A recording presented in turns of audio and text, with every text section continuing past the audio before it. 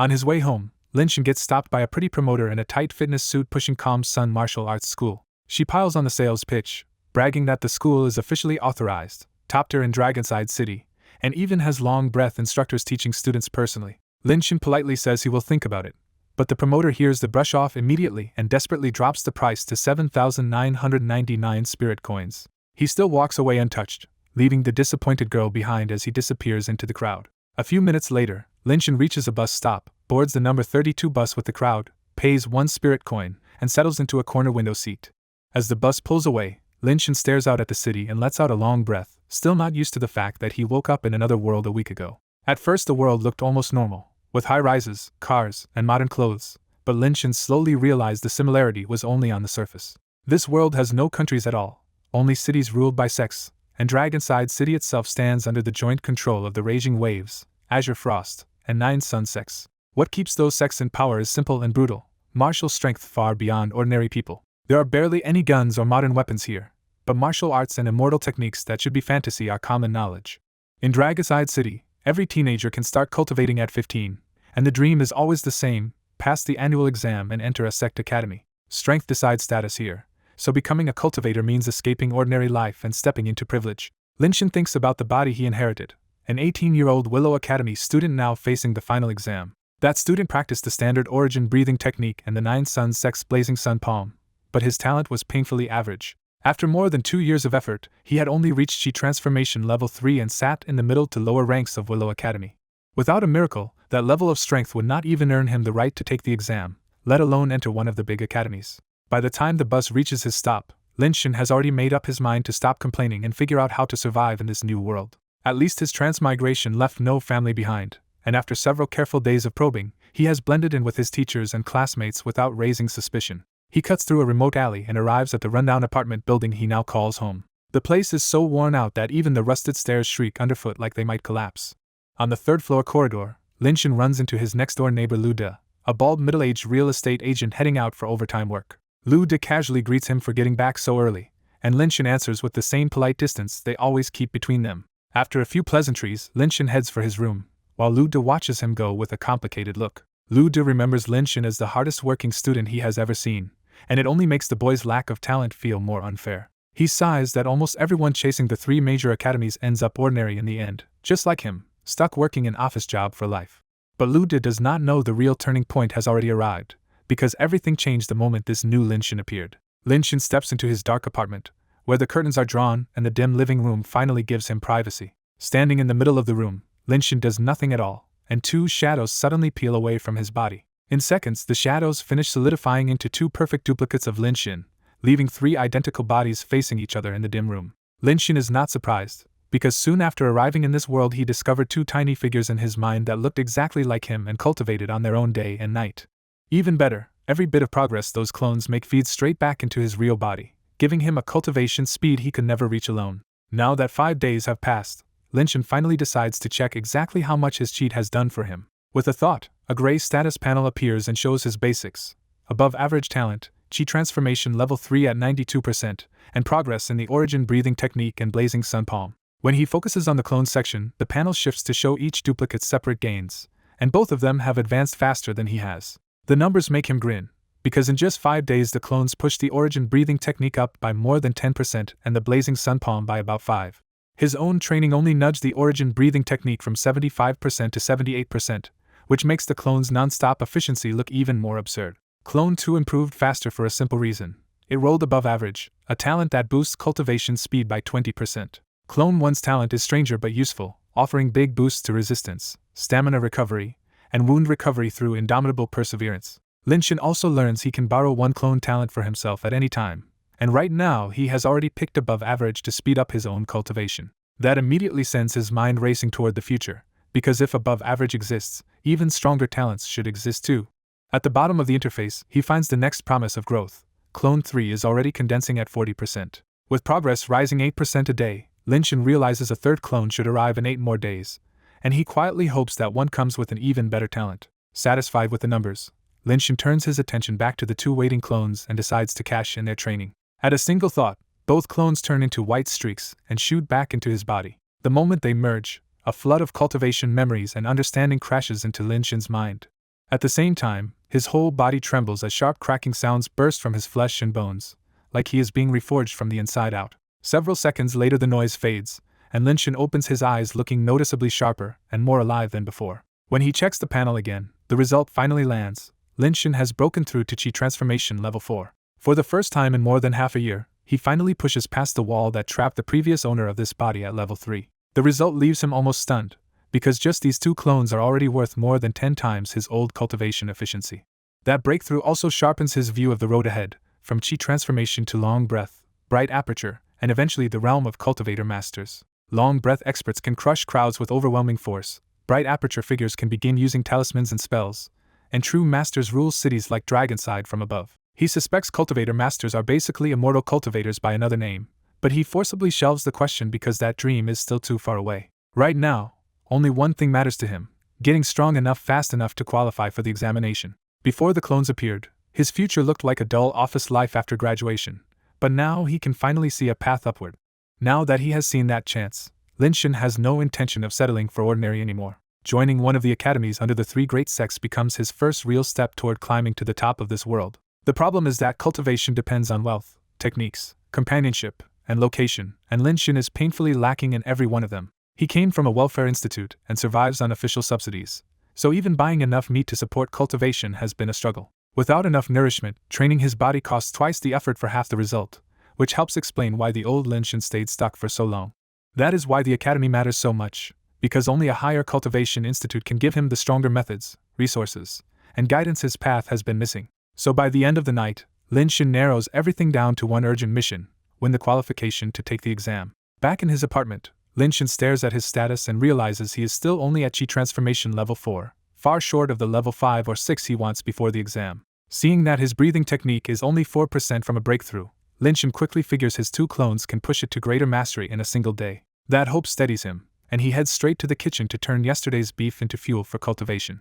Living alone has made him efficient, and before long he sets out a huge meal of stir-fried beef and an absurd mountain of noodles. He devours everything, because for Linshin, dinner is not comfort food, it is cultivation material. Instead of resting after the meal, Linshin sits cross-legged in the living room and immediately starts refining that food into essence and blood. As the breathing technique circulates, his blood roars through his body like a river and the force of it becomes almost visible. Half an hour later he opens his eyes and exhales a long thread of white smoke, showing the training worked even if the progress is tiny. When he checks his status again, the number still reads 1%, and Linshin knows the gain was too small for the interface to even bother showing. He can only sigh, because the same amount of spirit beast meat would have pushed his cultivation much harder. Spirit beast meat is perfect for low-level body tempering, but the cheapest kind costs more than Linshin's entire monthly allowance, so it is completely out of reach. Still, his research into the clone system has already taught him one useful thing: the clones can also speed up body tempering by eating and cultivating with him. The clones are as strong as he is and can be controlled directly, but they are trapped by one brutal rule: they can only roam freely inside a fixed range around him.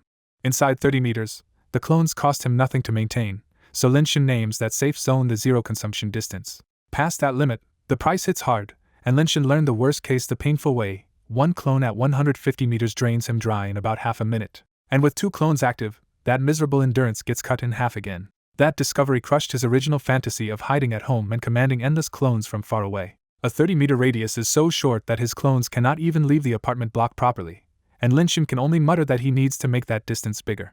When he tests the clone again, the result suddenly changes, and Linshin realizes the zero consumption distance has stretched to 40 meters. Excited now, he keeps experimenting until the pattern is clear. One clone's half-minute limit has also jumped from 150 meters to 200. It does not take him long to connect the dots, because the only real change is yesterday's breakthrough to Chi Transformation Level 4. Linshin realizes stronger cultivation means wider clone range, and that one idea instantly revives his old dream on a much bigger scale. But before any grand future matters, Linshin snaps back to the urgent problem in front of him.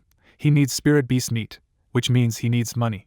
His welfare allowance barely covers daily life, so Linshin finally admits he will have to find a way to earn money himself. The next morning, Linshin arrives at Willow Academy and walks into the usual pre-class chaos. At his seat, he finds his desk mate Xing Hongxing frantically copying homework from Su Yuan again, like this is just part of their normal routine now. Su Yuan complains that Xing Hongxing practically begged for help, and Linshin just smiles because he has seen this scene too many times already. Xing Hongxing claims he was too busy practicing to finish the work, and Su Yuan calls that bluff immediately, saying Linshin is the only one he would believe. The teacher walks in just as Zheng Hongxing finishes his last desperate line, and the morning sinks back into dull, ordinary classes. By the time the fourth morning session ends, the whole class looks half asleep, until the lunch bell sends everyone rushing for food. Lin Shen runs to the canteen with Su Yuan and Zheng Hongxing, because martial arts students are always starving by noon. The buffet lunch is one of Lin Shen's few real advantages, since his tuition is covered and this is one place where he can finally eat his fill for free. That small kindness from Dragonside City matters to him, especially because he knows places ruled by heretic sects are far crueler to ordinary people. In the afternoon, the mood changes completely, because cultivation classes matter far more to the students than any cultural lesson ever will. Since all three boys practice blazing sun palm, they attend the same course together under instructor Kong Hong. Kong Hong walks the field correcting stances and reminding everyone that true blazing sun palm uses the whole body, not just brute force from the arms. When Kong Hong says real proficiency means integrating essence and blood until a red heat wave forms with the strike, Zheng Hongxing and Su Yuan can only curl their lips at how far away that sounds. Lin Shen ignores that reaction and throws himself fully into practice, because even this combat technique still helps temper his body. He knows his palm technique lags behind because he invested most of his effort into the breathing technique, but he keeps training anyway because small progress is still progress. The stadium fills with sharp whistling strikes as the class drills the technique over and over. As Kong Hong patrols the field, his attention suddenly locks onto Lin Shen, because one glance tells him the boy has broken through to Chi Transformation Level 4. Lin Shen finishes one full set drenched in sweat, only to find his blazing sun palm still stuck at beginner 57%, exactly where it started. He takes it calmly, because he already knows this technique only crawls forward after 6 or 7 full practice sets. Kong Hong steps over to confirm the breakthrough, and Lin Shen respectfully admits he advanced last night. The instructor is genuinely pleased, because for an orphan with almost no resources, reaching level 4 through sheer effort is rare and impressive. The moment Kong Hong walks away, Su Yuan and Zheng Hongxing rush over with open envy, because Lin Shen just joined the tiny group of ordinary students who made it to level 4. Lin Shen only says he still has a long way to go, and he means it, but his friends mistake that seriousness for modesty. Instead of discouraging them, Lin Shen's breakthrough lights a fire under both boys, and the easy friendship immediately turns competitive. Su Yuan openly vows to hit level 4 before the exam, convinced his talent is enough if he just works hard. Zheng Hongxing says less, but his eyes say the same thing. Now that Lin Shen is ahead, he wants to catch up and pass him too. Lin Shen reads both of them easily and stays unconcerned, because while they talk, his 2 hidden clones are still cultivating in his mind. Near the end of class, Kong Hong claps everyone together and announces a third-year academy competition on the 15th of next month. The real spark comes when a student asks about rewards, and Kong Hong reveals that the top 10 will receive origin pills. First place gets a whole bottle, second to fourth get 6 pills, and even 5th to 10th get 3, turning the stadium into an instant uproar. Lin Shen's heart jumps immediately, because he knows origin pills can accelerate the origin breathing technique and are wildly expensive for someone like him. To ordinary students, a bottle of 12 pills is a fortune, and even Zheng Hongxing from a better-off family cannot hide his temptation. But the excitement cools fast when Zheng Hongxing points out the obvious problem. If the influential family disciples enter, ordinary students have almost no chance at the top 10. Su Yuan pushes back that those rich disciples might not even care about such a reward, but that still does not solve the deeper problem of too many strong third years competing for too few spots. For Su Yuan and Zheng Hongxing at level 3, the top 10 is almost impossible, and even Lin Shen knows his own hope is still slim. Even so, Lin Shen immediately understands what this competition really is: the Academy's last chance for ordinary graduates to grab cultivation resources before the big exam. With nearly a month left before the tournament, Lin Shen quietly starts forming a plan around those pills. By the end of the day, one thought has hardened into a vow: no matter what, Lin Shen has to win origin pills. After class ends, Zheng Hongxing cheerfully invites Su Yuan and Lin Shen to eat, but Lin Shen turns him down because he still needs to speak with Kong Hong. Lin Shen goes straight to Kong Hong and asks if there are any part-time jobs suitable for a student. Kong Hong understands immediately and tells him that now that he has reached Chi Transformation Level 4, one useful job has finally opened up. Kong Hong offers him a position as a training partner at Calm Sun Martial Arts School, and Lin Shen pauses when he recognizes the name from the flyers he saw before. Kong Hong warns that the work is rough and offers to find something easier, but Lin Shen instantly chooses the harder job because he needs the better pay. Seeing that resolve, Kong Hong agrees to contact the martial arts school and tells Lin Shen to head there later. After leaving the stadium and changing clothes, Lin Shen skips the martial arts school for now and heads home first to check something more important. Back in his apartment, Lin Shen opens his clone status and sees both clones stuck at the same progress, confirming that level 4 has sharply slowed the breathing technique's gains. Even so, the missing 4% is finally enough, so Lin Shen immediately merges with both clones to push the technique over the line. The flood of insight upgrades his original breathing technique to mastery, and Lin Shen finally relaxes with real joy because his cultivation speed should recover. Lin-Shin checks Clone 1's perseverance talent, and realizes it boosts resistance, stamina recovery, and wound recovery, making it perfect for a job where he is about to get hit for money. He switches his active talent from above average to perseverance, and a dense strengthening sensation runs through his whole body at once. Satisfied with the new toughness, Lin-Shin grabs his backpack and heads out for Calm Sun Martial Arts School. Calm Sun Martial Arts School turns out to be an upscale place in the city center, and the bright lobby immediately shows Lin-Shin this is no shabby side job. At reception, Lin-Shin says Kong Hong sent him to apply as a training partner, and the receptionist politely asks him to wait. A few minutes later, Gao Jun comes out, sizes Lin-Shin up, and bluntly warns him that this job means constant injuries unless he backs out now. Lin-Shin calmly accepts the warning, so Gao Jun leads him inside to test whether he can actually survive the work. As they pass the glass combat rooms, Lin-Shin sees what training partners really are: armored bodies enduring brutal practice while clients hammer them again and again. Gao Jun points out the training partners, and when Lin-Shin doesn't flinch at the ugly job description in motion, Gao Jun starts thinking Kong Hong may have sent him a solid candidate. At the far end of the corridor, Gao Jun reaches an empty combat room, but before he can begin the test, a slim young man steps out from the room opposite and changes the plan. Gao Jun greets him as young Master Yang, and Yang Zhongyi immediately volunteers to test Lin-Shin himself after hearing he is applying as a training partner. Gao Jun clearly hates the idea but can't refuse an important client, so Yang Zhongyi casually locks in the match before anyone else gets a say. Once Yang Zhongyi goes back inside, Gao Jun hurriedly warns Lin-Shin that this client is at Chi Transformation level 7 and proficient in Blazing Sun Palm. That number makes the gap brutally clear to Lin-Shin, because Yang Zhongyi is strong enough to crush him head-on. Sensing Lin-Shin might back out, Gao Jun sweetens the danger with 500 spirit coins for the session, and that is enough to make Lin-Shin agree on the spot. Gao Jun immediately stuffs Lin-Shin into full cowhide protective gear and even adds reinforced ceramic plates, desperate to keep his new applicant in one piece. When they enter the combat room, Yang Zhongyi takes one look at the fully armored Lin-Shin and laughs at how overcautious Gao Jun has become. Lin-Shin answers Yang Zhongyi's ready by taking his position more than 10 meters away, already eager to measure himself against a true elite. Yang Zhongyi notices that strange excitement in Lin-Shin's eyes and finds the kid interesting before finally giving the order to begin. The instant the fight starts, Yang Zhongyi explodes forward like a beast and crosses the 10-meter gap almost before Lin-Shin can react. His blazing sun palm comes down with a blast of heat, and Lin-Shin only half dodges before the burning strike slams into his left shoulder.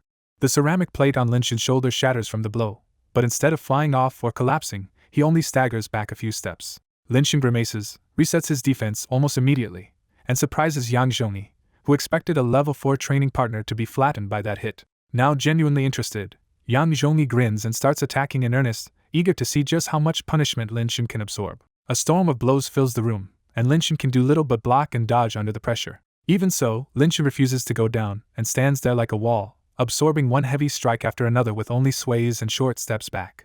Watching from the side, Gao Jun is stunned that a mere level 4 student with no obvious defensive technique can be this absurdly tough. That shock quickly turns into excitement for Gao Jun, because he realizes Lin-Shin could become one of the school's better training partners after a few breakthroughs and some proper polishing. And as Gao Jun thinks it through, the school's real standard becomes clear: a good training partner is not just a punching bag, but someone tough enough to stay standing long enough to guide the client. After half an hour in the combat room, Lin-Shin is drenched in sweat and aching all over, while Yang Zhongyi looks barely winded. The gap between level 4 and level 7 hits Lin-Shin hard, but instead of panicking, he quietly reminds himself his clones will help him catch up.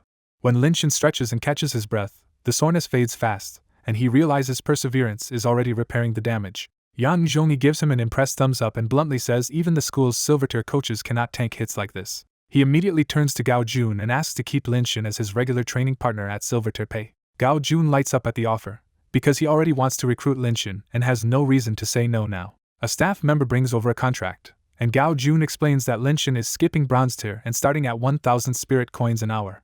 The number jolts Lin-Shin, because 1 hour of this job pays more than his whole monthly allowance. He quickly weighs the catch too. The pay is amazing, but being Yang Zhongyi's punching bag hurts enough that most people probably could not last a full hour. After skimming for traps and finding none, Lin-Shin signs without dragging it out. Yang Zhongyi waits for the signature, then asks with an eager smile if Lin-Shin is rested enough to go again. Lin-Shin is mildly surprised by how decent this rich young master feels in person, because Yang Zhongyi is casual and pushy but not arrogant.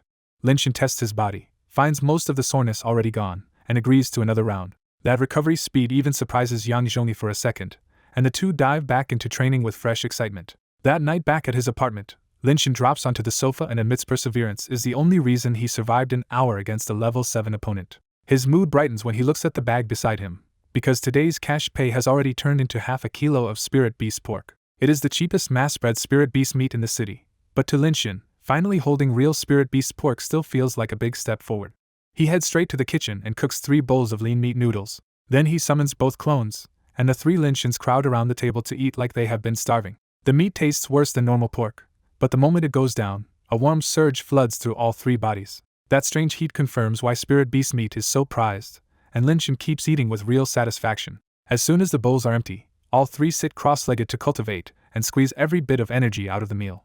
The spirit beast meat digests at a terrifying speed, and Linshin feels the converted energy temper his muscles and bones from the inside out. A few minutes later he snaps his eyes open and immediately calls up his status to see the result. The interface shows his main body has jumped to Chi transformation level 4%, and even Blazing Sun Palm is sitting at beginner 59%. Realizing one meal gave him 3% progress, Linshin finally understands why spirit beast meat is so brutally expensive. He checks the clones too, sees they each gained the same 3%, and immediately folds them back into himself. With the clones retracted, his cultivation jumps again to level 10%, and the next breakthrough suddenly feels close. Linshin does the math and realizes that if he can keep eating spirit beast meat every day, he could reach level 5 in about a week. He knows ordinary students need months for that jump, so the sheer power of his clone cheat leaves him thrilled all over again. 3 days later in cultivation class, Linshin finishes a set of Blazing Sun Palm and finally nudges it up to beginner 60%. That tiny gain in 3 days annoys him, and he decides that once he reaches level 5, one clone needs to focus entirely on martial technique training. He reminds himself the competition will not be decided by cultivation alone, because sharper martial skill can let a level 4 student beat someone at level 5. Kong Hong suddenly appears nearby with a strange look and says Gao Jun already told him how absurdly durable Linshin is. What really throws Kong Hong is that Linshin should be sore and bruised after yesterday, yet he still looks fresh and full of energy. Linshin can only shrug and smile, because he obviously cannot explain perseverance or the clone system out loud. Kong Hong finally writes it off as a natural physical gift and tells Linshin to keep working, buy more spirit beast meat, and chase a good result in the competition. After class, Linshin has barely changed before Zheng Hongxing hooks an arm around his shoulder and starts fishing for gossip about that talk with Kong Hong. Su Yuan joins them, and Linshin keeps it simple by saying he only asked Kong Hong to help him find part-time work. His friends understand his money trouble and smoothly change the subject instead of pressing him any further. Zheng Hongxing immediately pivots to teasing Su Yuan about secretly dating Qian Hui from Class B. Su Yuan denies that it is official, but his grin gives away that he is very pleased with himself. The boys laugh it off, and Su Yuan readily agrees he will owe them dinner once the relationship is real. Their banter breaks when a commotion ahead makes Zheng Hongxing stare and blurt out that someone big has arrived. Linshin turns and sees about 10 beautifully dressed young heirs and heiresses crossing the academy with obvious pride, instantly drawing a crowd. He instantly recognizes the type. These are disciples from influential cultivation families, a crowd that usually keeps ordinary students at arm's length. Among them, Yan Xing and Zhao Shuiying stand out immediately as the two everyone else is orbiting around.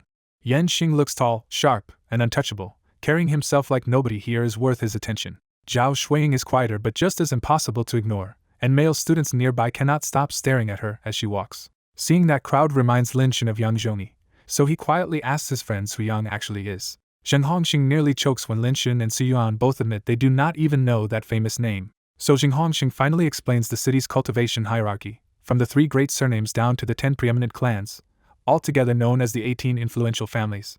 He adds that Yang Zhongyi's Yang family and Yan Xing's Yan family are both among the 5 famous families, while Zhao Shuiying comes from one of the even stronger 3 great surnames. That explanation makes Linshin realize Yang Zhongyi was even more important than he guessed, which only makes Yang's easygoing attitude feel rarer. Compared with this proud crowd, Yang Zhongyi suddenly seems far more likable to him. With that, Linshin loses interest in watching them and leads Zheng Hongxing and Su Yuan out of the academy. After school, Linshin heads back to Calm Sun Martial Arts School for another evening of part-time training work. His second day goes smoother, and after an hour of getting used to the punishment, he leaves with fewer bruises and 1,000 spirit coins in hand. On the way home, he buys half a kilo of white-headed pork, already thinking about how much faster tonight's cultivation will go. That good mood breaks when shouting erupts behind him in the dark street. A towering armored figure with a yellow scarf charges out from the corner, gripping a spiked club like a rampaging beast. Linshin recognizes it instantly as a yellow-scarved warrior and is stunned to see a talisman puppet like that loose in a residential area. A squad in black uniforms rushes after it, and their leader shouts for bystanders to stay out of the Martial Enforcement Hall's pursuit. After spotting the Hall's emblem, Linshin wisely backs off because a Chi transformation student like him would be crushed by a long-breath puppet in one hit. Once they vanish into the night, Linshin briefly wonders what kind of criminal would use a yellow-scarved warrior, then decides it is none of his business. To avoid crossing paths with them again, he changes direction and takes a longer route back to his apartment. Far ahead, the chase keeps going until Han Wu finally closes to striking distance behind the slower yellow-scarved warrior.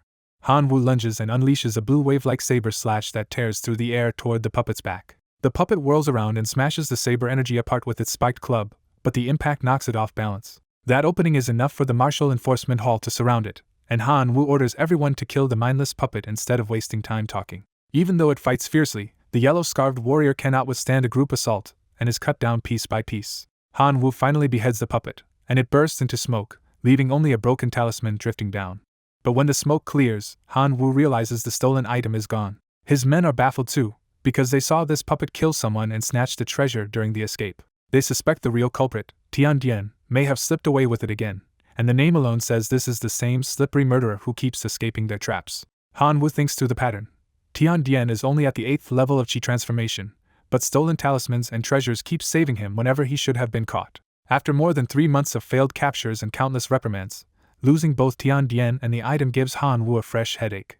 When a subordinate suggests the puppet may have hidden the item somewhere along the route, Han Wu decides they have no choice but to search the whole path back. Even with little hope, he forces the team to keep moving and literally smacks their spirits back up, insisting Tiandian must be running out of tricks by now. For Linchen, that dangerous encounter quickly fades into the background as he throws himself into classes, part-time work, and non-stop cultivation for the next week. A week later, he finally breaks through to Qi transformation level 5, and the new status screen makes him grin in relief. The same breakthrough finishes the third clone's creation, and a blurry shadow peels away from Linchen before solidifying into another full copy of him. When Linchen checks the new clone, the real surprise is its talent, Pure Yang Body. The talent description hits hard, because Pure Yang Body gives a huge boost to Yang-type cultivation speed and power, and Blazing Sun Palm is exactly that kind of technique. Excited, he immediately orders the third clone to practice Blazing Sun Palm and watches a completely different level of fluidity come out. The clone's movements remind Linchen of Kong Hang's old demonstrations, which makes the Pure Yang Body feel even more outrageous. After one full set, the progress jumps by 1%, which is many times faster than his other clone can manage. Now Linchen sees a real path to the academy competition, because level 5 already puts him near the top students, and stronger Blazing Sun Palm could carry him into the rankings.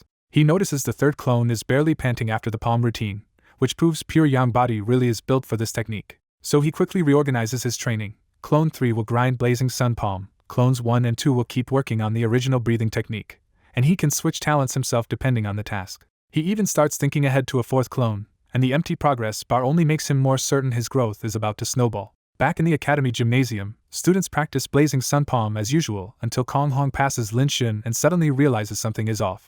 Kong Hong stares in disbelief, because Linchen is clearly giving off the strength of a 5th-level Qi transformation cultivator. He stops the lesson just to ask, and Linchen calmly confirms that he really has broken through again. To keep suspicion down, Linchen quickly credits Kong Hong's part-time job and the spirit beast meat it paid for, giving the teacher a believable reason for his sudden progress. Kong Hong decides that makes more sense than Linchen being a once-in-a-century monster, though he still revises his opinion upward and sees real potential in him. Linchen is relieved he got away with it, but the whole scene also reminds him he needs some way to hide his aura from now on.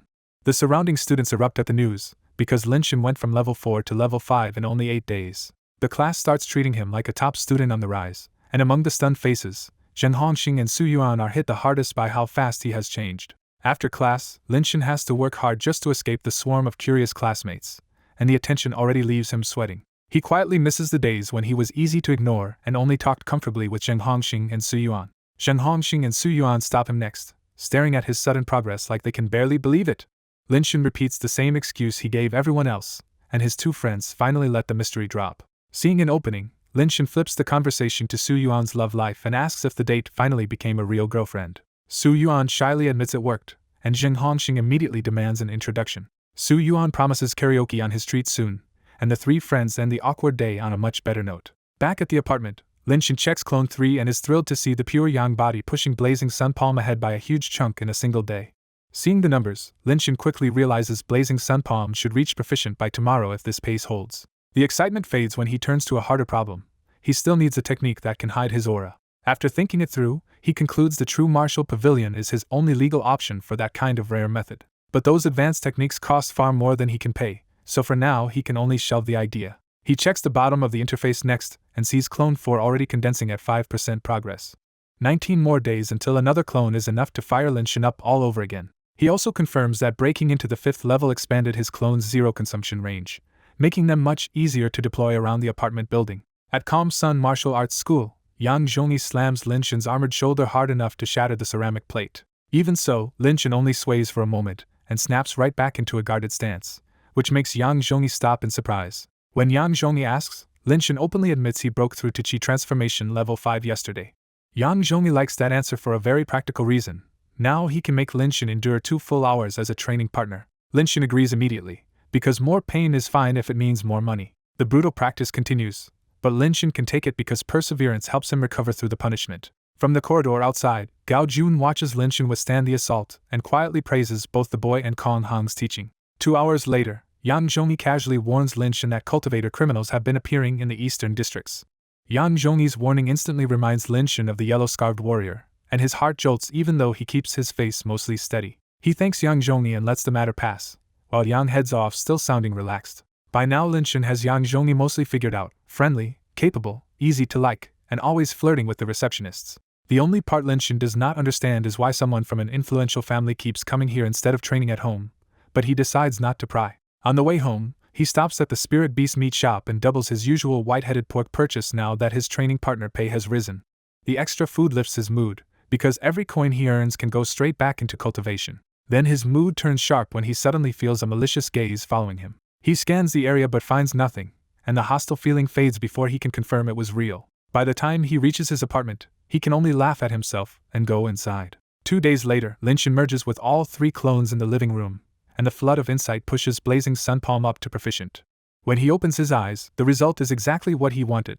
Blazing Sun Palm has finally reached proficient. He tests the technique at once, and a single palm tears the air with a scorching wave that heats the whole room. That display makes it clear to him that Blazing Sun Palm has finally become a real combat weapon, not just a body-tempering exercise. With ordinary students rarely reaching this level, Lin Shen now believes the competition's top 10 is firmly within reach. After doing the math, he decides 9 more days should be enough to push Blazing Sun Palm from proficient up to mastery before the competition. He sets his sights even higher after that, aiming for Qi Transformation level 6 in first place before the competition arrives. Still in high spirits, he practices a little more, washes up, and goes to bed with no idea a night attack is coming. Deep in the night, a tall, thin man waits in the shadows outside Lin Shen's apartment building and watches in silence. Then Tiandian moves, slipping toward the building like a ghost without making the old stairs creak once. At Lin Shen's door, he uses a silent talisman and quietly breaks the lock open. He slips inside, finds the bedroom, and uses the same silent trick again on the second door. The moment the bedroom opens, Lin Shen jolts awake and starts to rise from the bed. Tiandian is faster, firing an immobilizing talisman into Lin Shen's chest and pinning him flat before he can react. With Lin Shen helpless, Tiandian coldly demands to know where the item is. Lin Shen genuinely has no idea what he means, and that answer earns him a brutal punch to the stomach. Lin Shen forces himself to stay clear-headed and realizes this intruder is no ordinary burglar, because nobody robs a poor apartment with talismans this expensive. Tiandian studies Lin Shen's confusion and suddenly realizes the boy never knew he was carrying the thing Tiandian had planted on him. That fits what Tiandian already observed. If Lin Shen had found it earlier, the Martial Enforcement Hall would have come for him by now. So Tiandian changes tactics and asks for the backpack Lin Shen usually carries. Lin Shen points him to the backpack on the living room sofa, and Tiandian leaves the bedroom without a hint of doubt. In the living room, Tiandian tears through the bag and finds a jade slip hidden inside. The moment he confirms the jade slip is intact, relief gives way to murderous intent, because now there is no reason to leave Lin Shen alive. But when Tiandian steps back into the bedroom, something is wrong at once. The immobilizing talisman is gone from Lin Shen's chest. A tiny sound clicks behind him, and Tiandian whirls around too late. Lin Shen bursts into the opening with an enraged Blazing Sun Palm, slamming the scorching strike into Tiandian's chest and roaring for him to die. Lin Shen's furious palm strike slams Tiandian into the wall before the intruder can defend himself. When Tiandian spots another Lin Shen leaping up from the bed, his pain turns into pure disbelief. Tiandian forces himself to fight through the ambush wound, and his higher cultivation lets him overpower the Lin Shen clone in the first exchange. Then Tiandian freezes again as a blurry shadow peels off Lin Shen and becomes a third identical body right in front of him. He briefly wonders if Lin Shen is some kind of cultivator master, but the idea makes no sense and only rattles him more. As 2 clones press him in the cramped room, Lin Shen stays back near the door and watches for his chance. Clone 1 fights like a berserker, soaking up damage without caring about its own life and turning the battle into a brutal grind. What really shocks Tiandian is the other clone's Blazing Sun Palm, which burns hot enough to look like mastery. Lin Shen is startled too, because this is his first real look at how much the pure yang body boosts that palm technique. Reassured by that extra power, Linshin decides the 2 clones already in the fight are enough and keeps his last clone in reserve. Watching the fight, Linshin finally connects the intruder to the criminal chase from 10 days ago. He concludes Tian Dian hid something valuable in his shoulder bag during that chase and came back tonight to retrieve it by force. The thought leaves Linshin angry and chilled, because without his clones he would have died over someone else's mess. Meanwhile, the drawn-out fight wears Tian Dian down, and his old wound plus the new injuries leave him visibly weakening. Realizing he will lose if this continues, Tian Dian decides to gamble everything on killing the real Linshin. He whips out a steel saber and slashes both clones across the chest to blast them out of his way. With the path open, Tian Dian lunges straight at the doorway and drives the saber for Linshin's heart. But Linshin had kept one last clone in reserve, and it materializes in an instant to take the stab for him. Tian Dian tries to pull back in horror, but the impaled clone locks both of his wrists in place. A heartbeat later, the other 2 clones smash blazing palms into Tian Dian's back and skull before he can even beg properly. The twin palm strikes snuff Tian Dian out on the spot, and his body goes limp in the suddenly silent room. Linshin does not relax until his clones confirm the intruder is truly dead. Only then does the fear hit him, and Linshin realizes his back is soaked with cold sweat. He bitterly admits that without the ambush and the injury it caused, an enemy at Tian Dian's level could have killed him tonight. He also realizes that if Tian Dian had carried a second immobilizing talisman, tonight might have ended with his own corpse on the floor. Then he has the clones pull Tian Dian away from the body that took the fatal stab for him. Seeing Clone 2's corpse finally explains the stabbing pain Linshin felt in his own chest when the saber went in. Linshin quietly appreciates that saving Clone 2 for the end was exactly what kept him alive. For a moment he worries a dead clone might be gone for good, which would make this narrow victory far more costly. Instead, the dead clone body warps and disappears, and Linshin immediately pulls up his interface to check what happened.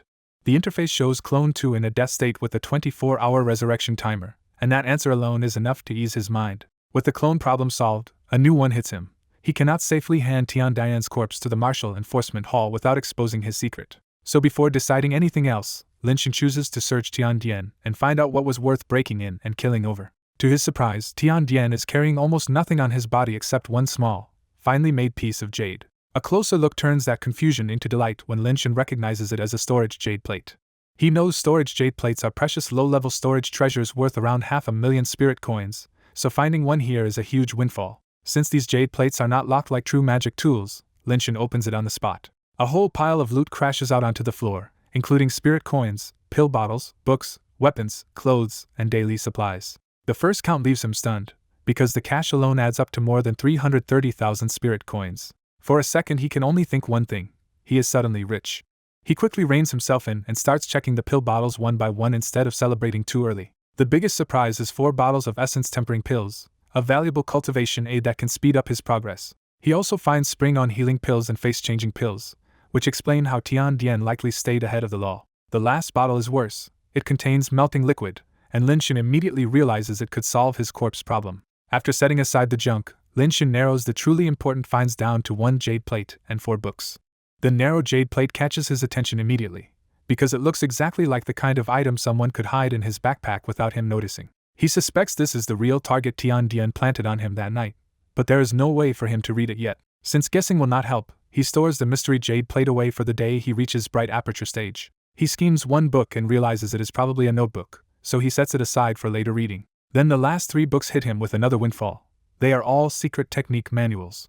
After the fight, Linshin eagerly flips through Tian Dian's 3 secret manuals and immediately spots the one he needs most: mortal restraint. Looking at Tian Dian's body, Linshin bitterly admits the night almost killed him, but the payoff is huge enough to make the risk feel worth it. He sorts out the manuals and realizes Shadows is a movement technique, Mortal Restrain hides aura, and Meltdown is a Yang-type martial skill. Linshin lights up at the idea of giving Meltdown to Clone 3, then deflates when the manual says it needs chi and inner essence from the long breath stage. That disappointment makes Linshin suspect Tian Dian grabbed these manuals only recently, and died before he could train any of them.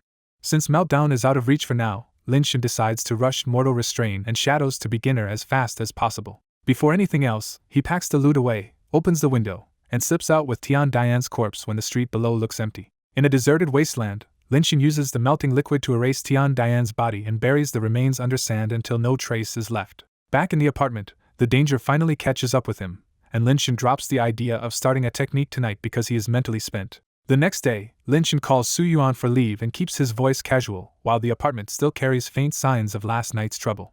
When neighbors come asking about the late-night commotion, Linshin smoothly lies them off and shuts the door with a quiet breath of relief. That close call convinces him he needs a more isolated place, because future clone cultivation will only get harder to hide in this apartment building. Now that Tian Dian's money has solved his biggest problem, Linshin finally has the means to rent somewhere better. He takes out mortal restraint again, rereads the manual twice from start to finish, and refuses to miss a single detail. Once he is sure he understands the text, Linshin begins comprehending mortal restraint together with 2 visible clones in the living room. He knows most people need weeks or even months to hit beginner, so this is really a test of whether clones can speed up understanding, not just brute force cultivation. Linshin spends the whole day on mortal restraint, stopping only to eat and wash before pushing late into the night. When he recalls the clones, a flood of shared insight hits him, and Linshin confirms that clone comprehension really does feed back into his own mind. Encouraged by that result, he checks Clone 2's resurrection timer and waits through the last few minutes with growing anticipation. When Clone 2 revives, Linshin immediately sees the chest wound is gone, and its talent has changed from above average to blooming health. That shock turns into excitement when Linshin realizes every revival can reroll a clone's talent. He sizes up blooming health and quickly judges it worse than his better talents, so it is not worth keeping. Even with a full day of resurrection time at stake, Linshin decides to keep rerolling until Clone 2 lands a talent worth using. Then he pats Clone 2 on the shoulder, apologizes under his breath, and raises a steel knife to kill it again for another reroll. Because he is moving house, Linshin asks the school for 3 more days off and starts searching with the confidence of someone carrying real money. He considers renting a guarded villa, but realizes tight security would only get in the way once his clones need to move around at night. After weighing privacy against security, he rents a quiet standalone house in the suburbs and plans to let a clone guard it at night. On the 3rd day, Linshin moves into the new house and finally gets the space his secret cultivation needs. At the same time, 3 days of clone-assisted training finally push mortal restraint to beginner, and Linshin is openly pleased with the breakthrough. He tests mortal restraint in the bedroom mirror, and his whole presence softens until he looks like a much less threatening low-level cultivator. That result reassures him that future breakthroughs will be much easier to hide once mortal restraint improves further. Back in the living room, he checks Clone 2's resurrection timer again and can only stare at the last 12 minutes in weary anticipation. He thinks back on the last 2 rerolls, rejecting fast as lightning as premature and no desire as too creepy and restrictive for real life. What Linshin wants now is simple, a talent that directly boosts cultivation, so he watches the final seconds like a tense gotcha pull. When Clone 2 appears again, Linshin gets the exact kind of result he wanted, God's Jealousy, a talent that doubles cultivation speed while cutting lifespan in half. He likes the doubled speed on a clone, but the lifespan penalty is unsettling enough that Linshin decides this reroll stops here. The next morning, with Saturday free, Linshin gathers all 3 clones in the new house and finally starts a full cultivation session. For the first time, he opens a bottle of essence tempering pills and wonders how much stronger real medicinal support will make his cultivation. He hands 1 pill to each clone, swallows 1 himself, and all 4 begin cultivating together at once. The medicine floods his body with warmth, and Linshin immediately sinks into focused cultivation to absorb every bit of it. More than 3 hours later, Clone 2 finishes far earlier than the rest, proving God's Jealousy really does double cultivation speed. The numbers look even better than he hoped, with each pill adding 5% of progress, clearly outperforming Spirit Beast meat. With the test results in hand, Linshin splits the workload, Clone 2 on Breathing, Clone 3 on Blazing Sun Palm, and Clone 1 on Shadows with some mortal restraint on the side. Even with Tian Dian's windfall, Linshin can see the money draining fast on meat, pills, rent, and daily expenses, so he still needs income. So he sets a strict routine for the days ahead, school and part-time work by day, then pills and clone cultivation every night.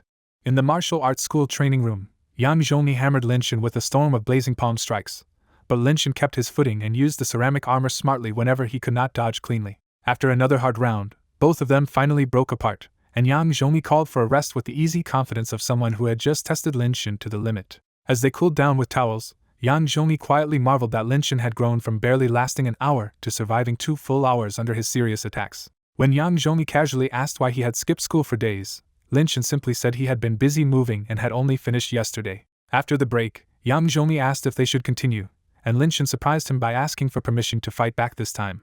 Yang Zhongyi laughed and agreed, but Linshin was dead serious because Tian Dian's attack had exposed how little real combat experience he actually had. The moment they restarted, Yang Zhongyi realized he had underestimated Linshin, because Linshin could attack and defend smoothly even in the heavy ceramic gear. Then Linshin revealed he had reached mastery in Blazing Sun Palm, and the shock on Yang Zhongyi's face turned the spar into a real contest. Stung by that discovery, Yang Zhongyi's battle spirit flared, and he came back at Linshin even harder. That night back at home, Linshin and his 3 clones tore through another Spirit Beast meat dinner before returning to cultivation as usual.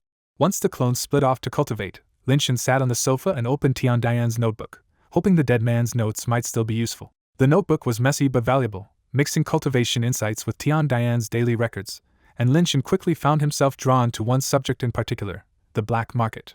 As he read on, Linshin reflected on Dragonside City's districts and how the North District stood apart as a chaotic slum where desperate people were pushed to the edge. He knew that truth too well, because without his cultivation talent and government allowance, he might have ended up trapped in the North District himself. The notes described Black Street as a lawless gray zone in the North District, where forbidden pills, cursed items, evil technique materials, rare herbs, and even murder could all be bought.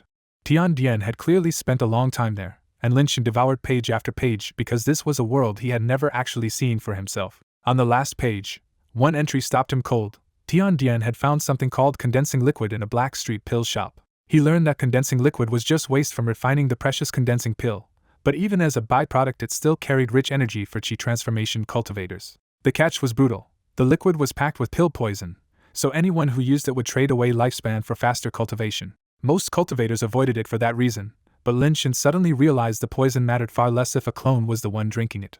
That made Clone 2 the perfect target, because its god's jealousy talent had already cut its lifespan in half, so squeezing out more cultivation speed was worth the cost. What pushed the idea over the edge was the price, because 1 liter of condensing liquid was absurdly cheap for its effect. Linshin counted his remaining essence tempering pills and saw the problem clearly. They could only carry him to about the 7th level before his progress slowed badly. With that, he made up his mind to go to Black Street himself and find condensing liquid before his cultivation momentum stalled. The following week, Linshin finally returned to class, and Jing Hongxing and Su Yuan immediately pounced on him to ask where he had disappeared to. Linshin repeated the moving house excuse, and Jing Hongxing was instantly impressed that a training partner job could apparently pay that well. Then the mood turned light, because Jing Hongxing brought up Su Yuan's delayed treat and pushed for a proper night out now that Linshin was back. Su Yuan protested that he only promised karaoke, not dinner, but Jing Hongxing cheerfully exposed that he had a new girlfriend and was now spending money elsewhere. The joke ended with a deal. Jing Hongxing would cover dinner, Su Yuan would cover karaoke, and they asked Linshin if he was finally free tonight. Linshin thought about how nonstop his life had become, and for once he agreed to take a break and go out with them. His rare yes made both friends visibly happier, and they quickly finalized a plan to pick up Su Yuan's girlfriend after school before heading out. Once the evening plan was set, Jing Hongxing and Su Yuan were so distracted all day that they kept slipping up in cultivation class and got scolded by Kong Hong. Linshin stood out even more beside them, because he openly showed his 5th level cultivation now but still deliberately hid his true blazing sun palm progress. He knew that revealing both a cultivation breakthrough and a palm technique breakthrough in 1 week would draw far too much attention. After school, Su Yuan went to get his girlfriend while Linshin and Jing Hongxing waited by the academy gate and talked about what kind of girl she was. Jing Hongxing explained that Qian Hui was from class 2, had a similar background to Su Yuan, and matched him pretty well in status and cultivation. Then Jing Hongxing turned the conversation on Linshin and, half teasing and half envious, told him that plenty of girls had been asking about him lately. Linshin was genuinely surprised, because he had been leaving for the martial arts school so quickly every day that he had no idea he had suddenly become popular. Jing Hongxing bluntly spelled it out. Linshin's looks and rapid rise to 5th level had turned him into a hot prospect, per background or not. Even after hearing that, Linshin shut the idea down immediately, because romance was just not where he wanted to spend his energy right now. Before Jing Hongxing could keep arguing, Linshin looked up and spotted Su Yuan returning with a girl at his side. Su Yuan happily introduced Qian Hui, and she greeted the 2 boys with an easy smile before her attention settled on Linshin with open curiosity. Qian Hui immediately revealed she had heard all about Linshin, because Kong Hong kept praising his perseverance and breakthrough in class as an example for everyone else. That left Linshin caught between embarrassment and disbelief, and he quickly tried to end the subject by steering everyone toward dinner. They headed to a nearby restaurant, and thanks to Qian Hui's lively chatter and Jing Hongxing's antics, the whole meal stayed warm and easy. The only awkward part for Linshin was Qian Hui enthusiastically trying to introduce her friends to him, and he had to keep dodging the setup.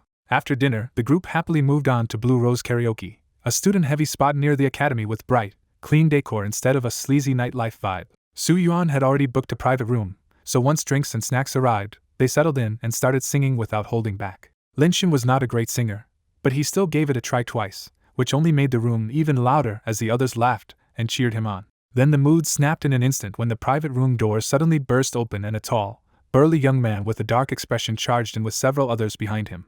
At Blue Rose Karaoke, the mood crashes when Zhou Zhihai barges into Su Yuan's private room with 4 hostile friends. Zhou Zhihai sneers at Su Yuan and Qian Hui, making it clear he came to stir up old resentment, not to talk. Su Yuan tells him to leave, but Zhou Zhihai accuses him of stealing his woman and turns the room ice cold. Qianhui finally steps out from behind Suyuan and shouts that she broke up with Zhou 3 months ago, before she even knew Suyuan. Zhou Jihai refuses to listen and says if he doesn't punish them today, no one will respect him.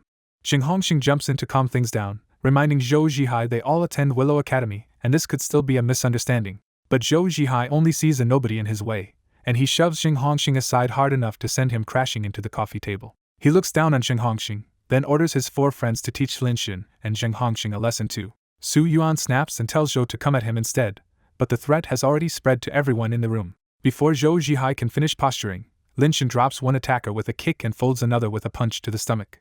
Lin Xin stays calm, tells Zhou Jihai to stop blaming others for his own mess, and suggests he leave now. Zhou Jihai realizes Lin Xin is much stronger than he expected and demands to know who he is. When a friend whispers Lin Xin's identity, Zhou Jihai is visibly shaken because even he has heard Lin Xin already broke into 5th level. Even knowing Lin Xin is trouble, Zhou Jihai can't back down in front of his own people, so he decides to attack anyway. He lunges first, trying to catch Lin Xin before the fight settles into Lin Xin's rhythm. The room explodes into a full brawl as Su Yuan and Xing Hongxing are intercepted by Zhou Jihai's remaining friends. Qianhui keeps screaming for them to stop, but her voice is swallowed by fists, shouts, and furniture getting smashed. Lin Xin's kick smashes a corner off the glass table, showing just how hard both 5th-level fighters are pressing each other. But once the exchange drags on, Lin Xin's steadier mindset and pain tolerance start crushing Zhou Jihai's nerve. After taking another hit, Zhou Jihai loses his restraint and suddenly uses Blazing Sun Palm inside the private room. Su Yuan and Xing Hongxing yell a warning, because everyone knows using martial arts techniques here could maim someone. Lin Xin doesn't panic at all, and he answers with his own Blazing Sun Palm. The moment Lin Xin strikes, a far stronger scarlet wave erupts from his palm and everyone realizes his Blazing Sun Palm is already proficient. Their palms collide head-on, and Zhou Jihai is blasted backward with a scream. When Zhou Jihai hits the floor, his right hand is burned raw and bloody, and the whole fight finally stops in shock. Su Yuan and Xing Hongxing can only stare, because the friend they thought they knew just crushed a notorious 5th-level bully with ease. Zhou Jihai's friends scramble to carry him out, but Lin Xin stops them with one calm sentence. He doesn't press the fight further. He just points at the wrecked room and makes them pay before they leave. Once Zhou Jihai is gone, the room falls quiet, and Su Yuan finally apologizes for dragging everyone into his mess. Xing Hongxing immediately tells him this was Zhou Jihai's fault, then turns to Lin Xin and marvels that he even trained Blazing Sun Palm to proficient without telling them. Lin Xin plays it lightly, and the tension finally breaks enough for the others to laugh. Qianhui openly praises Lin Xin now, because in their whole grade, very few ordinary students are this strong. Lin Xin accepts the praise without making a big deal of it, because beating Zhou Jihai is already too small for the goal he has in mind. With the night ruined, Xing Hongxing gathers the compensation money and goes to settle things with Blue Rose staff. Before they part, Su Yuan quietly warns Lin Xin that Zhou Jihai is petty and vindictive, so tonight's injury will almost certainly bring revenge. Lin Xin cuts off Su Yuan's guilt and answers with quiet confidence that if Zhou Jihai comes for revenge, he'll take it. A few quiet days pass after the Blue Rose incident, and with 3 clones training beside him, Lin Xin throws himself fully into cultivation. On the 3rd day, his effort pays off and Lin Xin breaks through to Chi Transformation level 6. Seeing his new level, Lin Xin knows this would make him stand out even among Willow Academy's elite students. But instead of chasing attention, he decides to keep hiding his real strength with mortal restraint until the timing feels safer. He also judges that Blazing Sun Palm is already past halfway to another jump in power, and that thought leaves him eager for what mastery will do in real combat. His original breathing technique is already over halfway too, but Shadow still refuses to budge, so Lin Xin decides to wait for a 4th clone and let it tackle that bottleneck. To test his new pace, Lin Xin swallows another essence-tempering pill and starts meditating again. An hour later he has absorbed the whole pill, but the gain is smaller now, which tells him the pills are starting to lose value at his new level. After a quick calculation, he realizes his remaining essence-tempering pills can only carry him to level 7, so he needs a new substitute after that. That leads him back to Tian Dian's notes, where condensing liquid stood out as a much cheaper substitute even if it carries pill poison and cuts lifespan. Since the lifespan cost means little to him, Lin Xin decides to head to Black Street tonight and buy condensing liquid before his pill supply runs low. Before leaving, he takes out a face-changing pill, because anyone entering that place without a disguise is asking for trouble. Lin Xin watches in surprise as the pill reshapes his features into a completely different face. Satisfied that the disguise will hold for a full day, he slips out from the balcony and disappears into the night. He races through the dark eastern district, avoiding the lit streets and relying on his stronger body to keep full speed for a long time. After crossing into the even darker northern district, he pushes on until Black Street finally appears ahead like the one awake place in a sleeping beast of a city. At the entrance, Lin Xin sees half-shuttered shops, dim door cracks of light, and faceless late-night customers moving through the gloom. Once he steps inside, the other visitors barely spare him a glance, which only confirms that disguises are normal here and poking into identities is dangerous. He heads toward the condensing liquid shop from Tian Diane's notes, but keeps his guard up and studies the black market instead of buying blindly. The deeper he goes, the more outrageous the place gets, with pills, weapons, talismans, herbs, and even forbidden demon beasts openly for sale. Even when slick shopkeepers try to tempt him, Lynch refuses to bite, knowing a first-timer can lose a fortune on fakes in a place like this. Then the quiet street jolts when a shop door bursts open and an old man gets thrown out onto the ground. A giant burly man storms out after him, furious that the old man tried to eat without paying. The old man pops back up far too smoothly for someone just kicked, and with a greasy smile he begs Black Bear to let the debt ride. Black Bear is not amused and bluntly warns that if the old man cannot pay now, he will break his legs. Cornered, the old man spots Lin Shin and instantly changes targets, rushing over to pitch cheap secret manuals to this young cultivation genius he has supposedly just recognized. Lin Shin sees right through the act and turns to leave, convinced this old fraud is just trying to swindle a passerby. So the old man drops the scam entirely, throws himself down, and clings to Lin Shin's leg while begging to be saved from having his legs broken. Unable to stand the scene, Lin Shin asks Black Bear for the price and learns this entire mess is only over 20 spirit coins. Lin Shin pays the 20 spirit coins as a small good deed, and Black Bear finally lets the matter drop with one last warning to the old man. Now that he has paid, Lin Shin demands the promised manual anyway, figuring he may as well see whether this ridiculous encounter hides a bargain. The old man produces 3 tattered manuals and proudly insists they are precious treasures he would never normally sell. When the first manual turns out to be a weapon technique called Dragon Spear, Lin Shin actually starts listening for a moment. But the old man's explanation quickly swerves into obscene nonsense, and Lin Shin's interest dies on the spot. The second manual, Demon Subduing Staff, somehow sounds even worse when the old man cheerfully explains that the demon it subdues is evil women. By the time the old man starts introducing a third manual with another shameless name, Lin Shin cuts him off and tells him to keep the whole set. The old man stares after him like a rejected salesman, then casually glances lower and mutters that youth must be nice if Lin Shin can ignore such precious techniques. On the black street, Lin Shin finally gets fed up with the sloppy old peddler, grabs one manual at random, and cuts the deal short before his temper snaps. The old man cheerfully calls after him to come back if it works, which only makes Lin Shin walk even faster without looking back.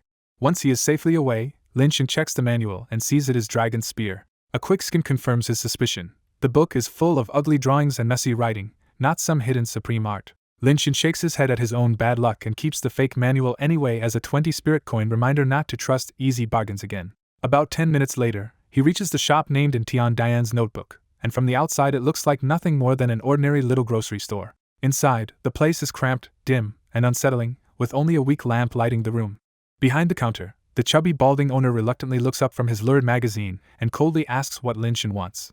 Lin Shin quietly asks for condensing liquid while scanning the cramped shop and quickly judges that the shelf junk is only there for show. The owner quotes 2,000 spirit coins per liter, and Lin Shin plays it safe by ordering 5 liters first so he can test the notebook's claim before buying more. After taking the money, the owner pulls out a hidden box packed with 50 small bottles of pale green condensing liquid. Lin Shin leaves with the box in his hands instead of using his storage jade plate, because showing that kind of treasure on the black street would be asking to get robbed.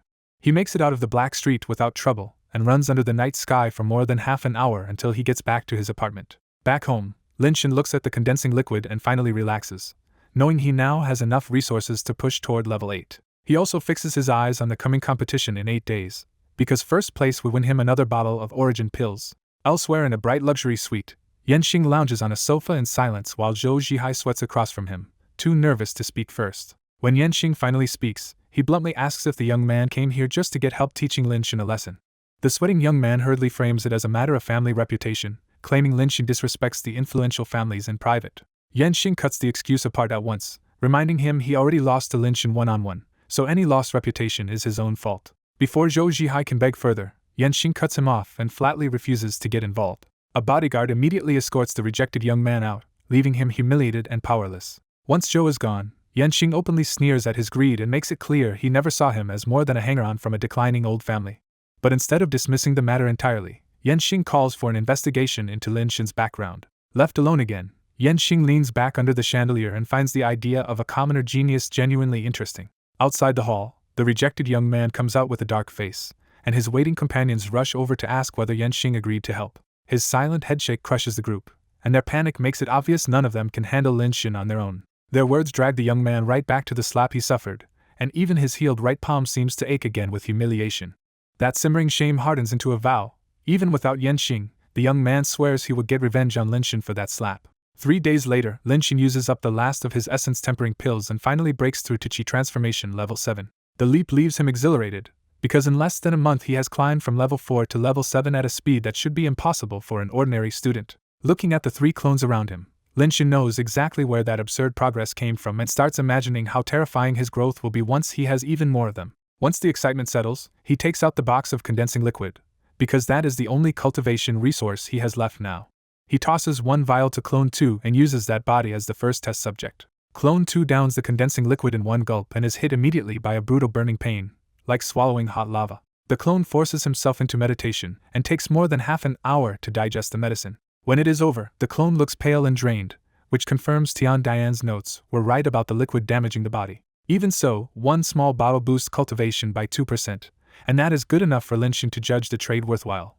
He quickly works out the bigger picture too. If he wants to reach level 9 and eventually long breath, the 5 liters he bought are nowhere near enough. Still, he decides not to rush back to the Black Street yet, because buying a huge batch only 3 days after his first visit would draw dangerous attention. For now, he assigns Clone 2 to keep cultivating with condensing liquid while the other 2 focus on Blazing Sun Palm and the Shadows technique. Lin Xin feels confident Blazing Sun Palm can reach mastery before the competition, but Shadows still refuses to break through that last thin barrier. Realizing solo comprehension is too slow, Lin Xin switches his own focus to Shadows as well to help force that breakthrough.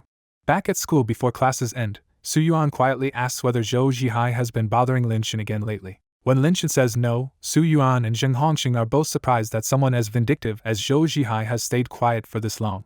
Lin Xin does not dwell on it, because as far as he is concerned, the answer is still the same: keep getting stronger and let every scheme break against real power. After the afternoon knowledge class, Lin Xin suddenly hears an announcement that the competition registration deadline is almost here. That reminder hits him like a shock, because he has been so buried in cultivation that he completely forgot to sign up.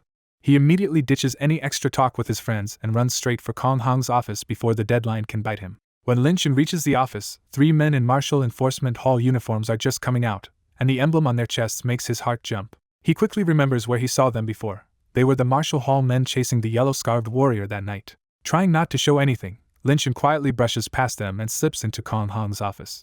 A few steps later, Han Wu suddenly stops and frowns, feeling that he has seen Lin Xin somewhere before. After thinking it through, Han Wu lets the suspicion go, because half a month has passed and Lin Xin was only one forgettable passerby among many that night. As the officers walk away, their tired talk reveals that Tian Dian is still missing after more than half a month of searching, and they still cannot figure out where he went. After the Martial Enforcement Hall voices fade outside, Lin Xin quietly relaxes, relieved they did not connect him to Tian Dian's death. He walks to Kong Hong's desk, and the teacher greets him by asking if he still needs to register for the academy competition. While filling out the form, Lin Xin casually asks why Martial Enforcement Hall officers were at the academy.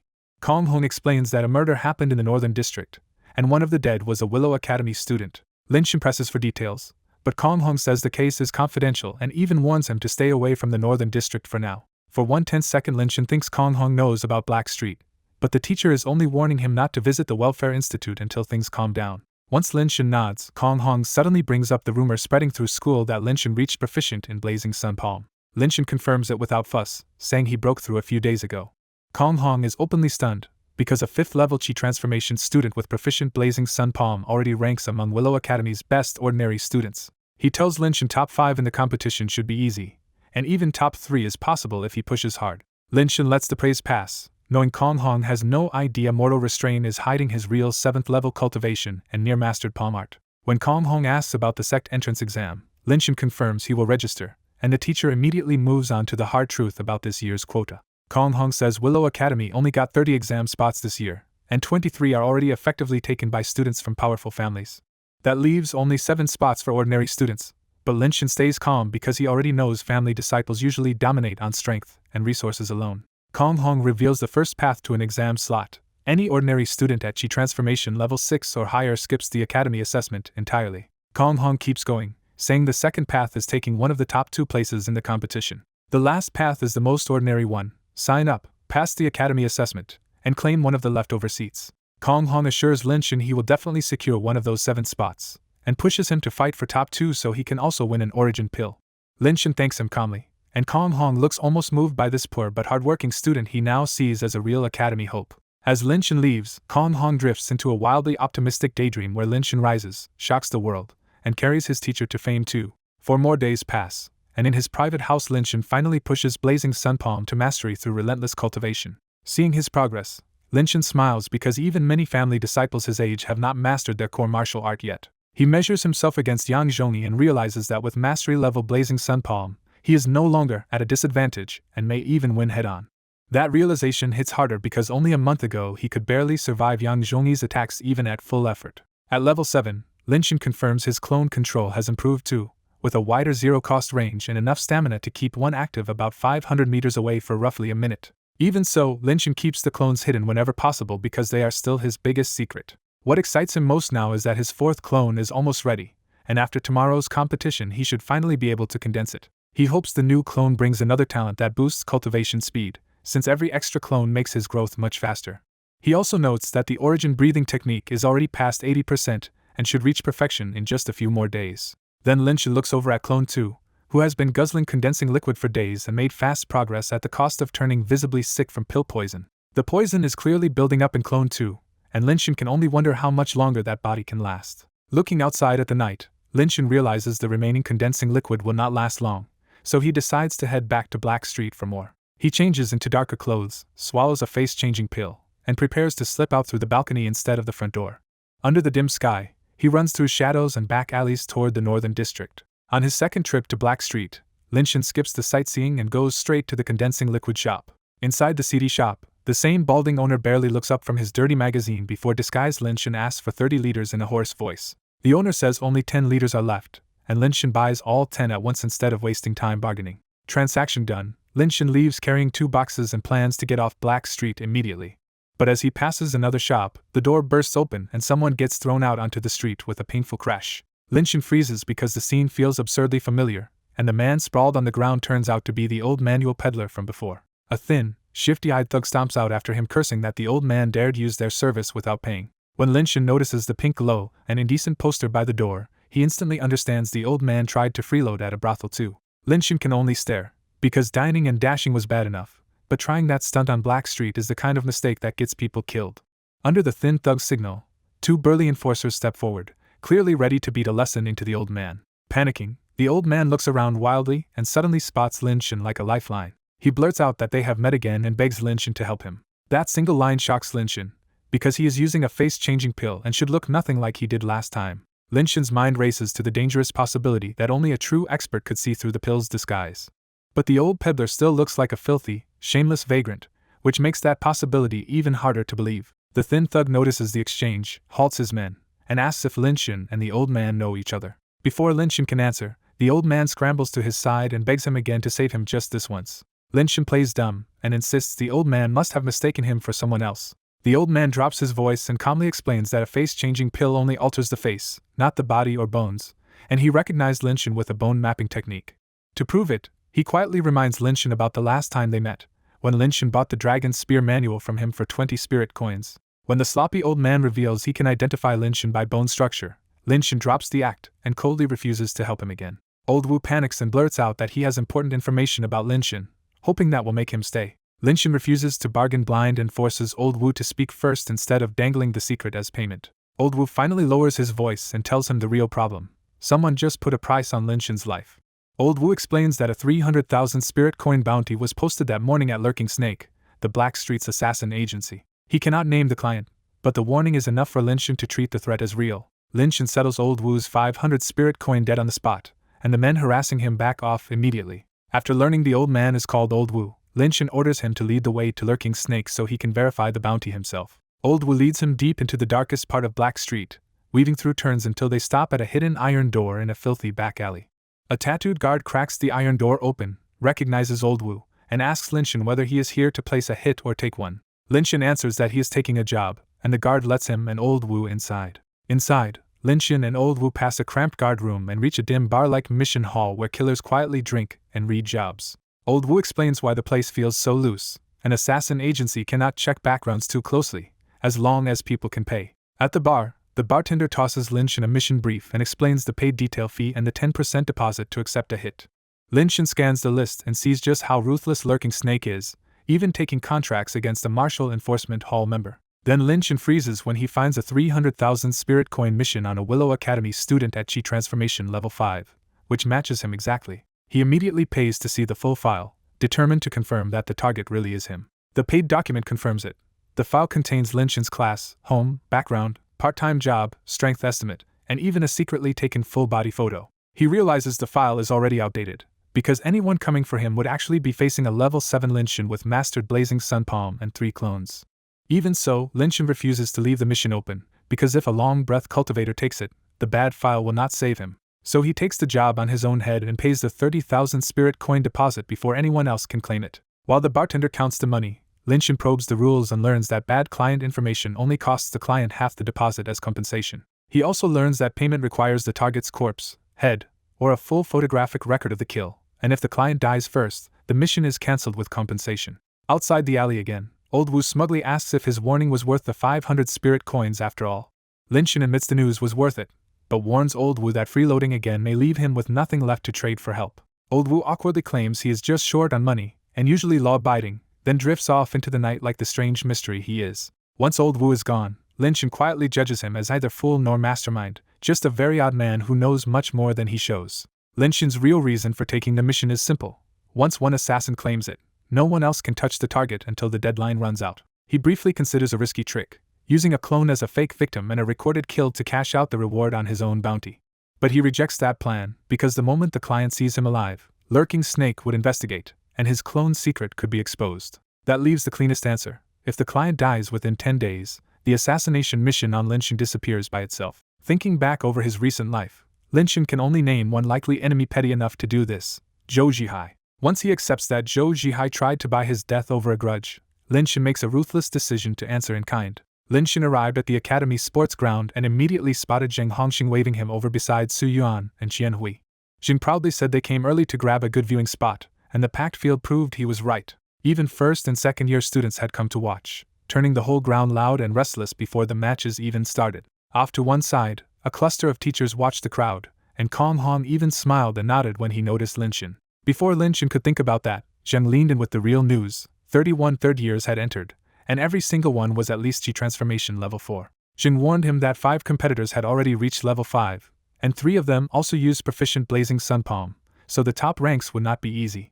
Qian Hui confidently said Lin Shin would make the top 10, and Su Yuan pushed it even further by betting on the top 4. Lin Shin only smiled back, keeping his real confidence to himself. A sudden commotion rolled through the field when a path opened in the crowd for a group of influential family disciples to walk in. Yan Xing and Zhao Shuiying led the group so prominently that almost the whole audience turned to stare at them. The crowd quickly realized these influential family students were only here to watch, and they started whispering that Sun Yan was the only contestant from a declining old family. Lin Shin's gaze slid to Zhou Zhihai at the back of the visiting group, and their brief eye contact was enough for the hostility to show. Jing and Su took Zhou Zhihai's quick retreat as fear, but Lin Shin knew that hidden malice was still building underneath. Another gaze found Lin Shin next, and this time it was Yang Zhongli openly smiling and waving to him in front of everyone. Lin Shin returned the greeting just as openly, making Yang's casual friendliness impossible to miss. 10 minutes later, a teacher stepped into the center and silenced the entire field with the formal opening of the competition. He reminded everyone that this was only for comparison, and any student who fought too ruthlessly would be disqualified and punished by the academy. The first match was called, and Huang Weiqing and Shi Jun marched into the arena under a wall of excited eyes. As soon as the referee gave the signal, the 2 level 4 fighters rushed together and started trading Blazing Sun Palm blows at close range. Jin quietly explained that both were level 4 and only beginner in Blazing Sun Palm, so this was a very even opening fight. After several hard minutes, Shi Jun finally edged ahead and blasted Huang Weiqing off his feet with a palm strike. The referee declared Shi Jun the winner, handed him an energy recovery pill, and Huang Weiqing staggered away looking thoroughly crushed. Match after match followed, and the crowd kept getting louder as the early rounds rolled on. The noise spiked again when a level 5 contestant appeared, and Lin Shin quickly understood the uproar once he saw who was stepping up. Sun Yan looked so slim, pale, and delicate that Lin Shin would have mistaken him for a pretty girl if not for the male academy uniform. When Lin Shin asked who he was, Jing immediately named him as Sun Yan from class 12, the only student from a declining old family in the tournament.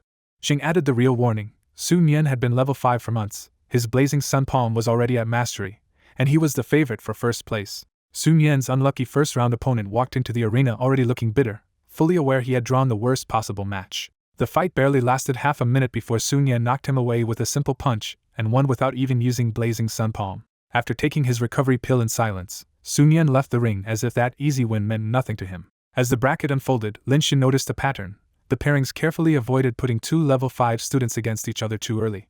By the time the 15th match was called and Lin Shin still had not been named, it became clear that he had drawn the only first-round bye. From the onlookers, Zhou Zhihai sneered that Lin Shin was lucky to get the bye. Yang Zhongyi turned around with a smile and publicly reminded Zhou Zhihai that he should know Lin Shin's strength better than anyone after losing to him. Zhou Zhihai flushed with humiliation and could only glare back in silence. None of the influential family students backed Zhou Zhihai up, because Lin Shin was already known as a real level 5 student who never needed a first-round bye.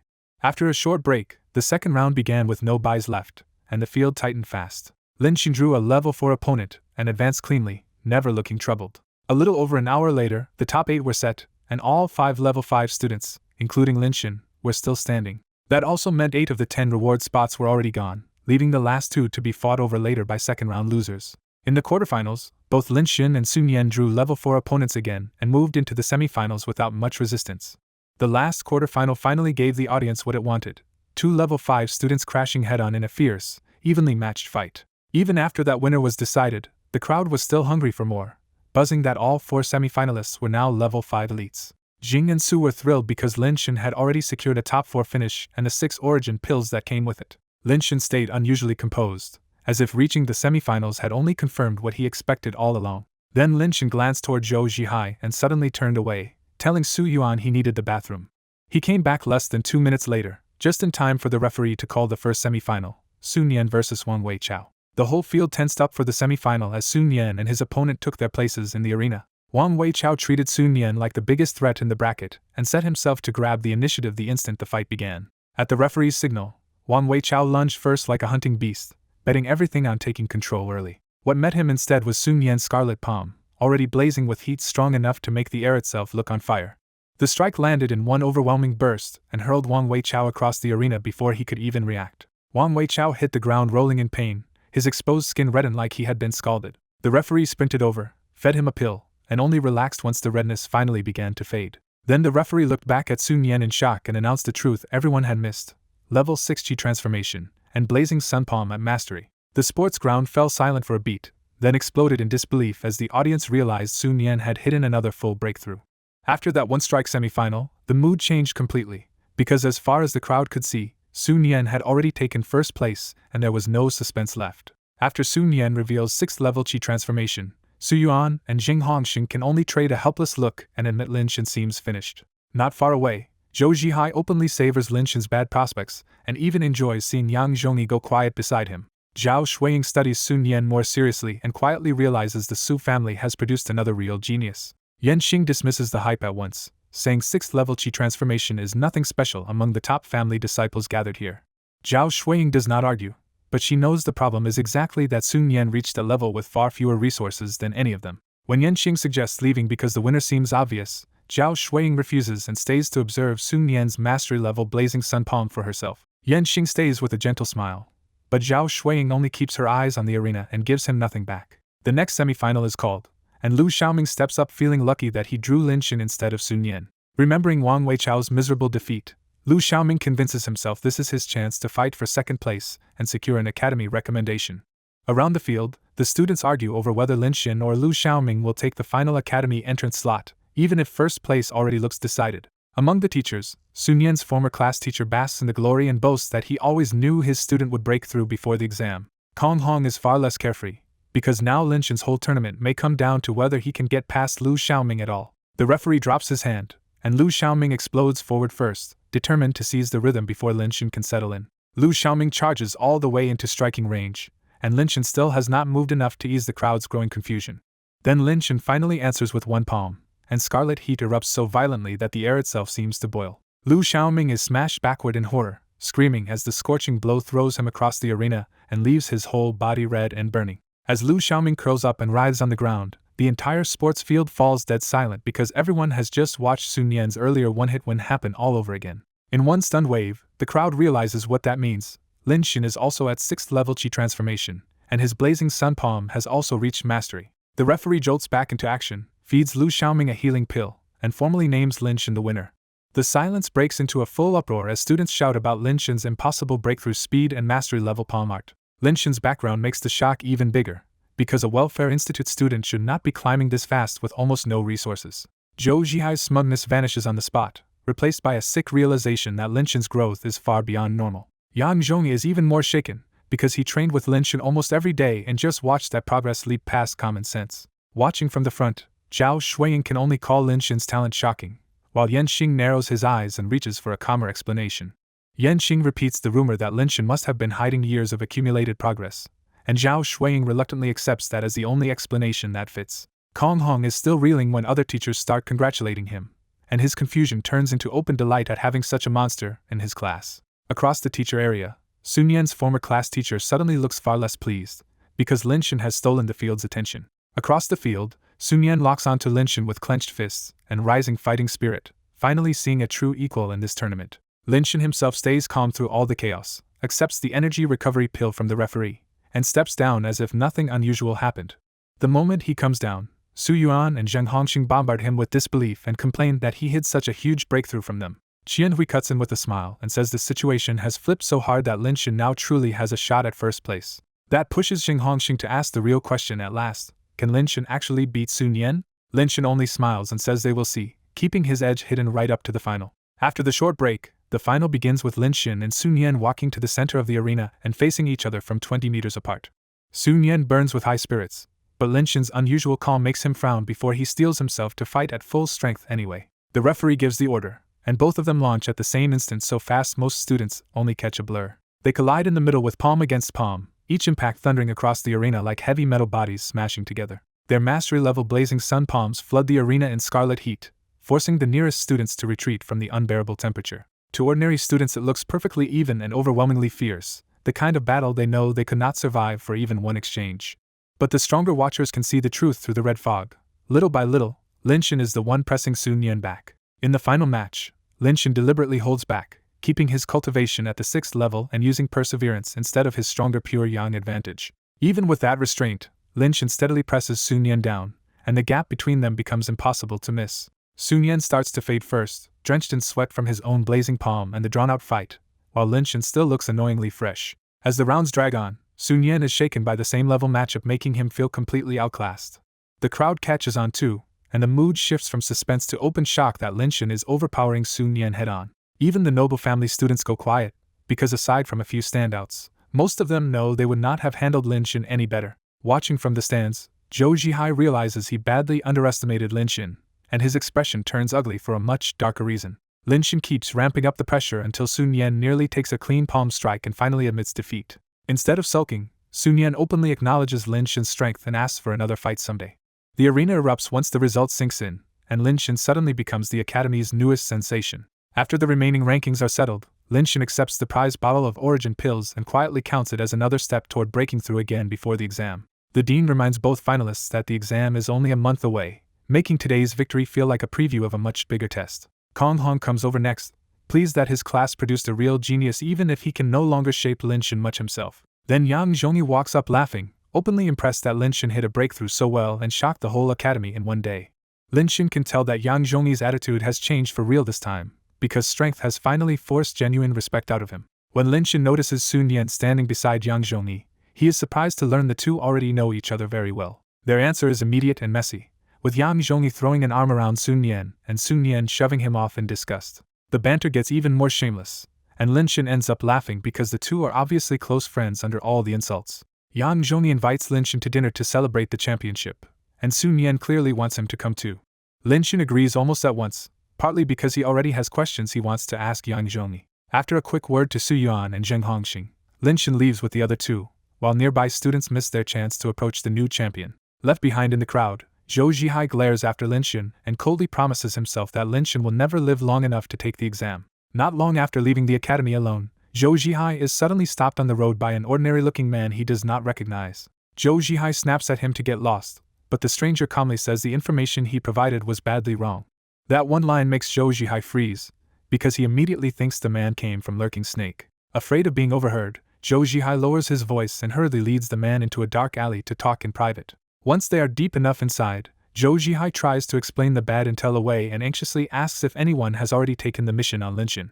The stranger's faint smile instantly tells Zhou Zhihai something is wrong, because that question just confirmed exactly who he is. By the time Zhou Zhihai understands this man is not from Lurking Snake at all, he is already backing away too late.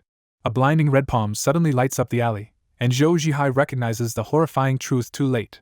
The attacker has reached perfection in blazing sun palm. The palm blast hurls Zhou Zhihai through the alley as blood sprays from his mouth and evaporates in the heat before it can even hit the ground. When he crashes down, the damage is monstrous, with a red palm mark burned into his chest and his body already cooking from the inside out. Unable to understand who killed him or why, Zhou Zhihai dies in terror while the attacker's body slowly ripples and vanishes like a distorted reflection. More than 200 meters away at the academy gate, the first sign of trouble is a wave of screams and students rushing back with panic on their faces. Yang Zhongyi stops one of them and learns the dead person in the alley is Zhou Zhihai from Willow Academy. Before they can process it, several teachers tear past at full speed toward the alley, and Yang Zhongyi immediately leads the others after them. By the time the three reach the alley entrance, the place is packed with horrified onlookers swapping gruesome guesses about how Zhou Zhihai died. Inside the alley, Kong Hong and two teachers inspect the corpse and are stunned by how vicious the palm force was. Kong Hong concludes that blazing energy roasted Zhou Zhihai's organs and evaporated much of his blood, which points to a blazing sun palm already at perfection. That judgment terrifies the other teachers, because reaching that level usually means the killer is at long breath, or at least the late chi transformation stage. Kong Hong quickly decides the death must be reported, and he adds one more alarming link. This murder may connect to the earlier academy student death in the northern district. At the alley entrance, Yang Zhongyi briefly wonders if Lin Shen was somehow involved, since Zhou Zhihai had openly clashed with him before. But that suspicion falls apart just as quickly, because Lin Shen was with them and, on the surface, had neither the strength nor the money for a killing like this. Lin Shen stays perfectly calm through the whole investigation, because in his mind the answer is simple: whatever his clone did has nothing to do with him. On the ride into town, Yang Zhongyi casually asks who really killed Zhou Zhihai, more intrigued than sad about his old rival's death. Sun Yan brushes the question off, but Yang points out the strangest part: the killer entered the alley and never came back out. Yang argues that even flying talismans should not have worked there, which makes the unseen escape feel even more suspicious. Sun Yan privately agrees the killer left almost no traces, and he suspects the authorities are too busy to care much about a dead heir from a fading family. Yang changes the subject as the carriage stops, and the three of them arrive at an upscale club that looks more like a private palace than a restaurant.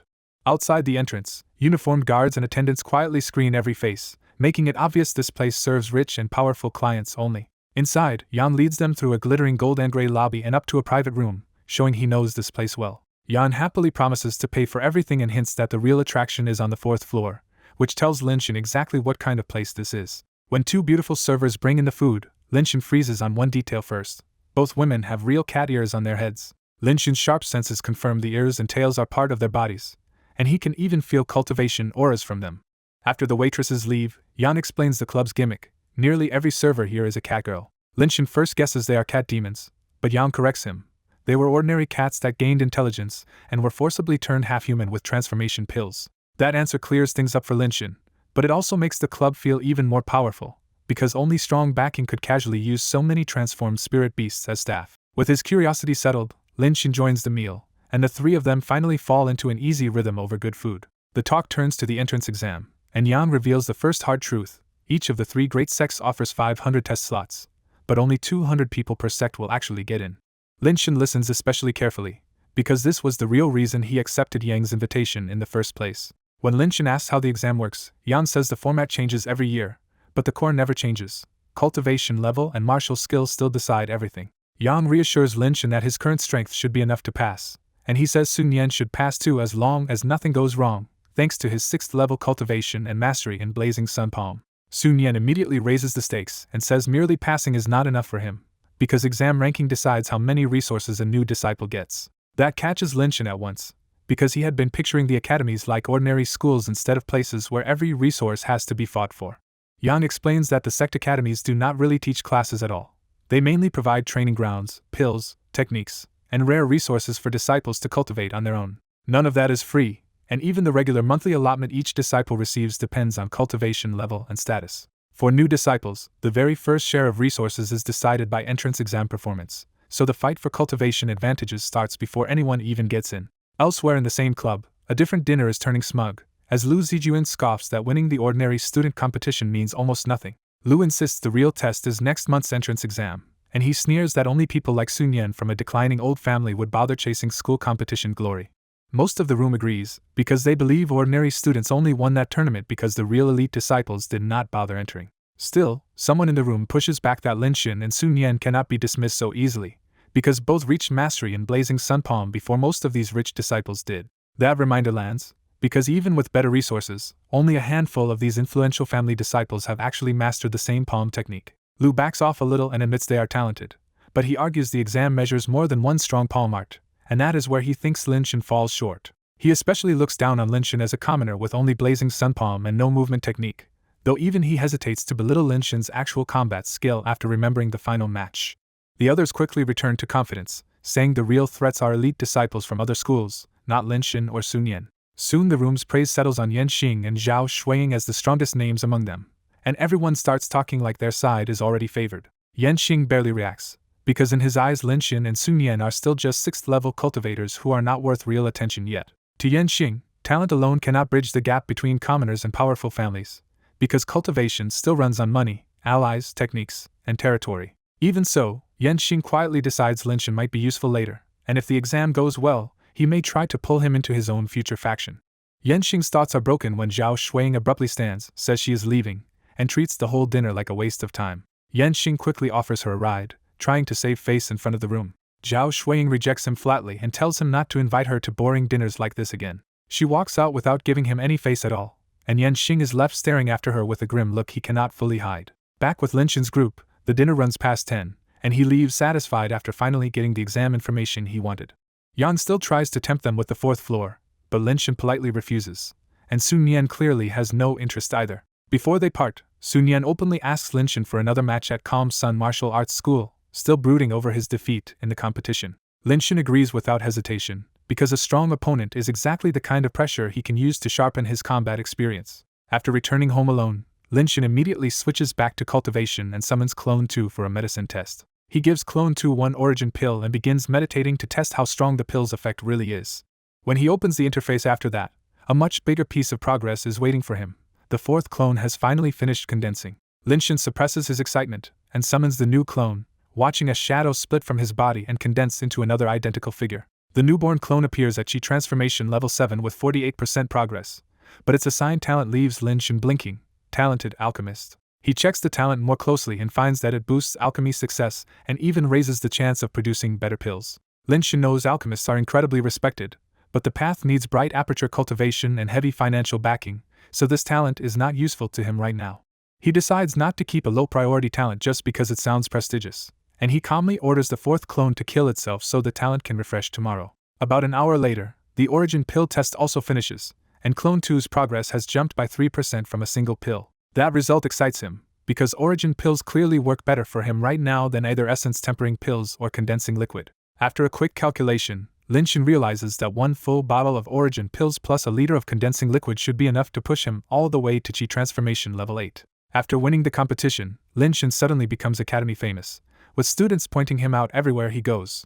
Xing Hongxing tells him, half jealous and half amazed, that Lin Shan is now more famous than many rich family disciples. Lin Shan wants none of it, because fame only drags him into social nonsense that does nothing for his strength. After getting mobbed several times by classmates trying to befriend him, he heads straight to Kong Hong's office to ask for a month of leave. Kong Hong is startled at first, but Lin Shan explains that he wants the next month free to focus on the entrance exam. Once he understands, Kong Hong approves the request and pointedly urges Lin Shan to aim for outstanding exam results that will matter after he enters the academy.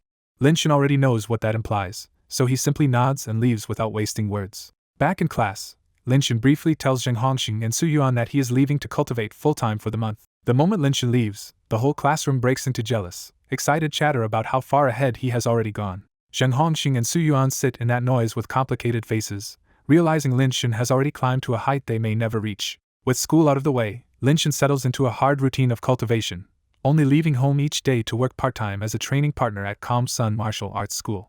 Fueled by pills and spirit beast meat, his cultivation surges so fast that 5 days later he breaks into Chi Transformation level 8. When the breakthrough ends, Lin Shan feels the jump in physical strength immediately, and is pleased with the result. He also sees that his original breathing technique has reached perfection, which means his cultivation speed will climb again. Better yet, the movement technique Shadows finally reaches beginner level after days of effort. Lin Shan tests Shadows at once, blinking several meters at a time around the living room like a ghost. He keeps playing with the new technique for several minutes, too excited to stop even after he proves how strong it is. The result leaves him thrilled, because even at beginner level Shadows already boosts both his combat options and his chances of surviving a fight. Seeing that much potential, Lin Shin decides one of his clones should specialize in training shadows next. He brings up Clone 4's timer and sees it is about to revive again after another string of useless talent rolls. The recent results have been absurdly bad, from useless boosts like handsome and knowledgeable to the outright annoying adverse fortune.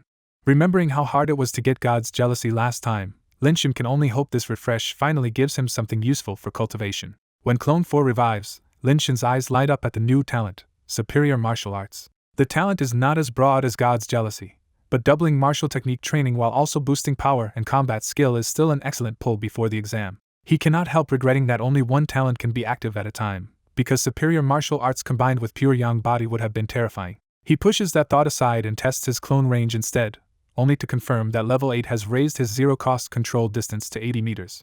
Even pushing harder, he can only sustain a clone for about 1 minute at roughly 700 meters, which is still far from true freedom. Still, the range is finally enough for occasional jobs like killing a specific target, so Lin Shin judges the result barely acceptable. He reassures himself that stronger cultivation will eventually let his clones move like true incarnations, without these tight limits. Then he checks the next project and sees his 5th clone is only 10% formed, meaning it will take about 50 more days to finish. With the exam coming first, Lin Shin ends the night with a simple plan: keep cultivating and wait.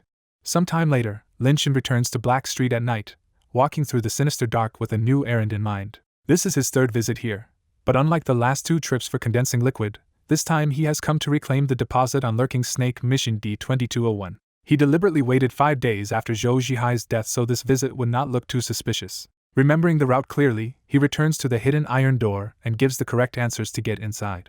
Inside the same dim bar, Lin Shin goes straight to the bartender and bluntly says Mission D-2201 was based on false information. The bartender checks the records and says the information was indeed wrong, but because the client is already dead, Lin Shin only gets 30% of the deposit as compensation. Lin Shin immediately pushes back, because by the rules a bad briefing should have earned him half the deposit instead. The bartender answers with a flat stare and no sympathy, making it clear Lurking Snake has already decided what it will pay. Swallowing his irritation, Lin Shin takes the money anyway and silently curses the profiteers running this place. When he counts the payout, he realizes even 30% comes to 40 or 50,000 spirit coins, which means the original deposit was huge. He leaves the bar still cursing Lurking Snake, but he does not head home yet. Instead, he goes straight to the condensing liquid shop, because level 8 has made his remaining stock far too weak to carry him to another breakthrough. He calculates that at his current level, 300 milliliters of condensing liquid barely adds 1%, so the less than 12 liters he has left are nowhere near enough. That resource gap forces him to buy a large new batch, and while he shops, someone else is already watching the same street for prey. In a dark alley nearby, How-To waits with crossed arms and growing impatience until Dai-Gung finally shows up. How-To snaps at him for taking so long, and Dai-Gung says he was out searching for a target. Dai-Gung grumbles that hunting in Black Street is a terrible idea, because the cultivators here are too wary to catch easily. That complaint only makes How-To angrier, because Dai-Gung is the reason they had to hide here in the first place. How-To reminds him that after Dai-Gung killed a Willow Academy student, the Martial Enforcement Hall started hunting them, so now they are forced into this remote corner to find prey. Dai-Gung shrinks back and awkwardly claims he did not know that boy was from Willow Academy. He then complains even more bitterly that another Willow Academy student died a few days ago, and the Martial Enforcement Hall is wrongly blaming them for that one too. He swears he will make the person who framed them suffer, but How-To has no patience for revenge talk while they are still in trouble themselves. How-To drags the conversation back to the real problem and warns that if they fail to deliver prey tonight, they will be used to make up the numbers themselves. The warning hits hard enough to wipe the attitude off Dai-Gung's face. Once How-To asks whether he actually found someone suitable, Dai-Gung quickly says yes and leads him onward.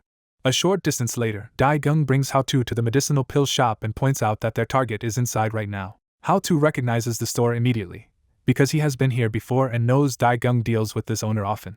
Dai-Gung explains that the owner remembered one customer who came twice to buy more than 10 liters of condensing liquid, even though that customer used a face-changing pill. That remembered buyer is exactly the target Dai-Gung wants, because anyone using condensing liquid should only be a Qi transformation cultivator. How-To thinks it through and realizes the target is probably a level 9 Qi transformation cultivator desperate enough to trade lifespan for progress. Since he and Dai-Gung are both at that same level, How-To decides the two of them together should be able to kill the target. He agrees to the plan, but with one condition: they will not strike inside Black Street. How-To knows Black Street is perfect for murder, but also perfect for someone else to steal the reward once they do the hard part. Dai-Gung understands at once and accepts the caution, because neither of them wants to risk losing the corpse after taking it. Both men relax a little after settling on the ambush, because this is the first prey they have found since being driven into hiding. They know their higher-ups urgently need cultivator corpses, and if they can deliver this one, they will buy themselves a little breathing room. So as they watch the medicinal shop in silence, Hao-Tu and Dai-Gung fix on the unseen target with open killing intent. After buying 10 more liters of condensing liquid, Linshin leaves Black Street in a good mood because his stock is finally enough for a push to Chi transformation level 9. 10 minutes later, just after leaving Black Street, Linshin suddenly stops when a thin-faced man steps into his path from the dark. A quick glance behind confirms the trap when Hao-Tu cuts off Linshin's retreat from the rear. Linshin keeps his face blank and asks who they are, but Dai-Gung sees through the stalling and mocks any hope of escape. Hao-Tu cuts the chatter short and orders Dai-Gung to take Linshin down before the delay causes trouble. The instant Dai-Gung moves, Linshin bolts into the nearby alley because it is the only opening left. Dai-Gung almost worries for a second, but Hao-Tu coldly reminds him that the alley is a dead end. At the fork inside the alley, Linshin finds that both side lanes are dead ends too, and he stops in front of the high wall as if trapped. When the two pursuers rush in, Dai-Gung starts savoring the kill, but Hao-Tu still warns him that Linshin's movement technique makes him dangerous. Dai-Gung laughs off the warning and charges, while Linshin steps back and pretends to panic just enough to draw him in. The moment Dai-Gung reaches the fork, two hidden clones burst from the side alleys and slam burning palms into him from both sides. Before Dai-Gung can even scream, Linshin flashes in front of him and finishes him with a brutal palm to the chest. Dai-Gung collapses dead on the spot, and Hao-Tu is left staring a step too late at the clean reversal. Hao-Tu roars and charges, but Linshin meets him head-on with both clones because the real counter-ambush is only starting. Linshin's plan had been simple and deadly: summon two clones, hide them at the fork, bait the first attacker, and kill him before the second one could react. With one enemy gone, Linshin quickly judges that Hao-Tu is only at Chi transformation level 9, which means this fight is now manageable. Hao-Tu, on the other hand, is rattled because the two so-called twins appeared from nowhere and every one of his opponents is stronger than expected. As blows keep trading in the narrow alley, Hao-Tu realizes two of them are using Blazing Sun Palm at perfection and the third is at least at mastery. Chapter 40 opens with Hao-Tu already getting mauled, clawing one arm bloody only to eat another scorching strike in the side a heartbeat later. The 3-on-1 pressure is so bad that Hao-Tu knows he will die here if the fight keeps going like this. He tries to eye the exit, but Linshin's clones are already blocking the alley mouth and refusing to give him even a step. Cornered at last, Hao-Tu grits his teeth, takes a palm hit, and pulls out a black token as his hidden trump card. Hao-Tu mutters over the token, looks up with a killing smile, and a crushing new aura suddenly drops over the whole alley. Void ripples split open in midair, and a bizarre armored white cat general steps out of nowhere with sword at its waist. Linshin barely has time to wonder what it is before the cat general draws its sword and attacks him with long breath stage force. The swordsmanship is terrifyingly refined, and silver sword light floods the alley until Linshin and his clones can only dodge in miserable retreat. Watching the reversal, Hao-Tu finally relaxes a little, even though he hates spending a month-long trump card just to survive this alley fight. Then Hao-Tu's relief shatters when two more shadows peel off Linshin and solidify into two new clones right inside the alley. Hao-Tu finally understands that the twins were never real people at all, but Linshin's clones, and that only makes the whole situation more unbelievable. With 5 bodies in play, Linshin stabilizes the fight against the cat general and starts looking for the real weak point behind the summon. Linshin quickly reads the trick and sends 2 bodies straight at Hao-Tu, knowing the summon general won't vanish unless its token holder dies or one side is destroyed. Using shadows, Linshin and Clone 3 appear in front of Hao-Tu almost instantly and unleash full-force Blazing Sun Palm strikes without holding back. Clone 3 even abandons defense completely, and Hao-Tu starts taking wounds so fast that cold sweat breaks across his forehead. In pure panic, Hao-Tu shouts for help from the Divine Lord as the Cat General moves to rescue him. The Cat General fires a lightning-fast sword thrust at Clone 1, trying to force that body back and open a path to Hao-Tu. Instead of dodging, Clone 1 lets the sword stab straight into his chest and clamps both hands onto the Cat General's wrist. At the same instant, the other 2 clones pile on, one seizing the Cat General's other arm and one wrapping its legs to pin the summon in place. The Cat General tries to tear free, but the clones only grunt and hold tighter, and Hao-Tu nearly blacks out when he sees just how dirty this counterplay is.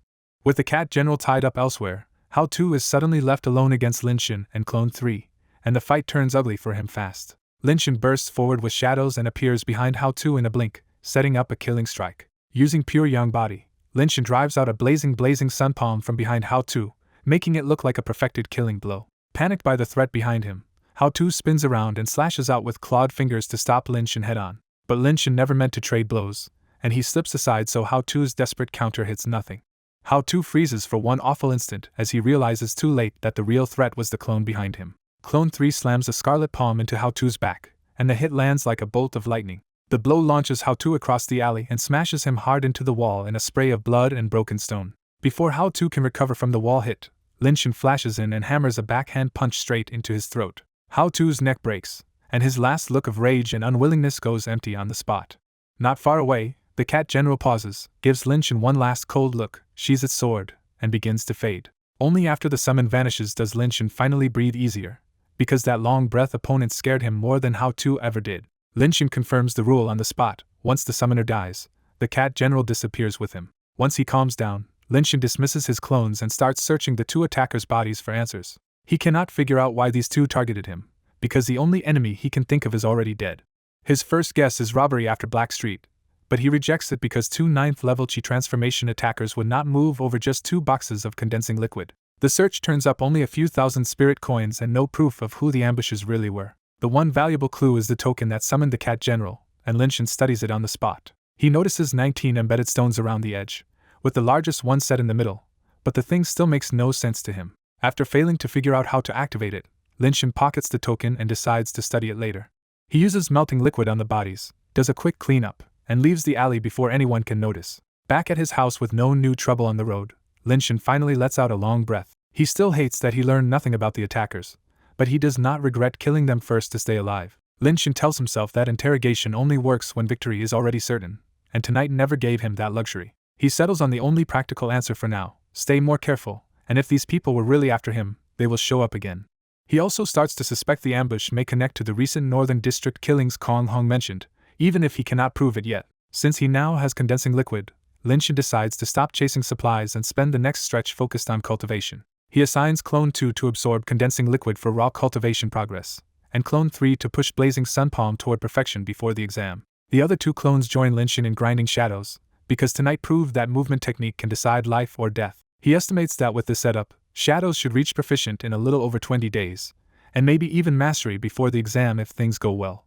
The cat general's sword work also leaves a mark on him, and Linshin realizes again how exposed he is when fighting barehanded. He wants something to counter weapons, but weapon techniques are hard to find and would slow his cultivation if he starts too late. His compromise is to look for a physical enhancement technique instead, though even that feels painfully out of reach for an ordinary civilian like him. Half a month flies by in non-stop training, and Linshin finally pushes Shadows up to proficient. When he checks his progress, the result is better than expected: Chi Transformation level 8 at 78%, Blazing Sun Palm at Mastery 75%, and Shadows already at Proficient 25%.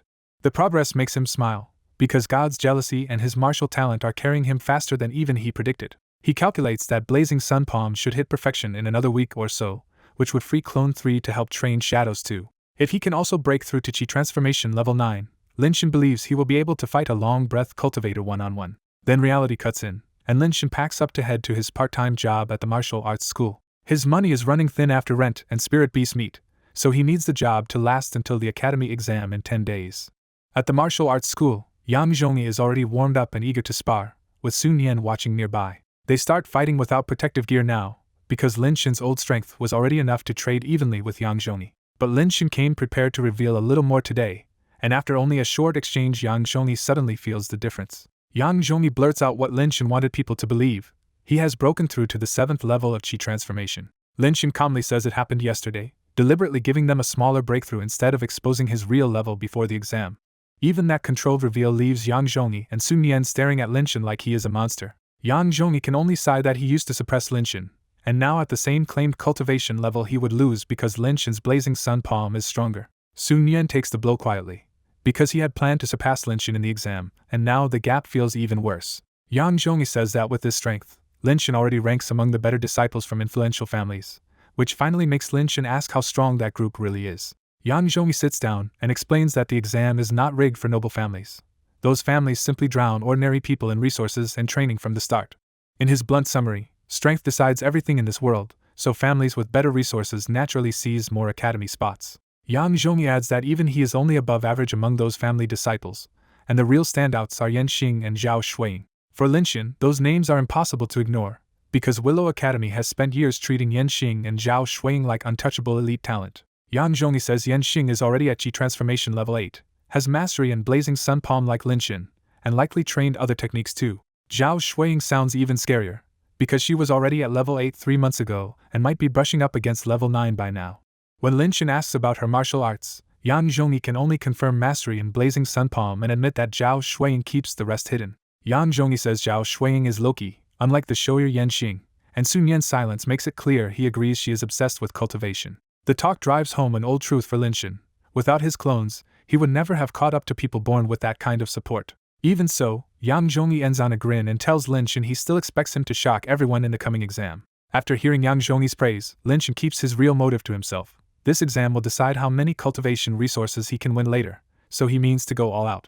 That night, he buys spirit beast meat as usual and heads home through the East District, not noticing at first that the weather has turned strangely hazy. A few steps later, Linshin abruptly realizes the whole street is wrong because the usual city noise has vanished, leaving the road unnaturally silent. The fog thickens fast until he can barely see 30 meters ahead, and the blurred buildings start to look like looming monsters in the dark. Then Linshin spots something that absolutely was not there moments ago, a small object waiting at the corner 20 meters away. He approaches carefully and finds a 1-meter shrine with a wooden base, and inside it sits a lifelike statue of the same cat general he saw half a month ago.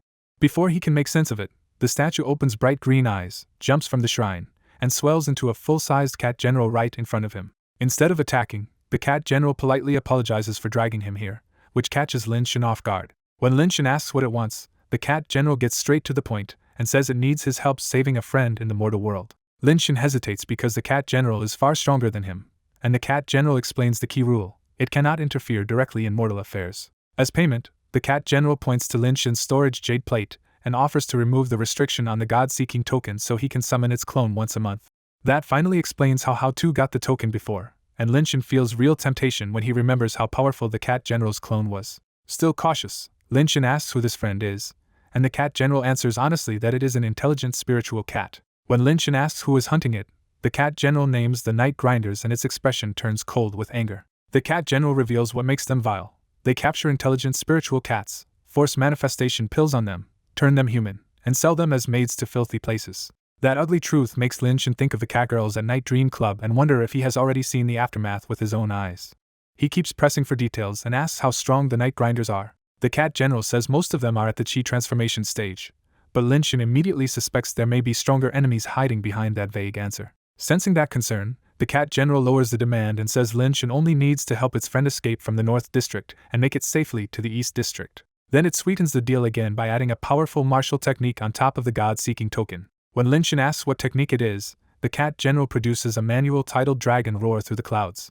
The cat general explains that it is a sound wave technique that can injure or kill with pure sound, and at long breath stage it can also blast enemies back without direct contact. That offer lands perfectly, because Linshin has been worrying about his lack of a strong new combat technique, and this one could stay useful even after he reaches long breath stage. Even so, Linshin does not agree on the spot and asks for 1 day to think it over. The cat general stays unexpectedly mild, agrees to wait, and tells him the god-seeking token will guide him to the hiding place if he decides to act. With that, the cat general fades into the air, and the shrine and fog start disappearing with it.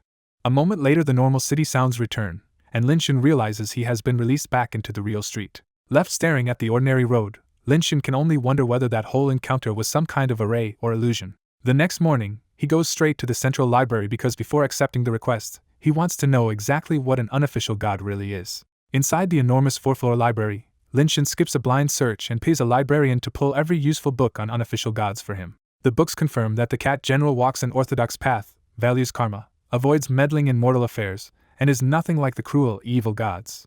That settles one major doubt for him, because if the cat general follows those rules, its offer is probably sincere. Once he leaves the library, Linshin heads to Calm Sun Martial Arts School for a second line of investigation, the Night Grinders. He finds Yang Zhongyi in a combat room pounding a humanoid iron puppet, clearly training harder after yesterday's shock. Yang Zhongyi is surprised to see him so early, but Linshin immediately asks where Night Dream Club got its catgirls. Yang Zhongyi instantly teases him for finally noticing how appealing catgirls are and offers to take him back there that very night.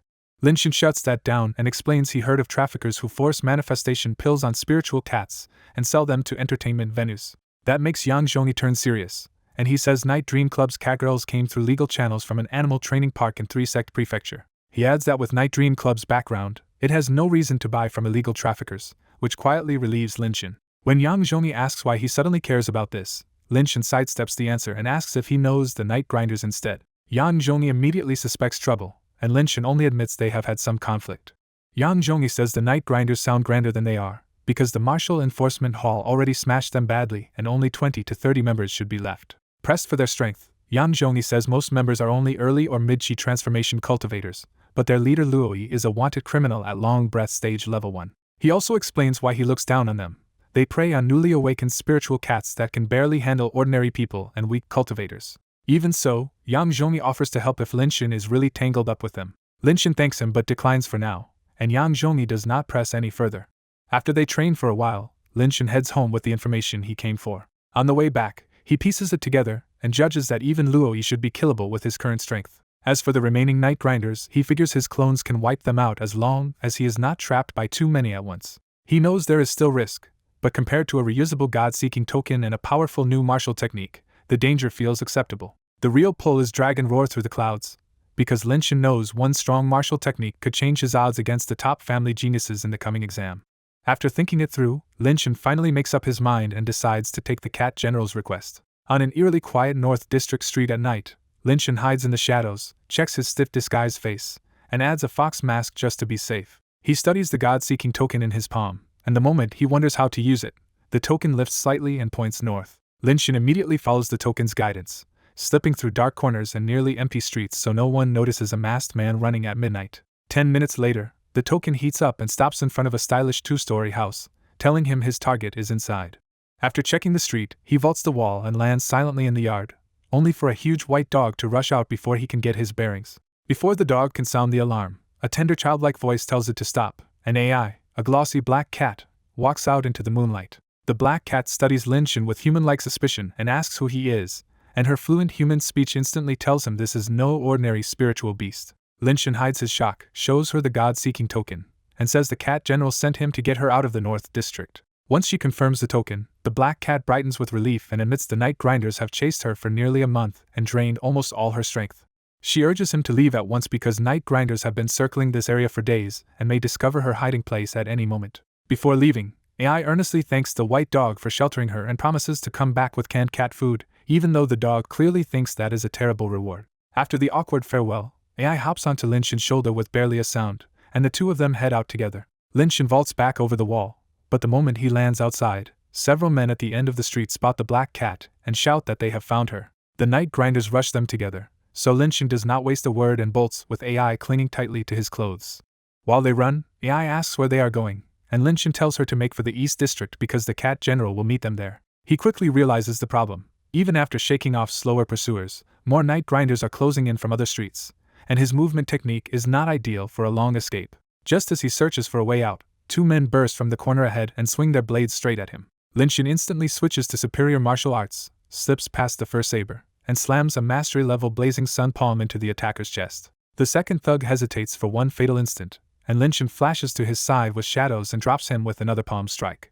AI barely catches any of it, and when both men are already down, she blurts out loud praise for how ridiculously strong Linshin is. Her loud excitement immediately backfires when two drunken passers-by stumble out of an alley and freeze at the sight of a masked man, a black cat, and two collapsed fighters. The drunkards instantly pretend they saw nothing and retreat so fast that Linshin finally realizes this beautiful little cat is genuinely a bit brainless. Leaving the thugs behind, Linshin settles on a plan and races to an abandoned park. He grabs AI by the scruff, stuffs her into the flowers, and summons a clone while pulling out a spare mask for the decoy.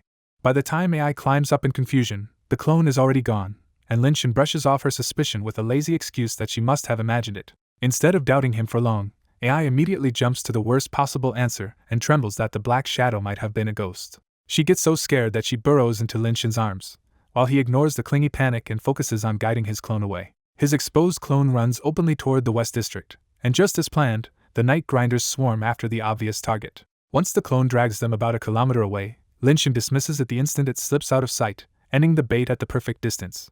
At the same moment, the real Linshin bursts from the bushes with AI in his arms and sprints for the East District before the gang can realize they were fooled. Because his strength and spiritual energy are running low, he gulps down energy recovery pills mid-run just to keep the escape alive. 10 minutes later, Linshin finally crosses into the East District and breathes easier, relieved that they never ran into Luo himself during the chase. That relief lasts only a heartbeat before a thick familiar fog suddenly rolls around him, telling Linshin exactly who has arrived. The Cat General steps out of the fog with calm authority, and thanks Linshin for bringing AI back safely. AI jumps down in joy, calls the general by name, and complains that the bad people chased her so hard she almost never made it back. The Cat General turns to Linshin and sends a secret manual floating into his hands as the first part of the promised reward. Then the token in Linshin's hand trembles, and he sees that one of its 19 rune stones has lit up. The cat general explains the full reward. The token can now summon its incarnation at roughly first level long breath strength, but only once per month. Lin Xin can barely contain his excitement, because the rescue has paid off with both a powerful summon and the dragon roar through the clouds manual he urgently needed. Just as Lin Xin is savoring the reward, the cat general looks at him sincerely and asks if he wants to make another deal. The cat general suddenly shocks Lin Xin by saying the real deal is simple. He wants Lin Xin to take care of AI. The cat general explains that he cannot stay with AI forever, and with her innocent nature, leaving her alone in Dragonside City would be dangerous. Lin Xin silently agrees AI is far too naive to survive alone, but that only makes him more certain that keeping her would drag him into future trouble with the night grinders. So Lin Xin refuses on the spot, deciding tonight was only a one-time rescue and he will not tie himself to AI's future trouble. The cat general immediately sweetens the offer with another reward, a powerful martial technique. Lin Xin's stance softens at once, and he awkwardly asks what kind of martial technique the cat general means. When the cat general reveals it is a physical enhancement technique that needs spiritual essence, Lin Xin realizes it is a rare long breath stage art and instantly becomes tempted. Sensing that hesitation, the cat general adds a second prize and offers to unlock more restrictions on the God-seeking token too. The cat general explains that the token's rune stones are sealed limits, and every lit rune lets it summon a stronger incarnation. That explanation makes the token even more valuable in Lin Xin's eyes, and his resistance drops another notch. Then the cat general offers the strongest reassurance yet. He can have AI sign a soul contract with Lin Xin. Lin Xin knows what that means. With a soul contract, AI would never be able to betray him, so his biggest concern is mostly gone. Even so, Lin Xin raises one last practical problem. He is broke, and raising a spiritual beast is expensive. The cat general answers that concern by telling AI to bring out the stone she found earlier. AI touches the golden bell at her neck and pulls out a small stone, showing Lin Xin that even the bell is a storage treasure. The cat general takes the stone from AI, tosses it over, and Lin Xin catches it before realizing from its aura that it is an essence stone fragment. The cat general confirms it, and Lin Xin is stunned because even this tiny broken essence stone is worth a fortune to him. Then the cat general reveals AI's real talent. She is unusually sensitive to spiritual energy, and can find essence stones and rare herbs. Lin Xin looks at AI in a whole new light, half joking to himself that her silly look is somehow balanced out by absurd treasure hunting talent. With the martial art, the token upgrade, the soul contract, and AI's treasure hunting value all on the table, the cat general asks Lin Xin again if he will make the deal. This time Lin Xin gives in and agrees, because the cat general's offer is simply too generous to refuse. Now that he has agreed, Lin Xin hardens his resolve against the night grinders and decides he can crush them if they dare come after him. The cat general is plainly pleased, and Lin Xin cannot help asking why he trusts him enough to leave AI in his hands. The cat general says he trusts his own judgment, then turns to AI and orders her to stay by Lin Xin's side and behave. AI obediently agrees, still looking more confused than worried. Then the cat general points at AI and draws out a dense wisp of her green soul light for the contract. Lin Xin silently recites the soul contract incantation and guides the green soul wisp into the space between his brows, completing the bond. The contract takes hold immediately, and both Lin Xin and AI feel a strange new connection forming in their minds. After the contract, the cat general follows through on his promise and unlocks more of the God-seeking token. 4 more rune stones flare to life, bringing the total to 5 lit runes on the token. The cat general explains that the token can now summon a 5th level long breath incarnation, and Lin Xin immediately realizes how terrifying that makes his backup plan. Seeing that the token has 19 rune slots in total, Lin Xin grows openly excited at how high its power might climb later. After that, the cat general hands over the promised manual, and Lin Xin sees the title, Forbidden Golden Armor. Lin Xin is pleased to gain a second long breath stage martial art, which means he will have real options once he breaks through later. With the reward settled, the cat general solemnly entrusts AI to Lin Xin, and Lin Xin answers with equal seriousness. The cat general says nothing more, fades away into the air, and the strange fog covering the street dissolves with him. After the cat general is gone and the fog clears, Lin Xin picks AI up and heads home through the East District. As Lin Xin carries her through the East District, AI excitedly blurts out that it looks much more prosperous than the North District. Lin Xin answers casually that the Central and West Districts are even richer, and he can show her around later. When they reach Lin Xin's spacious villa, AI lights up and immediately asks if she will live there from now on.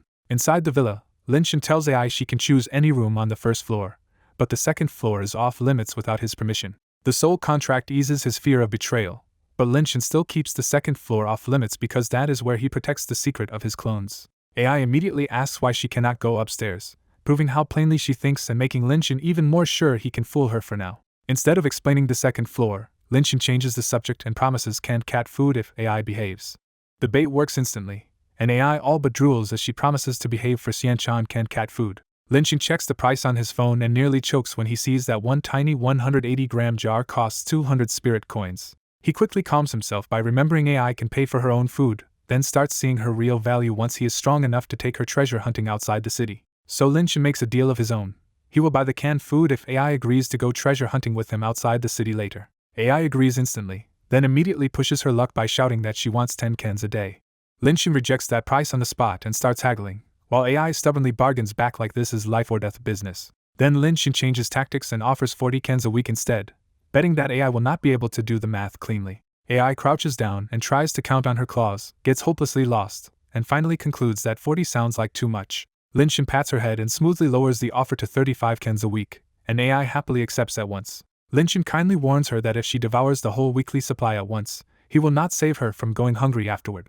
AI snorts back that she is not that stupid, ending their first night together on a silly but surprisingly easy note. Back home, Lynchen settles AI downstairs with a promise to buy canned cat food tomorrow, then heads upstairs to plan his next training push. In his bedroom, Lynchen lays out 2 new manuals, but he immediately realizes forbidden golden armor is useless for now because it requires the long breath stage. That leaves Dragon Roar through the clouds as his urgent goal, and he wants at least a beginner grasp of it before the exam starts. After thinking it through, Lynchen assigns Clone 2 to keep training the origin breathing technique, while the others continue grinding Blazing Sun Palm and Shadows first. He decides the clones will only switch to Dragon Roar through the clouds after Blazing Sun Palm reaches perfection and Shadows reaches mastery. He also remembers one very practical problem. If he wants to keep AI openly, he needs an official spiritual beast permit. In Dragonside City, anyone raising a spiritual beast has to report to the 3-sect prefecture, so Lynchen knows he cannot dodge the process. The next morning at Calm Sun Martial Arts School, Yang Zhongyi grins the moment he sees Lynchen arrive early again. Lynchen gets straight to the point and pulls out the essence stone fragment he wants to sell. Yang Zhongyi recognizes the stone at a glance, treats it like serious good stuff, and agrees to sell it for him at a fair market price. Lynchen is relieved to hand the sale over, because he trusts Yang Zhongyi far more than random buyers who might slash the price. With that done, Lynchen asks the real favor on his mind: how to get permission to raise a spiritual beast. When Lynchen says the beast is a spiritual cat, Yang Zhongyi instantly connects it to yesterday's cat questions and gives him a very knowing look. He does not press the issue though, and simply promises a fast permit through his contact at the 3-sect prefecture. Lynchen thanks him in a much more serious tone this time, because he knows Yang Zhongyi has quietly helped him again and again. Yang Zhongyi brushes off the debt with a grin and jokes that they are friends with a shared hobby now. The punchline lands immediately. Lynchen likes cats, Yang Zhongyi likes cat girls, so in his mind they are both cat lovers. After leaving the school, Lynchen goes straight to a reputable spiritual beast food shop and buys 10 whole boxes of canned cat food. The delivery is so fast that by the time he gets home, the truck is already waiting outside his house. He moves the boxes inside, and the moment the door closes, AI comes running over to stare at them with shining eyes. When Lynchen confirms the boxes are all canned cat food, AI looks so happy she is practically dizzy. Used to her gluttony by now, Lynchen opens a box, counts out 35 cans, and sets aside a full week's share for her. AI immediately thanks him like he is the best person in the world and throws herself onto the cans in pure joy. Lynchen pets her like a ridiculous little kid, but he also warns her that at the prefecture tomorrow she must stay silent and act like an ordinary spiritual cat. Because a talking spiritual cat at AI's level is far too strange, she agrees without a second thought and keeps her secret hidden. After storing the remaining boxes away in his jade plate, Lynchen returns upstairs and throws himself back into cultivation. Yang Zhongyi follows through the next morning and transfers 250,000 spirit coins from the Essence Stone sale, easing Lynchen's money pressure for the next half month. Thanks to Yang Zhongyi's contact, the breeding permit process goes smoothly, and Lynchen secures the official certificate in less than 3 days. With AI's status settled, Lynchen puts nearly all his time into cultivation, and 5 days later his Blazing Sun Palm finally reaches perfection. That breakthrough also leaves him wondering if any martial technique can go past perfection at all. Even if the technique itself has capped out, pure Yang body still pushes his Blazing Sun Palm beyond normal perfection in raw power. Soon after, Shadows finally breaks through to mastery as well, giving him the last movement upgrade he wanted before the exam. He flashes across the room 5 or 6 times in a blink, and the sharper close-range movement convinces him this technique was made for melee fighting. At the same time, his cultivation has climbed to level 8 Chi transformation at 95%, close enough that he expects to hit level 9 before the test. With only 3 days left, Lynchen turns to the last missing piece and brings out Dragon Roar through the clouds. He knows the odds are bad, because even the lower-ranked Shadows took him and his clones more than 10 days just to reach beginner. Still, his superior martial arts talent gives him just enough confidence to try, so he and 3 clones commit fully to comprehending the technique. 3 days later, exam morning arrives, and Lynchen reaches Willow Academy's gate to find the other candidates already waiting. The 7 students gathered here are Willow Academy's ordinary student candidates, and unlike the wealthy family disciples, They will all ride to the venue together by bus.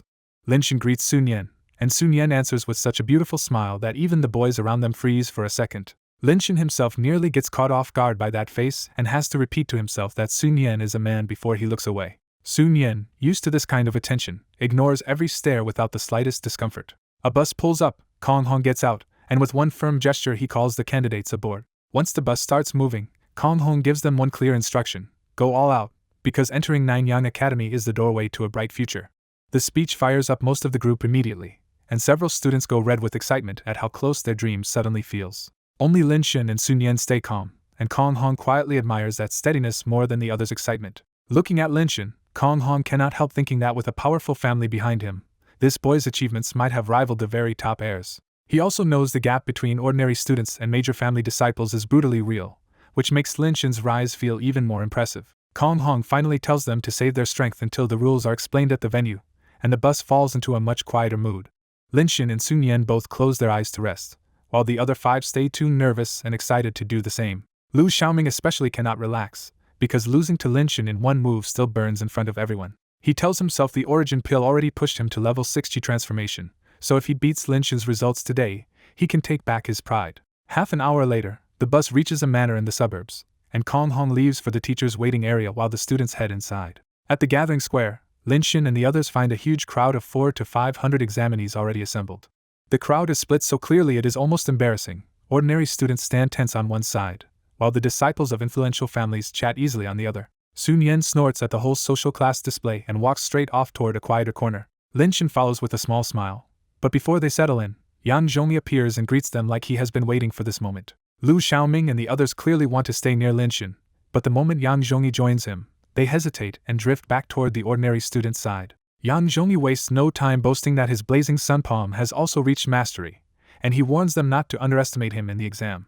Sun Yen answers with one cool sentence that hits much harder: he has already broken through to level 7 Chi transformation. Yan Zhongyi is stunned, because Sun Yen reached level 6 not long ago, and the speed of that breakthrough sounds almost absurd. Sun Yen does not explain a thing and only flicks his eyes toward Linshin, silently reminding Yan Zhongyi that someone standing right here advanced even faster. While the 3 friends wait in the crowded exam square, Yan Zhongyi suddenly spots Yanxing walking straight toward them. To Linshin's surprise, Yanxing introduces himself politely and offers a handshake as if he has come only to make contact. Yanxing says he just wants to know Linshin and hints they can talk after the exam, but the gesture feels more like recruitment than friendship. Before leaving, Yanxing gives Yan Zhongyi a brief nod and pointedly ignores Sun Yen altogether. Once Yanxing is gone, Yan Zhongyi bluntly says the young master was trying to rope Linshin in as a subordinate. Linshin can only laugh, because if Yanxing really knew his strength, he would not be acting this condescendingly now. Back with the rich family disciples, Lu Zijuan and the others crowd around Yanxing, curious why he bothered speaking to Linshin at all. The rich family disciples brush Linshin aside, saying Yanxing's real rivals are Xue Feng and Chong Yanha, while Yanxing stands there listening. Lu Zijuan privately decides Linshin is too lowborn to matter, and that even Yanxing's followers should come from at least a declining old family like Sun Yen's. Yanxing ignores that snobbery and moves to Zhao Shuiying instead, bringing up the 2 other feared contenders who are said to have reached Chi transformation level 8. That topic finally gets Zhao Shuiying's attention, and she admits those 2 really are dangerous opponents. Yanxing says the chief disciple should come from 4 people only: Xue Feng, Chong Yanha, Zhao Shuiying, or himself. Zhao Shuiying answers without hesitation that the chief disciple position will be hers. Yanxing refuses to back down, making it clear that his feelings for Zhao Shuiying stop where this competition begins. Back with Linshin's group, Yan Zhongyi starts counting the monsters in this year's exam and names 4 sure level 8 elites at the top. He adds that there are also at least 30 or 40 level 7 candidates, nearly all of them from influential families. His glance at Linshin says the quiet part out loud: as far as he knows, Linshin is the only ordinary student here hiding a level 7 cultivation. Yan Zhongyi warns that this is probably Nanyang Academy's hardest exam in a decade, with a lineup far stronger than the other academies this year. Sun Yen stays perfectly calm, and Linshin only smiles, leaving Yan Zhongyi feeling like his warning landed on a wall. Since chief disciple is out of reach, Yan Zhongyi lowers the goal to a top 20 finish, where the academy's treatment would still be excellent. Sun Yen nods at that plan, showing his own target is also the top 20. Then Sun Yen turns to Linshin and asks the one question they both want answered: what is Linshin aiming for? Before Linshin can reply, a commotion ripples through the square as 2 elders in black and white robes walk in. Yan Zhongyi quietly identifies them as 9 young academy tutors, and Linshin immediately knows that means late-stage bright aperture power has just arrived. The square falls silent as the 2 tutors take their seats and sweep the examinees with piercing eyes. The black-robed elder introduces himself as Kai Zhonggu, and the white-robed elder follows as Kuya. A young academy assistant reports that all 500 candidates are present, and Kuya moves the exam forward without wasting a word. With one wave of Kuya's hand, mist surges out of empty air and forms the exam rules across the sky above the square. Linshin reads carefully and realizes the test is not a simple contest at all, but a special formation survival exam inside a fog formation. The first scoring method is straightforward: kill fog beasts inside the formation, and the stronger the beast, the more points it gives. The second rule is stranger, because simply surviving one more minute in the formation also earns a point. The third method is the biggest swing of all: find the altar's formation flag and hold it for a minute to gain 200 points. Each examinee will also receive a jade talisman that counts points and automatically shields them from fatal danger, but using that protection means instant elimination. The academy only takes the top 200 in the end, turning every point into a fight for survival and ranking. There is one more trap in the rules: candidates are forbidden to attack each other anywhere except the altar area, where open fighting is allowed. The formation also bans treasures, talismans, pills, and other outside help, leaving only storage items and ordinary weapons usable inside. The square erupts in debate at once, because many candidates have never even heard of this kind of exam, and the altar reward feels wildly unfair. Linshin quietly asks whether the influential families got advance information, and Yang Zhongyi flatly says no. Yang Zhongyi says the powerful families are not free to manipulate everything inside the sect, and his own clan would look down on doing something that dirty anyway. But Yang Zhongyi has at least heard of the fog formation before, which makes Linshin immediately ask for every detail he knows. Yang Zhongyi explains that the formation is driven by treasure fog, which condenses into real attacking fog beasts inside the array. He warns that as more candidates are eliminated, the treasure fog becomes denser and the fog beasts grow stronger, possibly all the way to the long breath stage near the end. That finally makes the scoring system click for Linshin, because the exam is testing combat, luck, and the ability to survive worsening pressure at the same time. Kuya suddenly cuts through the noise with one sharp command, and the entire square goes dead silent again.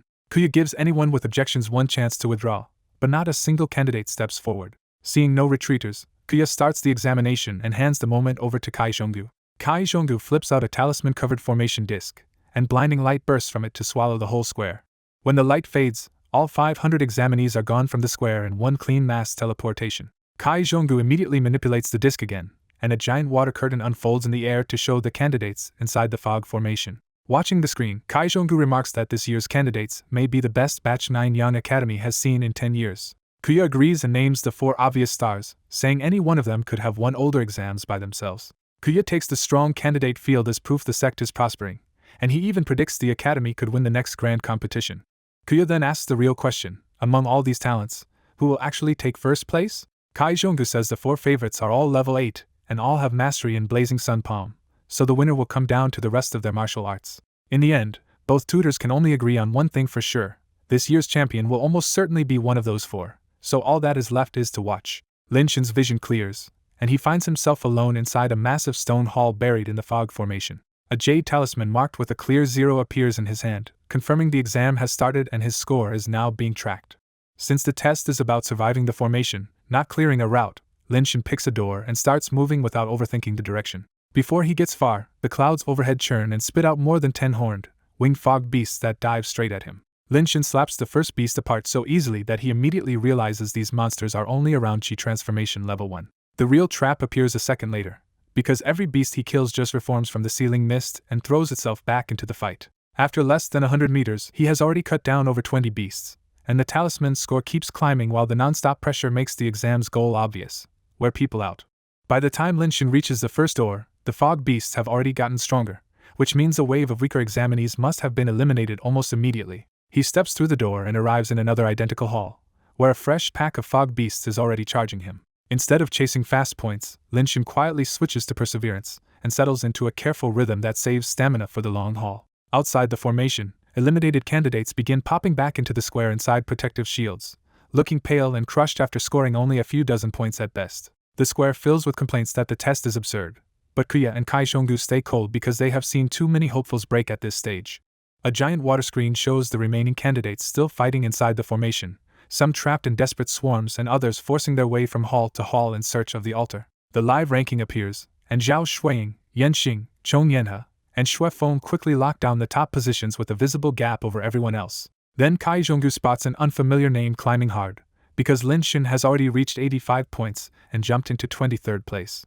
Kuya checks the records and learns Linshin is not from any influential family, making his sudden top 30 run feel even more unusual. When the file adds that Linshin comes from Willow Academy, grew up in a welfare institution, and supposedly only reached Chi transformation level 6 with mastery in Blazing Sun Palm, both tutors are genuinely stunned.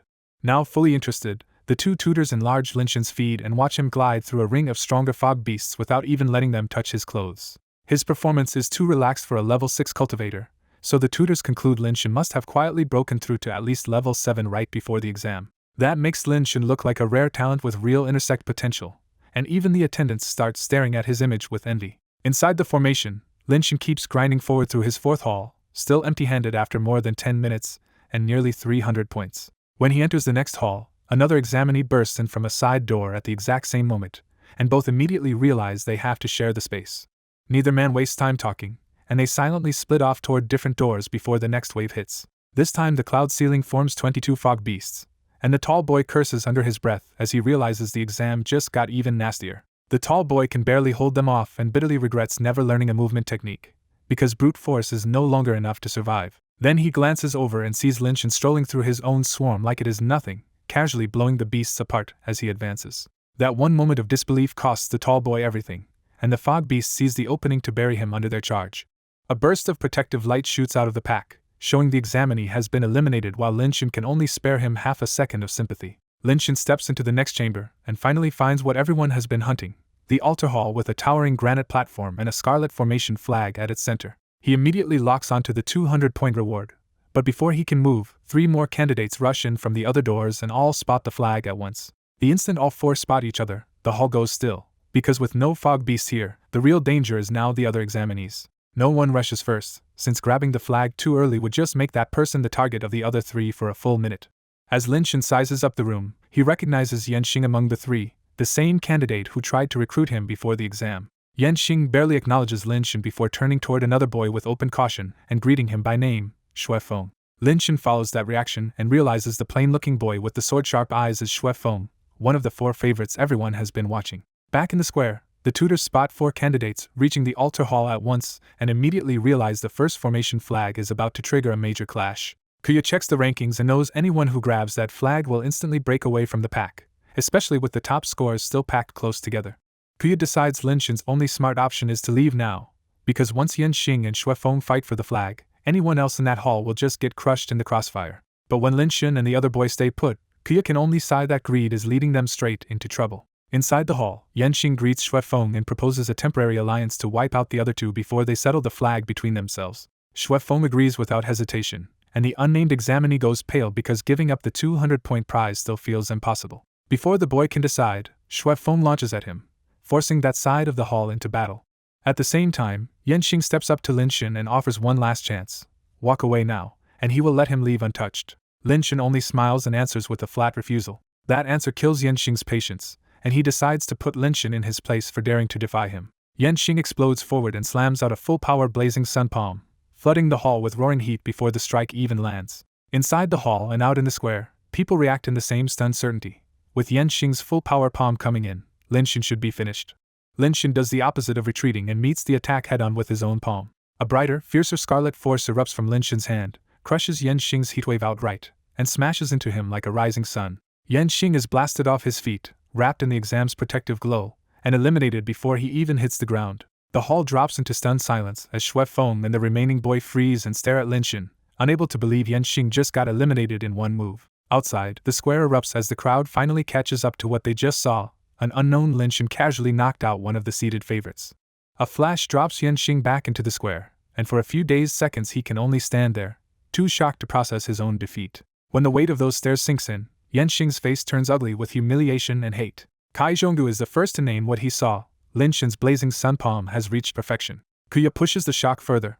Perfection alone could not do that, so Linshin's strike had to be at least 8th level Chi transformation, not the weak level people assumed. That revelation rattles the onlookers again, because now Linshin looks strong enough to stand beside the seated geniuses instead of beneath them. Even the tutors start wondering if this ordinary student might really become the top scorer of the whole exam.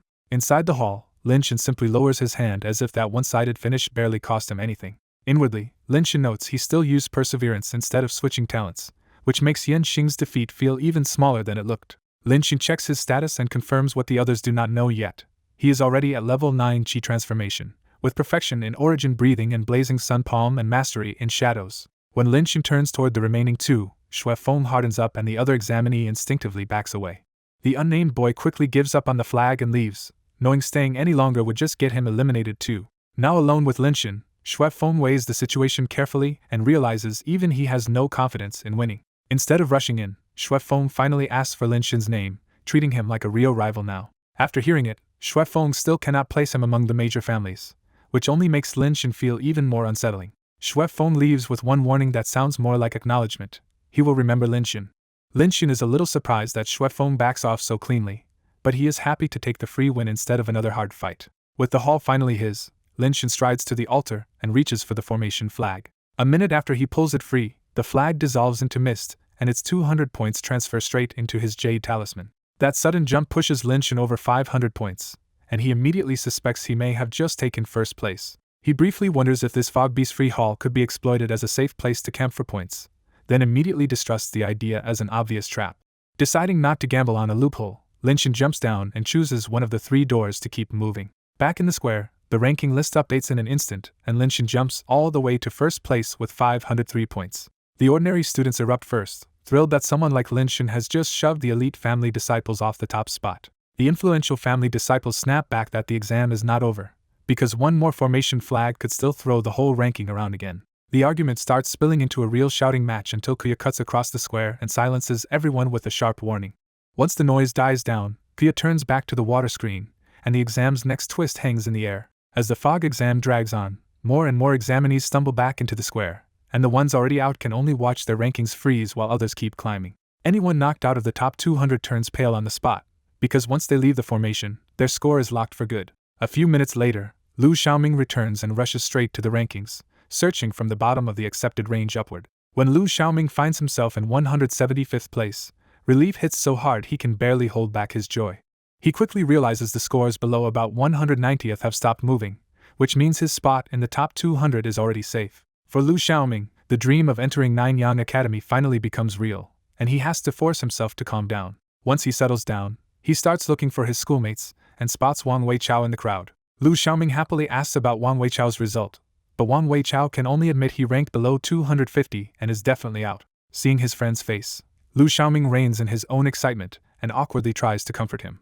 Then Lu Xiaoming asks about Lin Xing, still assuming his own 175th place result should be better than most ordinary students can manage. Wang Weichao just points at the rankings, and Lu Xiaoming follows his finger without understanding what could be so strange. The next second, Lu Xiaoming freezes in shock when he sees Lin Xing sitting at the very top above all the famous prodigies. He even rubs his eyes, because Lin Xing beating the seeded candidates sounds less like an exam result and more like a bad joke. When Lu Xiaoming demands an explanation, Wang Weichao quietly points out Yan Xing and starts telling him what happened. The story only gets crazier. Lin Xing beat Yan Xing in one move, scared off Xue Feng, and took a formation flag for himself. Wang Weichao admits he had the same dumbfounded reaction a few minutes ago, because none of this feels remotely normal. Lu Xiaoming can only swallow hard and accept that his old goal of surpassing Lin Xing was never realistic at all. Before he can process it, a new commotion ripples through the square and everyone suddenly looks up at the water screen. The screen zooms in on Zhao Shuiying and Chong Yanhe fighting near another altar flag, finally giving the audience a real clash between top seeds. Their movement techniques are so sharp that most spectators can barely follow more than 2 streaking afterimages smashing together. Watching from the square, Kai Zhonggu praises both of them for pushing moving star steps to proficient and nearing mastery. Even the 2 tutors hold back on predicting a winner, because neither genius has shown a real trump card yet. That changes in an instant when Chong Yanhe finally draws steel and a scarlet sword light explodes across the screen toward Zhao Shuiying. Zhao Shuiying barely slips away in time, and the square erupts as people recognize Chong Yanhe's weapon technique as the supreme yang swordplay. Even the tutors are surprised, because Chong Yanhe clearly trained a weapon art just to raise his odds of taking the chief disciple seat. Zhao Shuiying is surprised too, but unlike the crowd, she does not panic for even a second. Instead, Zhao Shuiying lifts a finger, and a red blazing string suddenly stretches through the air like a line of burning silk. The string instantly shreds Chong Yanhe's sword light and forces him into an ugly roll just to survive. When Chong Yanhe rises again, his long sword is already cracked and melting at the cut, proving just how terrifying that thread really is.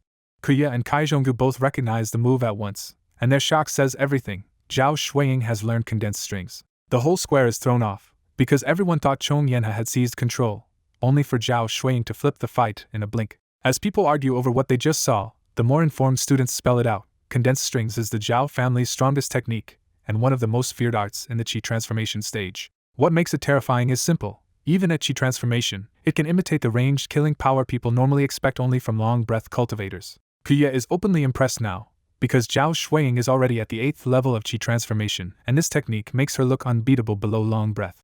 Back inside the formation, Chong Yenhe refuses to yield yet and instantly pulls out a fresh sword, bracing like he's facing a deadly enemy. Zhao Shuiying answers that resistance with another flick of her finger, sending a fresh red string whipping toward him. Knowing normal weapons cannot block it, Chong Yenhe has no choice but to dodge instead of meeting the attack head-on. But Zhao Shuiying does not stop at one strike, and more red strings keep tearing into the battlefield until the air itself looks woven shut around him. After several miserable minutes of pure defense, Chong Yenhe finally grits out a surrender and gives up the flag.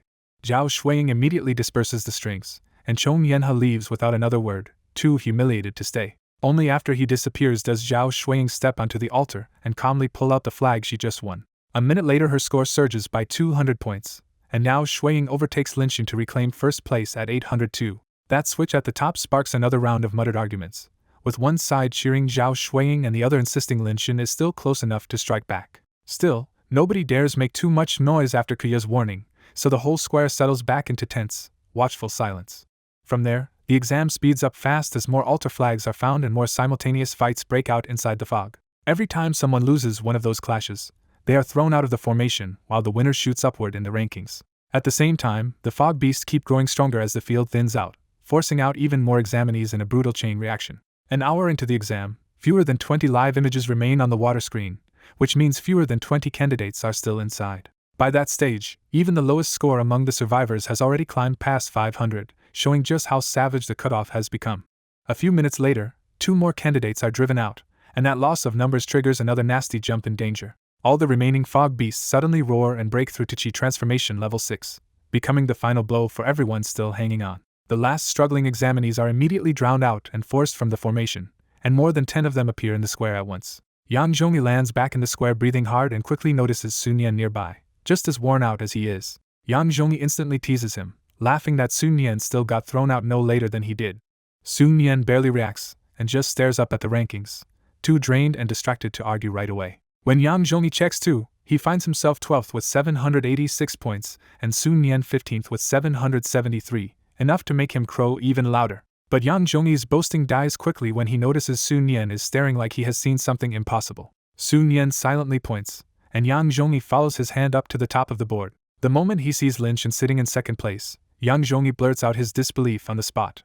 He immediately grabs another examinee for the story, and what he learns leaves both him and Sun Yan stunned speechless. They had guessed Linxin probably improved before the exam, but they never imagined he had grown enough to beat Yanxing. That thought sends Yang Zhongyi hunting through the rankings for Yanxing's name, almost afraid of what he will find. He finally finds Yanxing all the way down at 142nd with 323 points, a collapse so bad it does not even match his status as one of the 4 seeded candidates. When Yang Zhongyi looks across the square, he spots Yanxing in the corner staring at the screen with bloodshot eyes and a face twisted by silent hatred. In the square, Yang Zhongyi watches Yanxing's wrecked expression and can't help feeling a little pity for him. He remembers Yanxing trying to recruit Linxin before the exam, and the fall from arrogance to 142nd place feels especially harsh. Sun Yan catches him muttering, and Yang Zhongyi brushes it off and turns back to the screen. Only 4 candidates are still inside the fog formation now: Zhao Shuiying, Xue Feng, Chong Yenhe, and Linxin. After a wave of eliminations, the fog beasts have grown brutally stronger, and more than 20 of them are swarming each survivor. Xue Feng and Chong Yenhe are nearly pinned in place, unable to get any closer to the exit door while the beasts hammer them without pause. Zhao Shuiying looks far calmer, carving a path forward as her blazing red condensed strings rip the fog beasts apart. Before long, Zhao Shuiying pushes to within 5 meters of the door. Then the crowd's attention snaps to Linxin, because his movement is even more shocking. Linxin slips through tiny gaps like a streak of lightning, turning sharply without losing speed while the beasts fail to touch even his sleeve. The square erupts, with people blurting out that whatever Linxin is using, it definitely isn't ordinary footwork. Kuya and Kai Zhonggu recognize it at once.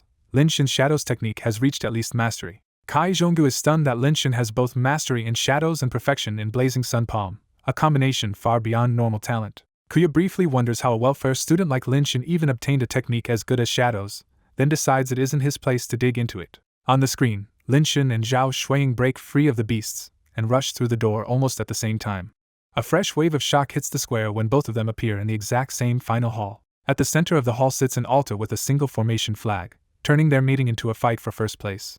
Zhao Shuiying only gives Lin Shin a brief glance before dashing for the flag, because she still thinks he's just a 6th level dark horse. But Lin Shin is faster, and under full mastery shadows he becomes a near afterimage as he shoots straight onto the altar. Shocked, Zhao Shuiying slashes her finger across the air and sends a red condensed string whipping at him.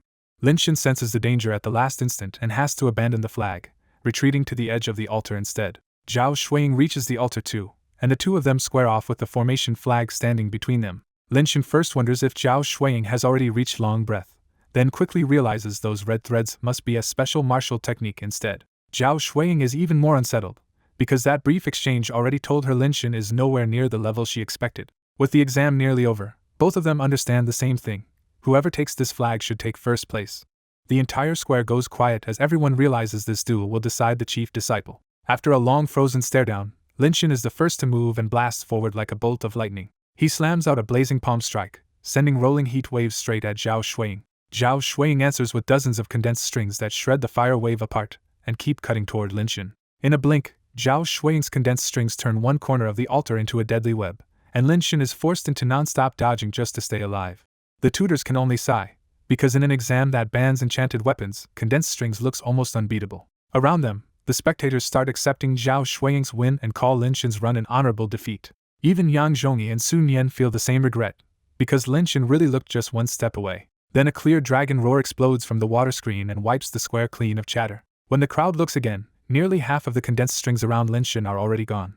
Lin Shin roars again, and a visible sound wave blasts outward like a tsunami through the air. Every condensed string in its path explodes and vanishes, leaving Zhao Shuiying staggered and pale. The square explodes again, because no one expected Lin Shin to reveal a soundwave martial technique strong enough to break condensed strings. Even Kuya and Kai Zhonggu are rattled now, since Lin Shin has suddenly shown a third high-level technique on top of everything else. On the altar, Zhao Shuiying finally sees Lin Shin as genuinely dangerous, because even her greatest advantage has been cracked.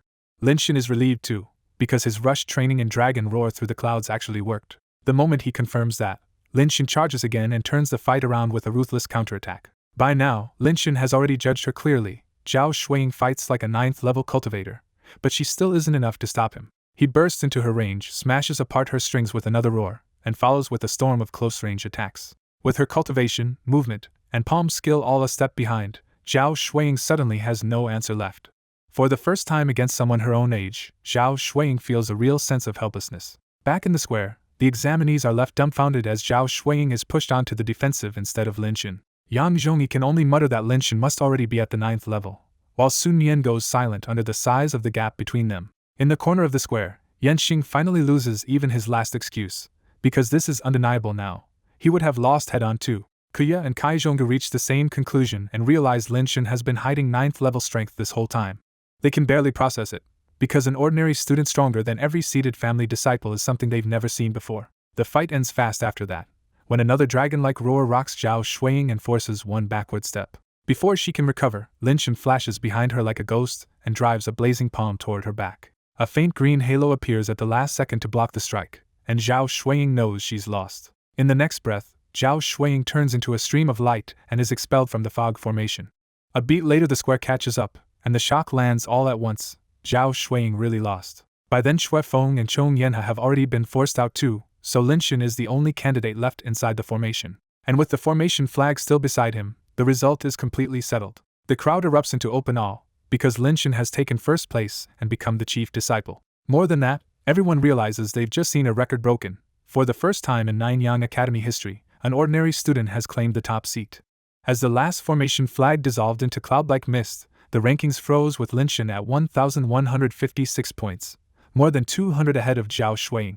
Kuya and Kai Zhonggu were both visibly shaken, because an ordinary student had just crushed a field full of elite family disciples and taken the top spot. Seeing Lin Shin was the only one left and already unbeatable, Kuya proposed ending the exam on the spot, and Kai Zhonggu agreed at once. Kai Zhonggu swept a hand across the formation disc, and the battle image vanished, leaving only the final rankings hanging over the square. A flash of light dropped Lin Shin back into the square, and every eye immediately locked onto him. Lin Shin stood there confused for a beat, still expecting to keep hunting fog beasts, until he noticed the rankings overhead and realized the exam was already over. Even after taking first place, Lin Shin felt a little disappointed, because he had already been ready to test himself against long breath stage fog beasts next. Yang Zhongyi hurried over, punched Lin Shin on the shoulder, and laughed that his friend had gone way past making a splash and straight into chief disciple territory. Sun Yan came over too, looking at Lin Shin with a complicated mix of admiration and disbelief. Lin Shin brushed it off as luck, thinking the 2 formation flags had carried him, but the others knew he only got those flags by beating monsters like Yan Xing, Shui Feng, and Zhao Shuiying first. Then Kuya's voice rang across the square and ordered only the top 200 to stay, sending everyone else home. The rejected examinees left in a wave of frustration, while the ones who remained could barely hide their relief and excitement. Once the square cleared, Kuya formally welcomed the survivors as new members of the Nine-Yang Academy. But his next words were a warning, not a celebration. Getting in meant nothing if they could not survive the brutal competition inside the academy. Kai Zhongge gave them 1 month to prepare before they officially entered the academy and started their real cultivation journey. Before leaving, both tutors gave Lin Shin an unmistakably warm nod, and the other new disciples could only look on with envy. The moment the tutors were gone, candidates from every side surged toward Lin Shin, eager to cling to the new genius before he rose any higher. He got buried under invitations, flattery, and fake casual small talk until he felt less like a champion and more like a zoo exhibit. After some real effort, Lin Shin finally peeled himself free and shot Yang Zhongyi an annoyed look for enjoying the show. That was when Lin Shin noticed Zhao Shuiying standing just 5 meters away, watching him in silence with those clear, steady eyes. Zhao Shuiying walked straight to the point and asked what martial technique he had used in their fight. Lin Shin reminded her that prying into someone else's martial arts was rude, and to his surprise she immediately admitted it and apologized. With that settled, Zhao Shuiying simply told him he was strong, said she held no grudge, and vowed she would beat him next time. She left before Lin Shin could answer, and he could only stare after her and ask if she had always been that blunt. Yang Zhongyi just shrugged and said that was how martial artists were, then quietly warned Lin Shin to watch out for the petty Yan Xing. Lin Shin took the warning in stride, and Yang Zhongyi immediately changed the mood by dragging the group off to the Night Dream Club for a celebration on his tab. Back at the manor, Kong Hong was already waiting, so stunned by the news that he seemed to snap back to reality only when Lin Shin appeared in front of him. Still overwhelmed, Kong Hong congratulated Lin Shin and reminded him to collect the academy's reward for taking first place the next day. After the 3 boys left together, Kong Hong could only watch them go and sigh that the academy was about to erupt over this result. In a bright private room at the Night Dream Club, Lin Shin, Yang Zhongyi, and Sun Yan raised their glasses to celebrate passing the exam. Yang Zhongyi was still half in disbelief as he listed the monsters Lin Shin had beaten and called him the first exam champion in academy history from outside the influential families. Sun Yan backed him up, and when Lin Shin pointed out they had both also made the top 15, the table finally loosened into honest pride. Once the excitement settled, Lin Shin asked Yang Zhongyi to explain what life inside the Nine-Yang Academy was really like. Yang Zhongyi explained that the lower house ranked disciples in 4 tiers, heaven, earth, black, and yellow, and the gap in resources between those levels was huge. When Sun Yan asked how anyone climbed up, Yang Zhongyi said the answer was simple and brutal. Every upper tier had fixed slots, so you advanced only by defeating someone already there. He added that the academy held a level challenge every 3 months, turning promotion into a regular cycle of direct replacement fights. Asked where the freshmen started, Yang Zhongyi broke down the numbers and revealed that only the top 79 newcomers would even get yellow rank, while the rest would begin with no rank at all. That shocked both Lin Shin and Sun Yan. But Sun Yan quickly caught something stranger and questioned why the lower house had only 571 disciples when the academy recruited 200 every year. Lin Shin immediately remembered Kuya's warning, and Yang Zhongyi confirmed the ugly truth. Every year the lower house eliminates the bottom 50, and more disappear to chi deviation, missions, and death. Sun Yan argued that newer disciples were being thrown into an unfair fight against people with a year or more of extra cultivation time. Yang Zhongyi did not soften it at all, saying true fairness did not exist and that the academy's higher-ups simply believed anyone worthy would force their way up anyway. He admitted the system was harsh, but insisted that this constant pressure was exactly why the academy kept producing stronger disciples year after year. Then he added one last practical detail. Even the eliminated disciples were not abandoned, because they could still join the Nine Sons sect as outer disciples or enter the martial enforcement hall. After pouring them fresh drinks, Yang Zhongyi warned that the academy's pressure had not even started yet, because they still had one obstacle waiting in that last free month. When Lin Shin asked what he meant, Yang Zhongyi finally named it with a grim little smile: the guided battle, where the seniors were supposed to welcome the freshmen but really just beat them down on day 1. Over drinks, Yang Zhongyi warns Lin Shin and Sun Yan that every new class gets hit with the academy's so-called guided battle. He explains the rule clearly: 10 yellow-level senior disciples are picked to fight the freshmen, and the losers have to dig, or in the spirit mine for 3 days. Sun Yan immediately calls it what it is: a stacked match meant to bully newcomers who have a full year less cultivation. Yang Zhongyi says the academy quietly allows it as training, and the seniors usually put up resources as stakes so the beatdown looks halfway fair. Then he points at the real problem this year. Lin Shin became chief disciple as a commoner, so senior students from powerful families are almost guaranteed to target him. Lin-Shin stays cool and says they'll deal with whatever comes, even with everyone expecting trouble. Yang Zhongyi presses harder, saying the seniors may even send long-breath opponents. But Lin-Shin quietly thinks he can already fight that level and may break through himself within a month. Elsewhere in the central district, a grim Yenxing arrives at a towering high-rise and heads straight for his older brother. A waiter directs him to Cultivation Room 2, and Yenxing walks down the long corridor like he's bracing for judgment. Inside the dark room, Yen Jing'an sits cross-legged in white, and the moment he opens his eyes the whole space seems to flash with lightning. Yenxing is stunned then thrilled, because that flash means his brother has already broken through to the bright aperture stage. Yen Jing'an confirms the breakthrough but says he still will not challenge the upper house yet because his realm has not stabilized. Then the conversation turns sharp as Yen Jing'an brings up Yenxing's disgraceful exam ranking and reminds him their family is being laughed at. Under that calm pressure, Yenxing can barely answer, and sweat breaks out as Yen Jing'an says some elders even want his family resources cut. That finally shakes Yenxing, because losing resources would let the other Yen family geniuses overtake him and strip away his status.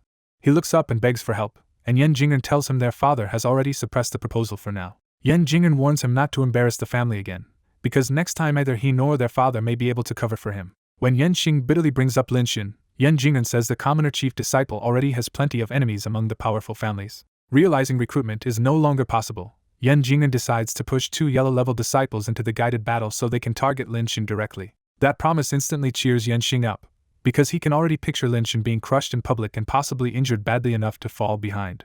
Back at home, Lin-Shin is almost attacked by a black blur before he realizes it's just AI launching herself at him. AI grabs his clothes with watery eyes and demands the only thing that matters to her right now, canned cat food. Lin-Shin finally remembers he forgot feeding Day, so he pulls out a pile of cans from his storage jade plate to calm her down. AI tears into the food at once and admits she miscounted her stash, ate too much, and has been starving for 3 days. Embarrassed by how badly he neglected her, Lin-Shin promises she can ask for more whenever she runs out. AI instantly forgives him and calls him a good person, which only makes Lin-Shin feel guiltier for fooling such a simple kid. Once AI is fed, Lin-Shin heads upstairs and turns back to the real deadline hanging over him, 1 month before academy entry. He decides to spend that month pushing Shadows and Dragon Roar through the clouds as far as possible, because both proved their worth in the exam. He especially values Dragon Roar through the clouds now that he knows it suppressed Zhao Shuiying's famed condensed strings, proving the cat general was right about its power. To survive what's coming, Lin-Shin sets his next big goal clearly: break through to the long breath stage as soon as he can.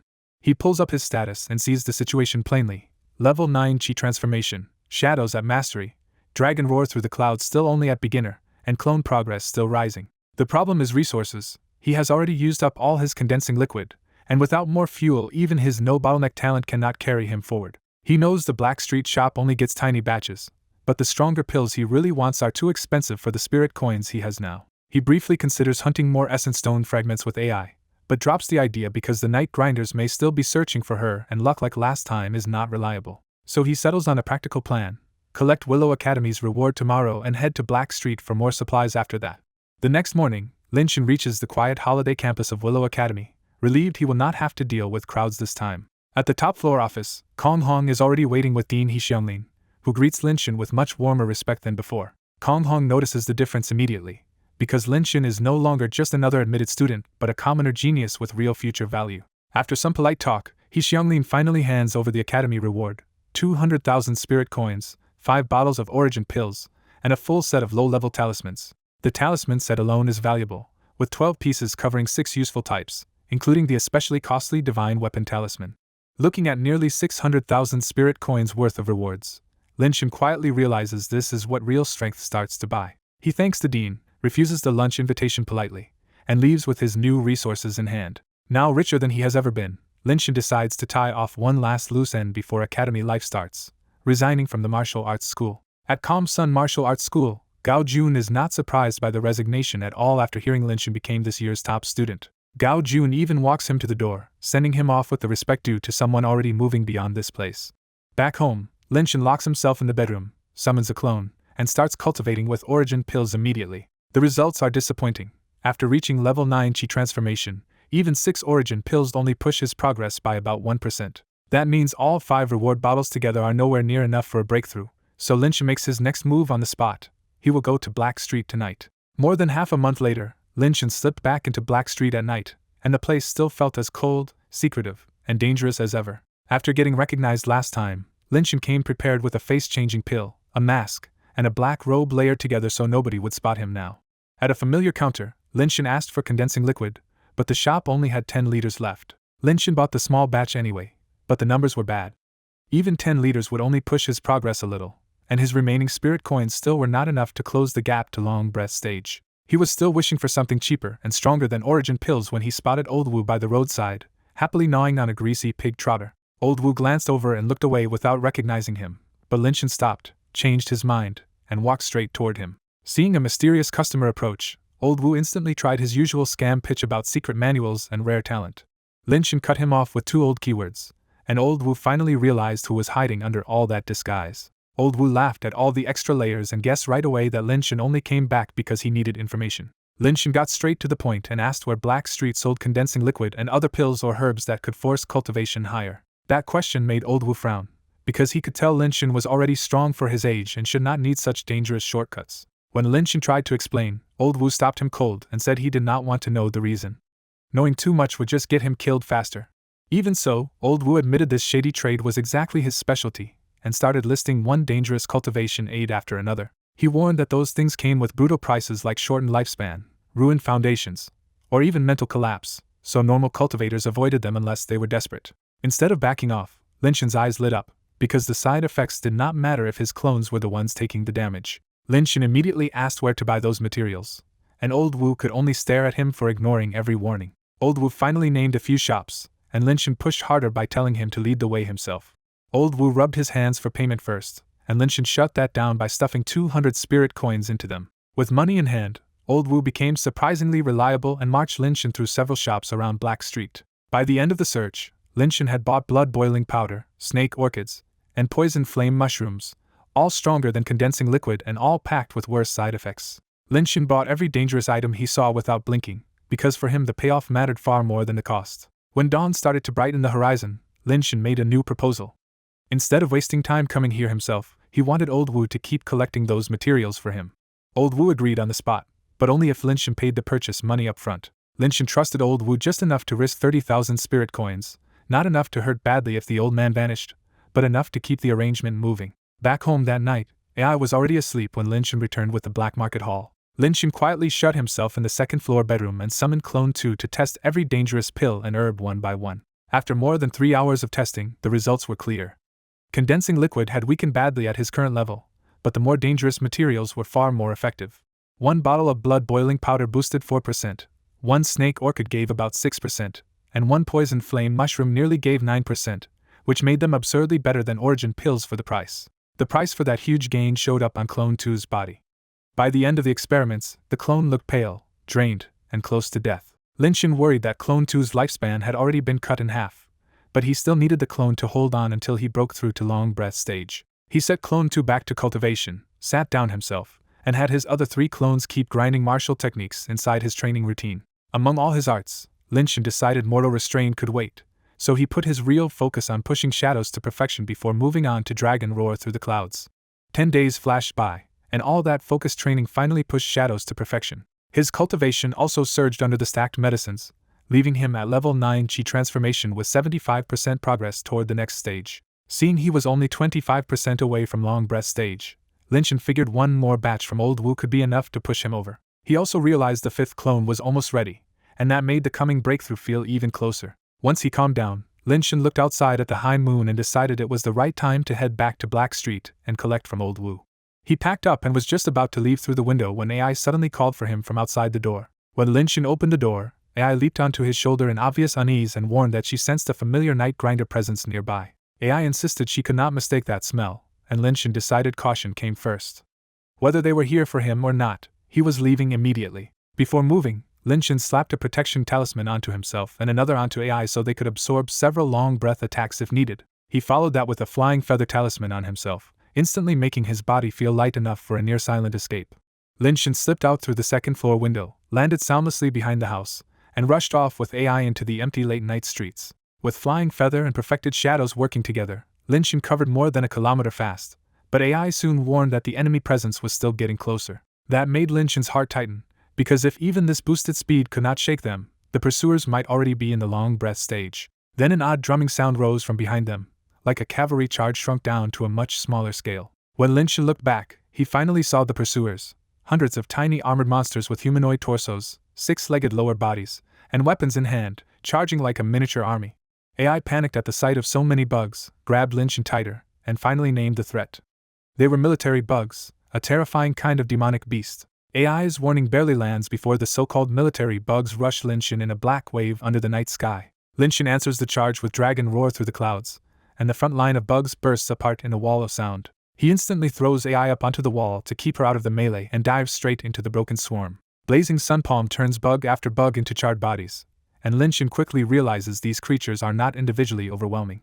The real threat clicks into place for him. Each bug is only around the 3rd or 4th level, but their numbers and formation charge can still drown a normal cultivator. As he keeps killing, Linshin starts suspecting someone is directing the swarm from behind the scenes. The bugs reorganize fast, with larger leaders splitting them into archers, front attackers, and wall climbers to seal him in from every side. Linshin stays composed because his protection talisman shrugs off the arrows and sneak attacks, letting him focus only on killing his way through. Whenever the swarm closes too tightly, he roars again, blasts open a gap, and slips out before they can pin him down. After several cycles like that, nearly 200 bugs are dead, and the hidden mastermind finally has to show himself. A shrill flute note cuts through the alley, and the remaining bugs instantly retreat and split apart to open a path. The man who walks out is Luo, the leader of the Night Grinders, pale and exhausted looking but cold as a snake. AI pops her head over the wall and immediately identifies him for Linshin. Luo Yi's glare makes AI flinch and duck behind the wall, but with Linshin below, she peeks back out and angrily declares that she will not go back. Luo Yi coldly shuts that down and says he did not come for AI at all. Instead, he reveals he switched jobs long ago, because capturing cultivators now pays far better than selling spiritual cats. Then he fixes on Linshin and admits this whole hunt is for him. Luo Yi explains that someone offered 3 million spirit coins for Linshin's life and body, because the top freshman title made him especially valuable. AI is so stunned by that number that she suddenly looks at Linshin like he has become outrageously precious. Linshin is far less amused, because the talk about his body makes him suspect some filthy method like forbidden cultivation or human-based refining. When Luo Yi fails to scare him, his patience snaps and he charges with his saber. His quicksand saber manual erupts like a desert storm, with layered saber light swallowing the space around Linshin. Linshin smashes the saber storm apart with another dragon-like roar and rushes straight into close combat. Luo Yi expected his long breath cultivation to crush a student, but Linshin's martial skill is so polished that the fight instantly becomes a real contest. The more Luo Yi fights, the more unbelievable it feels that Linshin has mastered multiple high-level techniques before the age of 20. What Luo Yi cannot see is that Linshin has already switched to superior martial arts, sharpening both his technique and combat instincts. That only makes Luo Yi angrier, because without his weapon advantage, he is starting to feel like he might actually lose. Linshin suddenly pulls back, and Luo Yi takes the bait at once, thinking his prey is finally trying to run. But Linshin was never fleeing. He was only testing a true long-breath expert, and now he has his answer. Satisfied that he can already match a first-level long-breath cultivator in raw skill, Linshin decides to end this with another trump card. He flips out the God-seeking token and starts chanting, making the space in front of him distort. The cat general steps from the rippling void with one hand on his sword, and the whole battle tilts in an instant. One look at the token tells Luo Yi everything. How To and Dai Gung died to Linshin, and this clone is far beyond his level. Linshin also finally understands that the earlier ambush by How To and Dai Gung came from the same people who now want his body. He politely asks the cat general for help, and the summon answers without hesitation. The cat general's sword flashes out like lightning, and Luo Yi's confidence breaks on the spot. Knowing he cannot fight a 5th-level long-breath clone, Luo Yi drops all pride and turns to run. The remaining military bugs charge the cat general to buy their master time, but it is a hopeless sacrifice. Luo Yi barely gets moving before Linshin cuts off his escape route and throws his own words right back at him. Humiliated and furious, Luo Yi hacks at him to force a path open, but Linshin meets him head-on again. Because the protection talisman is still holding, Linshin can afford to fight aggressively even against the saber's edge. Behind them, the cat general wipes out the last 100 or so bugs in a blink with cold, merciless sword light. When Luo Yi sees the cat general finish and turn toward him, pure panic finally hits. With death closing in, Luo Yi suddenly begs for a pause and says they can still talk. Linshin coolly gives him one chance. Name the people behind this hunt first. Luo Yi panics and says he signed a law contract, so exposing them would kill him the instant he speaks. That answer changes nothing for Linshin, because a man who cannot reveal the threat behind him is useless alive. Luo Yi scrambles to offer money, martial techniques, and pills, but Linshin has already decided the safest answer is to kill this jackal for good. Luo Yi finally realizes he cannot touch Linshin, so he roars and throws himself forward in a desperate last charge. Linshin refuses to trade blows with the dying enemy and glides backward, leaving Luo Yi to the cat general instead. The strength gap is too brutal, and after a short struggle the cat general drives its sword through Luo Yi's chest. Luo Yi collapses dead, and the cat general calmly sheathes its sword as the danger finally breaks. Before disappearing, the cat general gives Lin Shen a quiet nod and glances at AI like it recognizes her. With the summon gone, Lin Shen exhales hard and starts searching Luo Yi's body for anything that leads back to the mastermind. He finds almost nothing useful except a small jade box, and inside it sits a pale gray herb that clearly is not ordinary. AI pads over, senses the herb's dense spiritual energy and strange coldness, and confirms for Lin Shen that it is probably a rare treasure. Lin Shen pockets the herb for later investigation and reaches for the melting liquid to erase the corpse. Fast footsteps suddenly rush up behind him, and Lin Shen whips around, expecting another enemy. Instead of accomplices, a martial enforcement hall patrol arrives, and their leader turns out to be Han Wu. Han Wu squints at Lin Shen, remembers seeing him before, and asks if he is a student from Willow Academy. Once Han Wu recognizes him as a Willow Academy student, Lin Shen quietly realizes he does not need to destroy the body anymore. The patrol notices the dead man on the ground and immediately shifts into full suspicion, treating Lin Shen like a possible killer they may need to arrest. Han Wu demands an explanation, and the mood makes it clear Lin Shen gets one chance to answer cleanly. Lin Shen calmly explains that Luo Yi, leader of the Night Grinders, ambushed him tonight under orders from a new boss who wanted his body. The moment they hear the dead man is Luo Yi, the officers are visibly shaken, and one even mutters that the same troublemakers are at it again. After checking the corpse and confirming it really is Luo Yi, Han Wu's team finally relaxes because Lin Shen's story holds up. Then a new question hits them all at once. Luo Yi was a long breath cultivator, so how did a Qi transformation student kill him? Lin Shen answers by showing the God-seeking token, making it clear the summon did the heavy lifting and saved his life. Han Wu recognizes the token on sight, and the mystery of Luo Yi's death finally makes sense to the whole patrol. When Han Wu casually asks his name and hears Lin Shen, the patrol suddenly realizes they are standing in front of the Academy's famous commoner chief disciple. The officers start whispering about Lin Shen's talent and status, and even note that powerful people already care enough to send a long-breath assassin after him. Seeing Lin Shen's reaction, Han Wu explains that many people in the Martial Enforcement Hall came from Nanyang Academy, including himself. Lin Shen immediately addresses him as Senior Brother Han, and Han Wu waves it off with a bitter laugh about failing to graduate from the academy himself. Han Wu tells Lin Shen to leave the cleanup to the hall, stay careful at night, and remember that once he enters Nanyang Academy, these people will have a much harder time touching him. Before parting, Han Wu gives Lin Shen his name and openly tells him to come to the Martial Enforcement Hall if he ever needs help. Lin Shen thanks him and heads off, while AI finally jumps onto his shoulder now that the outsiders are no longer a problem. Han Wu's subordinates immediately tease him for treating Lin Shen so well, because everyone can see that boy's future is huge. Their gossip gets ridiculous fast, including one shameless joke about whether Lin Shen needs an older girlfriend. Han Wu cuts off the gossip, orders the scene cleaned up, and tells one subordinate to deliver Luo Yi's bounty to Lin Shen the next day. A younger officer quietly tells Han Wu that influential family disciples in Nanyang Academy are planning to use the freshman-guided battle to hit Lin Shen hard. Han Wu can already picture it, because those proud family disciples would never accept a commoner standing above them. He can only hope Lin Shen survives that welcome, because a new student facing older academy seniors is almost certain to take a hard hit. Han Wu then turns to a bigger threat and orders the Night Grinders hunted down so the hall can trace their links to the increasingly active wild wolves. Back home, Lin Shen does not rest at all. Tonight's assassination only convinces him that he needs more power immediately. After calming AI, Lin Shen slips back out alone and heads straight for Black Street, determined to prepare for a long-breath breakthrough. He reaches Black Street half an hour later and goes to the alley beside the restaurant where Old Wu said he would wait. There he finds Old Wu half asleep against the wall, exactly as shady and unbothered as ever. Lin Shen wakes the old fixer, who lazily tosses him a package full of pills and rare herbs for the breakthrough. A quick inspection tells Lin Shen the materials are enough to support his push into the long breath stage. Then Lin Shen remembers the gray herb from Luo Yi and opens the jade box to ask the old fixer what it is. The old fixer recognizes the herb at a glance as extreme grass, a rare and expensive ingredient for many attributed pills. When Lin Shen presses for what really matters, the old fixer reveals this herb is especially famous as a main ingredient in blood spirit pills. That name alone is enough to chill Lin Shen, because blood spirit pills are made from cultivators' flesh and bones and are infamous across the cultivation world. Lin Shen immediately connects the dots and realizes the people behind Luo Yi may have wanted his body to refine blood spirit pills. Lin Shen brushes off the old fixer's concern, pays 30,000 spirit coins, and tells him to keep gathering more pills and rare herbs. With his supplies secured and his suspicions sharpened, Lin Shen hurries back to the eastern villa before dawn. The next morning, the Martial Enforcement Hall really does send someone to his door with Luo Yi's 500,000 spirit coin bounty. Lin Shen accepts the money without hesitation, because breaking through to Long Breath will only burn through even more resources. As soon as the messenger leaves, Lin Shen goes back upstairs and shuts himself in to focus completely on cultivation.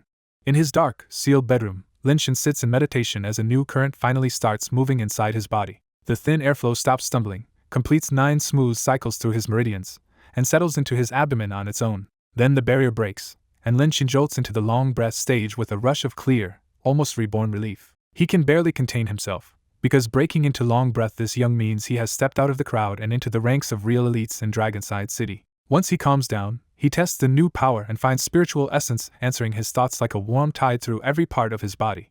The power can turn fierce or gentle at will, and that smooth control makes the breakthrough feel even more real. At the mirror, Lin-Shin sees the change plainly on his own face, brighter eyes, a jade-like sheen, and a faint air of transcendence. He puts that new strength to the test by lifting the heavy solid wood bed with one hand, and it rises effortlessly. That easy lift tells him the gap from chi transformation to long breath is every bit as huge as people say. Thinking back to his hard fight with Luo, Lin-Shin realizes that now he could kill that same long breath opponent within 20 rounds and without touching the God-seeking token. He calls up his status and confirms the breakthrough, long breath level 1, with Dragon Roar through the clouds already pushed to proficient. Now that the realm requirement is gone, Lin-Shin immediately pulls out the manuals for Forbidden Golden Armor and Meltdown to start his next round of training. He splits the work between 4 clones, giving the Yang-based Meltdown to his pure Yang third clone and assigning Forbidden Golden Armor to the others. Then he notices something unexpected. Clone 2 no longer looks half-dead after Lin-Shin's breakthrough into long breath. He quickly figures out why. Reaching long breath lengthened his lifespan, so the clone tied to that limit has become more stable too. Satisfied, Lin-Shin feeds Clone 2 another snake orchid and has it resume cultivation. With the 5th clone only 3 days away, Lin-Shin pauses in excitement, already looking forward to the next talent it will bring. He reins in the excitement, sits down again, and returns to steady meditation while the clone work continues. 2 hours later, Lin-Shin and Clone 2 finish refining the snake orchid, only to find its effect has dropped sharply after the breakthrough. His regular breathing technique is even worse at this stage, and the interface shows his long breath progress barely moved at all.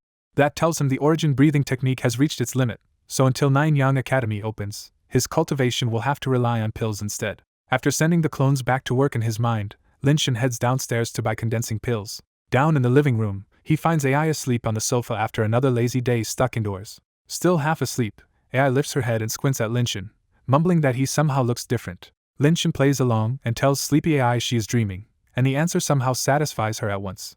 AI immediately curls back up and falls asleep again, leaving Lin-Shin amused as he heads out alone. His destination is the East District branch of the True Martial Pavilion, the biggest cultivation store in the city. Even this branch feels extravagant, and Lin-Shin pauses for a second before walking into the huge, crowded lobby. He heads straight to the pill counters and quickly finds the condensing pills meant for long breath cultivators. Then the price hits him hard, because one bottle costs 360,000 spirit coins.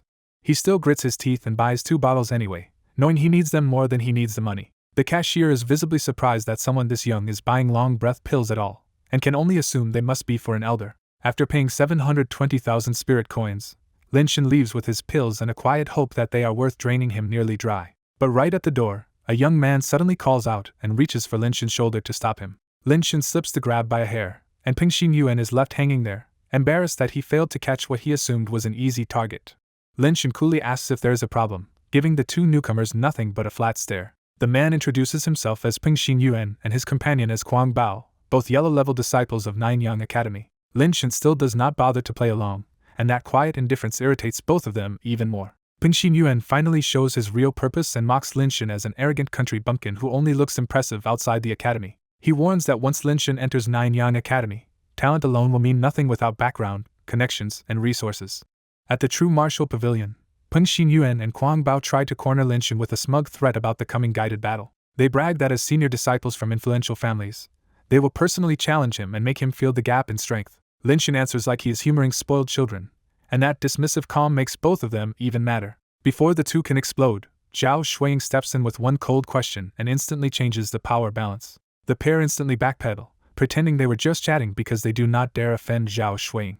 Zhao Shuiying says nothing at all, but her stare is enough to make them crack and retreat. They flee at last, but not before throwing Lin-Shin one last resentful glare. Once the trouble is gone, Zhao Shuiying checks if Lin-Shin is alright, and he thanks her for stepping in. She warns him that both Ping Xingyuan and Kuang Bao are already in the long breath stage, so the guided battle will not be harmless. Lin-Shin only smiles and accepts the warning with unsettling confidence, which leaves Zhao Shuiying quietly puzzled.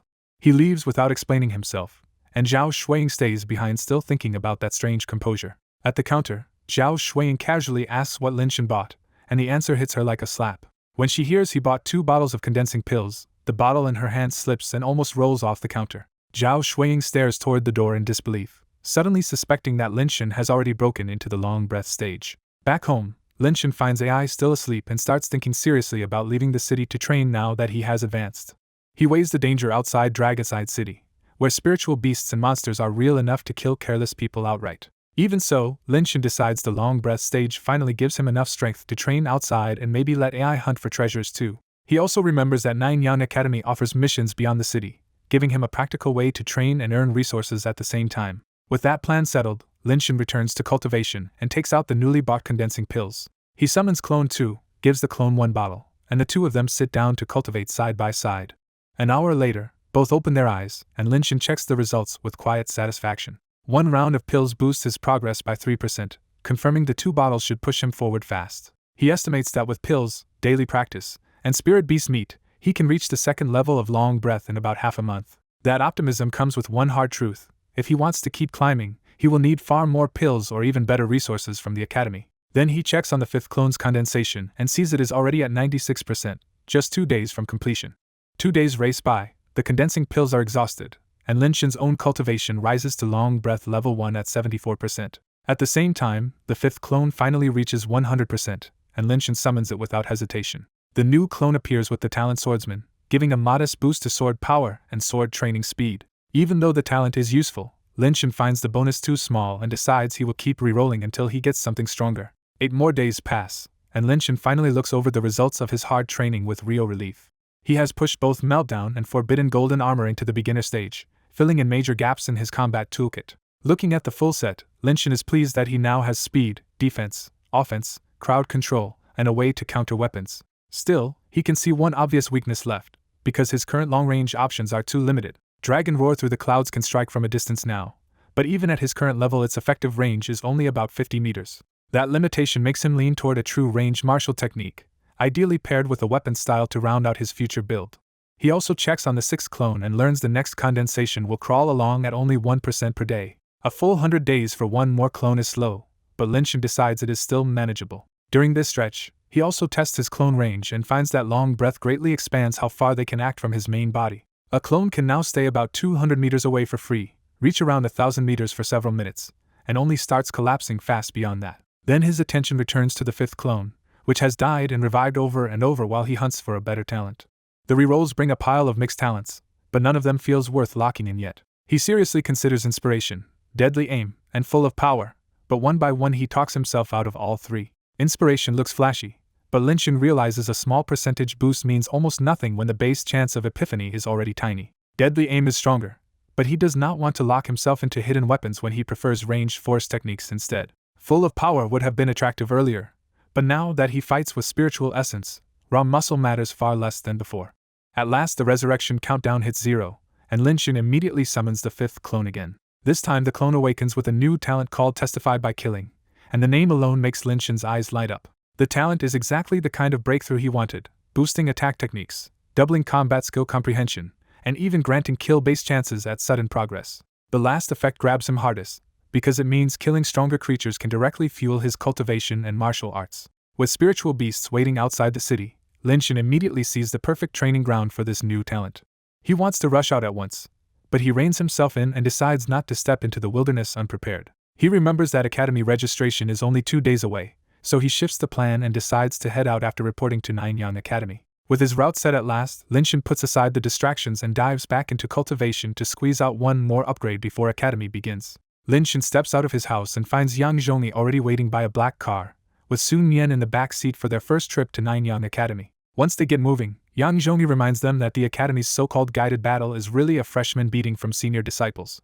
Sun Yan shrugs it off, saying 1 month was never enough time for any real breakthrough anyway. Yang Zhongli jokes that even if he gets crushed, 3 days in the spirit mine will just count as body tempering. Then Yang Zhongli turns serious and urges Linshin to fake an injury so the seniors cannot drag him into a public setup. Linshin calmly rejects the idea because any fake injury would be exposed the moment someone insisted on treating him, and he would still lose face. Yang Zhongli still worries that one ruthless senior could leave Linshin recovering for months and wreck his progress inside the academy. Linshin only smiles and says he knows what he is doing, leaving his 2 friends resigned and unable to change his mind. As the car enters the central district, Lin Xin is caught off guard because the place looks nothing like the towering steel jungle he imagined. What really shocks him is the traffic here, where cultivators openly ride powerful spiritual beasts down the middle of the road. Yan Zhong explains that the central district allows spiritual beasts, as long as the rider is at long breast stage and reports it in advance. A streak of sword light suddenly cuts across the sky, and Yan Zhongyi blurts out that only a sword cultivator using sword escape could move like that here. Lin Xin stares after the vanishing sword light, and quietly sets his own sights on one day becoming a cultivator master. About 20 minutes later, the car stops in front of a sprawling park-like complex that looks nothing like a normal academy. Yan Zhongyi simply tells him the real 9-Yan Academy is not here and leads both boys deeper inside. Inside one grand jade-lined building, Lin Xin realizes this stop was only the entrance to something far more important. The moment they cross the doorway, 2 Xieji stone statues come alive, turn their heads, and begin checking whether the 3 newcomers are genuine. After the statues confirm their identities and ask if they wish to enter the academy, Yan Zhongyi answers yes without hesitation. A burst of white light swallows Lin Xin's vision, and the academy entrance reveals itself as a teleportation gate. When the light fades, Lin Xin finds himself standing in a sunlit green field with wooden buildings built against a mountain far ahead. The sight finally hits him. 9-Yan Academy is hidden inside an alternate space, more like a cultivation paradise than a city campus. Yan Zhongyi explains that this blessed place is soaked in richer spiritual essence, and even before bright aperture stage, Lin Xin can already feel his body growing lighter here.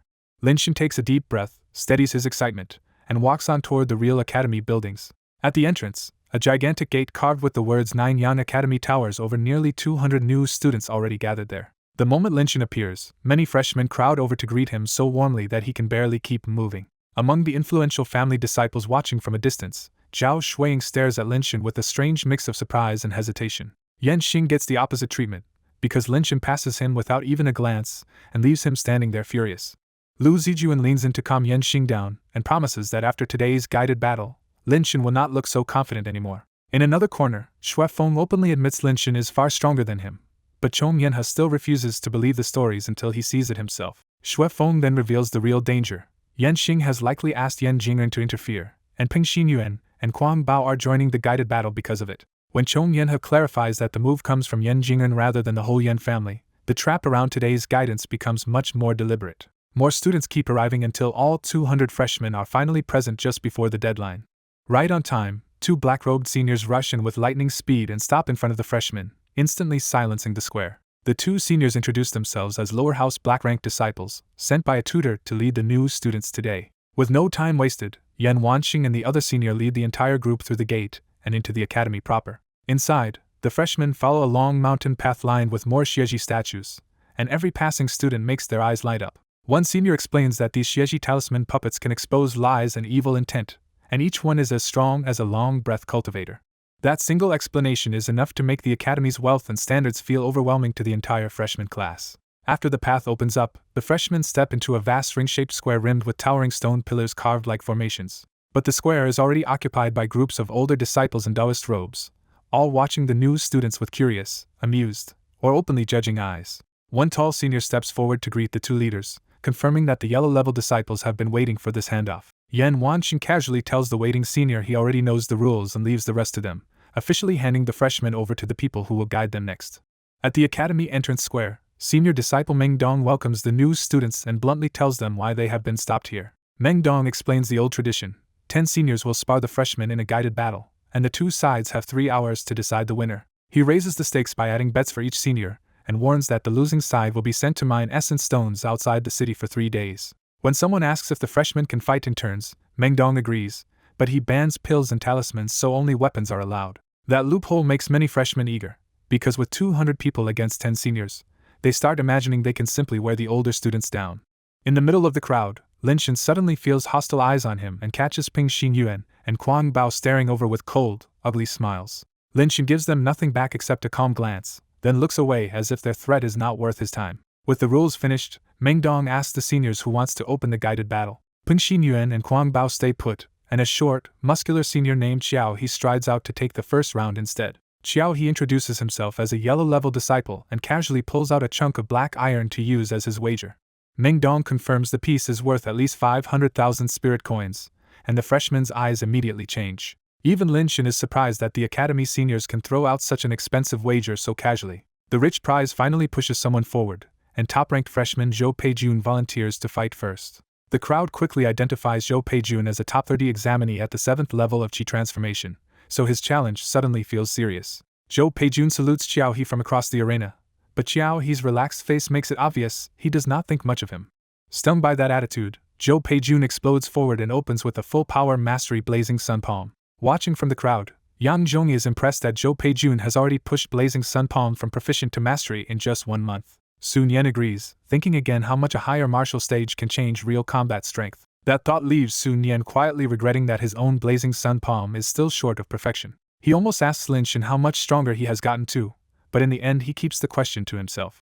Before anyone can say more, Xiao He smashes through Zhou Peijun's attack with a single punch and sends him flying backward. Zhou Peijun slams to the ground clutching his chest, red-faced with pain and humiliation after losing in one blow. Xiao He calmly praises him anyway and asks who wants to challenge next, as if that crushing win was nothing special. The square goes dead quiet, because everyone just watched a 7th-level freshman get folded in a single exchange. Now the freshmen finally understand the trap. Xiao He may not be at long breath yet, but beating him would still take a long chain of sacrificial challengers.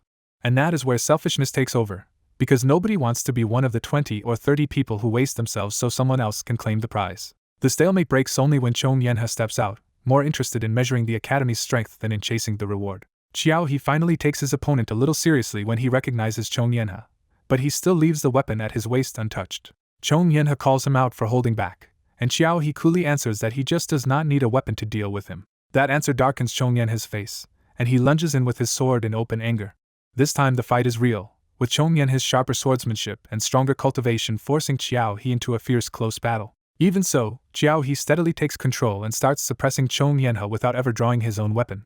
On the sidelines, Yang Zhongyi grits his teeth and points out that Xiao He is using Vajra Samadhi Fist at least the proficient stage. Lin Shen recognizes why that matters so much, because Vajra Samadhi Fist is a powerful Yang attribute art used even far beyond the Qi transformation stage. That explains Xiao He's arrogance. His bare hands are already backed by a martial art many stronger cultivators never trained this well.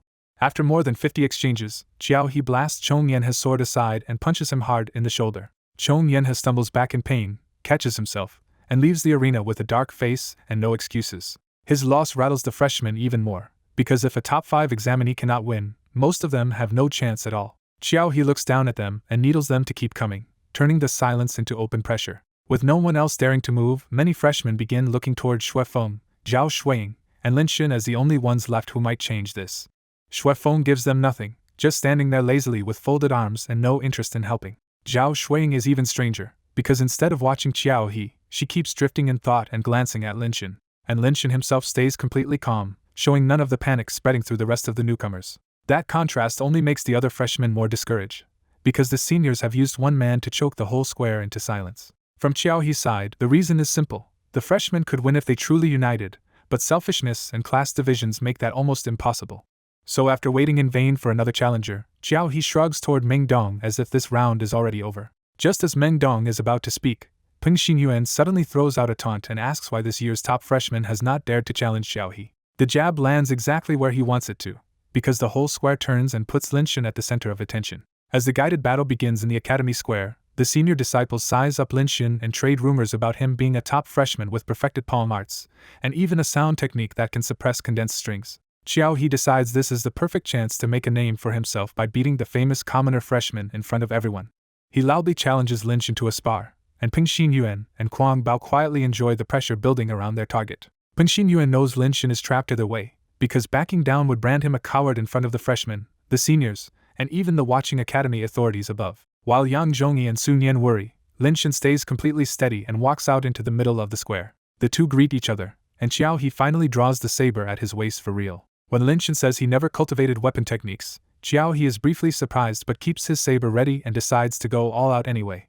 The square falls quiet as both sides square up, and the freshmen can only whisper guesses about whether Lin Shen can handle a senior with a weapon. Xiao He loses patience first and opens with Burning Cloud Blade, sending a roaring fire cloud slash across the square. The attack is so fierce that even the onlookers feel like they are staring into a sea of fire, and Meng Dong immediately realizes Xiao He's saber art has reached mastery. Peng Xinyuan and Kuang Bao are delighted, convinced Xiao He's breakthrough means Lin Shen is finished before they even have to step in. But when the fire cloud reaches him, Lin Shen answers with one casual bare-handed slap. That plain palm crushes the entire saber wave on contact, blowing the fire cloud apart as if it hit an invisible wall. Before anyone can process it, Lin Shin catches Xiao He's saber with his hand and stops it cold. Xiao He finally sees the thin layer of spiritual essence coating Lin Shin's palm and blurts out the truth in shock. Lin Shin twists the front of the saber into a mangled ball with his fingers, turning Xiao He's weapon into scrap in one brutal move. Then Lin Shin lands a single palm to Xiao He's chest and sends him flying across the square. Xiao He crashes to the ground and blacks out on the spot, leaving the whole square stunned into silence. Once the shock hits, everyone understands what that faint aura meant. Lin Shin has already reached the long breath stage. The square explodes with shouts because no one expected a freshman to break through this fast, let alone in barely a month. Yang Zhong is openly stunned, and even Sun Yan can only stare after realizing Lin Shin has jumped ahead into a whole new realm. Zhao Shuiying confirms her earlier suspicion that Lin Shin bought condensing pills because he was already aiming at the long breath stage, and the truth leaves her shaken. Yan Xing is hit even harder, rooted in place as he realizes the freshman he already lost to has become a long breath cultivator. Shui Feng takes the chance to tease Chong Yenha, and Chong Yenha instantly drops any thought of fighting Lin Shin after seeing what happened to Xiao He. The crowd starts calling Lin Shin a monster, because no freshman in Nine Yan Academy history has ever reached the long breath stage this early. That same praise makes Ping Xinyuan and Quang Bao's faces turn ugly, because even beating Lin Shin now will not erase how valuable he looks to the academy. Meng Dong finally regains control of the square, has Xiao He carried away, and formally gives the round to Lin Shin. Lin Shin calmly accepts Xiao He's black iron as the bet payment, without showing the slightest excitement after his one-sided win. When Lin Shin turns his gaze on the remaining seniors, the question hanging in the air is obvious: who dares come next? The Qi transformation seniors have nothing to say now, and the others quietly look toward Ping Xinyuan and Quang Bao as the only ones left who can match him. In a low voice, Quang Bao asks if they still go through with the plan, and Ping Xinyuan insists they must obey Yan Wanqing's order to crush Lin Shin in the guided battle. Quang Bao volunteers to handle it himself, confident that a newly advanced long-breath freshman still cannot compare to someone who has been stable in that realm for half a year. With that decision made, Quang Bao strides into the square and openly challenges Lin Shin to the next fight. The freshmen react with a fresh wave of awe, because whatever happens next, Lin Shin is now being treated as an equal by a senior in the long-breath stage. Lin Shin is not surprised when Quang Bao steps out, because he already expected Ping Xinyuan's side would not let this guided battle end quietly. Asked for his stake, Quang Bao reluctantly brings out a porcelain bottle of 5 drops of mystic bone liquid. Meng Dong confirms the wager and explains that mystic bone liquid can harden the body and greatly help martial technique training, with each drop worth about 200,000 spirit coins. The new students are stunned by the million spirit coin stake, while Quang Bao can only swallow the pain because a long breath stage senior cannot afford to look cheap here. Once the bottle is in Meng Dong's hands, Quang Bao steadies himself by thinking he only has to beat Lin Shin to win it right back. Lin Shin ignores the glare and quietly decides the mystic bone liquid will be perfect for cultivating forbidden golden armor. As Meng Dong clears the center, the whole square tightens up and everyone fixes their eyes on the fight that is finally about to start. On the sidelines, Yang Zhongyi asks for Sun Yan's read on the outcome, and even Sun Yan can only say it is hard to call. Sun Yan still worries more for Lin Shin, because Quang Bao has long stabilized at long breath stage and also has the weapon advantage. Most of the crowd feels the same way, and even the usually calm Zhao Shuiying tightens her fists because she does not want a fellow freshman to lose. Quang Bao makes the first move and whips out a vicious burning cloud saber strike, scarlet saber light twisting toward Lin Shin's head. The force of a long breath strike shakes the square, and everyone can feel that this saber is on a completely different level from Xiao He's. Then Lin Shin shocks everyone by answering that deadly saber the same way as before, with a bare palm. Quang Bao thinks Lin Shin is being suicidal, because a saber wrapped in spiritual essence should never lose to flesh and blood. But when palm and saber collide, the square hears a metal-on-metal clang instead of flesh being cut open. Quang Bao suddenly screams and jerks back, dropping the hilt as if it has become a branding iron. Everyone finally sees the result. Quang Bao's 100 refinement saber is glowing red, twisted out of shape, and nearly ruined in one exchange. The senior students erupt in disbelief, because even blazing sun palm at perfection should not be able to melt a weapon like that. Someone realizes Lin Shin is using Meltdown, the costly martial technique famous for wrecking metal weapons, and that reveal only makes his talent look more absurd. Now the crowd tallies up Lin Shin's martial arts and realizes this freshman has mastered 4 techniques at once, enough to embarrass the seniors who bragged earlier. Ping Xinyuan's face turns ugly too, because he cannot understand where Lin Shin even got a technique like Meltdown. Quang Bao recognizes Meltdown too, but Lin Shin does not bother answering and rushes him again before he can recover. Forced onto defense, Quang Bao pulls out another weapon, but his burned dominant hand and fear of another direct clash leave his saber power badly crippled.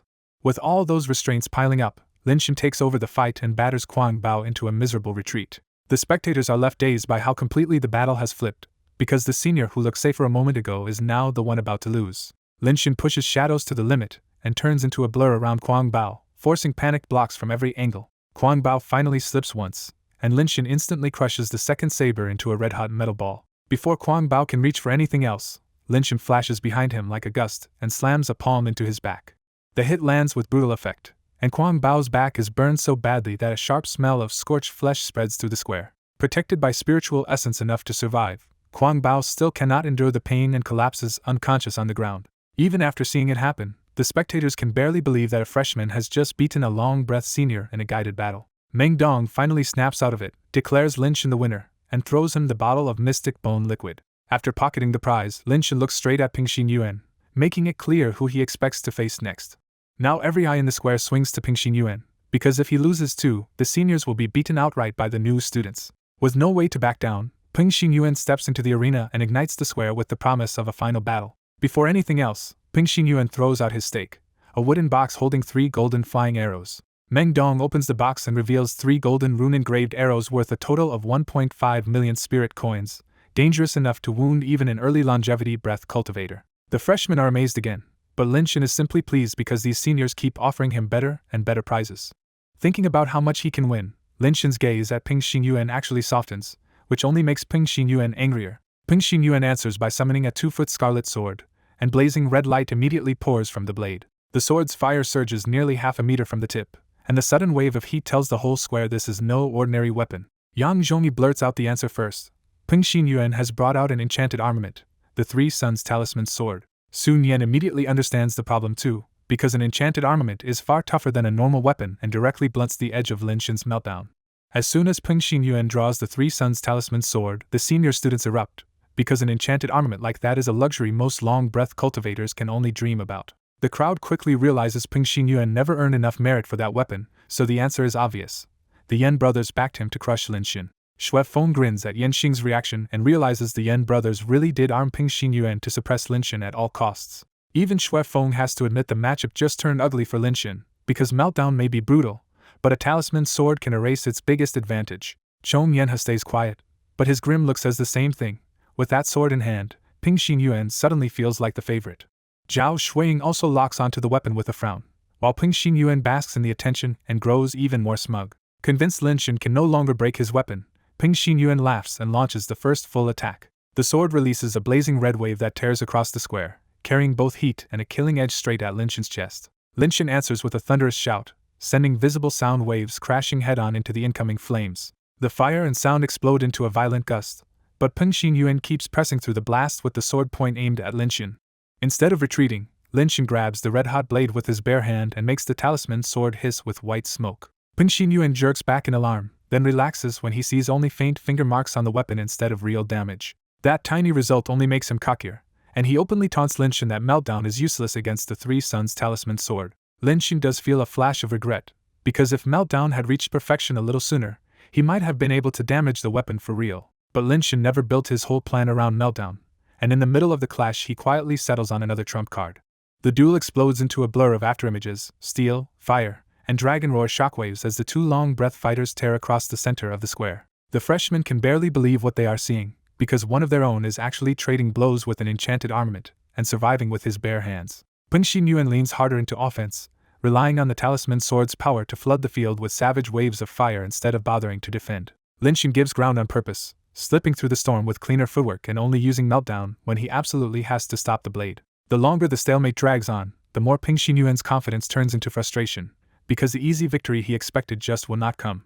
Then Lin Shin suddenly charges straight into a sword thrust instead of dodging, and Ping Xinyuan instantly takes the bait. Thinking Lin Shin has made a fatal mistake, Ping Xinyuan pours all his spiritual essence into the weapon and drives a full-power finishing stab at him. The spectators gasp, because from the outside it looks like Lin Shin is charging into certain disaster. At the last instant, a paper-thin layer of dark golden light flashes over Lin Shin's body and stops the talisman sword dead. Ping Xinyuan stares in horror and strains harder, but even with the blade bent into an arc, he still cannot punch through Lin Shin's new defense. That one failed thrust leaves Ping Xinyuan wide open, because he already spent everything on the attack and has nothing left to recover in time. Lin Shin immediately slams meltdown into Ping Xinyuan's chest and abdomen, turning the opening into a clean counter. Ping Xinyuan is blasted through the air coughing blood, and the blood mist evaporates from the heat before it can even fall. When everyone sees him again, his chest is charred black, and the fight is already over. He crashes down, blacks out on the spot, and the whole square falls into a shocked silence. The silence does not last long, because the crowd finally explodes, all asking the same question about that impossible dark golden defense around Linshin. The more experienced students are even more rattled, since even famous academy body techniques should not be able to stop a full-strength Three Suns talisman sword like that. Then another realization spreads through the crowd. Linshin has just revealed a fifth advanced martial technique, and that makes his talent look downright frightening. Even Mingdong needs a moment to process what he just witnessed before he finally announces that Linshin has won the round. With Ping Xin Yuan down and Kuang Bao already beaten earlier, the remaining senior disciples can tell the guided battle is over. After a quick discussion, one of them steps forward and formally concedes, admitting that the freshmen have won this time. That one sentence sets off a wave of cheers, because most of the new students were dreading 3 miserable days in the spirit mine. Yang Zhongyi nearly bursts with excitement, openly shouting that Linshin keeps surprising them. Sun Yen can only smile and agree, because several times in a row he thought Linshin was finished and got proven wrong every time. Zhao Shuiying finally lets out the breath she had been holding, and the worry on her face gives way to a bright, unguarded smile. In the opposite corner, Yan Xing is left standing in a daze, while Lu Zijuan and the others around him look just as deflated. Xue Feng enjoys the sight, mocking that the Yan brothers tried to crush Linshin and only ended up making him famous. When Chong Yenha asks why he keeps needling them, Xue Feng casually admits their families have their own grudges. But grudges aside, both of them can see the same outcome now. After today, Linshin's name is going to spread through the entire academy. On the day he entered the academy, Linshin beat 2 long-breath seniors and led the freshmen to victory, doing something even Su Luing never managed, so now even the upper house is likely to notice him. While the square is still roaring over Linshin's victory, several academy tutors and heads watch from a distant wooden building with very different expressions. Si Yuanpei quietly names Linshin's technique, recognizing the dark golden body armor for what it is. He immediately asks Kuya whether there is any empty black rank disciple slot. Kuya explains that one black rank disciple recently died on a mission, and since the latest challenge round has already passed, the tutors would normally choose the replacement later. Si Yuanpei cuts through the usual process and orders the empty black rank position to be given directly to Linshin. The tutors are stunned, and Kuya hesitates because pushing a brand new student into black rank would make Linshin a lightning rod for criticism. Si Yuanpei answers with one cold point: Linshin is already everyone's target, whether he gets promoted or not. Kuya realizes Si Yuanpei means to throw Linshin into even harsher attention in exchange for far greater resources and opportunities. That thought turns darker when Kuya suspects Si Yuanpei is also using Linshin as a test piece against the academy's powerful family factions. Once he understands the stakes, Kuya shuts his mouth and decides not to step into that power struggle. Another tutor raises a different concern and wonders if Linshin's powerful techniques mean someone else is backing him. Before Si Yuanpei answers, another tutor clears the doubt by saying Han Wu confirmed Linshin holds the Cat General's God-seeking token and even keeps a spiritual cat beside him. That explanation settles the room, because martial techniques coming from the Cat General are a touchy but long-tolerated reality in Dragonside City. Si Yuanpei leaves them with a blunt creed: if a cultivator cannot face pressure head-on, he has no path to the Great Tao. Back in the square, Linshin takes the golden flying arrow prize from Meng Dong and privately thinks another few bets like this would cover his cultivation for a month. Meng Dong cheerfully congratulates him, looking far less upset about his own punishment than Linshin expected. Before Linshin can answer, a streak of light tears across the sky and drops straight into the middle of the square. The light resolves into a young disciple with a leg talisman burning to ash, and he announces that he came under Master C's orders. Then he drops the real shock. Linshin is being promoted to black rank immediately. The square goes dead quiet for a beat, then explodes into outrage and disbelief because no new student has ever jumped straight to black rank. Koming slams the noise flat with one spirit-charged shout, and warns that anyone with objections can take them to Master C himself. That threat kills the protest on the spot, because none of the disciples dare challenge Si Yuanpei directly. Once the crowd is crushed quiet, Koming walks up to Linshin and switches from stern enforcer to friendly senior, saying he was sent to show him around the academy. Meng Dong hurriedly fills Linshin in that Koming is himself a black-rank disciple. When Linshin thanks him politely, Koming waves it off and treats him as an equal right away because they now share the same rank. That easy respect leaves Meng Dong speechless, because Koming was never this approachable with ordinary disciples before. Linshin turns back to thank Meng Dong too, but Meng Dong panics and insists he should be the one calling Linshin's senior brother now. Koming explains the academy rule clearly: age decides seniority within one rank, but between ranks, the higher rank always comes first. Realizing he is about to get mobbed again, Linshin simply waves to Yang Zhongyi and Sun Yan and leaves the square with Koming. With a real black-rank disciple escorting him, nobody dares crowd Linshin, and they can only watch him disappear through the exit.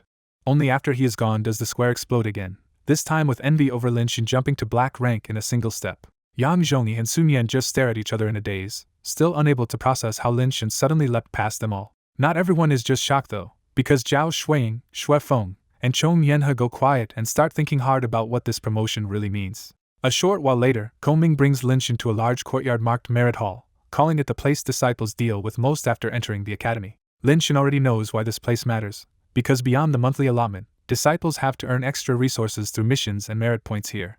Ko-ming leads him through the courtyard and into the mission side of the hall to start with the most practical lesson. Inside, Lin Shin finds a huge hall lined with cabinets packed with mission tablets, enough to make even him stop and stare. Ko-ming takes one wooden tablet down and hands it to Lin Shin so he can see a mission up close. The first example is brutally simple: 10 days in the spirit mine for 30 merit points, the kind of work that reminds Lin Shin these rewards are earned the hard way. As he scans more tablets, the jobs jump from alchemy chores and herb gathering to hunting demonic beasts and investigating possible spiritual beasts.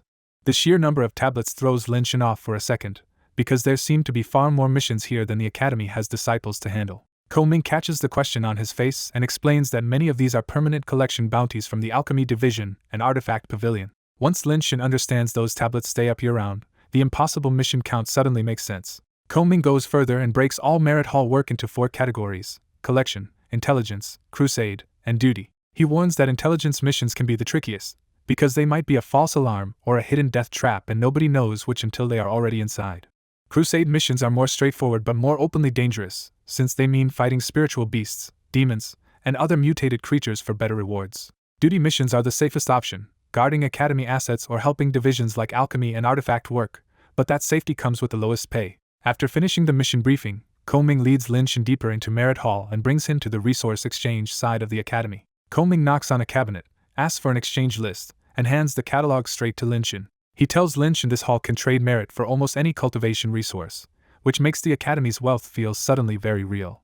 Lin Shin opens the list at the pill section and immediately starts comparing prices and merits to the spirit coin prices he already knows. When he realizes 1 merit point is roughly worth 10,000 spirit coins, Lin Shin is genuinely stunned by how huge academy rewards really are. That comparison makes him pause and think about how far he has climbed, from scraping together small change to handling wealth worth millions in just 2 months. He steadies himself and flips to the weapons section, where standard blades, storage items, and stronger enchanted armaments are all priced by merit. Then he spots the 3 young talisman sword on the list and instantly wants it, because he already knows how powerful that blazing weapon is. But the price of 10 minor merits is far too high, so Lin Shin can only force that desire back down for now. The catalog also offers custom-made weapons, but Ko-ming's earlier explanation makes it clear that kind of special order costs even more. When Lin Shin turns to the martial techniques page, his interest spikes all over again. He finds familiar techniques like moving star steps and meltdown listed for exchange, and Meltdown's sky-high price quietly confirms how valuable Tian Dian's manual really was. Then he finally sees the Golden Crow's scripture, a true long-breath stage cultivation technique, and that discovery hits him like the answer he has been waiting for. The problem is the cost of 1 medium merit, so Lin Shin immediately looks up and asks Ko-ming how the Academy's merit tiers actually work. Ko-ming patiently breaks down the system for him: merit points, minor merits, medium merits, and major merits, with only higher ranks convertible downward. Once the conversion clicks, Lin Shin realizes Meltdown is worth about 8 million spirit coins, and Tian Dian's deadlier gift suddenly looks even more outrageous. He even briefly regrets that Academy rules forbid private teaching, because otherwise that manual alone could have made him rich. Seeing where Lin Shin's eyes keep going, Ko-ming asks with a knowing smile if he wants the Golden Crow's scripture. Lin Shin admits it plainly and asks for advice, treating Ko-ming less like a guide now and more like someone worth listening to. Ko-ming laughs and reveals the best part. Every disciple who reaches the long breath stage gets the Golden Crow's scripture for free, so spending merit on it would be a waste. Lin Shin is caught completely off guard and points at the list, because the page in his hand still shows a price. Ko-ming explains that the listed price is for chi transformation disciples who fear they may leave the academy before breaking through and want to secure their future technique early. With that mystery cleared up, Lin Shin keeps browsing through talismans and rare herbs and finds no shortage of tempting things he still cannot afford. After more than 10 minutes of skimming, he finally closes the list with a much clearer picture of what academy merit can buy. Just then, Ko-ming remembers another important detail and tells Lin Shin that black-ranked disciples receive 3 minor merits every month as a standing benefit. That number hits Lin Shin hard, because even the monthly allowance alone is worth a fortune by his old standards. When Lin Shin asks about the other ranks, Ko-ming lays out the ladder of benefits and makes the academy's status gap impossible to ignore. Lin Shin quickly understands why everyone fights to move up, because the gap between ranks turns into a huge long-term advantage. With the exchange tour done, Ko-ming tells him he will need an identity token for future exchanges and leads him out to get one. On the way, Ko-ming points out the mountainside disciple residences, and Lin Shin is struck by how elegant and strangely calming the place looks. Seeing his reaction, Ko-ming explains that the buildings are packed with arrays for gathering spiritual essence, blocking noise, protecting the house, and steadying the mind. When Ko Ming says the spiritual essence there is almost at teaching room level, Lin Shin's expression changes on the spot. That sends Lin Shin into a deeper realization about cave abodes. Because even a teaching room is precious enough to matter for cultivators well below master level. Ko Ming adds that those residences are graded a through D by spiritual essence density, and a black-rank disciple like Lin Shin can be assigned a C-grade room. Ko Ming casually notes that disciples can also live outside, but Lin Shin already knows almost nobody would choose that unless they had an even better family setup. A short while later, they arrive at a crowded courtyard labeled the Internal Affairs Department, where academy business is clearly always moving. As they enter, they pass a plain-looking man in his 30s, and Ko Ming immediately stops him with the easy familiarity of an old acquaintance. The man smiles back at once and jokingly asks if Ko Ming has come to inspect the Internal Affairs Department. Ko Ming brushes the joke aside and introduces Lin Shin as a newcomer who only reported today. The moment Ko Ming adds that Lin Shin is already a black-rank disciple, the man's easy smile freezes in pure shock. At the Internal Affairs Department, Tao Zongbao freezes when Ko Ming introduces Lin Shin as a brand new student who already holds black-rank status. Ko Ming proudly explains that Lin Shin crushed the seniors in the guided battle, and Master C personally promoted him on the spot. The moment Tao realizes how valuable Lin Shin is, his shock turns into full-on respect and eager flattery. Ko Ming asks Tao to issue Lin Shin's identity token, robes, and a golden crow scripture, because Lin Shin has already stepped into the long breath stage. Now genuinely alarmed by Lin Shin's talent, Tao rushes to have everything prepared without the slightest delay. A short while later, Lin Shin receives the full package for his new life in the academy, including robes, a black rank token, the C-171 room token, and the golden crow scripture. Tao explains that Lin Shin has already been credited with 3 minor merits this month, and that the C-171 token opens his cleaned and furnished teaching room. Tao goes even further and promises that if Lin Shin needs anything later, he will help however he can. Outside the department, Ko Ming quietly tells Lin Shin that Tao may not be powerful, but he is well connected and useful for solving smaller problems. Lin Shin immediately catches the meaning and lets Ko Ming know he understands the value of that connection. Just before leaving, Ko Ming lowers his voice and warns Lin Shin that the next rank challenge is less than 3 months away. Ko Ming spells out the real danger. Plenty of yellow rank disciples will target Lin Shin's black rank spot the moment the challenge begins. The reminder lands hard, and Lin Shin solemnly thanks Ko Ming for the heads up. Ko Ming pats Lin Shin's shoulder and leaves, having invested in a talented junior who might also draw pressure away from him later. Instead of heading straight to his room, Lin Shin turns back toward the merit hall to make use of what he already has. Inside the mission hall, Lin Shin scans the mission shelves for exactly the kind of collection task he hoped to find. He finds a mission buying high-purity black iron for merit points, exactly as he guessed after hearing where most collection requests come from. Pleased with the find, Lin Shin produces the black iron he won from Xiao He and gets ready to cash it in. Then another mission catches his eye, and Lin Shin stops cold when he sees the hall is also paying well for a 30-year Extreme grass. That changes everything, because the Extreme grass from Luo Yi was nearly useless to him anyway and can now be turned into a big pile of merit points. Lin Shin carries both mission tags to the front counter and asks to turn them in on the spot. The clerk smoothly checks the black iron and herb, weighs the metal, judges the grass's age, and confirms both missions qualify. She totals it up for him: 48 merit points for 12 kilograms of black iron, 80 more for the herb, and 128 merit points altogether. After Lin Shin hands over his identity token, the clerk records the reward with a strange brush and blank notebook that briefly fill with black markings before turning empty again. Lin Shin leaves impressed by the enchanted system, while the clerk stares after him, puzzled that she has never seen this unfamiliar black-rank disciple before. In the exchange hall, Lin Shin checks the resource list and immediately spots tempting martial techniques he cannot quite afford yet. The Essence Sword Finger and Supreme Yang Swordplay both catch his interest, but his 3 minor merits are still too few even for the cheaper sword art. He also wants better gear like the Bind Yang Gown and 3 Yang Talisman Sword, but those are out of reach too, so he decides to strengthen what he already has first. For now, Lin Shin plans to push Dragon Roar through the clouds, Forbidden Golden Armor, and melt down toward perfection before spending minor merits on new techniques. Since pills are the one useful thing he can afford right away, Lin Shin spends 108 merit points on 3 bottles of condensing pills. He deliberately keeps his 3 minor merits untouched, because once they are converted into ordinary points, they can never be changed back. With the pills secured, Lin Shin finally heads for the residential area to see the room the academy assigned him. The second he steps onto the mountain path, the mood changes and nearby disciples start slowing down to stare at him. Whispers spread around him fast, with everyone repeating the same news. The new student who beat 2 long breath stage seniors has already been promoted to black rank. The attention is so intense that Lin Shin feels like an exhibit, and he wastes no time searching for building C-171. The moment he reaches C-171, Lin Shin opens the door with the jade token and slips inside before anyone can follow with their eyes. As the formation cuts off the outside world, the noise vanishes and the room instantly feels like a private island. Now alone, Linshin finally takes a proper look around and finds a spacious two-story home with elegant old-style furnishings.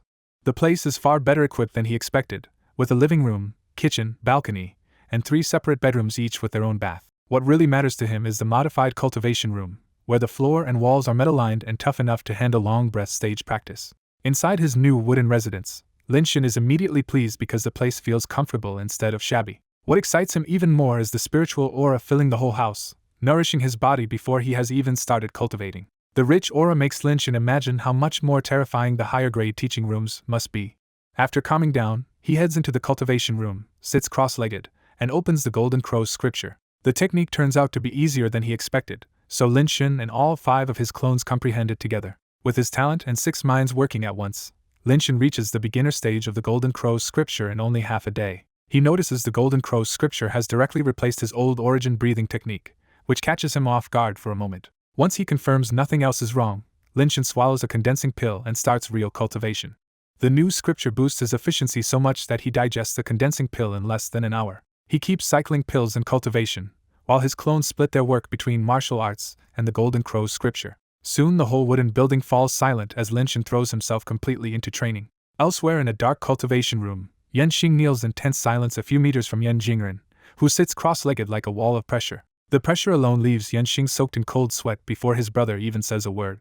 When Yan Jingren finally opens his eyes, a lightning-like flash cuts through the dark room and makes Yanxing flinch. Instead of scolding him, Yan Jingren coldly tells Yanxing that this loss was not really his fault. He says Yanxing's setup was careful enough, but Linshin's growth was simply beyond everyone's expectations. That reluctant praise for Linshin eases Yanxing's fear, but it also stings his pride even more. Before Yanxing can beg for help again, Yan Jingren cuts him off and declares that the matter with Linshin ends here.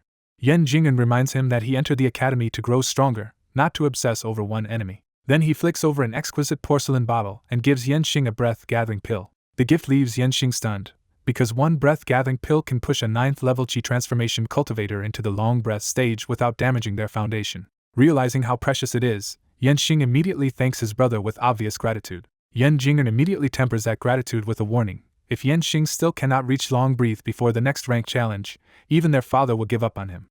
With the pill in hand, Yanxing swears he can break through within a month. Seeing that resolve, Yan Jingren finally softens a little and explains the real reason Yanxing must hurry. He warns that the Tiger Tribe demons in the Dragon Abyss mountain range are growing active, and a larger clash with Dragonside City may be coming soon. If war breaks out, Academy disciples will head to the mountain range to kill spiritual beasts and earn huge merit rewards, so Yanxing cannot afford to miss it. Yanxing accepts the warning seriously and agrees to devote himself completely to cultivation. Only then does Yan Jingren return to Linshin and say Si Yuanpei promoted him to black rank to strengthen the academy against the major families. But in Yan Jingren's eyes, Linshin is still being overrated, because Ping Xinyuan and Quang Bao are only average among the stronger yellow rank disciples. He points out that some yellow rank disciples have already reached the 4th level of the long breath stage, making the rank challenge in 3 months far more brutal than Linshin may expect. Yan Jingren believes cultivation gaps widen sharply at higher levels, so even Linshin's martial talent may not carry him past opponents 1, 2, or 3 realms above him. In his judgment, Linshin would need an absurd leap to 4th level long breath in just 3 months to hold that black rank seat, which makes his chances look slim. That logic finally steadies Yanxing, and he grips the pill bottle with a fresh smile as he decides to reclaim his glory in the next rank challenge. Meanwhile, the news of registration day tears through Nanyang Academy and turns Linshin into a sensation overnight. People cannot stop talking about the records he just set, from beating senior disciples in the guided battle to entering as a black rank disciple on day 1. His fame explodes, but so does resentment, because many disciples think a brand new student has no right to that promotion. No one dares challenge Si Yuanpei openly, yet many yellow rank disciples quietly decide to take Linshin's spot in the rank challenge 3 months from now. Linshin ignores all of that noise and spends the next 10 days buried in cultivation. By the end of those 10 days, he has already broken through to long breath level 2 and pushed the Golden Crow's scripture into the proficient stage. His other martial techniques rise with him, and forbidden golden armor improves especially fast under the help of mystic bone liquid. That success tempts Linshin to buy more mystic bone liquid, since another 20 or 30 drops could likely push forbidden golden armor to perfection within a month. In the end, he forces himself to let that idea go, because his merit points are too tight for luxuries right now. He also realizes condensing pills are already losing efficiency after his breakthrough, adding only about 2% progress each now. A stronger option exists in the merit hall, the prime pill, but at 50 merit points each it is far beyond what he can comfortably afford. Setting cultivation aside for the moment, Linshin leaves his residence to get food. The nearby academy canteen is convenient and free for ordinary meals, but the food available there no longer does much for a long-breath cultivator like him. To actually help his cultivation, he has been spending merit points on spirit beast meat instead. After 10 days of training and eating for cultivation, his merit points are basically gone, leaving him with only 3 minor merits. That shortage makes the next step obvious, and Linshin decides he needs to start taking missions. Instead of the merit hall, he heads straight to the Internal Affairs Department. The moment he arrives, a young staff disciple recognizes him at once and greets him as Senior Brother Lin with open enthusiasm. Linshin is briefly puzzled, and the cheerful staff disciple explains that his name is already known across the academy. After a few polite words, Linshin states his business and asks for Tao Zongbao. The young staff disciple immediately hurries off to fetch Tao Zongbao without even introducing himself, leaving Linshin waiting with a faint laugh. A moment later, Tao Zongbao strides over from inside and greets Linshin with a smile, meeting him face to face at the end of the excerpt. At the Internal Affairs Department, Tao Zongbao greets Linshin warmly and even says he was just talking about him with Ko Ming. Linshin plays it modest, saying he has been staying in and cultivating, and Tao Zongbao praises his talent without holding back. When Tao Zongbao offers help, Linshin carefully asks if he can get dangerous cultivation drugs like snake orchid or blood boiling powder. That request alarms Tao Zongbao, and he immediately assumes Linshin wants a reckless shortcut to survive the pressure around his black rank spot. Tao Zongbao awkwardly tries to talk him out of it, warning that with Linshin's talent he has no reason to gamble away his future. Realizing the misunderstanding, Linshin quickly explains that those things are not for him personally. Linshin's steady look convinces Tao Zongbao, and the deacon visibly relaxes once he stops suspecting a desperate gamble. Now willing to help, Tao Zongbao says disciples do sometimes bring back these risky herbs and pills from outside, but they usually sit unsold. Linshin immediately offers merit points, and that is the answer Tao Zongbao was waiting for. Tao Zongbao promises to find the goods at a fair price, and Linshin thanks him, both of them silently accepting that the deacon will take a cut. After leaving, Linshin is openly relieved because Black Street is drying up, and he finally has a new channel for the dangerous materials his clone consumes. He thinks through the problem clearly. The Black Street supply is almost exhausted after repeated buying, so Linshin needs the Academy's hidden trade network before those dangerous materials disappear. The Merit Hall list had no such items at all, which only confirmed that the Academy keeps these shortcut drugs off the official exchange. That makes Tao Zongbao even more valuable, because unofficial item trading lets disciples turn merit points into goods even when direct merit trading is forbidden. With that path open, Linshin focuses on the real bottleneck, and decides he needs a lot more merit points fast. He heads straight to the Merit Hall and starts scanning the mission tablets for something profitable enough to matter. He first throws out intelligence missions, because too much can go wrong once he is outside the city and alone. He also rejects duty missions since they are safe but slow, and the payoff is nowhere near worth his time. That leaves collection missions and crusade missions, but collection can wait until he actually finds the item, so his attention locks onto extermination work. As he reads deeper, Linshin notices most crusade targets are creatures outside Dragonside City, especially in the Dragon Abyss mountain range pressed up against the city. He deliberately favors mountain missions, because the range offers more natural treasures and AI's treasure-finding talent will be wasted anywhere else. He quickly picks out a batch of mountain crusade missions, including hunting a white-eyed demonic spirit tiger, wiping out fiery mountain spirit monkeys, and killing 100 arrow birds.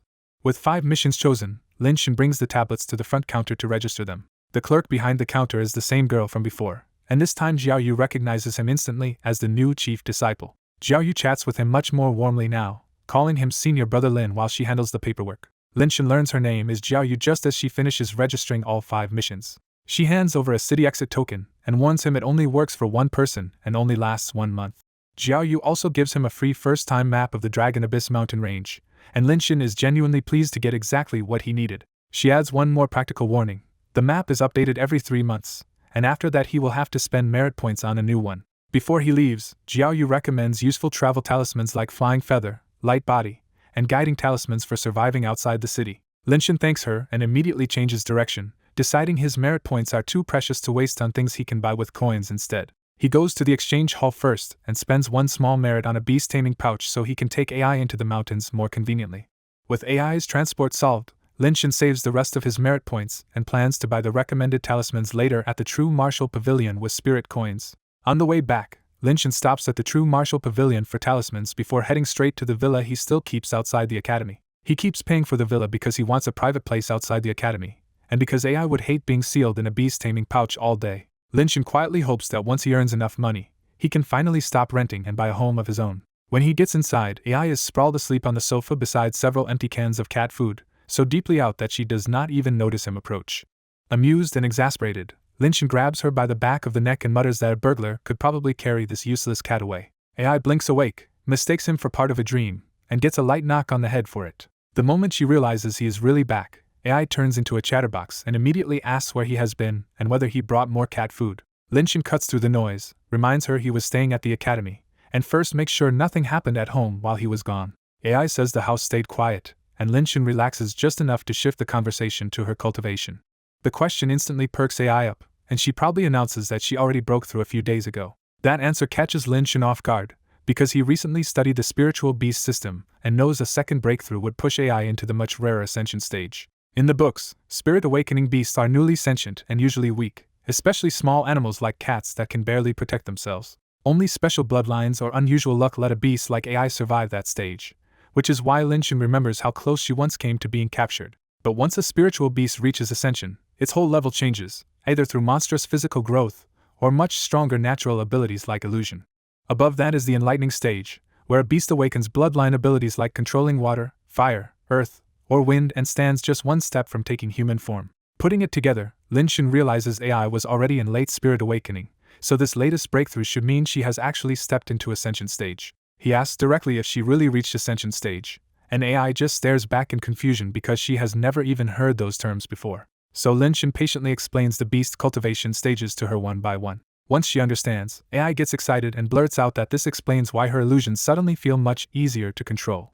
That is all Linshin needs to hear, and he immediately asks AI to cast an illusion on him so he can test it for himself. AI hesitates, but Linshin reassures her, and she finally nods and uses the spell. In an instant, Linshin's living room vanishes and he finds himself trapped in a dim, sprawling maze built from giant cat food cans stacked like towering metal pillars. The ridiculous theme makes him want to roll his eyes, because AI's dream landscape really is just an endless kingdom of canned food. Even so, the illusion is impressively real, with cold metal under his hand and the smell of meat hanging in the air.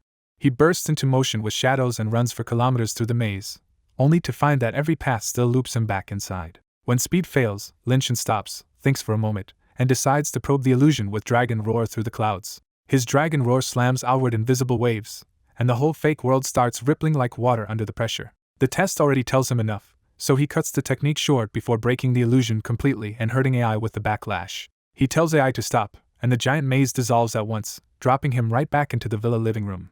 Linshin realizes he never physically moved at all, which makes the trap feel even more uncanny. Now convinced, Linshin openly praises AI, because a mere spirit awakening beast could never have trapped a long breath cultivator like that. He quickly judges that AI could probably trap even first or second level long breath cultivators, at least when she uses her illusion to restrain instead of attack. With that settled, Linshin gets practical again and tells AI to prepare to leave the city with him. AI immediately gets nervous because even the general warned her that the wilderness outside Dragonside City is dangerous. Linshin explains that they are going out to train and hunt for natural treasures, using AI's talent for sensing spiritual essence. Then he lands the real bait by promising that any treasure they find can be sold for enough spirit coins to buy her plenty of canned cat food. That works perfectly, and AI throws away all her hesitation and eagerly vows to find treasures for him. Because she is finally cooperating, AI obediently enters the beast-taming pouch when Linshin asks. Linshin puts the pouch away and leaves the villa in a hurry to head out of Dragonside City. Dragonside City is protected by an ancient formation built by the three major sects, and its strict exit rules make the place feel secure but heavily watched. Everyone needs the right sect issue token to pass the formation safely, but Linshin's trip through the gate goes smoothly. Half an hour later, he is already in the wilderness beyond the city, finally stepping out of the long-protected safety of Dragonside City. The nearest route into the Dragon Abyss mountain range is still more than 30 miles away, so without a mount, Linshin can only keep going on foot. As he walks, Linshin looks up and quietly wishes that one day he will be strong enough to ride a sword through the sky instead of traveling like this. On the way back into the Dragon Abyss mountain range, Linshin decides he really needs a rideable spiritual beast for future trips. Thanks to Jiao Yu's earlier advice and a divine movement talisman, he reaches the mountain outskirts in less than half an hour. After checking his map, Linshin picks Mount Firen as his first stop and goes straight for the mountain spirit monkey mission with the best reward. He knows the mission is dangerous, with 30 to 40 ascension stage spirit monkeys and a mid-phase leader, but his clones make him confident enough to take it anyway. As he climbs deeper in, Linshin stays cautious because even the outer ring is full of ascension stage beasts dangerous to long breath cultivators. To be safe, he keeps a protection talisman and a flying feather talisman ready on his chest before pressing on. A foul stench suddenly hits him, and Linshin stops cold when he realizes something is hunting nearby. For huge black demon wolves step out of the trees and spread out to block every escape route around him. The wolves stare at him with cruel, almost human mockery, already treating him like easy prey. When all 4 wolves lunge at once, Linshin does not dodge at all. Their bites slam into Linshin's body and fail completely against his forbidden golden armor. Using that opening, Linshin plants a hand on one wolf's head and burns it to death with meltdown in seconds. Before the pack can recover, he turns and drops a second wolf just as fast. Now the last 2 wolves finally understand how badly they misjudged him, but Linshin gives them no chance to escape. Protected by his armor and armed with meltdown, Linshin tears through the last 2 wolves in a few more heartbeats. The instant the last wolf dies, Linshin feels a sharp tremor in his mind and realizes testified by killing has triggered. He focuses inward and discovers the reward is fresh insight into meltdown, pushing it up to proficient, 86%. That jump would normally cost his martial arts clone several days, so Linshin is thrilled by how strong the talent really is. He quickly tempers his excitement and guesses the trigger rate is low, because only 1 out of 4 wolf kills set it off. Even so, the talent turns beast hunting from a chore into a shortcut to strength, and Linshin feels more motivated than ever. He does not waste the kill either, packing the demon wolf corpses into his storage jade plate for their useful fangs and meat. As he moves on, Linshin notices how often spiritual beasts seem to be appearing and wonders if the demon tribe is pushing them from deeper in the range. Soon he runs into another 3 demon wolves, kills them cleanly, and gets no trigger this time. By the time he crosses one mountain, he has killed more than 10 wolves total, and testified by killing has still only activated once. He decides that even a low trigger rate is worth it, because the answer is simple: kill more spiritual beasts. Once he feels deep enough into the range, Linshin finally summons AI to start a real treasure hunt. He knows the outermost mountains were stripped clean long ago, so only now does he think they might finally have a chance to find something valuable. Linshin scratches AI under the chin and tells her the treasure hunt starts now, making her protest even while she obviously enjoys it. AI gets to work immediately, riding on his shoulder and pointing him through the forest with surprising efficiency. Not long after, AI leads him to a tree root where a tiny emerald herb is growing in the shadows. Linshin recognizes it as a wood spirit herb and carefully digs it out without damaging it. Because 5 mature wood spirit herbs are worth 80 merit points, Linshin is thrilled that AI just found him a 16-point start. He praises AI generously, and the little cat looks openly pleased with herself. For the next stretch, the pair comb the mountain together, only hiding AI in the beast-taming pouch when spiritual beasts attack. 2 hours later, Linshin has piled up 3 wood spirit herbs, 1 ebony root, and 2 frost flowers in his storage. The haul is worth about 120 merit points, enough for 3 bottles of condensing pills, and Linshin is deeply satisfied. Compared with other long-breath disciples who might need days for that much gain, Linshin knows AI's talent is making an absurd difference. Looking at her searching so seriously on his shoulder, Linshin feels the cat general was right to entrust AI to him. He quickly turns that gratitude into ambition, realizing AI can help him stack merit points fast and turn them into cultivation resources. And during one of the recent fights, testified by killing triggers again, this time boosting his cultivation by 6%. That surge pushes Linshin to 88% of long breath stage 2nd level, close enough that a breakthrough starts to feel real. Thinking he might reach the 3rd level before this training ends, Linshin heads deeper into the hunt with even more drive. About 10 minutes later, AI sniffs out another treasure for Linshin, a big chunk of ice shards hidden in an ancient tree. He quickly realizes the haul is huge, worth several hundred merit points, and his mood jumps on the spot. AI asks the only question she really cares about: how many cans of food this thing can buy, and Linshin can't help laughing. Before he can answer, a strange rustling sound cuts through the moment, and Linshin snaps into full alert. A white rabbit bursts out of the brush, but it is so badly mauled and bloody that it barely gets a few steps before collapsing. Linshin still doesn't trust the scene, so he fires a spirit-charged stone into the rabbit to make sure it isn't faking death. Even then he advances under forbidden golden armor, only relaxing after confirming the rabbit is truly dead. AI is disturbed by the brutal wounds, and Linshin judges from the claw marks that a tiger or leopard-like spiritual beast tore it up. The rabbit's toughness feels wrong for an ordinary animal, so Linshin cuts it open to test the suspicion. When he pulls out the internal organs, they clink like metal, and that strange sound confirms his guess. He tells AI this isn't a normal rabbit at all but a cunning hare, a spiritual beast whose organs turn into weapon-grade metal by feeding on pills, ore, and metal. Seeing that the organs are completely black, Linshin realizes this hare must have fed on very high-grade material, which likely means a rare mineral vein is hidden near its nest. That possibility is too valuable to ignore, so he pockets the organs and immediately follows the hare's trail back through the bushes.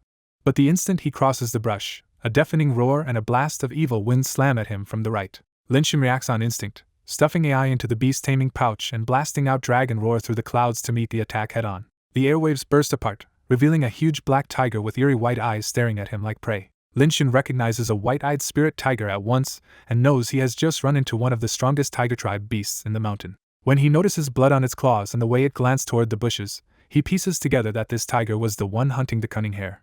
That realization only excites him more, because the white-eyed spirit tiger is also one of his mission targets and worth a minor merit if he kills it. Instead of backing off, Lin Shin charges first and the furious tiger lunges back with a killing swipe at his head. Lin Shin doesn't dodge at all, trusting his strengthened forbidden golden armor to take the claws while he drives a palm strike into the tiger. The tiger is stunned when its attack fails, and Lin Shin burns a brutal wound into its head and destroys one eye with meltdown. The fight turns into a one-sided grind, with the mountain tyrant roaring wildly while Lin Shin keeps pressing it without taking a scratch. No matter how hard it bites and claws, the tiger can't break the dark golden barrier on Lin Shin's body, and its own fangs and claws start to feel the strain. With defense no longer a worry, Lin Shin fights aggressively, alternating blazing sun palm and meltdown, and even using dragon roar through the clouds to keep the beast pinned down. The tiger tries to flee more than once, but Lin Shin's perfected movement keeps matching its speed and cutting off every escape. After 7 or 8 brutal minutes, Lin Shin finally slaps the tiger in the head again, and the blazing force inside the strike snuffs out its life. The huge body crashes to the ground, and Lin Shin exhales, treating this as his first real life and death test after reaching the long breath stage. The win leaves him quietly pleased, because it proves his current martial arts can carry him against stronger long breath cultivators too. His only disappointment is that testify by killing doesn't trigger, but he still stores the tiger corpse and counts the kill as one minor merit. When AI comes back out, she only knows Lin Shin shoved her away in a hurry, so he simply tells her the spiritual beast has already been handled. With the tiger gone, Lin Shin returns to the real prize and starts tracking the cunning hare's small footprints through the mountain forest. He soon loses the trail, and because he lacks serious wilderness tracking skill, the search stalls out fast.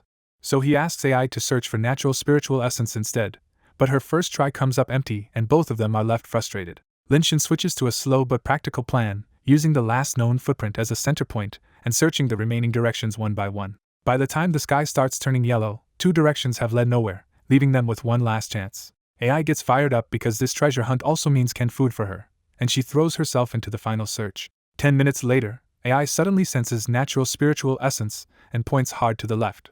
Lin Shin sprints in the direction she indicates, and as they keep running the spiritual essence only grows clearer and denser. At last they stop in front of a vine-covered mountain wall, and the hidden source of that rich aura seems to be right here. At the vine-covered mountain wall, AI finally spots a hidden cave and tells Lin Shin the spiritual essence is coming from inside. Instead of charging in, Lin Shin tests the area with a guiding talisman to check for nearby ghosts, demons, or evil spirits. The talisman gives no warning, but Lin Shin still plays it safe and sends AI back into the beast-taming pouch before making a clone scout ahead.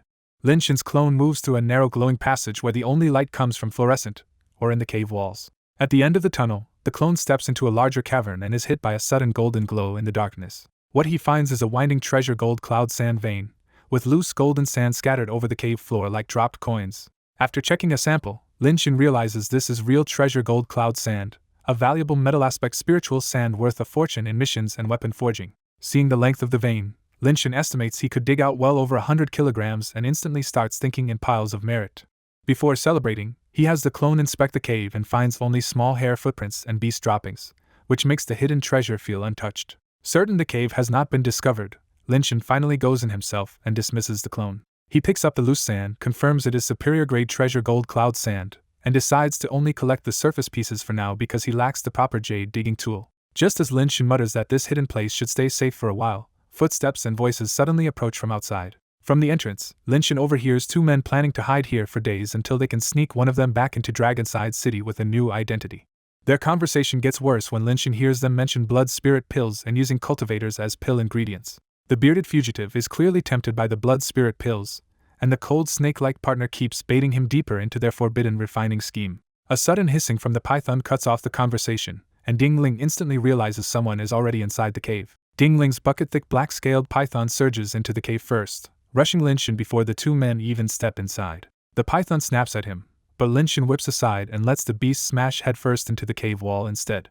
Lin Shin immediately judges it to be an Ascension stage spiritual beast, dangerous enough to match the tiger he fought before. Because the cave cramps the python's movement, and enemies are waiting outside, Lin Shin switches to his pure yang body and goes for a quick kill. His meltdown palm crashes down on the python's head, burning through the scales and blasting scorching force straight into its skull. The giant snake sways once and collapses dead, its head ruined in a single brutal hit. Killing the python also gives Lin Shin a sudden flood of insight, and his meltdown jumps all the way into mastery. Lin Shin barely has time to enjoy that breakthrough before the 2 hidden criminals rush into the cave and see the python's corpse. The pale snake-eyed man erupts in shock and rage, furious that Lin Shin killed his black-scaled python. Now facing them directly, Lin Shin sizes up the pair. The python's owner is the pale, cold-voiced man, and beside him stands a rough bearded swordsman with a long saber. Dingling threatens to kill Linshin for both revenge and pill ingredients, but Yuan Lifei cuts him off before he can rush in. The moment Yuan Lifei points past Linshin, both men notice the glowing treasure gold cloud sand vein, and their priorities change instantly.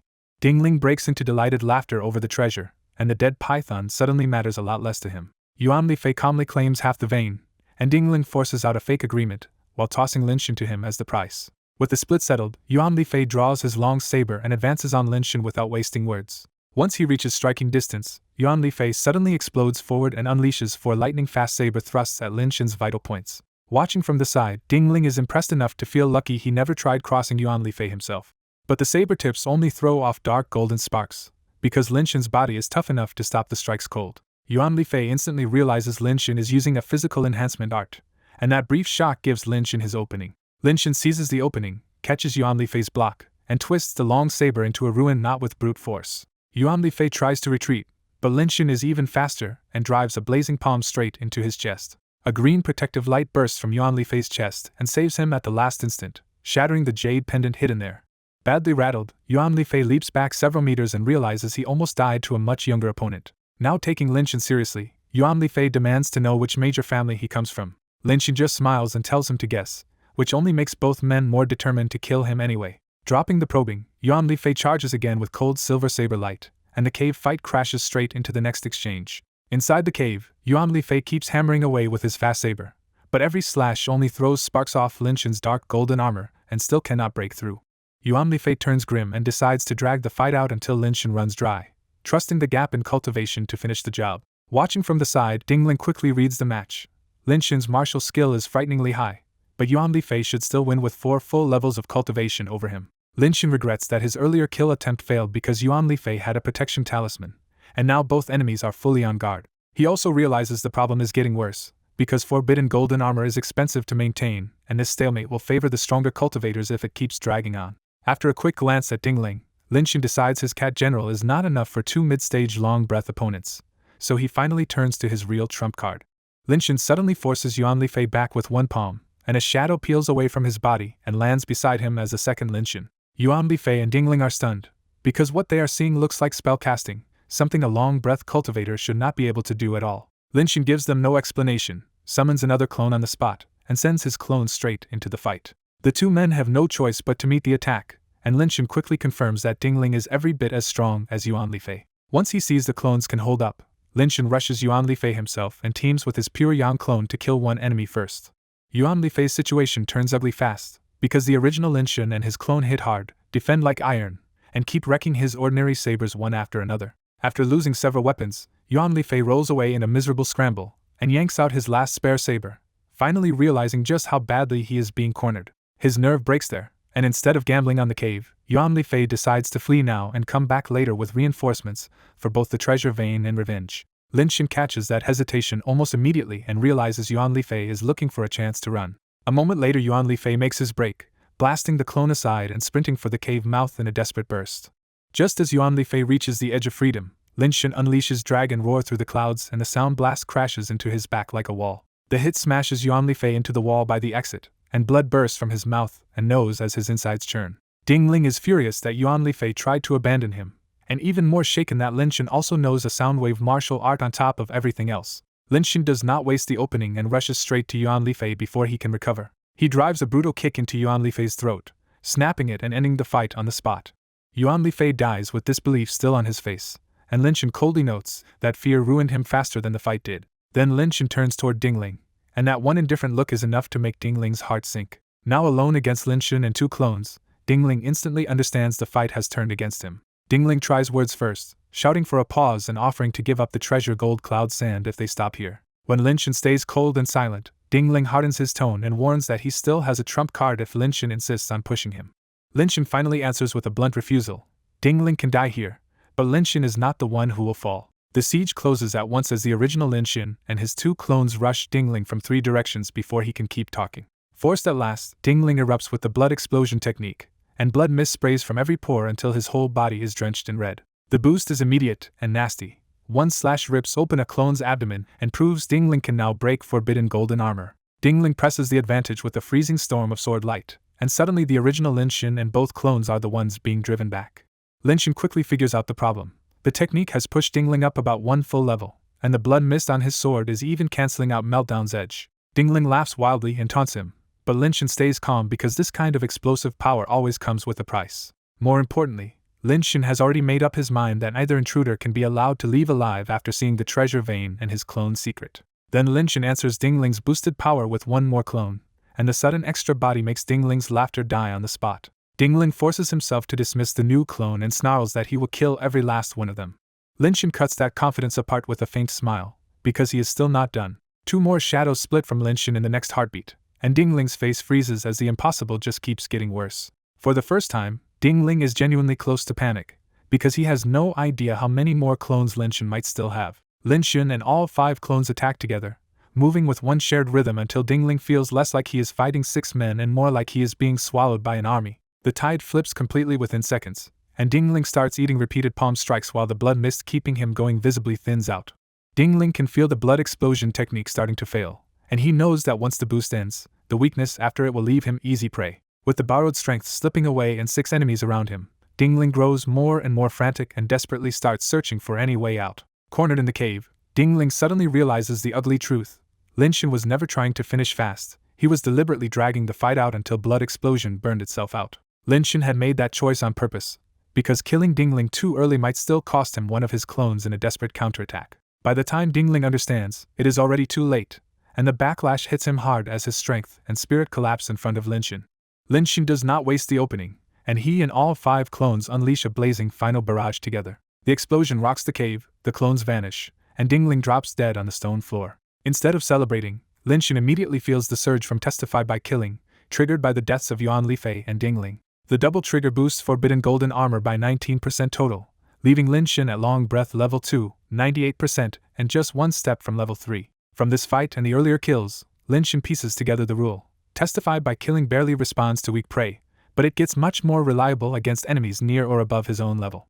He is especially satisfied because half a day in the mountain has already given him gains close to several days of normal training. The talent has one annoying flaw, though. Linshin has to switch to it before the killing blow, which can still complicate a live fight. Once he settles down, Linshin turns practical and starts looting the 2 corpses. He is delighted to find that Dingling was carrying a real storage bag, which is far better than the storage jade plate he has been using. When Linshin opens the bag, he finds a huge space inside packed mostly with survival supplies for a long mountain trip. The deeper he checks, the happier he gets, because Dingling also had around 1,000,000 spirit coins stashed away. Then he uncovers a stockpile of rare dragon abyss herbs, including wood spirit herbs, ice shards, ebony roots, and even 2 spirit breath fruits. Finding 3 prime pills on top of that makes Linshin feel like he just robbed a jackpot. The windfall also reminds him why so many cultivators risk killing and robbing, because the rewards come fast, even if one bad mistake gets you killed instead. Yuan Lifei's storage jade plate is much less exciting, mostly filled with spiritual beast meat and hides instead of high-value treasure. Still, Linshin gets one useful surprise out of it when he finds several jade picks that Yuan Lifei had likely prepared for mining. With the jade picks in hand, Linshin quickly consolidates all the loot into the bigger storage bag and knows he no longer needs to run back to Dragonside City for tools. After that, Linshin stores Dingling, Yuan Lifei, and the black-scaled python, then leaves the cave to deal with the evidence somewhere farther away. He first considers turning the bodies in for a martial enforcement hall bounty, the same way he handled Luoyi before. But he gives that idea up almost immediately, because there is no believable way to explain how he personally killed 2 long-breath cultivators and their python. So Linshin hides nearby and waits for the mountain to erase the problem for him. A little later, blood-drawn spiritual beasts swarm in and devour the 2 men and the python, leaving behind only scraps no one will ever trace back to Linshin. He cannot help thinking that melting liquid would have made cleanup even easier, and he quietly adds buying more on the black streak to his future plans. With the evidence problem settled, Linshin returns to the cave and starts mining the treasure gold cloud sand with the jade picks. He spends the next 2 days digging steadily, determined to strip the whole deposit before he leaves. When the job is finally done, Linshin looks at the pile of treasure gold cloud sand in his storage bag and sees future merit points, techniques, and enchanted weapons waiting for him. Even after cashing in that haul in his head, Linshin still refuses to go back to the academy yet, because this kind of mountain training chance is too good to waste. Since he looted so many supplies from Dingling and Yuan Lifei, he realizes he can comfortably remain in the mountains for another month or 2. While he spends those 2 days mining, his clones keep cultivating in the background, and that steady progress finally pushes him through to Long Breath level 3. His updated status confirms the jump to level 3, along with more progress across several martial techniques. Now that the ore vein is cleared and his realm has advanced again, Lin Shin fixes his eyes on Testify by killing and decides to spend the rest of this chance hunting spiritual beasts without holding back. At noon, Ai Jingting arrives at Mount Firen with Yen Dao, Jing Weirong, and Bai Xiaotong to hunt the mountain phantom hare she needs for alchemy. As they size up the mountain, Jing Weirong confirms this is the place where mountain sprites have been swarming for months. Bai Xiaotong asks about the mountain sprites, and Jing Weirong explains that even the Merit Hall posted a cleanup mission, but the reward is so low that stronger disciples never bothered to finish it. Bai Xiaotong bluntly says the reward must be too small, and Jing Weirong's smile makes it clear she guessed right. Bai Xiaotong turns to Ai Jingting and points out the real hope here. Where mountain sprites gather, a mountain phantom might be hiding too. Ai Jingting thanks her, because mountain phantom hair is the one ingredient she still needs to refine flame spirit pills and move closer to becoming a true alchemist. The reason she rushed here is simple: mountain phantoms are rare, dangerous, and usually buried deep in harsher ranges, so this sighting may be her best chance. Yen Dao immediately takes the opening to promise that he will help Ai Jingting get the hair today. His confidence is not empty talk, because as an Earth-rank disciple at Long Breath level 7, Yen Dao should be more than strong enough to kill a mid-ascension mountain phantom. Ai Jingting only answers with a polite smile, while Jing Weirong and Bai Xiaotong silently trade amused looks because everyone can see Yen Dao is trying to impress her. Even with all his effort, Ai Jingting still keeps men at arm's length and cares far more about cultivation and alchemy than romance. That only makes her future look brighter, and Jing Weirong cannot hide his envy as he thinks about how refining superior flame spirit pills could soon raise her to official alchemist status. After a short discussion, the 4 disciples head up Mount Firen together. They are all capable fighters, but they still advance carefully, watching the forest for a sudden attack.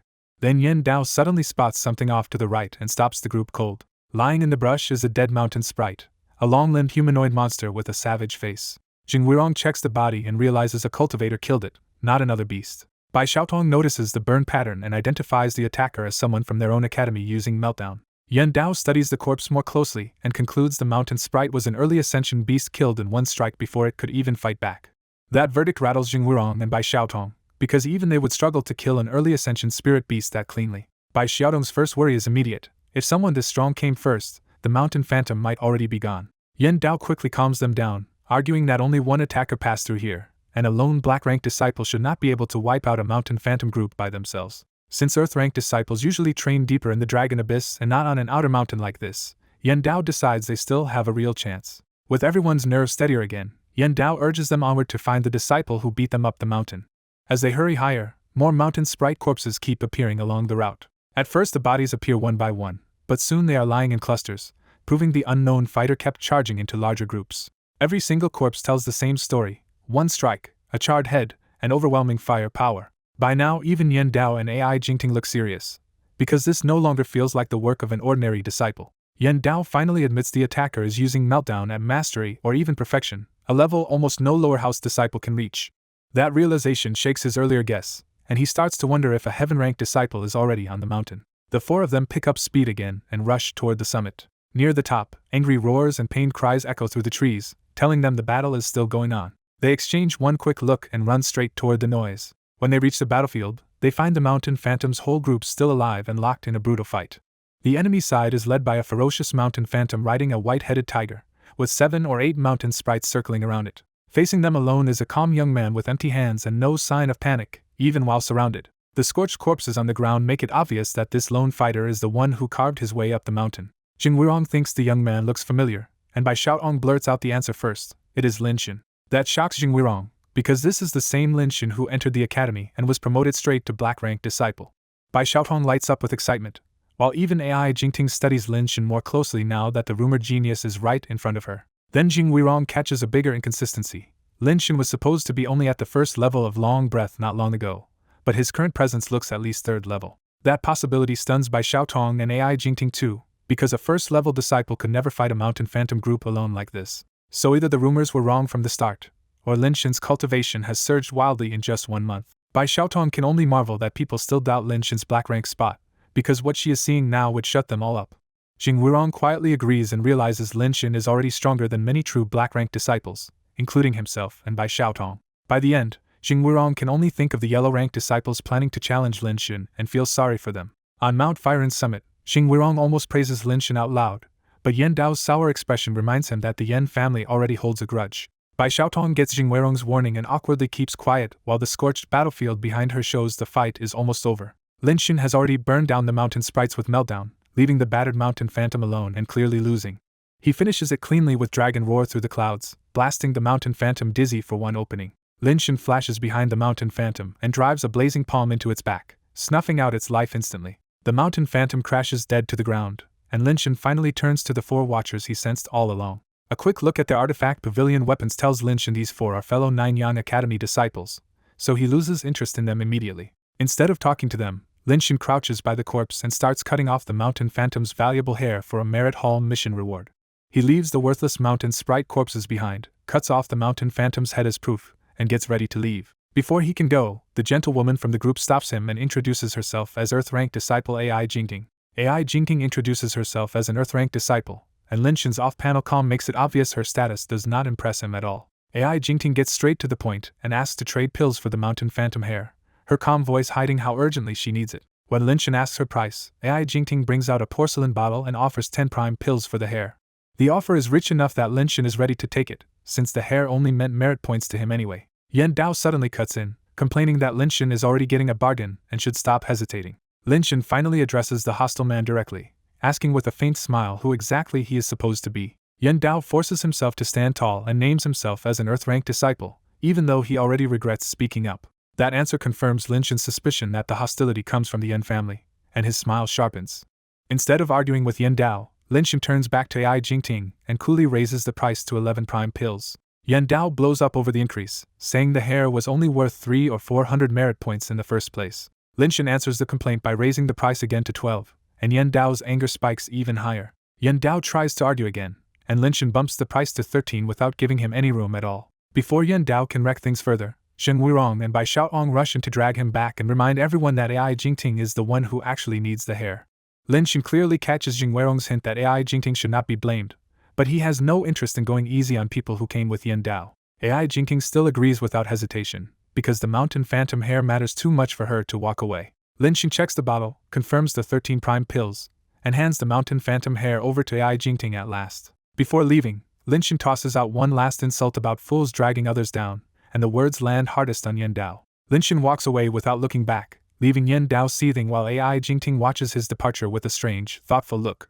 Once Lin Xun is gone, Yan Dao tries to explain himself, but AI Jingting only responds with distant politeness and says it is time to leave. That calm courtesy hurts more than anger, because Yan Dao realizes she does not treat him as anyone close at all. After more than half a month in the Dragon Abyss mountain range, Lin Xun leaves Mount Firen behind and heads back to Dragonside City. On the way back, Lin Xun checks his progress and sees he is still at Long Breath level 3, but his killing-based training has pushed several martial arts much higher. He is satisfied with the gains, decides the beast hunting method works, and plans to rest first before coming back for another round.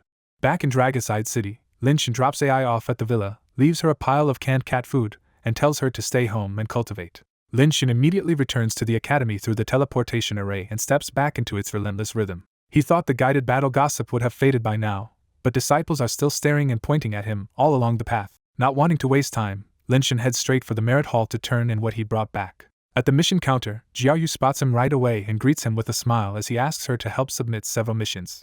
At the mission counter, Jiaoyu starts out smiling and tells Lin Xun she can help register anything that matches a mission. That smile disappears fast when Lin Xun starts pulling out one rare item after another, including wood spirit herbs, ice shards, and other valuable materials. When Lin Xun pours out a huge heap of treasure gold cloud sand, Jiaoyu is left staring at a glittering little mountain in disbelief. The pile is so outrageous that nearby disciples crowd over, and the whole hall erupts when they realize the owner is Lin Xun. After the commotion settles, Jiaoyu painstakingly counts and registers everything, spending nearly an hour sorting Lin Xun's absurd haul. In the end, Jiaoyu hands back Lin Xun's identity token with 54 minor merits and 893 merit points loaded onto it. Lin Xun takes the token with a flash of satisfaction, knowing this trip earned him far more than he ever expected. Instead of leaving right away, Lin Xun asks Jiaoyu whether anything interesting happened in the academy while he was away. Jiaoyu tells him the Martial Enforcement Hall has been recruiting Long Breath stage disciples to help capture criminals, with 3 minor merits just for taking part. Lin Xun is surprised the Martial Enforcement Hall came to the academy for help, so Jiaoyu explains this usually happens during big operations when they need extra manpower. She adds that academy disciples usually handle searching, investigating, and surrounding targets rather than direct combat, which is why the mission is popular. Once Lin Xun asks about the details, Jiaoyu reveals the catch. The mission is secret, screened, and anyone accepted must stay on standby for the next month. Even with his new windfall, Lin-Shin feels the appeal of a well-paid low-risk mission and starts seriously considering it. After thinking it over, Lin-Shin decides to accept the recruitment mission and treat it as a safe break after his trip outside the city. With the mission settled, Lin-Shin heads off in a good mood, already thinking about finally exchanging for martial techniques and enchanted armaments. Before Lin-Shin can leave, a young man storms into the hall, slams the counter, and demands the Martial Enforcement Hall mission for himself. Jiao Yu helplessly refuses, reminding Ling-Xing that his father already forbade him from taking any combat-related mission. Ling-Xing flares up, insists she has no right to stop him, and starts throwing his weight around like a spoiled young master. When Jiao Yu still refuses, Ling-Xing loses his temper and raises his hand to hit her. The slap never lands, because Lin-Shin catches Ling-Xing's wrist midair and stops him cold. Lin-Shin throws his hand aside and coldly tells him to argue with his father instead of bullying a girl at the counter. Ling-Xing glares at this new obstacle, demands to know who Lin-Shin is, and threatens him too. Just as Ling-Xing is about to explode again, a deep voice cuts in and instantly changes the mood in the room. Master Ling steps into view in a black robe, and Ling-Xing's arrogance vanishes on the spot. Jiao Yu blurts out Master Ling's title, and Lin-Shin realizes this stern tutor is Ling-Xing's father. Master Ling gives Lin-Shin a brief acknowledging look, then turns and orders his son to follow him out. Ling-Xing leaves after him like a beaten rooster, and Lin-Shin can only think what a strange father and son they are. Once the trouble is gone, Jiao Yu looks at Lin-Shin with shining eyes and thanks him for stepping in. Lin-Shin brushes it off and asks who that hot-headed guy actually was. Jiao Yu tells him the troublemaker was Ling-Xing, Master Ling's son, and this kind of scene happens because his father keeps blocking him from dangerous missions.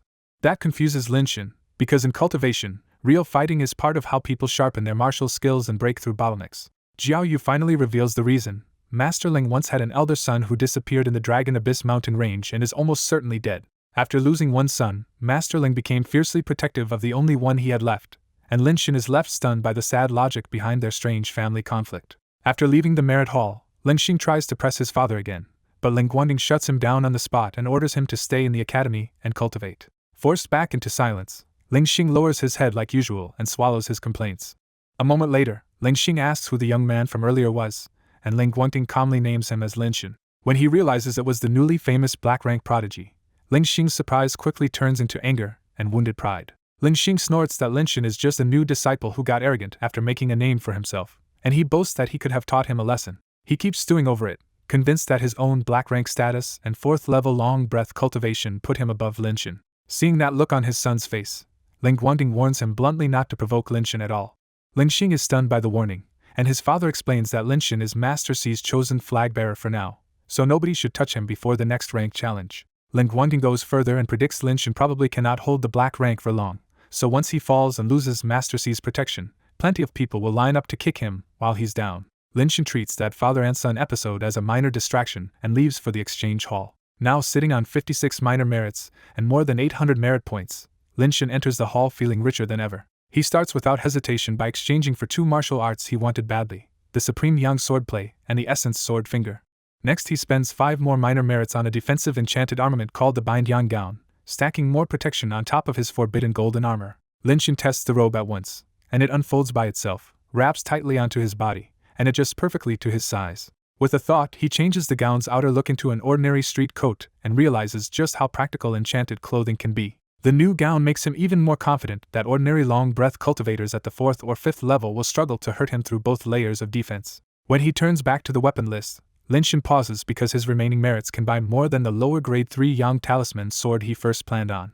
After weighing his options, he skips the weaker sword and upgrades straight to the middle grade 6 Yang Talisman sword as a better life-saving weapon. He also buys 6 identical 7-star swords so each clone can stay armed after splitting off and still blend into the group. Then he spends a huge chunk of merit points on 10 bottles of condensing pills, aiming to force his cultivation up to the 5th level. Even after all that, Lin-Shin still has 15 minor merits left, so he opens the list for spiritual beasts instead of stopping. Thinking ahead to regular trips between Dragonside City and the Dragon Abyss mountain range, he decides he finally needs a proper mount. He chooses a giant horned deer, a long-distance runner that is cheap and useful even if it is nothing special in a fight. Lin-Shin ignores the flashy combat mounts and flying beasts because their prices are way too steep for something he only wants as transportation. After paying for the deer, he adds a beast-taming pouch too, since each pouch can hold only one spiritual beast. He goes to the beast-taming garden, picks out the giant horned deer in person, and forms a contract with his new second spiritual beast. With the mount settled, Lin-Shin stops spending and keeps the rest of his merit points in reserve for his deal with Tao Zongbao. From there he heads to the Internal Affairs Department, expecting the real expensive transaction to happen there. This time he does not even need to look for Tao Zongbao, because the man spots him immediately and lights up. Tao Zongbao quickly pulls Lin Shin aside to a quieter corner and says he has already made real progress on gathering the cultivation materials Lin Shin wanted. He hands over a list packed with 20 to 30 natural treasures, all similar to the risky but effective items Lin Shin bought on Black Street before. The full bundle will cost 2 minor merits and more than 400 merit points, enough money to show Tao Zongbao expects a serious profit. Tao Zongbao carefully offers to renegotiate if the price feels too high, clearly testing Lin Shin's reaction. Instead of haggling, Lin Shin laughs it off, says he trusts Tao Zongbao, and reveals he already has the merits ready to trade at once. That answer leaves Tao Zongbao thrilled and privately stunned that a brand new disciple like Lin Shin can already throw around this much merit. Once the price is settled, Tao Zongbao rushes into broker mode and starts running Lin Shin through the needed exchanges and pickups. They spend the whole day bouncing between the merit hall and multiple sellers until the sun starts turning yellow at dusk. By the time Tao Zongbao finally returns, he is sweating hard but proudly announces that he got everything Lin Shin asked for. Lin Shin thanks him, packs the whole batch of natural treasures away, and leaves with exactly what he needed for another burst of cultivation. After a few final pleasantries, Lin Shin returns to the wooden building where he lives and finds the place still spotless even after more than half a month away. He wastes no time settling in and goes straight to the training room with his new manuals and resources. Sitting cross-legged, Lin Shin first reads through the Essence Sword Finger and Supreme Yang Swordplay until he has both secret manuals memorized. Then he assigns the workout through his clones, sending the Superior Martial Arts clone to study Essence Sword Finger, and the Pure Yang Body clone to study Supreme Yang Swordplay. His other clones keep grinding their own techniques, while Lin Shin himself and the God's Jealousy clone concentrate on the Golden Crow's scripture. With 10 bottles of condensing pills and a fresh mountain of dangerous natural treasures in hand, Lin Shin is confident he can break into the 5th level of Long Breath within a month. That quiet training mood gives way to a dark night scene, where a black-robed man in a ghost mask sits motionless inside an unlit small building. He suddenly senses someone and turns toward the balcony just as another black-robed figure drops in from outside. The masked man greets the arrival with a cold complaint about being late, making it clear this is not a friendly meeting. The second man brushes that off and says his special situation makes secret movement difficult enough already. Once the greeting is over, the masked man gets to the point and asks why the Martial Enforcement Hall has been acting strangely lately. The newcomer explains that several failed missions made the Martial Enforcement Hall suspect an internal leak, so they now trust only a few teams and even recruit outside help instead of using broader manpower. Worse, he suspects the Hall has already found one of their strongholds and may strike it next. That possibility shocks the masked man, and his first instinct is to evacuate their people immediately. But the newcomer firmly refuses, arguing that they still do not know which stronghold was exposed and a mass withdrawal would create exactly the panic the Martial Enforcement Hall wants to monitor. When the masked man asks what they should do instead, the answer is chillingly simple: nothing. He says each stronghold is isolated from the others, so if one is destroyed it will not lead the enemy any deeper, and they can afford to sacrifice a single base to protect the whole network. The masked man hates that answer and spits out years of bitterness, accusing the Martial Enforcement Hall of crushing them again, and likely taking 2 more of their people in the Dragon Abyss Mountains. The other man stays unmoved and reminds him that as long as they still have blood spirit pills, they can always recruit more people and absorb small losses. Then, seeing the masked man's rage, he says there may be one way to hit back if he truly cannot swallow this quietly. He flicks something out from his sleeve, and a strange hive-like object drops in front of the masked man with a brutal bloody aura. The masked man picks it up, recognizes what it is, and his eyes immediately light up beneath the ghost mask. With a sinister laugh, he realizes this gift could let them teach the Martial Enforcement Hall a lesson they will never forget. More than half a month passed with no word from the Martial Enforcement Hall, so Lin Shin stayed home and threw himself fully into cultivation. Fueled by pills, spiritual beast meat, and natural treasures, he broke through fast, first to Long Breath level 4 and then to level 5 after just a few more weeks. His martial arts also surged forward, with Dragon Roar through the clouds and Forbidden Golden Armor both reaching perfection. Even his newer techniques, Supreme Yang Swordplay and Essence Sword Finger, had reached the beginner stage, rounding out his fighting style. Seeing his level 5 status at last, Lin Shin was openly thrilled because his whole combat system finally felt complete. He knew how absurd this progress was for someone his age, and it left him confident he had already outgrown most disciples around him. Lin Shin even judged that if Yuan Lifei and Dingling showed up now, he could kill both of them alone without relying on clones. But his resources were almost gone, and only half a bottle of condensing pills remained beside him. To squeeze out the last of it, he tipped back the bottle and swallowed the final 6 condensing pills in one go. After half an hour of cultivation, the pills barely moved the needle, adding only about 1% now that he had reached level 5. That made the answer obvious. He needed a stronger pill from now on, so he took out a prime pill and used one to test the effect for himself. This time the result was much better, and nearly 2 hours later Lin Shin confirmed the prime pill had pushed his cultivation up by 3%. Counting the pills from Dingling and the ones he traded from AI Jingting, Linshin realized he still had 15 prime pills left, enough to carry him much deeper into level 5. Just as he settled on using prime pills for future cultivation, a sudden feeling made him stop and summon his God's Jealousy clone. The clone appeared only to collapse flat to the floor, its eyes already dead. Linshin was stunned, then grimly understood the clone had finally died after being force-fed too many lifespan-draining herbs. Losing God's Jealousy hurt badly, because with it went the doubled cultivation speed that had powered his explosive growth. It also cut off his old shortcut of feeding dangerous herbs to that expendable body, so Linshin immediately started wondering if another clone could take over that role. He ruled out his more precious clones and decided to wait and see what talent this resurrected clone would come back with.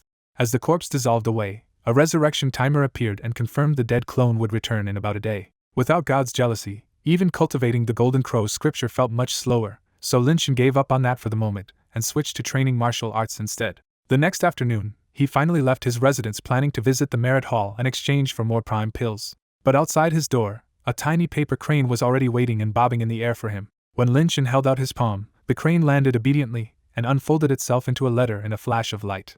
The message was from the Martial Enforcement Hall, and after waiting all this time, Linshin finally had his summons. Satisfied at last, he burned the letter to ashes in his palm and headed straight out. Half an hour later, Linshin arrived at the Martial Enforcement Hall headquarters in the Central District, a sprawling official compound. After showing his disciple token and explaining why he came, he was quickly escorted inside to a gymnasium-like assembly hall. The hall was already crowded with disciples, and Linshin was surprised to spot Zhao Shuiying among them. Since this mission was only recruiting long-breath disciples, her presence meant Zhao Shuiying had broken through much faster than expected. Linshin guessed the direct descendant of a major clan had probably used rare treasures or pills to make that jump. Zhao Shuiying noticed him too, hesitated for a beat, and then walked over on her own. Her opening was awkwardly obvious, but she still asked whether he had taken this mission too. Linshin played along and asked if she knew anything, but all she could tell him was that the Martial Enforcement Hall had kept the mission details tightly sealed.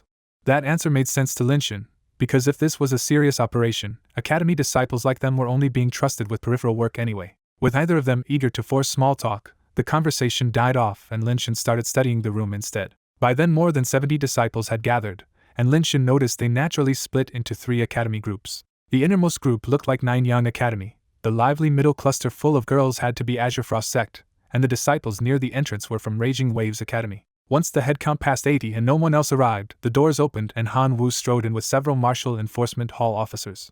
Han Wu's bark for silence instantly shut the whole hall down. He thanked everyone for participating and announced they would now be divided into teams of 4 to 6 for the mission. As the names were read out, Linshin learned he had been grouped with Zhao Shuiying and 2 girls from Azure Frost Sect. One of the Azure Frost girls stepped forward first to introduce herself, lively and confident, while the new team met face to face. Then Zwa Man gave her own polite introduction, and her soft, delicate manner contrasted with the livelier girl beside her.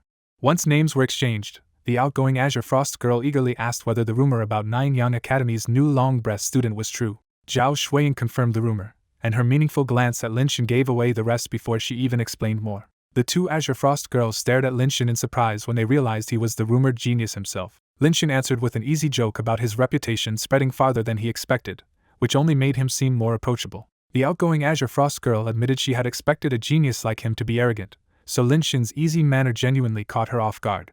Linshin laughed off the stereotype, and the tension around their new team eased right away. After that, the 2 Azure Frost girls kept firing curious questions at Linshin, and even Zhao Shuiying joined in once in a while. Before the chatter could run longer, Han Wu cut back in and called the entire hall to attention for the real mission briefing. One of the officers activated a formation device, and a huge water screen rose above everyone showing a manor from overhead. The map was marked with numbered roads and intersections, and Han Wu explained those numbers were each team's assigned guard point. Then the tone hardened as Han Wu ordered them to intercept anyone trying to break out, and kill on the spot if they resisted fiercely. His final warning was simple and absolute: no one was allowed to escape the encirclement. The disciples answered in one voice, their earlier curiosity gone and replaced by tense obedience. Han Wu took back the formation disc and activated it again, sending tiny lights scattering as the floor beneath everyone suddenly trembled. Bright array patterns flared across the entire venue, and Linshin recognized the familiar start of a teleportation formation. At Han Wu's final command to move, white light swallowed Linshin's vision and the whole team was teleported away. Late at night, a lavish manor in the southern district sits quiet and overconfident, with bored guards treating patrol like a formality. That calm shatters when a burst of light drops in front of the gate, and a large strike team suddenly appears out of nowhere. The ambush starts brutally, and the guards die before they can even understand what hit them. Han Wu coldly reminds everyone that anyone in this manor is tied to the wild wolves, so tonight nobody escapes and nobody gets mercy. The disciples split up by plan, and Lin Shen heads for the outer ring with Yu Shuang, Zhuo Man, and Zhao Shuiying. Before they reach their post, a second wave dives in from above as hundreds of martial enforcement hall members ride flying beasts straight into the manor. Lights flare across the estate, and the distant shouts quickly turn into a full bloodbath inside the walls. Lin Shen stays steady and keeps moving, while Zhao Shuiying lags for a beat because this is the first time she has seen a raid turn this deadly. The four finally take position at a forest path far outside the manor, a clean choke point where any escapee would be easy to spot.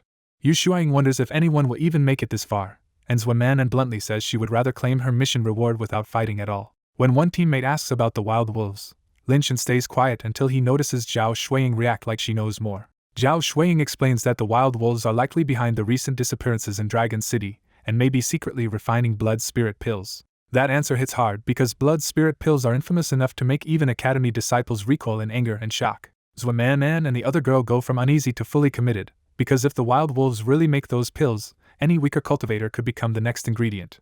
Zhao Shuiying adds that the wild wolves are extremely hard to track and may even have more than one cultivator master backing them. Lin Shen is not surprised, but the warning reminds him how lucky he was before that the wild wolves only sent Luo Yi after him. He quietly decides he has to be more careful from now on, even if the academy still gives him some protection. As time passes, the fighting inside the manor starts to fade, and only a few failed breakout clashes flare at the outer lines before going quiet again. Just when the night seems to be settling down, the manor erupts again with a louder, stranger burst of commotion.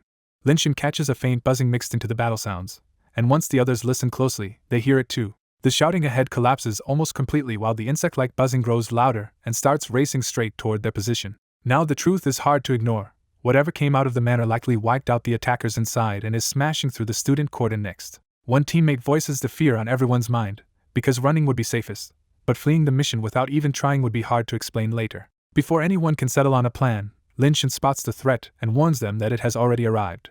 A black swarm bursts into view, and under the moonlight they finally see giant wasp-like monsters charging straight at them. Zhao Shuiying recognizes them as hell hornets and quickly explains why everyone is suddenly pale. These things are vicious poisonous insects that burrow into living prey to breed. Zhao Shuiying's description is disgusting enough that Zhuo Man and the other girl recoil in instinctive fear and revulsion. Lin Shen has no time to puzzle over why these creatures are here, because the swarm closes to striking range in seconds. He opens with a thunderous roar, and the sound wave alone blows apart more than 20 hell hornets in midair. That one move steadies the whole team, and Zhuo Man, Zhao Shuiying, and the other girls suddenly realize Lin Shen is far stronger than they expected.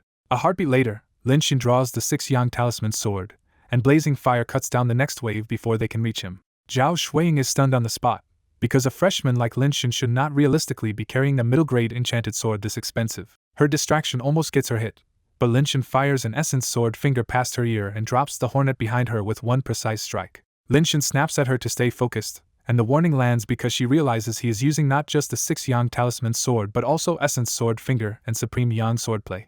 The more Zhao Shuiying thinks about it, the stranger Lin Shen looks, because his resources now seem richer than what even her own family could casually support. Lin Shen ignores all of that, and quickly judges the enemy for what they are, late-phase spirit awakening threats that are manageable one by one but terrifying in these numbers. With 300 to 400 hell hornets in the air, most student teams would have been devoured already, but Lin Shen alone blocks nearly half the swarm. Protected by forbidden golden armor, Lin Shen does not have to fear their poisonous jaws and can focus entirely on killing. His sword turns into a storm of scarlet light, shredding every hornet reckless enough to close in. In just a few minutes, 50 or 60 hell hornets die under Lin Shen's blade, and Zhao Shuiying, Zhuo Man, and the other girl rally behind him. But even as Lin Shen's team holds the line, 2 hidden figures are already watching this fight from a treetop half a kilometer away. Hidden in the forest, Jilu watches Lin Shen cutting through the hell hornets and immediately sees a rare prize instead of just another student. Wan Zhaoquan wants to leave with the captives they already have, warning that Lin Shen and the 3 girls will be troublesome and martial enforcement hall reinforcements could arrive any moment. Jilu pushes back hard, saying a talent like Lin Shen could be refined into second-grade blood spirit pills, and that temptation finally shakes Wan Zhaoquan.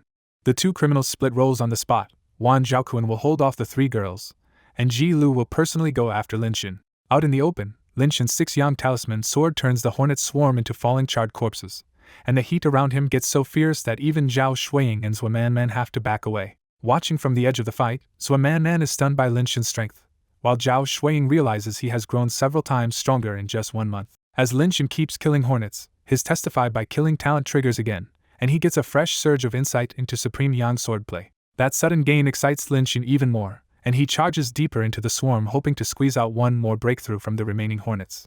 Then danger slams into him from behind, and Lin Shin reacts instantly by switching to Perseverance and triggering the protection talisman on his chest. The talisman shatters under the blow, but Lin Shin layers forbidden golden armor on top of it and uses the remaining force to throw himself out of the kill zone. Ji-Lu tries to press the ambush, but Lin Shin fires an essence sword finger behind him without even turning, forcing the attacker to dodge. Now face to face, Ji-Lu praises Lin Shin's martial arts with ugly greed, and Lin Shin answers with a cold stare that says he knows this is an enemy trying to kill him. Lin Shin charges straight back in, because he already knows the wild wolves are the kind of criminals you can only survive by killing first. Their first exchange comes like lightning, sword and saber crashing together in a spray of sparks as the whole battlefield suddenly turns colder and tenser. The girls move to help Lin Shin, but Wan Zhaoquan steps out and cuts off Zhao Shuiying and Zhuaman before they can reach him. Wan Zhaoquan attacks without wasting a word, and his claw technique is strong enough to pin Zhao Shuiying and Zhuaman in place and keep them from supporting Lin Shin. Back in his own duel, Lin Shin quickly judges that Ji-Lu is at least 7th level long breath stage, and even stronger than Ding Ling or Yuan Lifei. A glance to the side makes the problem worse, because Wan Zhaoquan is also overwhelmingly strong, and Lin Shin realizes he will be finished if that man joins Ji-Lu later. Ji-Lu notices Lin Shin's distraction and attacks even more fiercely, convinced the younger fighter is already running out of options. Lin Shin seizes the one opening he gets, unleashing a sudden long roar that jolts Ji-Lu and throws off his rhythm for an instant. Ji-Lu reacts carefully and jumps back with his saber guarding his front, expecting Lin Shin to follow with a sneak attack. Instead, Ji-Lu looks up and finds Lin Shin already 50 meters away, sprinting into the deeper forest and dragging the fight away from everyone else. Furious at being played, Ji-Lu chases him through the dark woods, and the two run more than 1,000 meters until the other battle is completely out of sight.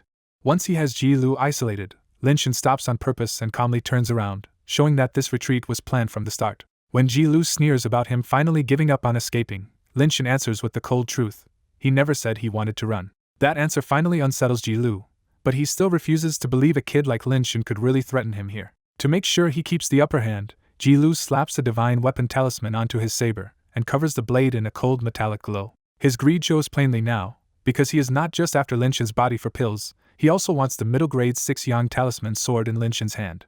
Lin Shin finally explains his move outright. He lured Ji-Lu here because this is far enough away that no one else can see what he is about to use. Ji-Lu acts like he welcomes any trump card, but he is too cunning to wait for one and suddenly lunges in mid-taunt to kill Lin Shin first. Lin Shin expected that too, and an essence sword finger snaps out first, forcing Ji-Lu to dodge instead of pressing the attack. Then Ji-Lu looks up and goes cold, because there are suddenly 5 Lin Shins in front of him, all identical and all charging at once. To keep this secret hidden, the original Lin Shin puts away the 6 Yang talisman sword and switches to the plainer 7-star sword before the pack closes in. The forest erupts into a storm of sword shadows, and Ji-Lu is instantly trapped in a 5-on-1 fight he cannot understand, let alone control. With pure Yang body active and 4 clones backing him up, Lin Shin completely flips the fight, and fresh wounds start opening all over Ji-Lu's body. A sword finally punches into Ji-Lu's abdomen, and that tiny lapse is all Lin Shin needs to finish the kill. Scarlet sword light sweeps over Ji-Lu from every direction, and when it fades, the outlaw is left standing only for a heartbeat before collapsing dead. Lin Shin takes a breath, quickly loots Ji-Lu's storage bag, and wastes no time lingering over the body. He uses the melting liquid he got earlier to destroy the corpse on the spot, erasing the evidence before anyone can trace this fight back to him. After a fast cleanup to make sure nothing is left behind, Lin Shin turns and rushes back toward the others before the wider battle can collapse without him. On the dark forest path, Wan Zhaoquan keeps pressing the attack, but Zhao Shuiying, Yu Shuiying, and Zhuaman barely hold him off together. What really slows Wan Zhaoquan down is Zhao Shuiying, whose 3 Yang talisman sword and non-stop talismans keep blowing apart his openings. Growing impatient and worried about Martial Enforcement Hall reinforcements, Wan Zhaoquan suddenly tries to break their morale by claiming Lin Shin already ran away. Zhao Shuiying cuts through the lie at once, warning the others that wild wolves use cultivators to refine blood spirit pills and cannot be trusted.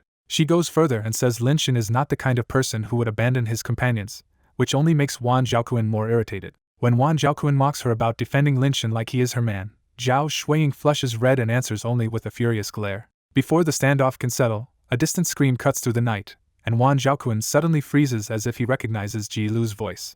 Zhuaman and the other girl fear the worst for Lin Shin, but Zhao Shuiying catches Wan Zhaoquan's shaken face and starts suspecting the scream came from Ji-Lu instead. Badly unsettled, Wan Zhaoquan stops playing careful and throws himself back into the fight with even fiercer attacks, determined to end this fast. Then a rushing figure tears in from the darkness, and Linshin's lion roar slams into Wan Zhaoquan so hard he staggers back with blood rising in his throat. The girls blurt out Linshin's name in relief, while Wan Zhaoquan turns cold inside because Linshin is here alone and Ji Lu is nowhere in sight. Linshin does not explain anything yet and simply tells the girls to leave because he will hold Wan Zhaoquan here himself. Knowing they would only burden him, the women withdraw at once, and Zhao Shuiying throws Linshin one long worried look before turning away. Once the others are gone, Wan Zhaoquan demands to know what happened to Ji Lu, and Linshin answers with a chilling promise to send him down to meet his companion. Linshin attacks first, and just as Wan Zhaoquan braces to counter, Linshin suddenly splits into 5 identical bodies under the moonlight. Wan Zhaoquan panics and falls back, but the 5 Linshins swarm him so fast he can only throw up his arms and take the storm of sword strikes. His body-hardening technique dulls some of the hits, but it is nowhere near enough, and when the light clears, dozens of wounds have already torn him open. That is the moment Wan Zhaoquan finally understands Ji Lu is already dead and that Linshin's bizarre clone technique is what made it possible. Linshin does not give him time to recover and launches another wave, this time flooding Wan Zhaoquan's vision with blazing scarlet sword energy. Then the real killing blow slips through the barrage, and Linshin drives the 6-yang talisman sword straight through Wan Zhaoquan's chest. Wan Zhaoquan dies full of disbelief, and Linshin pulls the heated sword free so cleanly that the blood flashes away in the sword's own scorching heat. After the fight, Linshin checks his gains and is delighted when testified by killing boosts his cultivation by another 12%. He immediately hides the evidence by retracting his clones, taking Wan Zhaoquan's storage bag, and hauling the corpse to the same disposal spot where Ji Lu already vanished. Using melting liquid again, Linshin destroys Wan Zhaoquan's corpse too and starts planning a believable lie for the others. Once the scene is clean, Linshin heads after the girls, still intent on keeping his clone's secret buried. Before he gets far, hundreds of flying spiritual beasts sweep over the night sky toward the manor, and Linshin realizes the Martial Enforcement Hall reinforcements have finally arrived. A few of those riders spot him, point him out, and break formation to descend straight toward his position. The beasts land in front of him, and Zhao Shuiying jumps down almost before hers has settled, rushing over to check whether Linshin is hurt. The other 2 women hurry over too, and all 3 visibly relax when they see Linshin standing there alive and mostly unscathed. When Linshin asks why they are with the reinforcements, Zhao Shuiying explains they met the Martial Enforcement Hall halfway and brought them back to save him. Then Zhao Shuiying asks the obvious question about where the wild wolves went, because the man who had cornered them has completely vanished. Linshin smoothly lies that both wild wolves ran when they sensed Martial Enforcement Hall reinforcements closing in, and the women accept it without suspicion. With the danger finally over, they head back toward the central district and travel until dawn. At parting, Zhuaman and the other girl happily exchange contact information with Linshin and promise they will look him up again. With the night finally over, Linshin tells Zhao Shuiying they should head back, and she agrees with an easy smile. Back in his wooden room, Linshin shuts the door and immediately opens his interface to sort through the 2 storage pouches he took tonight. He checks Ji Lu's bag first, but most of it is ordinary loot, and even the natural treasures only turn up 3 stalks of extreme grass. Then the pills turn the mood around, because Ji Lu was carrying 2 full bottles of prime pills, 24 in all. Linshin breaks into a satisfied grin, realizing those prime pills are enough to carry him to the 6th level of long breath stage. When he opens Wan Zhaoquan's bag, the prime pills are gone, but he does find 4 more stalks of extreme grass. What really catches his eye is a strange beehive-like object radiating the same bloody, savage aura as the hell hornets. He connects the dots and realizes this refined nest was probably how the hell hornets were unleashed on the manor in the first place. That means Ji Lu and Wan Zhaoquan were likely the real masterminds, and Linshin is pleased to uncover the truth along with the loot. The nest looks even more valuable once Linshin recalls that refined beast nests can hatch new spirit beasts again after enough time. He reluctantly puts the hornet nest away, knowing he cannot refine or use it until he reaches bright aperture stage. He keeps searching the bag and pulls out 2 secret manuals, Iron Scale Technique and Wolf Soul Claw. After thinking it over, Linshin decides both arts are weaker than Forbidden Golden Armor and Meltdown, so they are not worth switching to. Even so, he puts the manuals away with a satisfied smile, feeling the whole dangerous night paid off well. His mood shifts again when he remembers the clone timer, and he quickly opens the interface to check it. The resurrection cooldown is over, so Linshin immediately summons a new clone beside him. When the clone status appears, Linshin sees its new talent is called Analogy. The talent turns out to be a big hit, boosting all martial techniques based on how many arts Linshin has already pushed to perfection. Linshin quickly realizes why this talent matters so much, because unlike pure yang body it can strengthen every kind of martial technique, not just yang arts.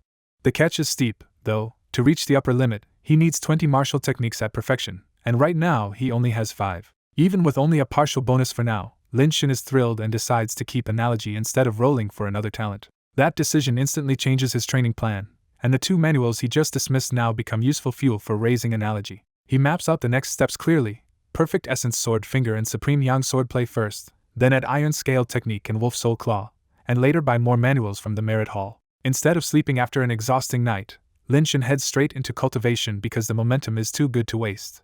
He splits the work efficiently, sending 3 clones to train martial arts while he and the other 2 focus on the Golden Crow's scripture. By the time the next day arrives, Lin Shin leaves his building and heads for the merit hall. He can hear the noise before he even gets there, and the mission hall is far more crowded and restless than usual. Puzzled by the atmosphere, Lin Shin goes to the counter and asks Jiao Yu what happened. Jiao Yu lights up in relief the moment she sees him and blurts out that she knew he would be okay.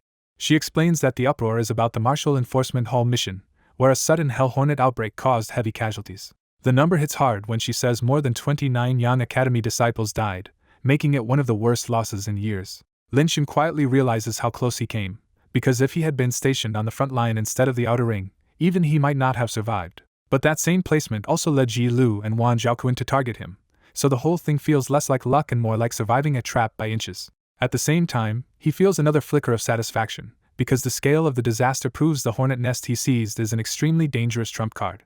When Lin Shin asks why some disciples seem almost excited, Jiao Yu quietly reveals the ugly reason: more than 20 black rank and yellow rank spots just opened up. Lin Shin understands at once and can only look over the buzzing hall with a quiet shake of his head. Then Jiao Yu gives him one last piece of news. Because of the mission disaster, the Martial Enforcement Hall raised the reward to 5 minor merits, and she offers to register it for him right away. After registering his latest reward, Lin Shin calmly pocketed 2 more minor merits, and let the coming rank challenge slide to the back of his mind. On his way back to the wooden building, he ran into Ling Xing again, and the grudge was still obvious on both sides. Lin Shin refused to bite and simply walked off smiling, which only made Ling Xing spit out a bitter threat about the fight next month. Back at his door, Lin Shin found another flying crane and stopped in surprise to catch it. The talisman carried Yang Zhongyi's voice, inviting him to the Night Dream Club where Yang and Sun Yan were waiting. Since he had barely seen his 2 friends after entering the academy, Lin Shin dropped his training plan and headed straight out to meet them. By the time he reached the Night Dream Club, night had fallen and Yang Zhongyi had already arranged for a waiter to escort him upstairs. Inside the private room, Yang Zhongyi lounged comfortably with a cat girl feeding him wine, while Sun Yan sat stiff and handsome enough to leave the cat girl beside him staring in a daze. Yang Zhongyi greeted him with mock complaint, and Lin Shin answered with his mouth full that he had just been busy cultivating. Yang Zhongyi took that answer seriously, dismissed the cat girls, and turned the reunion into a sober talk about Lin Shin's rank challenge. They asked if he was really ready, but Lin Shin just laughed at how seriously they were taking it and said he was not weak enough to lose what was already his. Seeing that confidence, Yang Zhongyi still warned him that yellow-rank disciples Duan Hao and Qing Shiping had openly targeted him and both stood at long breath stage level 4. Sun Yan backed him up, adding that those 2 veterans had spent more than 3 years in the academy and honed their martial arts enough to rank among the yellow-rank top 5. Lin Shin thanked them for the warning with the same steady calm, and the 2 of them could only give up trying to shake his confidence. Even so, Yang Zhongyi offered to help if Lin Shin lacked pills or natural treasures, making it clear this was real friendship, not empty talk. Lin Shin took that offer seriously and thanked him with real sincerity before steering the conversation away from himself. When Lin Shin asked about them instead, Yang Zhongyi said they were still stuck taking ordinary duty missions, but he brightened up immediately and revealed he had just broken through to the 9th level of Qi transformation. Lin Shin turned to Sun Yan, and Sun Yan coolly answered that if Yang had advanced, there was no way he would fall behind. That instantly kicked off another round of bickering, with Sun Yan calmly claiming he had reached the same 9th level 7 days earlier, and Yang Zhongyi refusing to admit defeat over a single week. While they were still going at it, Lin Shin quietly pulled out 2 walnut-sized green spirit breath fruits and set them on the table. The moment they realized what they were looking at, both of them were stunned because spirit breath fruits were the crucial main ingredient for breath-gathering pills and hard to find even through the academy. Lin Shin pushed 1 fruit to each of them and said he had no use for them, so they would do more good in his friend's hands. The gift hit them hard because those fruits were worth at least 7 or 8 minor merits, but Lin Shin brushed off the emotion and joked that he was only providing the hardest part. He made it clear they still had to gather the other materials and find the alchemist, and Yang Zhongyi immediately promised he could handle the alchemy side through his connections. Sun Yan was just as pleased, because once the breath-gathering pills were refined, both of them could use their current foundation to step straight into the long breath stage. With everyone in high spirits and a few more drinks down, Yang Zhongyi finally revealed the real reason he had called Lin Shin here. He told them the Dragon Abyss mountain range was turning unstable, with demon tribes moving abnormally near the outskirts. The 5 great demonic tribes ruled the range, and recently the tiger, python, and bear tribes had started appearing on the periphery and killing human cultivators. Because of those attacks, Yang Zhongyi said the 3 great sects were furious and likely preparing a joint counterattack against the 3 demon tribes. He also expected the academy to send disciples into that war, which meant a rare chance to earn a huge amount of merit points. That prospect stirred Lin Shin immediately, because the battlefield mattered to him not just for rewards but as a perfect chance to trigger testify by killing and grow stronger fast. Sun Yan looked tempted too, though for a simpler reason: any ambitious disciple would want a shot at that kind of merit. When Lin Shin asked about the timing, Yang Zhongyi guessed a war of that scale would only begin after the rank challenge once all the preparations were in place. That answer suited Lin Shin perfectly, because he was already measuring how much stronger he could become before the war by pushing into higher long breath levels and adding another clone. More than half a month passed in a blur, and with prime pills backing him, Lin Shin pushed his cultivation all the way to long breath level 6. At the same time, his clones trained without pause until both Supreme Yang Swordplay and Essence Sword Finger finally reached perfection. To test the result, Lin Shin opened his eyes and snapped out a finger strike, sending a fierce streak of energy straight into the metal wall. The special wall took a hole several centimeters deep, and Lin Shin immediately judged that perfected Essence Sword Finger hit even harder than perfected Meltdown in pure penetration. He had also pushed the Golden Crow's scripture to mastery, though he knew this cultivation method would lose value once he broke into the bright aperture stage. That limitation did not worry him much, because the academy would issue a stronger matching technique for free after a disciple reached bright aperture. What did sting a little was that Golden Crow's scripture did not count as a martial technique, so its progress gave no extra boost to his analogy talent. Even so, 7 perfected martial techniques had already stacked analogy into a frightening bonus, making his training speed and technique power surge again. With superior martial arts, pure yang body, analogy, and several clones training at once, Lin Shin knew his growth speed had already become absurd. He even wondered whether breaking into bright aperture might open another talent slot, but he quickly put the thought aside and focused on what came next. Since 2 major techniques were already perfected, Lin Shin pulled out the Iron Scale technique and Wolf Soul Claw manuals and switched to a fresh round of cultivation. Those 2 techniques were clearly lower grade than his strongest arts, so they came together fast and both reached beginner in only 3 days. 2 days later, the Iron Scale technique advanced again, and dark scale-like light spread over Lin Shin's skin like a thin suit of phantom armor.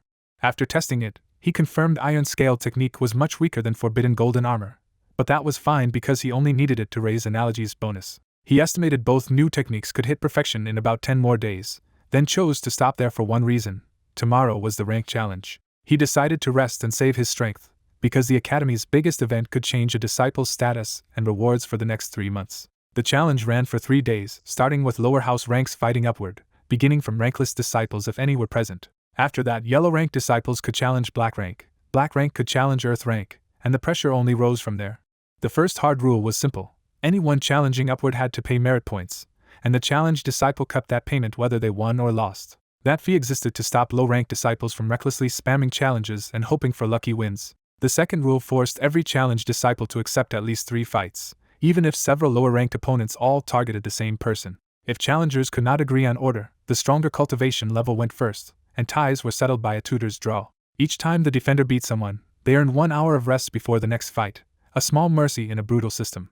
The third rule made every battle matter, because once someone rose in rank or dropped from it, they stopped taking new challenges for the rest of that round. Still, a disciple who lost a rank could fight upward again and try to win their spot back, so nobody was truly safe until the dust settled. When challenge day arrived, Lin Shin entered the square and found the old guided battlegrounds transformed by a raised platform and engraved stone pillars forming a protective array. The 10-meter space around the platform had been cleared, but beyond that the square was crammed with disciples, making the whole lower house feel packed into one place. Lin Shin quickly realized why everyone had shown up.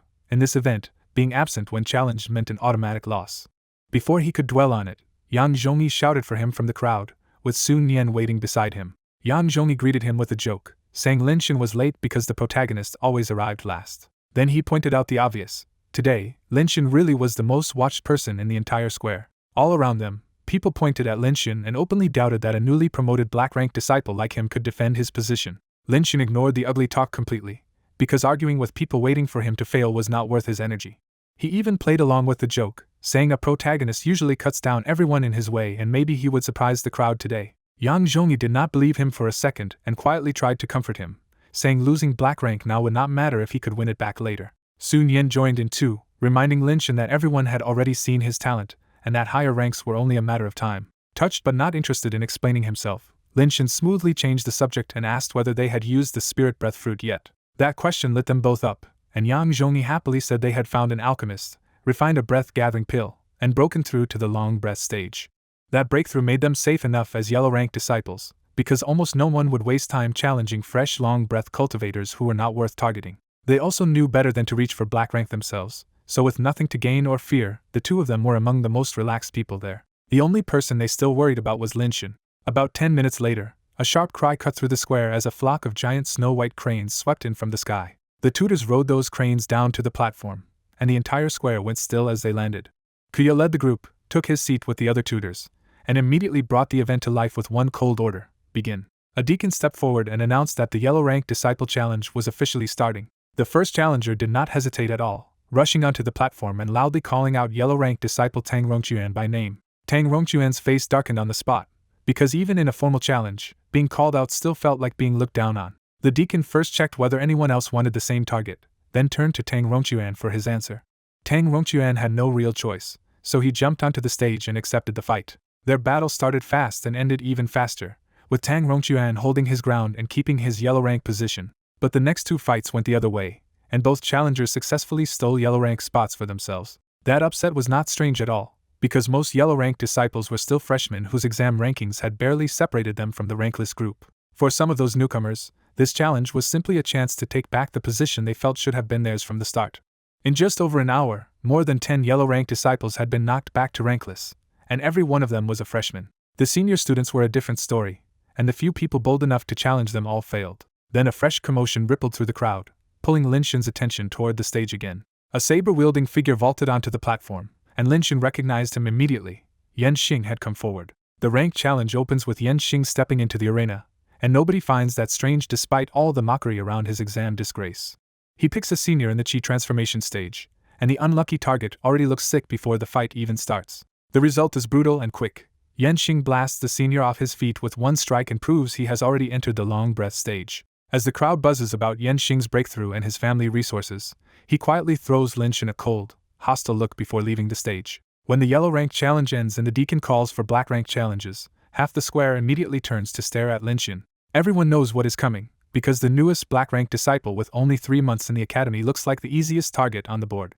After a brief strange silence, one disciple jumps out to challenge Linshin, and that single move triggers a rush. In the blink of an eye, more than 20 challengers crowd the platform, all trying to seize the same chance to take Linshin's seat. The scale of it stuns the square, because even veteran spectators have never seen so many yellow rank disciples pile onto one black rank target at once. Most of those challengers are not driven by hatred at all.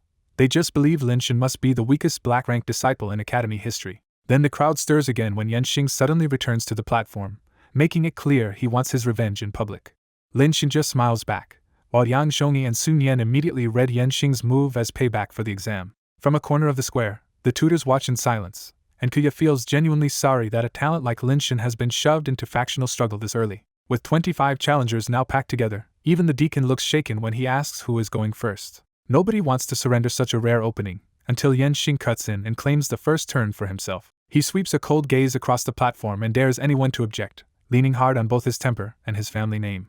The others swallow their anger, because mocking Yan Xing is one thing, but openly crossing the Yan clan's direct descendant is another. Even the strongest challengers end up yielding to Yan Xing, and once they step back the rest fall silent too. Satisfied, Yan Xing turns to Linshin and openly calls him onto the platform for a direct fight. That choice excites the audience even more, because Yan Xing has just advanced and feels like the perfect measuring stick for Linshin's real level. Linshin answers with an easy smile and says there is no reason he would refuse.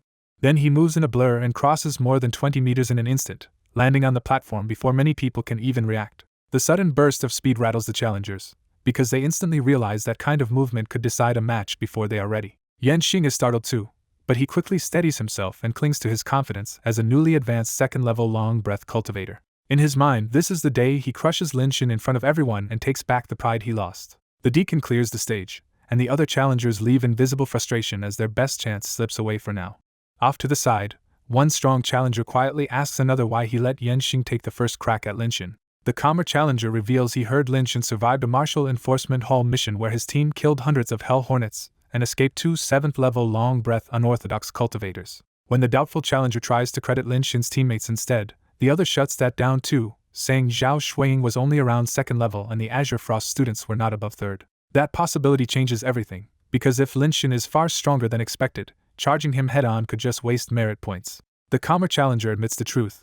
He let Yan Xing go first on purpose so someone else could test Linshin's depth. The other challenger can only call him despicable and cunning, and the calmer one defends himself as merely being careful before they both turn back to watch. Now the platform is finally clear, leaving only Lin Xin and Yan Xing facing each other in a steadily darkening atmosphere. Yan Xing opens with a bitter jab, claiming Lin Xin only shown during the exam and guided battle because of luck. Lin Xin lightly fires back that blaming everything on luck is a bad habit, and that answer makes Yan Xing's face twitch with anger. Yan Xing stops wasting words and draws a scarlet longsword etched with deep runes, and the whole blade erupts into scorching fire. The heat rolls across the square, and the audience instantly recognizes the 6-yang talisman sword with a wave of envy and alarm. Yan Xing enjoys the reaction, because he fought to obtain this middle-grade enchanted weapon for one reason only, to pierce Lin Xin's forbidden golden armor. Certain he finally has the right weapon, Yan Xing lunges first and drives the burning sword straight at Lin Xin's chest. The entire square braces for impact, expecting blood and a real opening blow. Instead, a hard clang rings out as the sword point stops dead against Lin Xin's chest and cannot push through at all. Even with flames surging and all his strength behind it, Yan Xing cannot force the weapon even 1 inch deeper. The square drops into dead silence, and Yan Xing can only stare at the block sword tip in blank disbelief. Lin Xin knew exactly how dangerous the 6-yang talisman sword was, which made his calm even more telling. He judged that the sword could have broken his defense during the old guided battle, but not now that his forbidden golden armor had reached perfection and the bind yang gown backed it up. So when the strike landed and Lin Xin stood there unharmed, the whole square went dead silent. The audience could hardly believe it. Lin Xin had just taken a strike from the 6-yang talisman sword and come out completely unhurt. Yan Xing's confidence broke on the spot, and panic replaced all his earlier swagger. Lin Xin did not explain a thing. He just smiled and answered with one palm strike. The meltdown palm sent Yan Xing flying, and the leftover blazing force still burned him badly even through his protection. Yan Xing hit the ground burning red, twitched in agony, and blacked out almost immediately. Looking at the fallen sword, Lin Xin briefly regretted that he could not just pocket such a good weapon in front of the whole square. He even imagines how ridiculous it would be if all his clones carried 6-yang swords, then catches himself and shakes the thought off. Around the platform, the shock finally broke into loud uproar because nobody expected Yan Xing to lose this badly. Watching from the crowd, Duan Hao and Qing Shiping both felt a chill, because Yan Xing had just shown them how much strength Lin Xin was still hiding. After sizing Lin Xin up as far beyond them, the two onlookers quietly gave up any plan to challenge him. Yan Zhongyi finally admitted that they should have known better, because Lin Xin never acted this calm unless he was sure he could win. Sun Yan silently agreed, because by now it was obvious Lin Xin could not be measured like an ordinary new disciple. Even Tutor Kuya could only stare and sigh that Master C really had sharp eyes. When the deacon asked for the next challenger, the answer was silence, because nobody wanted to throw merit points away on this monster. Seeing everyone back down, Lin Xin half regretted ending things too cleanly, since a lower profile might have baited a few more people into donating merit points. He quickly decided it was not worth the trouble and left the platform when the deacon signaled him off. Back with his friends, Yang Zhongyi punched Lin Xin's shoulder and complained that he had hidden his strength from them again. Lin Xin just smiled and reminded him that he had already said there would be no problem. When Sun Yan congratulated him, Lin Xin stopped him with a cryptic line and said the real congratulations could wait. Then he turned his eyes back to the high platform, making it clear he still had another move planned. Elsewhere in the square, Ai Jingting, Bai Xiaotong, and Jing Wurong were still stunned by what Lin Xin had just done. Bai Xiaotong praised Lin Xin openly, and Jing Wurong agreed that his body enhancement technique had to be far stronger than ordinary methods like Crimson Cloud physical enhancement. Ai Jingting was impressed too, because even after years in the academy she had never seen a newcomer as hard to read as Lin Xin. Yan Dao cut in with a jealous sneer and insisted Lin Xin must be relying on a defensive enchanted armament instead of pure toughness. Bai Xiaotong and Jing Wurong kept quiet, but the look they traded said they were already tired of Yan Dao's excuses. Ai Jingting watched Yan Dao more carefully now and realized his polished humility only existed as long as he felt superior. Once she saw that his narrow-mindedness came out the moment he met someone more talented, Ai Jingting quietly decided he was no longer worth getting close to. She resolved to repay Yan Dao later with a flame spirit pill for his past help, then cut the relationship cleanly. Yan Dao had no idea he had already ruined his chances, and he kept talking down Lin Xin by mocking body enhancement techniques as a dead end. He even argued that Lin Xin blocking the 6-yang talisman sword meant nothing if he could not also stop an even stronger 9-yang talisman sword. Bai Xiaotong and Jing Wurong rolled their eyes and sighed, but neither of them wanted to openly offend an earth-ranked disciple from a powerful family. Their silence only made Yan Dao more pleased with himself, because he mistook it for agreement. Meanwhile, the rank challenge kept rolling, with winners beaming and losers leaving the platform dejected. By afternoon, the black rank challenge finally ended, and more than 2/3 of the black rank disciples had managed to keep their positions. Among the disciples who got through successfully, Duan Hao and Qing Shiping were safe too, but the day still was not over. Without even stopping for a meal, the academy moved straight into the Earth Rank Challenge. Far fewer people dared to join this round, because only a small number of black rank disciples had both the nerve and the strength to challenge upward. The earth rank fights dragged on much longer, and by the 14th challenge the sky was already turning yellow. Seeing the light fade, the deacon raised his voice for one last call and was already expecting the day to end. Instead, a calm answer cut through the square. Lin-Shin stepped onto the platform again. The whole audience erupted, because they could not believe a disciple who had only just defended his black rank spot was now aiming at earth rank. Yang Zhongyi and Sun Yan finally understood what Lin-Shin meant earlier, and both were left half stunned and half helpless all over again. Even the tutors were caught off guard, and Kuya could only stare at Lin-Shin like he had pulled another impossible move out of nowhere. The deacon himself had to pause and ask if Lin-Shin was really sure he wanted to challenge an earth rank disciple. Lin-Shin answered with a simple yes, without the slightest sign of hesitation. When the deacon asked for his target, Lin-Shin turned toward the earth rank section in the north side of the square. Then he said it clearly enough for everyone to hear. Black rank disciple Lin-Shin was challenging earth rank disciple Yan Dao. The square fell silent for a beat, and Bai Xiaotong and Jing Wurong were so shocked they could only stare. When they turned to look at Yan Dao, they found him already grinding his teeth, his face dark with anger. When Lin-Shin names Yan Dao as his next target, Yan Dao's face goes dark on the spot because the challenge feels like a direct insult from a junior he already hates. Yan Dao storms toward the platform, while Bai Xiaotong and Jing Wurong quietly connect the challenge to Lin-Shin's long feud with the Yan family and Yan Xing's earlier defeat. Even AI Jingting is caught off guard, because she clearly did not expect Lin-Shin to push things this far. As Yan Dao climbs onto the platform, the whole square erupts in debate over whether Lin-Shin is brave or reckless for challenging an earth-rank disciple. The crowd quickly fills in Yan Dao's reputation. His cultivation is only 7th level long breath, but both his moving star steps and spirit-burning cloud saber are already at perfection. Most people still decide Lin-Shin is the underdog, because even if his martial arts are terrifying, they believe the gap in cultivation should be too much to overcome.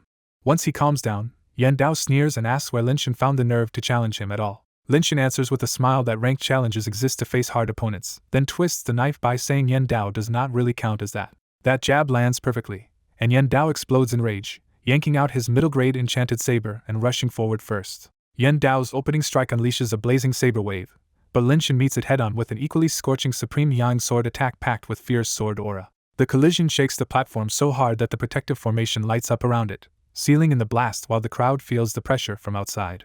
When the dust clears, the platform is scarred and blackened, and Yan Dao is the one left rattled because he recognizes Lin-Shin's Supreme Yang swordplay has already reached perfection. Yan Dao refuses to back off and charges again, forcing the fight into a fast, close-range exchange of saber and sword across the middle of the stage. The longer they trade blows, the clearer it gets that Lin-Shin is fighting more freely because his perfection stage skills, forbidden golden armor, and bind yang gown let him attack without fearing much in return. The square falls into an odd silence as everyone realizes the higher-ranked earth-ranked disciple is actually being driven into a miserable defensive scramble. Bai Xiaotong and Jing Wurong can only watch in disbelief, because Yan Dao had mocked Lin-Shin's body enhancement technique moments ago, and is now being battered by it. Humiliated by the stares around him, Yan Dao forces more spiritual essence into his saber and changes tactics, deciding to drag the fight out until Lin-Shin runs dry. Lin-Shin quickly reads that plan and decides he has learned enough from this fight, so there is no reason to keep playing along. He silently switches to pure Yang body, and the power behind his Supreme Yang swordplay jumps so suddenly that Yan Dao feels the pressure spike at once. From the sidelines, everyone sees the balance break as Lin-Shin's fire and sword aura suddenly crush Yan Dao's flames instead of merely matching them. A scream rips through the square, and Yan Dao is blasted out of the fire cloud with burned, bloodless sword wounds cut all over his body.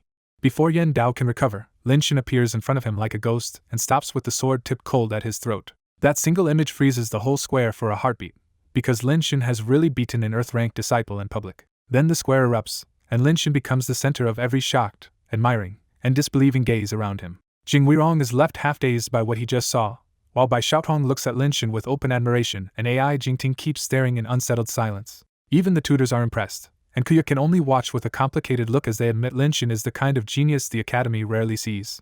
With the result confirmed, Lin-Shin officially advances to Earth rank and walks down from the platform under countless astonished eyes. Yang Zhongyi and Sun Yan stop him right away, still visibly shaken, and bluntly ask what level he has actually reached now. Lin-Shin answers without hiding it, and says he is already at level 6, which makes both of them suck in a breath despite everything they have seen from him so far. They recover quickly only because Lin-Shin has already shocked them too many times, and from there no one dares challenge his new Earth rank position. The Earth rank challenge ends there, and when the Heaven rank matches arrive the next day, Lin-Shin does not bother watching because his 6th clone has already finished forming. The rank challenge wrapped up fast, but the shockwave kept spreading because Lin-Shin had broken into the Earth rank only 3 months after the Academy was founded. While everyone outside was still talking, Linshin stayed in his residence and quietly welcomed his sixth clone the day after his victory. His first few talent rolls were disappointing, and even Sword Freak felt too narrow to keep. After 6 days of refreshing, he finally landed on a talent that made him stop cold, well-versed. The moment he switched to well-versed, every perfected martial art on his interface suddenly showed that it could be fused. Too curious to hold back, Linshin tried combining Meltdown with Blazing Sun Palm. The two perfected techniques vanished together and turned into one new martial art with a fresh progress bar, proving perfection was not the end after all. When he tested the result, the new technique hit harder and looked mostly like Meltdown, only hotter and more dangerous. Linshin quickly figured out the rule: stronger martial arts seemed to swallow weaker ones and use them to climb past their old limit. Better yet, when he switched back to Analogy, the fusion stayed intact, so the two talents did not interfere with each other. That made Wellverse too valuable to ignore, especially since it paired perfectly with his plan to mass-produce perfected martial arts through his clones. He immediately set his sights on the Iron Scale technique and Wolf Soul Claw as the next fuel for Forbidden Golden Armor and Meltdown. He even decided the fused attack would keep the name Meltdown, then threw himself into training without delay. To speed up future fusions, he pushed the Golden Crow scripture aside for now and had all 6 clones focus on those 2 martial arts instead. With the extra clone boosting him again, his progress surged and the Iron Scale technique hit perfection in only 5 days. 7 more days later, Wolf Soul Claw reached perfection too, giving him exactly what he needed. After another round of fusion, his panel confirmed the upgrades. Meltdown rose to perfection 50% and Forbidden Golden Armor to perfection 25%. Looking at the numbers, Linshin worked out the next rule: each perfected martial art only pushed a fused technique forward by 25%. That meant 5 perfected martial arts of the same type were enough to force one technique into a higher stage. For normal cultivators that would have been brutal, but Linshin knew his clones erased the bottleneck as long as he was willing to put in the time. He also discovered one hard limit: once a technique had fused, ordinary practice could no longer raise its progress at all. So he counted ahead. Meltdown still needed 2 more sacrifices, and Forbidden Golden Armor needed 3. At first he estimated 2 months of grinding, then suddenly saw a better path: the Dragon Abyss mountain range. If he trained there, Testify by Killing could raise his martial arts while missions brought in the merit points he was going to need anyway. Once he made up his mind, Linshin headed straight for the exchange hall to gather more martial techniques first. On the way, he noted another long-term limit: the 7th clone was progressing at just 0.5% a day, so future clones would take painfully longer to form. At the exchange hall, he dug through a massive martial arts catalog and realized that even a 1,000-year sect did not have many techniques of the exact same type. After more than 10 minutes of searching, he narrowed it down to 42 palm techniques and 23 body enhancement arts. He chose 5 cheaper manuals that still fit his plan, draining almost all of his current merit points in one move. That purchase left him with almost nothing, and it drove home how urgently he needed to earn more merit. From there he moved straight to the mission hall and picked out 7 or 8 assignments suited for a Dragon Abyss trip. When he stepped up to register them, the clerk Jiaoyu greeted him warmly and congratulated him on becoming an Earth-ranked disciple. Linshin accepted it with an easy thanks, while Jiaoyu secretly looked him over like he had become even more unfathomable overnight. After finishing the paperwork, Jiaoyu warned him that returning disciples had reported unusually large numbers of spiritual beasts outside the Dragon Abyss mountain range. The warning made Linshin pause and remember what Yang Zhongli had mentioned before, but he only thanked Jiaoyu and kept his thoughts to himself. Even so, he did not leave the city right away and returned to his wooden building first, planning to raise the 5 new martial arts to beginner before departing. 7 hard days later, he had pushed all 5 techniques to beginner and finally had the full set ready for Testify by Killing to take over. With that done, Linshin left the academy and headed back to his villa in the East District. The villa was his now, bought after he sold off some of his natural treasures at the True Martial Pavilion for a premium price. By this point, reaching the long breath stage had changed his life so much that ordinary money barely mattered anymore.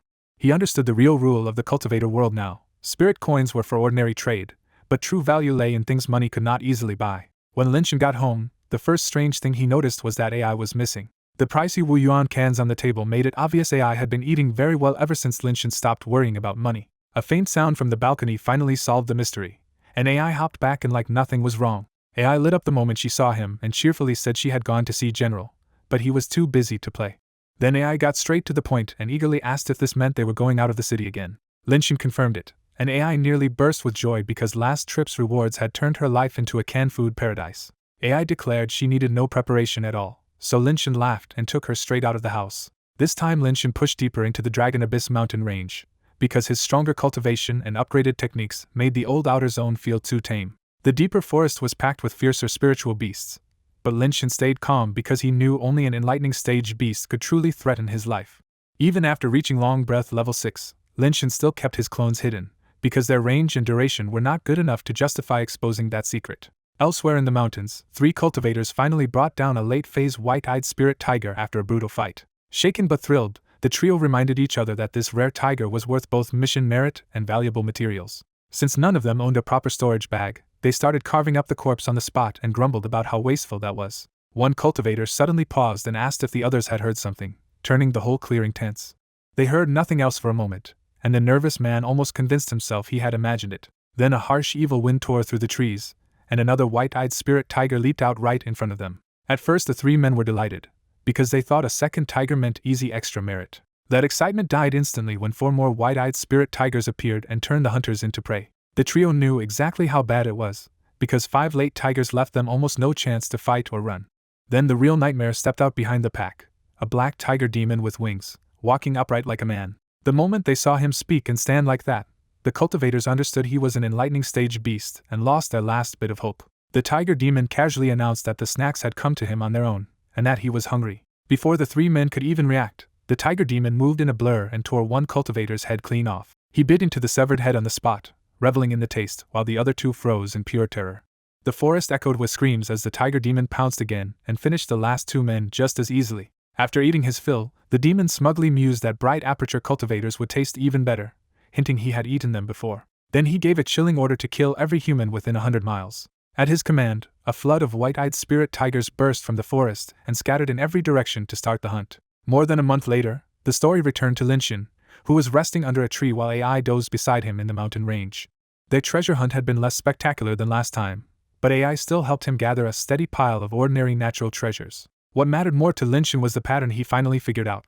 Testify by killing usually boosted the martial technique he had used to make the kill. Once he understood that trick, he deliberately narrowed his combat style to train the techniques he wanted faster. That strategy paid off, and over the month Lin Shin pushed bronze hammerhand, bone forging technique, giant rock scripture, and sky rainbow palm to perfection, then fused the first 3 into forbidden golden armor and meltdown.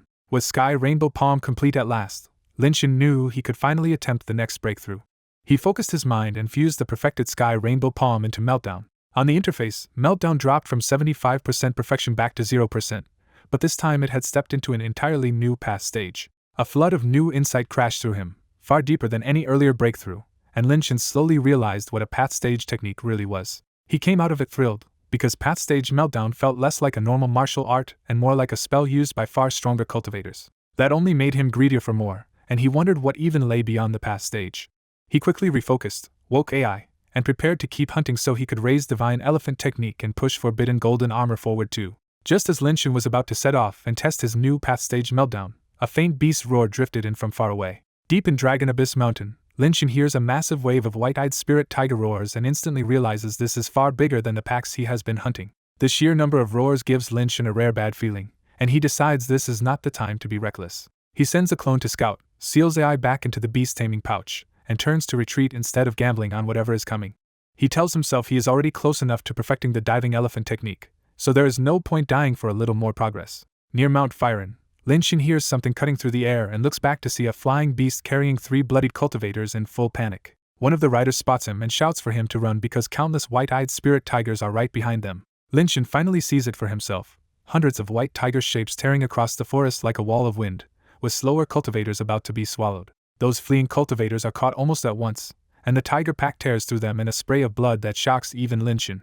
He slaps a Strider talisman onto his leg, activates shadows, and bolts at full speed because even he knows he cannot fight 100 Ascension beasts head-on. As he runs, Lin Shin realizes the bloodied riders should have escaped on their flying beast unless something even worse is chasing them too. The wind-riding tigers still catch him, and 4 or 5 leap in at once while the people overhead brace to watch him die. Instead, Lin Shin calmly answers with one sword strike, and Scarlet's Supreme Yang sword light shreds the charging tigers on contact. The dead beasts crash down charred and bloodied, leaving the riders above stunned by how easily he erased them.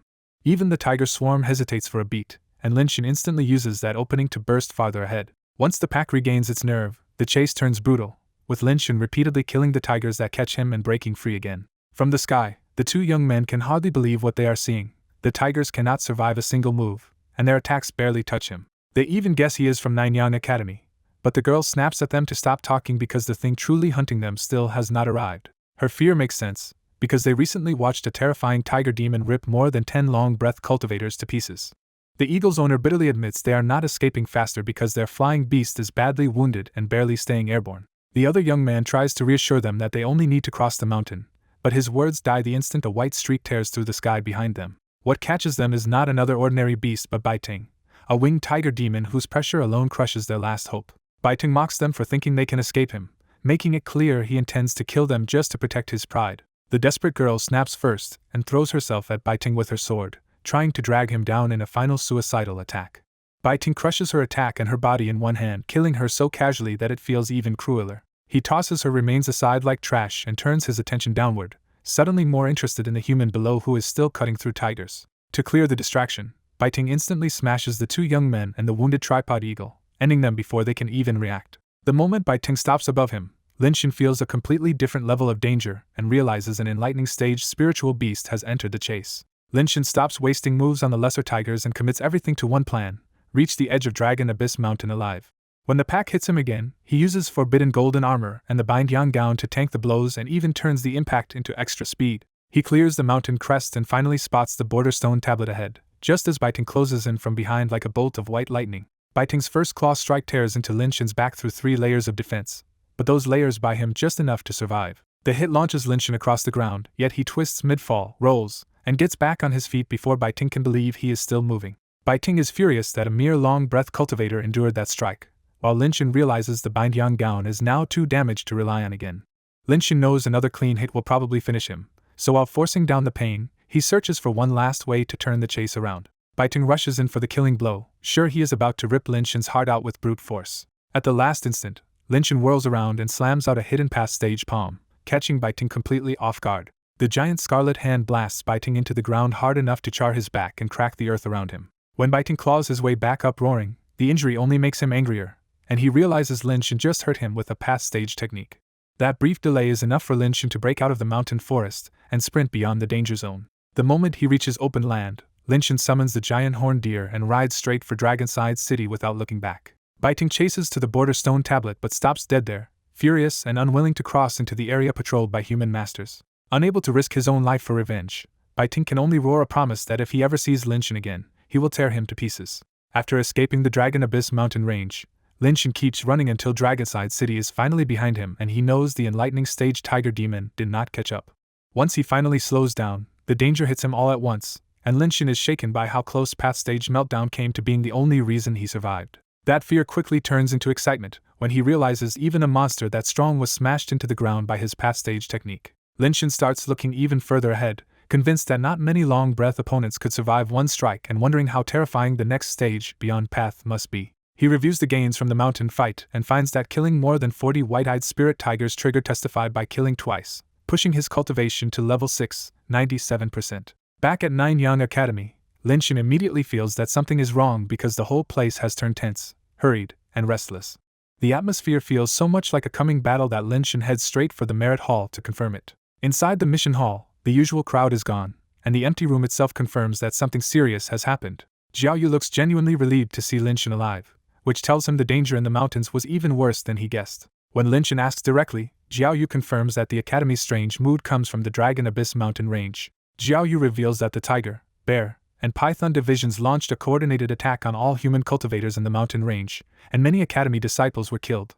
Hearing that, Linshin realizes just how narrowly he escaped by leaving early instead of going deeper into the mountains. He asks about the response from 3 Sect Prefecture, knowing a strike that big cannot go unanswered. Jiaoyu says a wartime alert is already in effect. The Dragon Abyss mountain range will be attacked in 10 days, and every Academy disciple at Long Breath stage or above has been ordered to join the battle. Yang Zhongyi's old warning is proven right, and Linshin accepts that a real war between Dragonside City and the 3 demonic divisions has finally begun.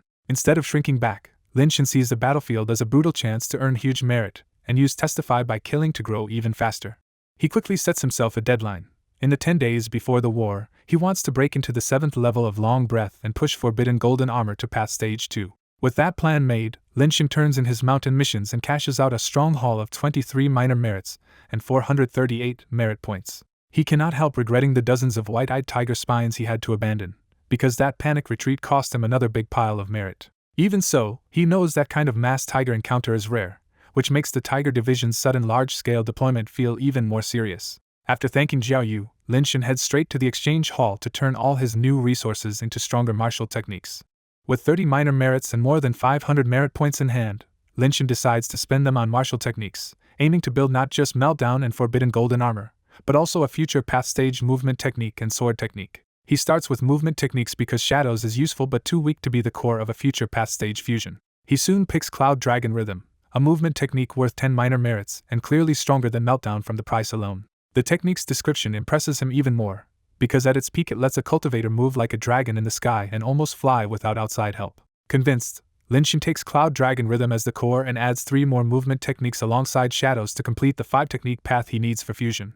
After spending almost all his minor merits on movement skills, he uses the rest on 3 more palm techniques to push Meltdown even higher. He is not finished yet, and spends another 500 merit points on 10 prime pills before finally leaving Merit Hall. The moment he steps outside, a paper crane flies over and stops in front of him with a message from Yang Zhongyi. Lin Shen catches the crane and hears Yang Zhongyi invite him to meet at the Night Dream Club, which suits him perfectly because he also wants more war news. About half an hour later, Lin Shen reaches the Night Dream Club and immediately notices that its security has become much heavier than before. The guards are watching everyone so sharply that the club feels almost like a fortified zone, but Lin Shen is recognized and let in without trouble. The waiter leads him back to the same third-floor private room, where Yang Zhongyi and Sun Yan are already waiting. Before they even get to the war, Lin Shen asks why the club is on such high alert. Yang Zhongyi says he only heard the club was invaded a few days ago and many guards were hurt, which explains the tighter security. He quickly drops that topic and asks the real question on everyone's mind. Lin Shen has heard about the coming war, right? Lin Shen says he just came back from the Dragon Abyss mountain range today, which instantly changes both of their expressions. When Lin Shen adds that he ran into white-eyed spirit tigers and even an enlightening stage tiger demon, Yang Zhongyi and Sun Yan are so shocked they nearly leap out of their seats. They cannot understand how he escaped an enlightening stage beast without even looking injured, and their disbelief only makes Lin Shen seem more monstrous. Lin Shen brushes it off as luck and steers the conversation back to what matters now, asking Yang Zhongyi for the war details he has gathered. Yang Zhongyi explains that in the coming war, each of the 3 great sects will handle one demonic tribe, and the 9 Suns sect is assigned to crush the Tiger tribe. The sect's main force will drive into the Dragon Abyss mountain range and hit the Tiger tribe's lair directly, while the Academy's role is to clear the outer mountains and open the way. That assignment visibly relieves Lin Shen and Sun Yan, because at least the Academy disciples will not be thrown straight against the Tiger tribe's core force. Even so, the reality stays grim, because beasts that count as mere small fry to sect elites are still deadly enemies to Academy disciples. Yang Zhongyi goes on to say the Academy disciples will be split into 3 teams, each led by 2 tutors and 3 upper house disciples, to sweep different mountain routes. Sun Yan notices the numbers do not quite add up and asks where the last of the Academy's 10 leading upper house disciples has gone. Yang Zhongyi answers that the missing one is senior brother Shenzening, and he has heard Shenzening will enter the deep mountain range with the sect's main force instead. That name makes Lin Shen's expression shift, because even he knows Shenzening is the Academy's #1 upper house disciple and a true genius from a major family. Yang Zhongyi says the sect deliberately put him in the main battle to toughen him up, and with 10 days left, he treats the war like a rare chance to grab merit points. Then Yang Zhongyi openly thanks Lin Shen, bragging that Lin's help let him reach the long breath stage, win respect back home, and even get a middle-grade enchanted armament. Sun Yan hides a flicker of envy, because even as a core disciple, his family backing still only got him a 3 Suns talisman sword. Lin Shen just smiles and lets it pass, since both of them already know he has shown off the stronger 6 Yang talisman sword and the bind Yang gown before. Yang Zhongyi raises his cup and toasts to victory and a huge harvest on the battlefield, and the mood at the table finally turns fully upbeat. Lin Shen and Sun Yan answer with a smile, and the 3 cups clash together in a crisp, confident promise before the campaign. That very night, Lin Shen uses the prime pill to push his cultivation up to long breath level 7. 2 days later, his divine elephant technique also reaches perfection, giving him the last piece he needs for another fusion. As expected, fusing that perfected technique pushes forbidden golden armor into the path stage. When Lin Shen activates it, the old thin coating is gone, replaced by a translucent dark gold armor silhouette wrapped around his whole body. He tests the armor with his own fists, and the metallic clang tells him this upgraded defense is the real thing. Satisfied, Lin Shen immediately shifts focus again and decides his next target is movement technique fusion, while Meltdown still needs more work too. With only 8 days left before the Dragon Abyss expedition, Lin Shen decides there is no time to fully master new arts, so he will push them to beginner first and let Testify by killing finish them on the battlefield. He summons all 6 clones at once and throws every version of himself into non-stop martial comprehension. After stacking so many perfected techniques, his analogy talent becomes absurdly strong and turns martial training into a rapid sprint. Most techniques start moving so fast it is almost like he is learning one a day, but Cloud Dragon Rhythm still takes a tougher 2 full days just to reach beginner. By the day before departure, all 4 movement techniques and all 3 palm techniques have finally been dragged up to beginner. He also spends part of that last stretch repairing the damaged Bind Yang gown with spiritual essence until the white enchanted garment is fully restored before battle. With his cultivation, techniques, and gear all ready, Linshin can only wait for the campaign to begin. On departure day, more than 500 long-breathed disciples gather outside Dragonside City's east gate as the academy sorts them into 3 war teams. Linshin quickly realizes he has been split from Yang Zhongyi and Sun Yan, with his 2 friends assigned to another team. The waiting crowd stays noisy anyway, full of excited and nervous chatter about the war that is finally here. Then a low whistle cuts through the commotion, and a huge shadow suddenly swallows the ground over the disciples' heads. Everyone stares upward and sees 3 enormous 7-story pagodas descending from the sky instead of ordinary mounts, or a teleport array. Linshin is genuinely stunned, because the academy has skipped normal transport entirely and brought out true flying Dharma treasures. The pagodas settle to the ground, and before anyone can wonder how to board them, the copper calabashes release thick fog that turns into clouds around the disciples. In a surreal wave, all 500 disciples are carried upward on clouds and delivered into the towers. Once inside, Linshin finds himself on the first floor, which has been turned into a broad open-air martial arena. More than 20 people are already waiting in the center of the arena, and the way they stand makes it obvious that 5 of them are in command. As whispers spread through the arena, Linshin hears the names Xie Jingxing, Jiang Hao, and Mu Chuanhua and realizes these 3 upper house disciples are leading his team. The whispers make one thing clear above all: the smiling leader in the middle is widely recognized as one of the top 3 disciples in the upper house. Remembering what he learned earlier, Linshin pays special attention to the smiling leader in the middle, the rare commoner genius who climbed into the academy's top tier without noble backing. Before the noise can build again, one tutor barks for silence, and the whole floor falls still at once. The tutor lays down the rule plainly. The campaign against the Tiger Tribe's beasts will be directed by the 3 upper house seniors, while the 2 tutors will only step in if the disciples are close to being wiped out. With the warning delivered, the 2 tutors leave without another word, making it obvious this war is also a trial for the disciples themselves. After the stern exit, the smiling upper house leader steps forward and tells the junior disciples not to be nervous and to take their seats.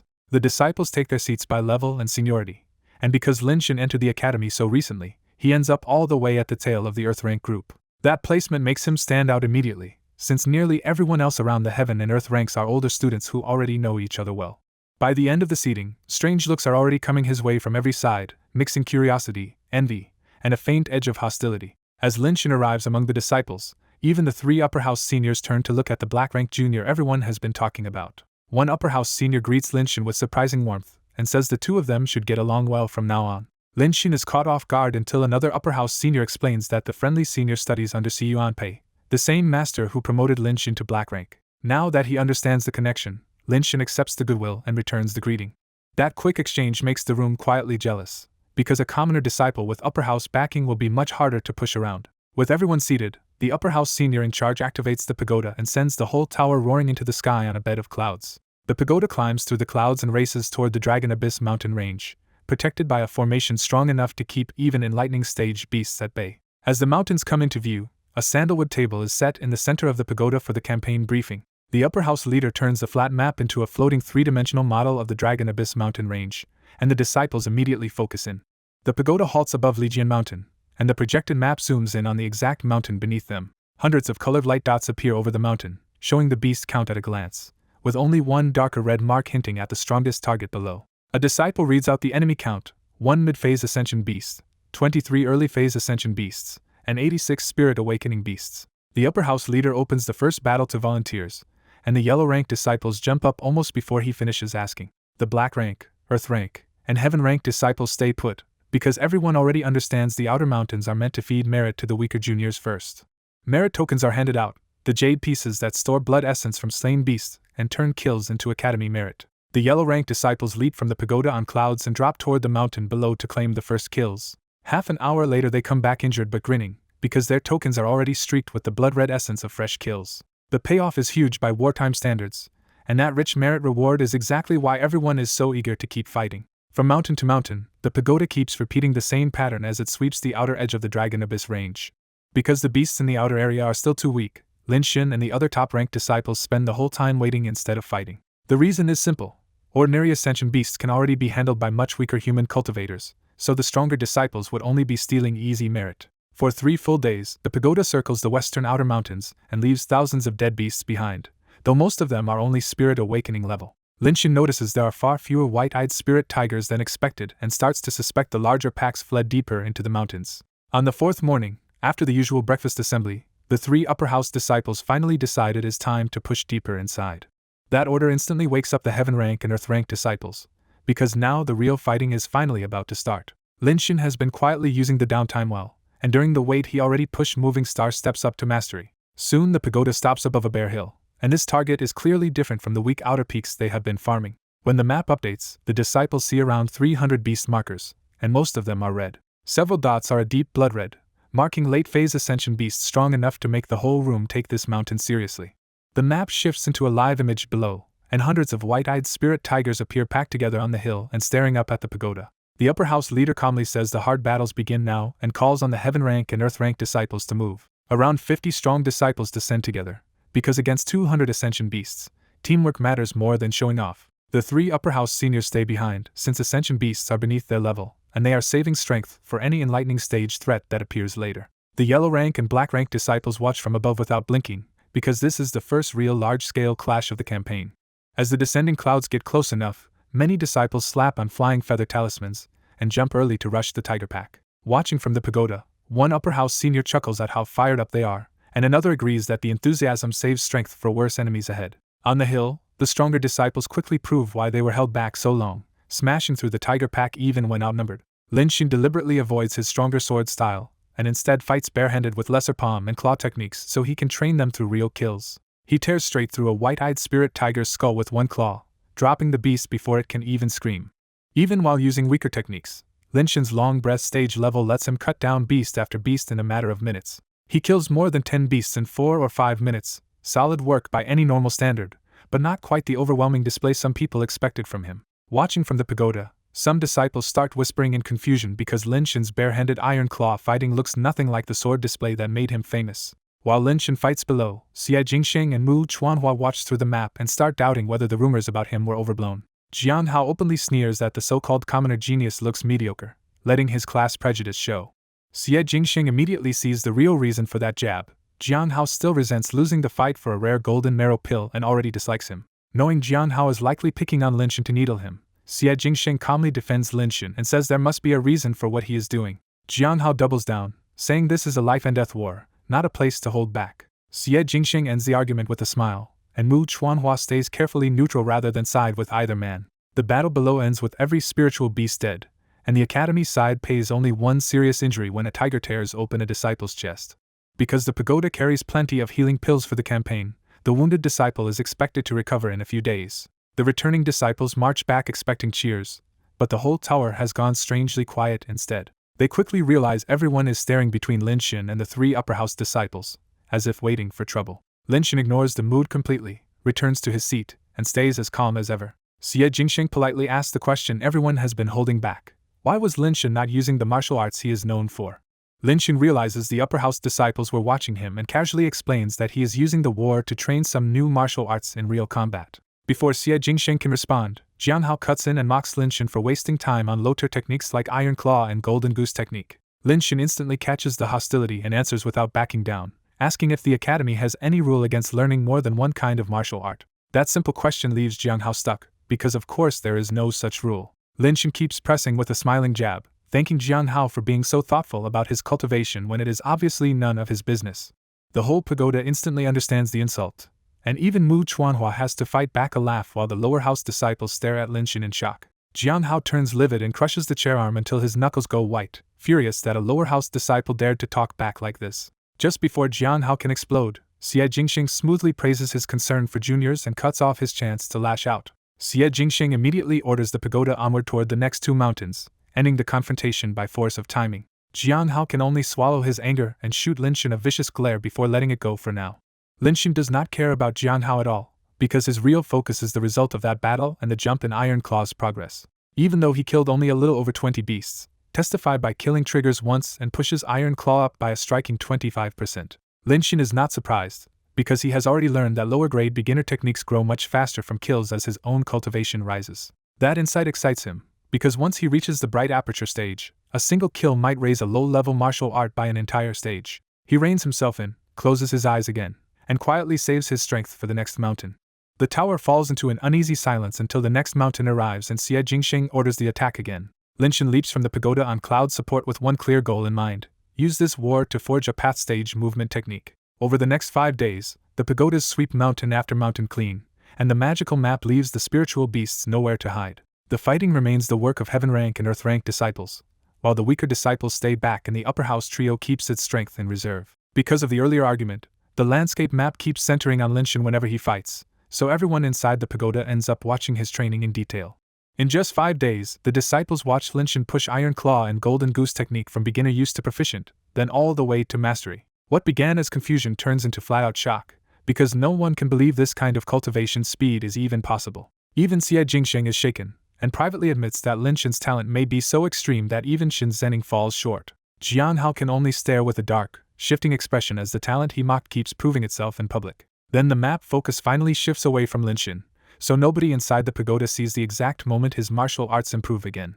After 5 days of non-stop fighting, Linshin finally perfects both Iron Claw and Golden Goose technique. The result confirms what he already suspected, testified by killing improves techniques far faster than normal training ever could. Because his future movement path has to center on Cloud Dragon rhythm, he holds back Golden Goose technique and fuses only Iron Claw into Meltdown. That fusion pushes Meltdown forward into the path stage, but only to 5%, which is much less than Linshin hoped for. He quickly accepts it, realizing that if path stage Meltdown is already strong enough to hurt an enlightening stage beast, the higher stages were never going to come cheaply. So instead of dwelling on it, Linshin starts a fresh training cycle and brings out Cloud Dragon rhythm and strange hands in battle. When that day's fighting ends, the disciples file back into the pagoda alive but worn out, and Linshin returns with the same hard-earned battle fatigue on him. Their gains have been huge, but the war has still cost lives, and the pagoda's tired silence makes those deaths feel painfully real. Xie Jingsheng finally brings good news from the sect. In 3 days, the main army will strike the Tiger Tribe's lair at noon. He tells them they only need to clear a little over 10 more mountains and hold on until the sect army arrives. That promise of an ending breaks the tension at once, and the exhausted disciples finally let themselves feel relieved. After less than half a month of war, even many yellow-rank disciples have earned around 10 minor merits worth of beast blood essence. Linshin's own harvest is far better, with 3 tokens filled and a fourth more than half full, putting him above 70 minor merits already. The size of that haul thrills him, because it should be enough to buy another batch of palm techniques and push Meltdown even higher later. Once the room settles, Xie Jingsheng drives the pagoda forward again and the campaign resumes. But not long after, the pagoda suddenly lurches hard once, then slams again, throwing everyone into alarm. When they look outside, they discover the pagoda is trapped inside a terrifying ring of pale wind pillars. Xie Jingsheng's expression turns grave at once as he recognizes the attackers. Enlightening stage white-eyed spirit tigers have finally made their move. Mu Chuanhua immediately sees the logic behind the ambush. The tigers sacrificed their outer clansmen to wear the academy down, and waited until the sect army was close to swoop in for the kill. Inside the war pagoda, Jiang Hao sneered that demons were only acting like demons, and decided this ambush was the perfect chance to vent the anger he had been swallowing for days. Outside, violent white wind kept hammering the pagoda, but the protective restrictions held firm and refused to break. When the attackers realized the pagoda would not crack, the wind dispersed, and the real ambush finally showed itself. The sight of more than 1,000 beasts covering the mountains made many disciples go pale even though they were still safe inside the pagoda. The tallest tiger demon commander roared across the sky, mocking the humans for hiding and daring them to come out and fight. His arrogance lit Jian Hao's temper completely, and he stood up demanding permission to teach the tiger tribe a lesson before the sect lost face. He did not even wait for an answer, and Xie Jingsheng let him go because the pagoda could defend them but could not finish the mission for them. The moment Jiang Hao left the pagoda, a faint green glow wrapped around him and held him aloft in the air. He drew his sword, looked down on the enemy, and coldly called for one of the bloodthirsty beasts to step forward. Jian Hao's insult enraged the tiger demons, and a burly one with a snow-white forehead patch lunged out first to answer him. The burly tiger demon did not waste words for long and chopped at Jian Hao with twin axes, starting a fierce fight in the open sky. On the pagoda's martial arena, the lower house disciples held their breath because this was the first time most of them had ever seen a bright aperture cultivator fight an enlightening beast. Linshin studied the duel closely, and the tiger demon's axe-driven wind looked fierce enough to strip the flesh off an ordinary long-breath cultivator. But against Jiang Hao, that killing wind kept getting shredded apart by razor-sharp sword light before it could even touch him. After several exchanges, Jiang Hao's lightning-fast sword beam started opening bloody wounds across the tiger demon's body instead. The wounds were not enough to drop the tiger demon, but they drove him into a full feral rage. He slammed his 2 axes together, and a sinister green wind wrapped around the blades like venomous snakes. When the tiger demon came down again, the howling strike carried a miserable wail that made the disciples below go dizzy and pale on the spot. Jiang Hao did not panic at all and answered the attack with a seemingly simple sword swing. That single stroke erupted into 3 blazing suns, and the pagoda watchers realized they were looking at a whole different level of 9 divine sun sword. Mu Chuanhua immediately called it out. Jiang Hao had pushed the 9 divine sun sword even further and could already summon 3 suns at once. That confused many lower house disciples, because plenty of them cultivated the same sword art, and none of theirs looked anything like this. Mu Chuanhua explained that the real leap from long breath to bright aperture was not just raw power, but a soul strengthened by spiritual essence until it developed spirit resonance. With spirit resonance, bright aperture cultivators could use spiritual materials to perform spell-like effects such as summoning wind and rain. He also revealed why bright aperture experts were so frightening in combat. Once spirit resonance awakened, understanding martial techniques became much easier, and given enough time they could perfect any technique. That alone was enough to make the lower house disciples openly envious, because for them even reaching mastery already felt hard, let alone perfection. Then Mu Chuanhua dropped an even bigger reveal. Perfection was not the end, and truly gifted bright aperture cultivators could push a martial technique beyond it into a new level called path. He said path stage martial techniques were no weaker than spells, and that answer left the disciples completely stunned. The idea that martial techniques could stand on the same level as spells fired everyone up for a moment, before reality cooled them down again. When someone asked if path could only be reached in bright aperture, Mu Chuanhua admitted that peerless geniuses were said to do it in long breath too, but he had never seen one himself. That answer sounded close enough to impossible that the disciples' brief excitement collapsed into dejection. Linshin was the one who pressed further, asking if there were still higher stages above path. Mu Chuanhua admitted he did not know, and only warned that anything beyond path was probably far above what they could touch right now. He ended the lesson by telling the lower house disciples to stop chasing fantasies and first cultivate their current techniques properly. By the time the questions stopped, the battle outside had already tilted hard in Jiang Hao's favor, because the tiger demon was simply not strong enough to withstand a path stage sword art. The moment the tiger demon showed weakness, Jiang Hao seized it and sent the 3 blazing suns roaring at him again. The tallest tiger demon tried to rush in and save his subordinate, but 2 hidden presences from the pagoda instantly locked onto him and froze him in place. He quickly realized the pagoda was hiding 2 more bright aperture cultivators, and they were strong enough to fool his senses until now. That realization made the tiger commander go cold, because the ambush could now turn into a trap for the tiger tribe instead. Before he could adapt, a familiar scream ripped across the sky as Jiang Hao's blade flashed through the white forehead tiger demon's neck. The tiger demon's huge head spun into the air, and that single death was enough to make the surviving tiger demons decide to retreat.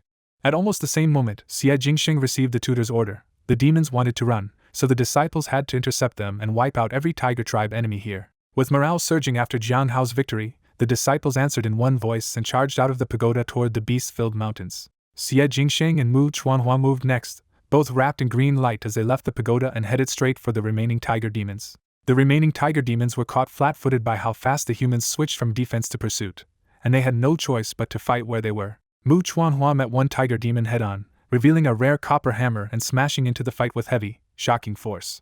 Xie Jingxing chose the hardest target, trapping the tallest tiger demon and another tiger demon inside a storm of spear light without falling behind at all. After beheading his first opponent, Jiang Hao laughed and turned to hunt another tiger demon, throwing the whole sky into a full bright aperture versus enlightening melee. On the beast-filled mountain below the pagoda, Linshin deliberately drops onto the most crowded slope and meets the charge head-on. The instant 3 Ascension stage beasts pounce, Linshin slaps all 3 in passing and leaves them dead before they even hit the ground. He tears into the herd like a one-man slaughter, trusting the forbidden golden armor and bind Yang Gaon to let him ignore the siege. While other disciples huddle back-to-back to survive, Linshin keeps charging alone, and the pile of corpses around him grows in seconds. His brutal momentum stuns the nearby disciples, then fires them up enough to charge harder themselves. Linshin stops caring about anything except the fight, even as his show of strength keeps dragging more beasts onto him. Every wave of kills feeds testify by killing, and Linshin can feel his martial arts climbing at a ridiculous speed mid-battle. 10 minutes later, both Cloud Dragon Rhythm and Strange Hands break into proficient, and Linshin's killing pace jumps again. The more his strength rises, the fiercer he gets, until even the spiritual beasts start shrinking back from this absurdly hard human. At the same time above the mountain, Jiang Hao tries to press his advantage into a second kill, only to run into a far more dangerous tiger demon. Biting mocks him on sight, bragging that a white-eyed tiger like him is nothing like the black fiend Jiang Hao killed before. Jiang Hao quickly realizes the problem. This early enlightening stage tiger has royal bloodline strength, and he is facing it after already spending too much energy. Seeing Jiang Hao's weakening follow-up, Biting speeds up and drives him backward almost all the way into the pagoda.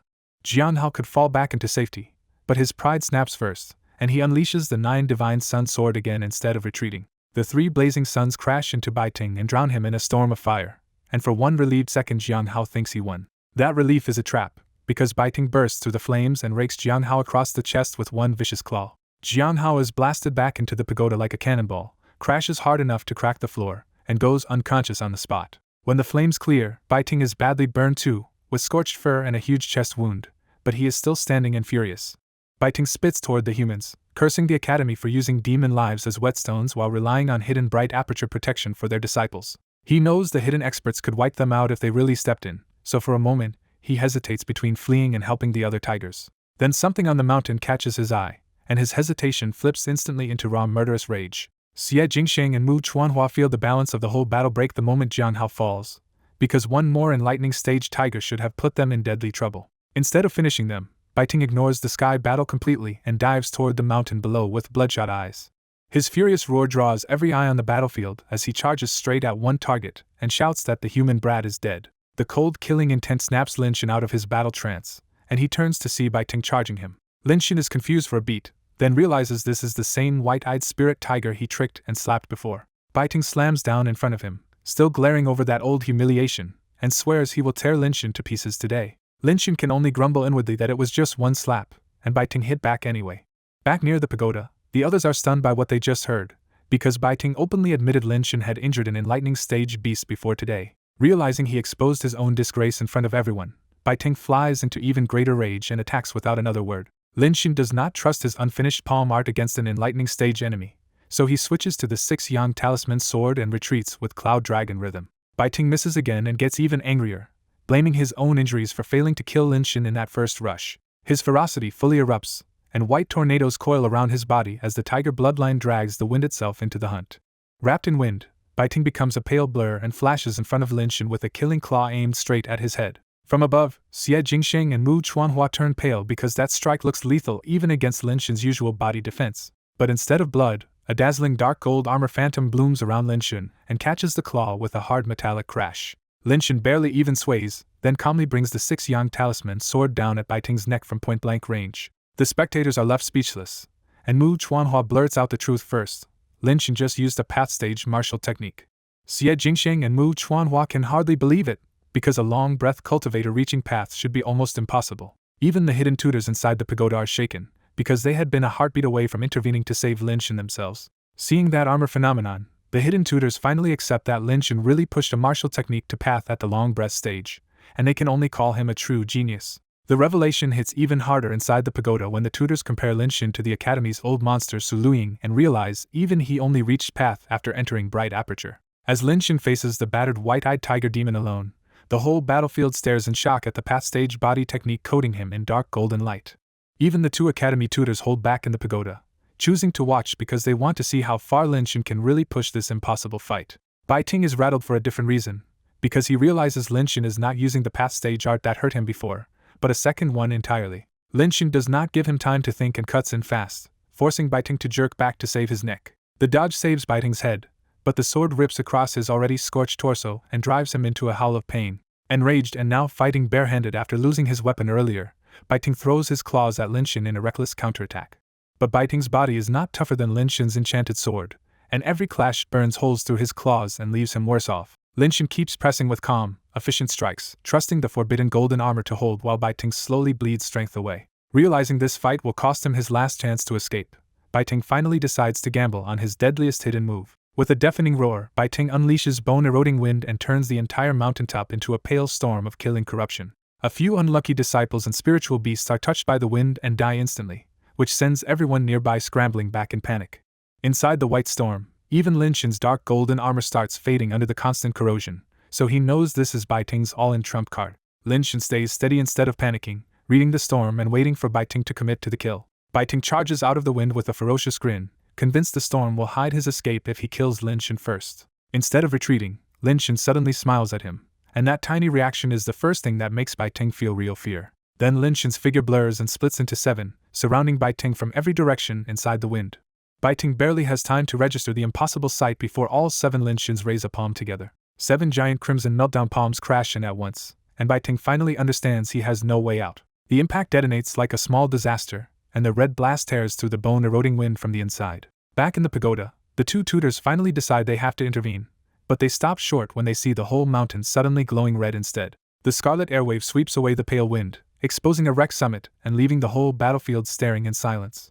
When the dust clears, Lin Shin is still standing calmly with his sword, while Bai Ting remains upright for one eerie second as a completely charred shell. Then the corpse sways and crashes to the ground, confirming that Lin Shin has really killed an enlightening stage demon. For a long beat, either side can even speak, because everyone on the battlefield has just watched a long-breathed disciple kill a mystic enlightening tiger demon. The two tutors are just as shaken, and since bone-eroding wind blocked their senses, they can only guess Lin Shin may have used a second path stage martial technique to pull it off. High above the battlefield, Xie Jingxing recovers first and shouts that Lin Shin has won, turning the disciples' shock into a surge of roaring morale. With Bai Ting dead, the tiger tribe's spirit breaks, and the academy disciples immediately start driving the beasts backward. High in the sky, the three remaining tiger demons realize the battle is lost and start looking for a way to escape. Xie Jingxing sees that hesitation and refuses to let Lin Shin outshine him alone, so he answers with a path stage spear strike of his own. A thunderous golden rainbow lances down through the sky and kills one unnamed tiger demon before it can even react. The last two tiger demons panic and try to run, but Xie Jingxing and Mu Chuanhua intercept them before they can escape. Down on the mountain, Lin Shin does not stop to enjoy the victory and instead dives straight back into the slaughter to squeeze out more gains from killing enemies. From there the fight turns into a rout, and by the time the last tiger demons die, the surviving beasts are already fleeing for their lives. By sunset, the disciples return to the pagoda flushed with excitement after a victory no one expected that morning. Jianhao has already woken up after treatment, but he sits there dazed as he hears Lin Shin really did kill Bai Ting with a path stage martial technique. At first he wants to deny it, but the sight of Bai Ting's charred corpse and the non-stop talk around him leave no room for doubt. That truth hits Jianhao hard, because he always believed his own talent put him above everyone else in the academy's younger generation. Now Lin Shin has done at long breath what should have been impossible, and Jianhao's pride suddenly feels small and hollow. What stings most is the irony. The man who shattered his confidence is the same Lin Shin he had mocked, and the tiger Jianhao failed to finish is the one Lin Shin killed. Back on the pagoda, everyone crowds around Lin Shin in admiration, and Jianhao can only sit off to the side, stung by how completely he is being ignored. Xie Jingxing praises Lin Shin for doing the impossible, but Lin Shin downplays it and says he only won because the white-eyed tiger was already badly injured. Mu Chuanhua backs Xie Jingxing up at once, and the disciples eagerly pile on with more praise once they realize getting close to Lin Shin might matter later. Jianhao feels even worse when the man who helped cripple the tiger gets no credit at all, and the resentment just sits in his chest with nowhere to go. Once Xie Jingxing finally breaks the crowd up and orders everyone to rest, Lin Shin slips back to his room to count the real rewards from that brutal fight. Inside his room, Lin Shin checks the results of Testify by killing and realizes the battle pushed 4 martial techniques all the way to perfection. The biggest surprise is Cloud Dragon Rhythm, which jumped straight from partial mastery to perfection after the fight with Bai Ting, giving Lin Shin exactly what he needed for his next fusion.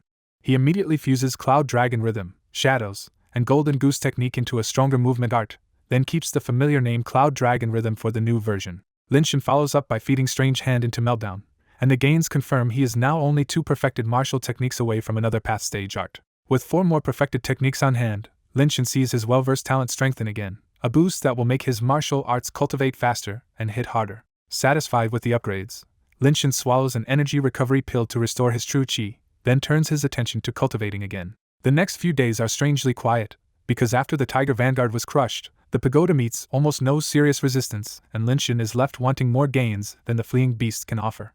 3 days later at noon, the pagoda hovers over a mountaintop as the disciples, the upper house seniors, and both tutors all stand in tense silence, waiting for something big to arrive. After a long half-hour, both tutors suddenly open their eyes together, and Master Shi warns the waiting disciples that what they came for has finally arrived. Then the clouds split over the far mountains, and a massive shadow bursts out so huge it feels like it darkens the whole world around them. What appears is the Sex Tianshu Flying Palace, a colossal airborne fortress that leaves even the seasoned disciples visibly shaken. Lin Shin understands at a glance that this is not transport like their pagoda but a true weapon of war, built to endure siege, strike back hard, and even house whole crowds inside. The Tianshu Flying Palace does not stop for them at all and heads straight toward the Tiger Tribe's lair, making it obvious the real war is only starting now. Master Shi soon gives the order to return to the city, because the disciples' cleanup work is finished and the rest belongs to the sect's main force. When the pagoda reaches Dragonside City's east gate, the other teams are already there trading stories and showing off what they gained from the campaign. Lin Shin descends looking almost untouched by the war, because his bind yang gown has cleaned itself and he even used a cleansing talisman before landing. Yang Zhongyi spots him first and comes over grinning, with Sun Yan right beside him, and Lin Shin can tell from one look that both of them did pretty well out there. Sun Yan promptly exposes Yang Zhongyi for being thrilled over 2 blood essence tokens, and Yang Zhongyi shoots back that Sun Yan got the same haul and is just as pleased. For yellow-ranked disciples, 2 full tokens each is already a strong return, but Linshin stays quiet because his own haul is far bigger than that. Linshin has 8 full blood essence tokens and another partly filled one, enough to trade for more than 170 minor merits, and the sheer number drives home why war tempts so many disciples. Before Linshin can answer Sun Yen's question, a stern nearby pulls his attention toward a young man being surrounded by flatterers just like he was before. Yang Zhongyi tells him the man is Yan Jingren, Yan Xing's elder brother, and his sour tone makes it clear old grudges are still in play. When Yang Zhongyi adds that Yan Jingren is being celebrated for killing an enlightening stage demon as a bright aperture cultivator, he dismisses the feat as nothing worth boasting about. Yang Zhongyi goes one step further and says if Yan Jingren were truly impressive, he should have done that while still in the long breath stage. That remark immediately provokes one of Yan Jingren's supporters, who spins around and sneers that a long breath cultivator killing an enlightening beast is an outright fantasy. Then the man notices the people around him staring in awkward silence, because he has just mocked something that several disciples know Linshin really did. A confused disciple finally learns why everyone is staring at him, and the truth leaves him so embarrassed that he lowers his head and slips away. The news races through the crowd that Linshin mastered a past stage martial technique, and even killed an enlightening stage white-eyed tiger demon. Yang Zhongyi and Sun Yan are stunned too, but at this point they can only give Linshin helpless looks because he keeps causing another shock wherever he goes. From inside the crowd, Yan Jingren studies Linshin in silence for a long moment, and then turns away. Before admirers and onlookers can crowd around him, Linshin quickly leaves with Yang Zhongyi and Sun Yan. Back at Nianyang Academy, Linshin heads straight for the Merit Hall instead of going home because his next round of cultivation is already planned out. During the last 3 days in the Dragon Abyss mountain range, Linshin's clones trained non-stop until moving star steps reached perfection, pushing Cloud Dragon rhythm up to 75%. He realizes one more perfected movement art, traceless snow steps, should be enough to push Cloud Dragon rhythm into the past stage. At the mission hall counter, Linshin lays out 9 merit tokens, and the unfamiliar clerk freezes when she sees that 8 of them are already full. Once she recognizes Linshin, the clerk steadies herself and quickly registers the exchange. A moment later, Linshin walks away with 173 minor merits in hand.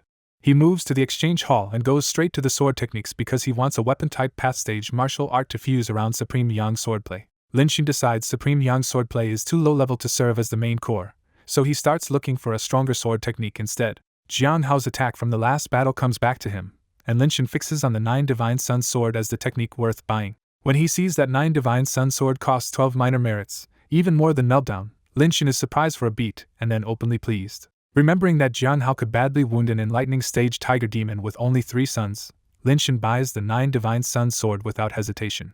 He immediately adds 3 more sword manuals to the bundle: South Mountain Sword, Sinking Sand Sword, and Flying Eagle Sword. After spending 20 minor merits on sword arts, Linshin keeps going and buys 15 palm techniques plus 5 physical enhancement manuals in one sweep. By the time he finishes, nearly all 173 merits are gone, and only 3 minor merits remain. The cheapest remaining body tempering art still costs 5 merits, and Linshin can only sigh at how quickly merit points vanish. Still, he calmly judges that the 20 new martial techniques are enough to push Meltdown all the way to 100%. He also works out the next problem. After that, he will still need a lot more physical enhancement techniques, which could cost another 80 to 90 minor merits. Because the war in the Dragon Abyss mountain range could drag on, Linshin gives up on rushing out for more missions there for now. There are other hunting grounds west and east of Dragonside City, but Linshin decides they are too inefficient for his testified by killing effect and not worth chasing right now. In the end, he chooses seclusion instead and plans to finish fusing everything he already bought before going back out. With his remaining 3 merits, Linshin grabs 3 more 7-star swords because his clones are already outnumbering his usable weapons. He can only grumble inwardly that one day every version of himself needs a 6-yang talisman sword, and then he leaves the merit hall loaded down with manuals. 8 days later, the story jumps deep into the Dragon Abyss mountain range, where the massive Tianshu flying palace hangs above the battlefield on a cloud. Inside the main hall, more than 20 key figures sit in council while over 500 disciples wait outside for orders. At the center sits Huenrong, a terrifyingly imposing elder whose eagle-like eyes make the whole room feel smaller. Huenrong announces that after a month of hard fighting, the tiger tribe is down to less than a tenth of its old strength, and White Tiger Mountain is the last major target. The hall brightens at once, because everyone understands that taking the tiger tribe's lair now means easy victory and a huge pile of war credit. Huenrong has no need to fight for extra merit himself, so he calmly asks Yan Jiting and Xue Xizhuang which of them wants to make the trip. Yan Jiting smoothly offers to go in Xue Xizhuang's place, pointing out that Xue just spent himself leading a deadly battle the day before. Xue Xizhuang accepts with a small smile, and Yan Jiting immediately takes control of the chance. Yan Jiting bows, walks out of the hall, and calls down a white feather harrier to carry him toward White Tiger Mountain. Several Yen family cultivator masters and dozens of disciples rush out behind him in streams of light, making it clear the clan wants this credit for itself. Watching them leave, Shui Sijuan quietly thinks about how far the Yen family has fallen, because one of the old 5 great families can now only field 6 real masters. He remembers that the Yang and Shui families each sent more than 10 masters to this war, while the Yen family has been slipping ever since it lost its mystic light stage backbone. Shui Sijuan can already see the danger ahead. If this keeps up, the Yen family may lose its place among the 5 great families within 10 years. He murmurs at how quickly time changes everything, while Huanrong simply closes his eyes and waits. Outside, Yan Jinting leads his people straight to White Tiger Mountain, where the tiger tribe is already too broken to stop them. In less than half an hour, the remaining demon cultivators are wiped out, and the Yen family storms into the cave abode without resistance worth naming. Yan Jinting flicks his sleeve and blows apart several demons into blood mist as he pushes deeper into the mountain lair. He instantly appears in front of a fleeing tiger demon and grabs him by the neck before the demon can escape. One glance tells Yan Jinting the captive has unusually rich white-eyed blood, so he coldly asks what relation he is to Bai Xiao. The tiger demon stays stubbornly silent, but when Yan Jinting mocks Bai Xiao, he snaps and blurts out that Bai Xiao is his father. Now that he knows he caught Bai Zhao's son, Yan Jinting decides he has no reason to play nicely and goes straight for a soul search. Yan Jinting presses his palm onto the tiger demon's head, and the captive convulses in unbearable pain as his primordial spirit is forcibly searched. When the search ends, the tiger demon goes limp and dies in Yan Jinting's hand. Yan Jinting throws the corpse aside in shock, because the dead tiger's memories reveal a hidden underground spirit cave deep in the Dragon Abyss mountain range. He instantly understands the real motive behind the war. The tiger tribe provoked Dragonside City because they wanted to seize time to open that underground spirit cave. Yan Jinting almost sneers at the irony that the bear tribe and python tribe died without ever knowing what they were really being dragged into. He falls silent and weighs his options on the spot, his expression shifting as he decides what to do with this secret. A Yen family disciple arrives to report that the resisting demons are dead and the rest have been captured, waiting to be dealt with. Instead of claiming the prisoners as slaves like everyone expects, Yan Jinting coldly orders that every captive be killed. The disciple is stunned, because keeping demon captives as slave labor or selling them for essence stones would have been the usual and profitable choice. Before the disciple can question it properly, Yan Jinting turns and repeats the command word by word: kill them all and leave no one alive. Under that icy stare, the disciple shivers, bows, and hurries off to carry out the order. Once the witness is gone, Yan Jinting looks around the White Tiger Cave mansion with a settled, ruthless expression. Then Yan Jinting sweeps his sleeve, unleashing a great wave of flame that surges out in every direction.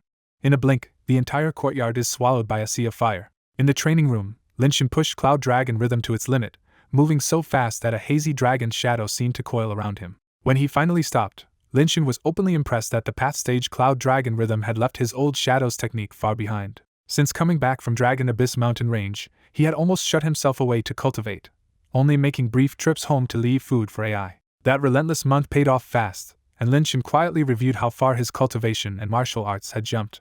Cloud Dragon Rhythm had already entered Path, several sword arts had reached perfection, and even the 9 Divine Sun sword was one last step away from advancing again. Golden Crow's scripture had also reached perfection, and Linshin could only laugh at himself for wanting even more when cultivation methods could not be fused the way martial arts could. Even while most of his effort went into techniques, his cultivation had still climbed to Long Breath stage level 8, which was already far faster than ordinary disciples. He did feel one pinch of regret. After spending all his merit points on martial techniques, he had nothing left to trade for a prime pill and speed up his cultivation even more. He had also stopped using rare treasures like the snake orchid through aging clones, partly because Tao Zongbao simply could not get more. By now those treasures mattered less anyway, so Linshin decided the war was over and it was finally time to slow his martial training and focus more on pure cultivation. He quickly assigned his clones a new routine, with perseverance and well-versed handling the Golden Crow's scripture while the other 4 kept refining martial arts. With that settled, Linshin finally headed out because AI's canned food should have run out by now. On the way, he found himself thinking that once AI could take human form in a few years, he would not need to worry about her basic care all the time. That thought only reminded him how absurdly fast AI cultivated for a spiritual beast, in a world where most beasts needed ages just to gain intelligence and rise. Lost in thought, Linshin wandered out into the B-rank teaching area, where he had been living since his earlier promotion to Earth-rank disciple. But something felt off when disciples along the road kept pointing at him and whispering as if fresh news had broken again. Before he could figure it out, a familiar voice called out, and Linshin turned to see the 2 disciples he had met before on Mount Firen with Yan Dao and AI Jingting. Jing Weirong and Bai Xiaotong introduced themselves again warmly, and even though Linshin was not fond of their old ties to Yan Dao, he still returned the greeting. Then Bai Xiaotong casually asked if he was heading to the Internal Affairs Department to replace his Heaven Rank identity token, and Lin Shen froze on the spot.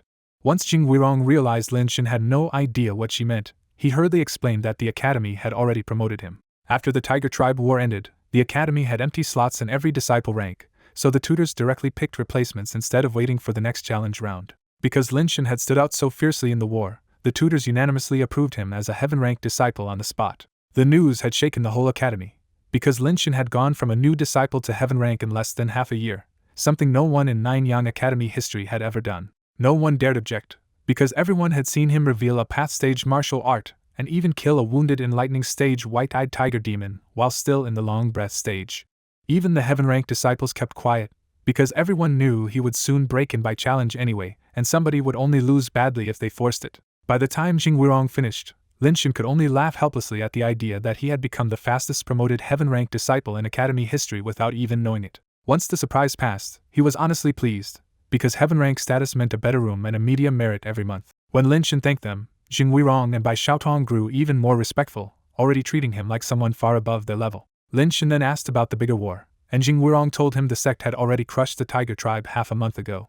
Most of the tiger demons had been wiped out, and the few that escaped into Dragon Abyss mountain range were scattered enough that the Tiger Tribe was effectively finished. Lin Shen was not surprised, because once the Tiger Tribe foolishly met the Nine Suns sect head-on instead of hiding deep in the mountains, the outcome had been almost inevitable. Then Bai Xiaotong complained that the Yen family had been too ruthless, costing the academy a chance to gain captured spiritual beasts from the campaign. At the mention of the Yen family, Lin Shen immediately pressed for details. Jing Weirong explained that the Yen family had led the assault on White Tiger Mountain, slaughtered every demon there, and even burned the cave abode into near ruin.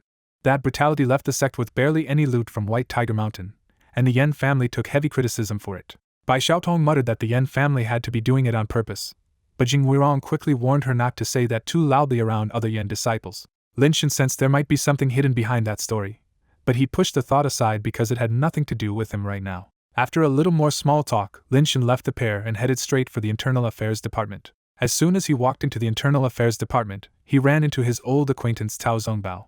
Tao Zongbao greeted him with oily warmth and joked that a lucky bird must have called that morning to announce such an honored guest. Lin Shen played along just enough, explained why he had come, and Tao Zongbao immediately led him inside to handle the promotion paperwork. Not long after, Lin Shen received a new Heaven Rank identity token and the activation token for a Grade A teaching room. Tao Zongbao congratulated him enthusiastically and said that at this pace, entering the upper house might not be far off at all. Lin Shen answered with his usual calm courtesy, and Tao Zongbao wisely stopped there and saw him out. Watching him leave, Tao Zongbao could only marvel that the disciple Ko Ming had introduced to him had already grown into someone whose future he could no longer measure. Back at the villa, Lin Shen found AI sprawled comfortably on the sofa until the sound of the door made her snap up in delight. She immediately leaped onto his shoulder like always, and Lin Shen casually asked whether anything had happened while he was away. AI nodded and dropped a fresh lead. She had visited the general 2 days ago, and now the cat general wanted to meet Lin Shen. AI suddenly tells Lin Shen that the cat general wants to see him tonight at the street where they first met.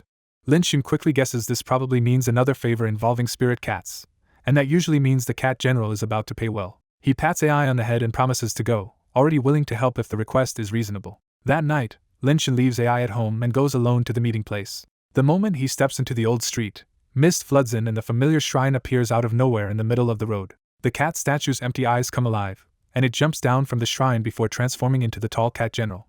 Lin Shen skips the pleasantries and asks why he was summoned, and the cat general admits he needs a favor. Instead of explaining himself, the cat general calls someone out from the shadows. A petite cat girl named Tengyu steps out, and her black ears and tail make Lin Shen realize she is no ordinary woman. The cat general introduces Tengyu as an Ascension stage cat demon, which tells Lin Shen she must have been forced to take a manifestation pill at some point. The cat general confirms it. Tengyu was once fed a manifestation pill by people who wanted to turn her into a maid, but she was rescued in time.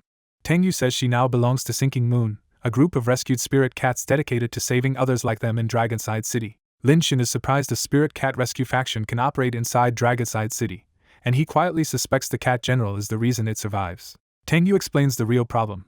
A month ago, Sinking Moon found a site in Silverscale City where many spirit cats were being held. Their first infiltration failed because the place was too heavily guarded, and Sinking Moon took heavy losses without freeing anyone. Once Tengyu finishes, Lin Shen cuts straight to the point and asks if they want him to sneak in with them and rescue the imprisoned cats. Tengyu eagerly says yes and places all her hopes on him because the cat general personally values his strength. Lin does not agree yet, and instead asks exactly how many guards are there, and how strong they are. Tang Yu says they interrogated a guard and learned there are under 50 guards, mostly Chi transformation, plus 7 or 8 long breath elites and a 7th level long breath captain. Her face falls as she admits that Sinking Moon already tested that information in battle, and the price was heavy. Lin asks about the real master behind the site, and Tang Yu admits they barely know anything except that the man is an apothecary who lives in seclusion. That detail catches Lin attention, because an apothecary should already live comfortably in Dragonside City, not hide in a lawless place like Silver Scale City. Still, he judges that an apothecary is unlikely to have bright aperture guards, so the enemy should be roughly as strong as Tang Yu described. Tang Yu grows visibly nervous while waiting, because Sinking Moon has no better option than betting everything on this one human cultivator. The Cat General finally sweetens the deal by offering to remove 5 more restrictions from Lin God-seeking token before the mission even starts. That offer hits hard because 10 lit rune stones would let Lin summon a bright aperture stage incarnation of the Cat General. Lin is already tempted by the security that kind of helper would give him, but he keeps a straight face and pushes for even more. Seeing right through him, the Cat General pulls out a stack of hidden fog talismans and explains they can hide bodies and senses unless the enemy has spiritual consciousness. Lin's eyes light up at once, because he knows these superior grade talismans are extremely expensive and perfect for his clones. Even then, Lin presses one step further and bluntly says he still needs weapons. The Cat General immediately produces 3 6-yang talisman swords, matching Lin yang-based martial arts so well that even he is impressed by the generosity. With the token upgrade, the hidden fog talismans, and the swords all on the table, Lin finally accepts the mission. Tang Yu is briefly puzzled about why one man wants so many weapons, but her confusion vanishes the moment she realizes he really said yes. She immediately asks when they leave, eager to move before this chance slips away. Lin decides they should not travel through the night and arrive at dawn, so he sets the departure for tomorrow morning instead. When Lin asks about her people, Tang Yu says the rest of Sinking Moon is already waiting in Silver Scale City. They settle on meeting at the East Gate, and Tang Yu reveals the Cat General already gave Sinking Moon a token that lets them freely enter and leave Dragonside City. With the plan settled, Lin leaves the misty street and heads home. After he is gone, Tang Yu finally voices her doubt and asks if they should not have recruited more help for such a troublesome target. The Cat General explains that spirit cats are too conspicuous to involve many outsiders, and Lin is the best choice because he already adopted AI and has no prejudice against them. Then the Cat General drops the real reason for his confidence. In a true fight, even 10 cultivators at Lin level might still lose to him. Tang Yu is left staring in disbelief toward the direction Lin went, suddenly realizing this quiet cultivator may be far more dangerous than he looks. Back at the villa, Lin finds AI quietly absorbing moonlight on the balcony and chooses to leave her alone. Once he is alone in his bedroom, Lin studies the God-seeking token and sees that 10 of its 19 rune stones are already lit. That progress excites him, because a fully awakened token should summon a Cat General incarnation with Cultivator Master Strength. With a trump card that strong, Lin realizes he could push much deeper into the Dragon Abyss mountain range to hunt for treasures. His mood lifts even more when he thinks about the 3 6-yang talisman swords he just gained, including a middle-grade enchanted weapon. Now that he owns 4 6-yang talisman swords, Lin is confident that even a level 9 long breath cultivator would struggle against him and his clones. That makes him rethink his fighting style, because simply swarming enemies with more clones will eventually stop paying off. He suddenly sees a better path. If his clones learn battle formations, their perfect coordination could turn numbers into overwhelming power. By the end of the night, Lin has made up his mind to check the Merit Hall for formation techniques after he returns from Silver Scale City. The next morning at the East Gate, Lin finds Tang Yu already waiting for him in ordinary clothes, looking completely human. Lin immediately asks where her ears and tail went, too curious to pretend he did not notice. Tang Yu explains that spirit cats hide those features with a pill plus an illusion spell whenever they need to walk openly among humans. Lin understands the trick, but it also confirms a limit for him, since illusion techniques are still out of reach until bright aperture stage. With that settled, Lin and Tang Yu leave Dragonside City at once and head for Silver Scale City on the giant horned deer. They arrive by noon to find Silver Scale City defended not by a grand formation, but by a huge iron granite wall packed with talismans and restrictions.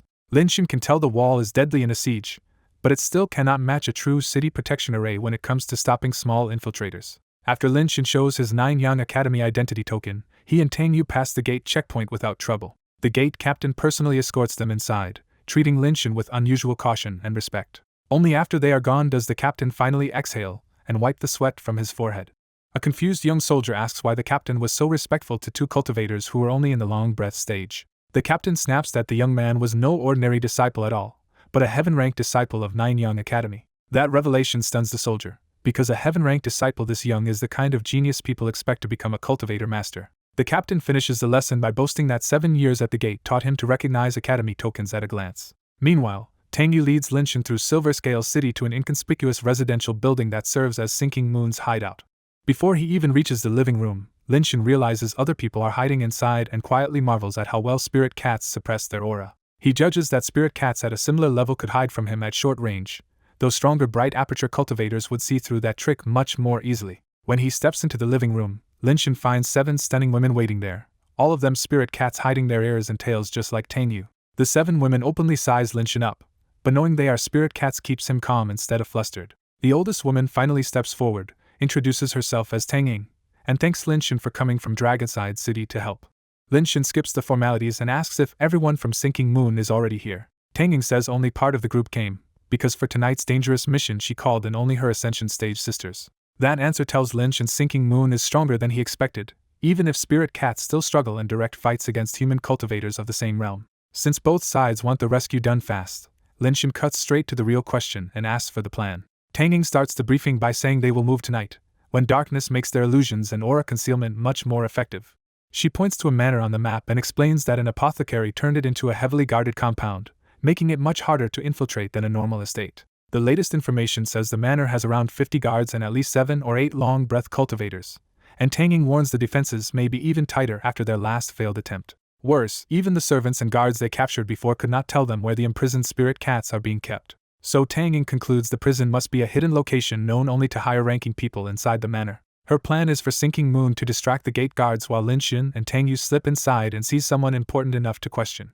Once they locate the spirit cats, Tang Yu will send word, and the others will stir up a bigger commotion to draw the manor's defenders away. In that opening, Linshin will rescue the captives and get them out, and he sees that the plan is solid even if it leaves almost no room for mistakes. Even after hearing the rescue plan, Linshin keeps one hard truth in mind: if the stealth mission falls apart, he may have to fight his way through the manor and save the cats by force. He gives a small nod, and Tang Ying finally relaxes because the cat general's trusted helper has agreed to join their rescue. With the plan settled, Tang Ying leaves to make preparations and leaves Linshin alone with Tang Yu and the youngest cat demon, Tang Mei.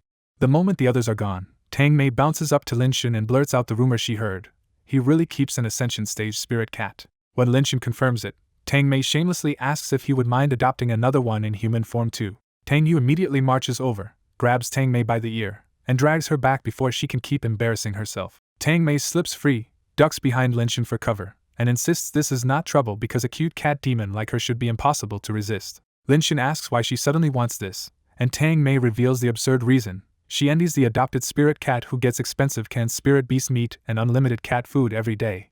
Linshin can only laugh at himself as another spirit cat turns out to be a total foodie instead of the elegant creature he expected. Tang Yu finally shuts Tang Mei down by threatening to tell Tang Ying, but the girl still keeps pestering Linshin with questions while they wait. During the casual talk, Linshin learns that Sinking Moon once raided a place where cat girls were being used as maids 3 months ago. That detail hits Linshin at once, and he cautiously asks if the place was the Night Dream Club. Tang Mei's shocked reaction confirms it, and Linshin finally understands that the club attack he heard about was Sinking Moon rescuing cat girls.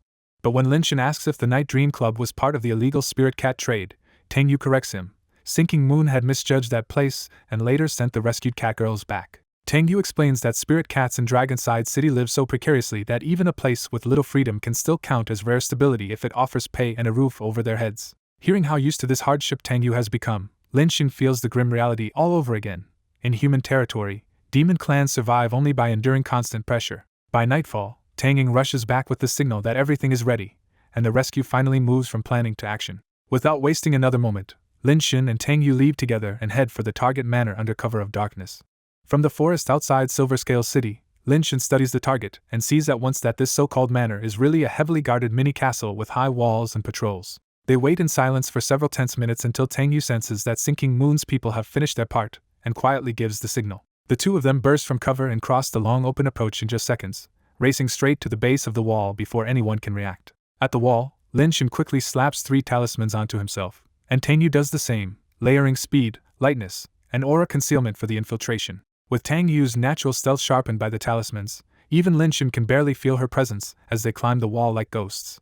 At the top, the guards should have spotted them, but every sentry is already dazed in an illusion and keeps patrolling blankly past the intruders. Once inside, Linshin follows Tang Yu's earlier directions and cuts through the front court and outer court without slowing down. They evade 2 patrol teams in the inner court and pick off a lone servant instead, deciding the butler is the fastest way to find the imprisoned spirit cats. Lin Shin seizes the servant and forces out the butler's location, reasoning that the man who manages the whole manor will know exactly where the captives are kept. After getting the answer, Lin Shin knocks the servant out, hides him in a nearby rockery, and heads straight for the butler's building. They soon reach a lit building, climb the outer wall to the top floor corridor, and quietly force open a window beside the butler's room. But the instant they slip inside, a flushed and disheveled maid steps out of the butler's room and freezes when she notices the masks on their faces. She tries to scream, but Lin Shin closes the distance before she can get the breath out and chops her unconscious without a sound. He catches the maid before she hits the floor, lays her down gently, and signals Tang Yu as he turns to breach the room. Using spiritual force on the handle, Lin Shin silently breaks the lock and pushes open the butler's door. The butler barely has time to wake up in bed before Lin Shin is already on him, one hand clamped around his throat with crushing force. The man thrashes in panic, but his proud level 9 Chi transformation strength means nothing against Lin Shin's grip, and his face quickly turns purple from suffocation. Only when the butler is almost out of air does Lin Shin loosen his hand just enough to make a threat: tell the truth, or he will not live to see sunrise. Terrified, the butler nods frantically, and when Lin Shin demands the spirit cat's location, he finally breaks and says they are locked in the underground prison of this very building. Lin Shin and Tang Yu realize the hidden prison is right inside the manor beneath them, and Lin Shin immediately forces the butler to lead the way. Because the cat prison was kept secret, the group slips down through the empty building without meeting any servants or guards. At a locked iron door, the butler shakily uses his key under Lin Shin's cold stare. The door opens, and Tang Yu rushes inside before anyone can stop her. A few seconds later, anxious meowing spills out from the hidden cell, confirming the spirit cats are really inside. Tang Yu comes back out with more than 20 spirit cats, most of them weak, thin, and dull-furred from their captivity. Even in their miserable state, the rescued cats brighten with relief when they learn they are finally leaving the Sea of Bitterness. Tang Yu says every captured clansman from recent days was held here, but some were taken away and never came back. The butler panics and swears he only followed orders, insisting he has no idea why those missing cats were taken out. Seeing no more value in him, Lin Shin snaps the butler's neck on the spot. Lin Shin tells Tang Yu to contact her companions, and she agrees without sparing the corpse a glance. Elsewhere in the manor, Jing Hai sits in his medicine room glaring at a black failed pill from his latest experiment. In the medicine room, the masked black-robed man looks at the failed pill and questions whether this is the new medicine Jing Hai kept boasting about. Jing Hai snaps back that every new pill takes countless failures, and 2 months of progress is already impressive. When the masked man reminds him he is an apothecary, not a true alchemist, Jing Hai's buried resentment flares up hard. Jing Hai bitterly insists his skill is not inferior to those official alchemists, and says he only lacks the cultivation to earn the title. The masked man tries to steady him and says he should focus on collecting cultivators as pill ingredients instead of wasting effort on the demon blood spirit pill experiment. Jing Hai counters that the Martial Enforcement Hall is hunting them too closely now, so even grabbing cultivators has become dangerous. He presses the masked man about their absent superiors, and the silence makes it clear no new message has come from them in a long time. Jing Hai mocks that they are being abandoned and says only a breakthrough to cultivator master can save the organization now. He pushes again, asking whether the masked man still plans to stop his risky demon-based blood spirit pill experiment. The masked man finally admits he is not trying to block Jing Hai, he just thinks refining blood spirit pills from demons is unprecedented and likely to fail. Jing Hai refuses to back down and tells him to just keep sending ingredients, because one success could completely reverse their situation. When the masked man warns that kidnapping spirit cats could attract attention, Jing Hai brushes them off as worthless strays nobody will care about. He even dismisses the cat general, arguing that an unofficial god from Dragonside City cannot threaten him in Silverscale City. Since he cannot change Jing Hai's mind, the masked man shifts the topic to the excellent pill ingredient he recently found. He says this target is even better than the ingredient he has prepared for years, and refining him into a blood spirit pill could finally break his bottleneck. Jing Hai is stunned for a beat, then thrilled, and urges him to seize that person immediately. The masked man warns that the target is now a watch genius of Nanyang Academy, so a reckless move would expose him. Jing Hai asks what the plan is, but the masked man only says he still needs to think. He adds that this target is dangerous enough that even capturing him alive without notice will not be easy. Jing Hai scoffs at first, because in his eyes a mere academy disciple should never worry someone at the masked man's level. Then the masked man reveals the target is not a bright aperture disciple at all, but only a heaven-ranked disciple in the long breath stage. That only makes Jing Hai angrier, because he cannot understand why a long breath junior would deserve this much caution. The masked man finally gives the real reason: that long breath disciple has mastered a path stage martial technique. Jing Hai is so shaken he has to ask if that is really true, because even he has never seen such a thing. Once the shock settles, Jing Hai realizes a genius like that would make an extraordinary blood spirit pill ingredient, maybe even enough for a 4th grade pill. He immediately demands the target's name and background, already planning to move on his own. The masked man spots that intention right away and warns again that this target is a special case who needs a careful plan. Jinghai argues that unlike the masked man, he can act safely because everyone in Silver Scales City only knows him as a gifted apothecary. The masked man wavers, and Jinghai pushes harder, saying delay will only bring more trouble and he will move in a few days. At last the masked man nods and tells Jinghai Lin Shin's information, handing him exactly what he wanted. Before Jinghai can celebrate, his eyes turn cold as he senses intruders moving inside his manor. Jinghai sneers that those spirit cats escaped once already and now dare to come back, so he will use them as ingredients tonight. The masked man leaves at once, vanishing from the room in a blur after Jinghai promises they will drink together once the big pill is made. Left alone, Jinghai conjures a water mirror from mist to see exactly who has entered his territory. In the water mirror, Jinghai sees Lin Shin and Tang Yu leading more than 20 rescued spirit cats out of one of the manor buildings. The sight sends Jinghai's killing intent surging, and he disappears from the room to intercept them himself. Back with the rescue party, Lin Shin hears a distant uproar and sees flames rising, meaning Tang Ying's side has already started their attack. Using that distraction, Lin Shin and Tang Yu hurry the spirit cats in the opposite direction toward the escape route. Most of the manor's people have rushed toward the disturbance, so Lin Shin quietly knocks out the few servants still left nearby as the escape continues. They finally meet real resistance at the outer courtyard, where a patrol spots them and shouts for them to stop. Lin Shin does not answer. He flicks a razor-sharp strike through the air and kills the guard captain with one hit to the forehead. The patrol panics at once, because even their long-breath captain died before they could react. Before they can recover, Lin Shin crashes into the group and wipes out the Chi transformation guards with a few casual palm strikes. Watching him erase the patrol so easily, Tang Yu finally understands why the cat general praised Lin Shin so highly. Lin Shin calls her back to focus, and the group keeps pushing toward the front of the manor. More guards appear on the way, but even the few long-breath captains among them fall before Lin Shin can be forced to draw a weapon. At last they reach the front courtyard, and Tang Yu brightens because only one high wall stands between them and freedom. That hope snaps when a muffled thunder rolls from behind them, and Tang Yu's demon instincts scream that death is coming. She looks back just in time to see a blazing white chain of lightning ripping through the night straight toward her. Because demons fear lightning most of all before surviving their human tribulation, Tang Yu is instantly crushed by pure terror and despair. At the last instant, a scorching crimson wave surges in from Lin Shin's side and floods Tang Yu's vision. Lin Shin throws out a massive red palm that slams directly into the incoming lightning chain, and the collision explodes over the manor. The white chain of light and Lin Shin's giant flaming palm wipe each other out, leaving only scorched ground in the courtyard. An old gray-haired man drops into their path, stares at Lin Shin, and immediately recognizes Meltdown as a past stage move from the Nine Suns sect. After a quick read of the situation, the old man decides Lin Shin probably came alone, and coldly declares that no one here is leaving alive. Jinghai draws a lightning talisman in midair with glowing green strokes and fires another blazing white chain straight at Lin Shin. Seeing that spell cast confirms the truth for Lin Shin, Jinghai is a bright aperture cultivator, not someone using a talisman tool. Lin Shin instantly activates Forbidden Golden Armor, and the golden barrier takes the lightning head-on without letting it touch him. Jinghai is jolted to see a second path stage technique, while Tang Yu stares in shock at both the hidden bright aperture master and Lin Shin's absurd strength. Lin Shin cuts through Tang Yu's shock with a blunt order: take the cats and run, because staying here will only get in his way. Tang Yu swallows her pride, accepts that she cannot survive this fight, and starts leading the spirit cats out. Jinghai tries to stop them, but Lin Shin rushes in first and buries him under a wave of sword light. The two exchange dozens of blade strikes in seconds, and by the time they break apart, Tang Yu's group is almost gone into the night. That clash tells Jinghai something important. Lin Shin's raw cultivation is not bright aperture at all, but only long breath. Once he links long breath cultivation, past stage martial arts, and the Nine Suns sect, Jinghai gleefully realizes the young man in front of him is Lin Shin. Lin Shin immediately tests that reaction and guesses Jinghai's real background. He is one of the wild wolves. Jinghai admits it, and confident Lin Shin cannot escape, openly explains that he used spirit cats as test subjects for a new kind of blood spirit pill. He gets even greedier and says refining Lin Shin into a pill should be enough to break his bottleneck and turn him into a true cultivator master. Lin Shin catches the key detail and asks if Jinghai is already at the 9th level of bright aperture.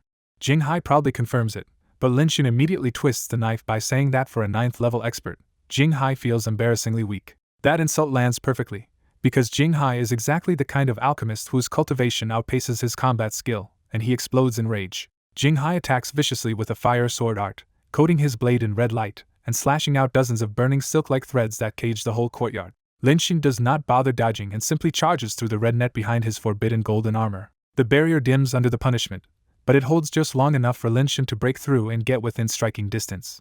For the first time, Jinghai truly panics, because both his lightning spell and his fire silk attack have failed to put Lin Shin down. Lin Shin seizes that opening and hammers down with meltdown, dropping a giant flaming palm right onto Jinghai. But Jinghai's cloud suppression robe suddenly erupts in pure white light and blocks the flaming palm before it can crush him. The sudden save restores Jinghai's arrogance, and he boasts that his superior-grade cloud suppression robe is more than enough to stop Lin Shin. Lin Shin stays calm, because he knows a strong enchanted armament is not the same as an unbreakable one. Realizing threats will not shake him, Jinghai coldly decides to cripple Lin Shin first and keep him alive for pill refining. He changes tactics and scatters a handful of golden beans that hit the ground as more than 20 towering yellow-scarved warriors. The summoned warriors charge together, turning the fight into a group kill attempt instead of a duel. Lin Shin answers with his own trump card and pulls out the god-seeking token to summon help. Ripples open in the air, and the cat general steps out with one hand on his sword, bringing bright aperture-level pressure to the courtyard. With a single cold flash, the cat general decapitates the lead yellow-scarved warrior and tears into the rest of the formation. Jinghai's eyes narrow in shock as he realizes Lin Shin's token can call out a bright aperture incarnation of the cat general, and the fight suddenly becomes much more dangerous for him. Jinghai finally understands why Lin Shin was treated as a serious threat, because this long-breath cultivator is tearing through the battlefield like someone from a higher realm. With his men about to be wiped out, Jinghai grits his teeth and pulls out a sword talisman as his last answer. The cat general sees the talisman and immediately turns grave, recognizing it as something dangerous enough to change the whole fight. Jinghai flicks the sword talisman, and it burns into an illusory blade that radiates a terrifying cutting force even from far away. The rainbow's sword energy shoots at Lin Shin like lightning, and he instantly uses Cloud Dragon Rhythm to break away. Lin Shin quickly realizes the sword energy tracks him on its own, but his path stage movement art is still barely faster. Shocked that Lin Shin can even outrun this attack, Jinghai snarls and throws out a second sword talisman to trap him. A second streak of sword energy closes in, and for a split second Lin Shin is caught between two deadly lines.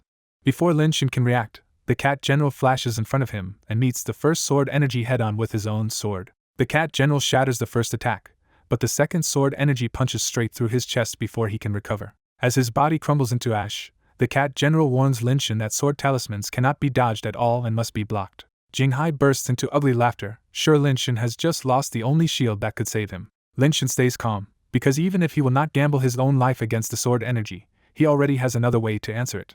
Afraid that waiting any longer will only make Lin Shin harder to kill, Jinghai decides to burn another talisman and finish him now. This time Lin Shin does not run, and Jinghai thinks the boy has finally chosen to die by taking the strike head-on. Instead, a shadow peels away from Lin Shin and becomes a second Lin Shin standing in front of him. The clone raises forbidden golden armor, and the thin dark gold barrier breaks under the sword talisman but strips away most of its power. The battered clone is blasted away coughing blood, and Jinghai is left staring at a long-breath cultivator who somehow has a clone and spell-like methods.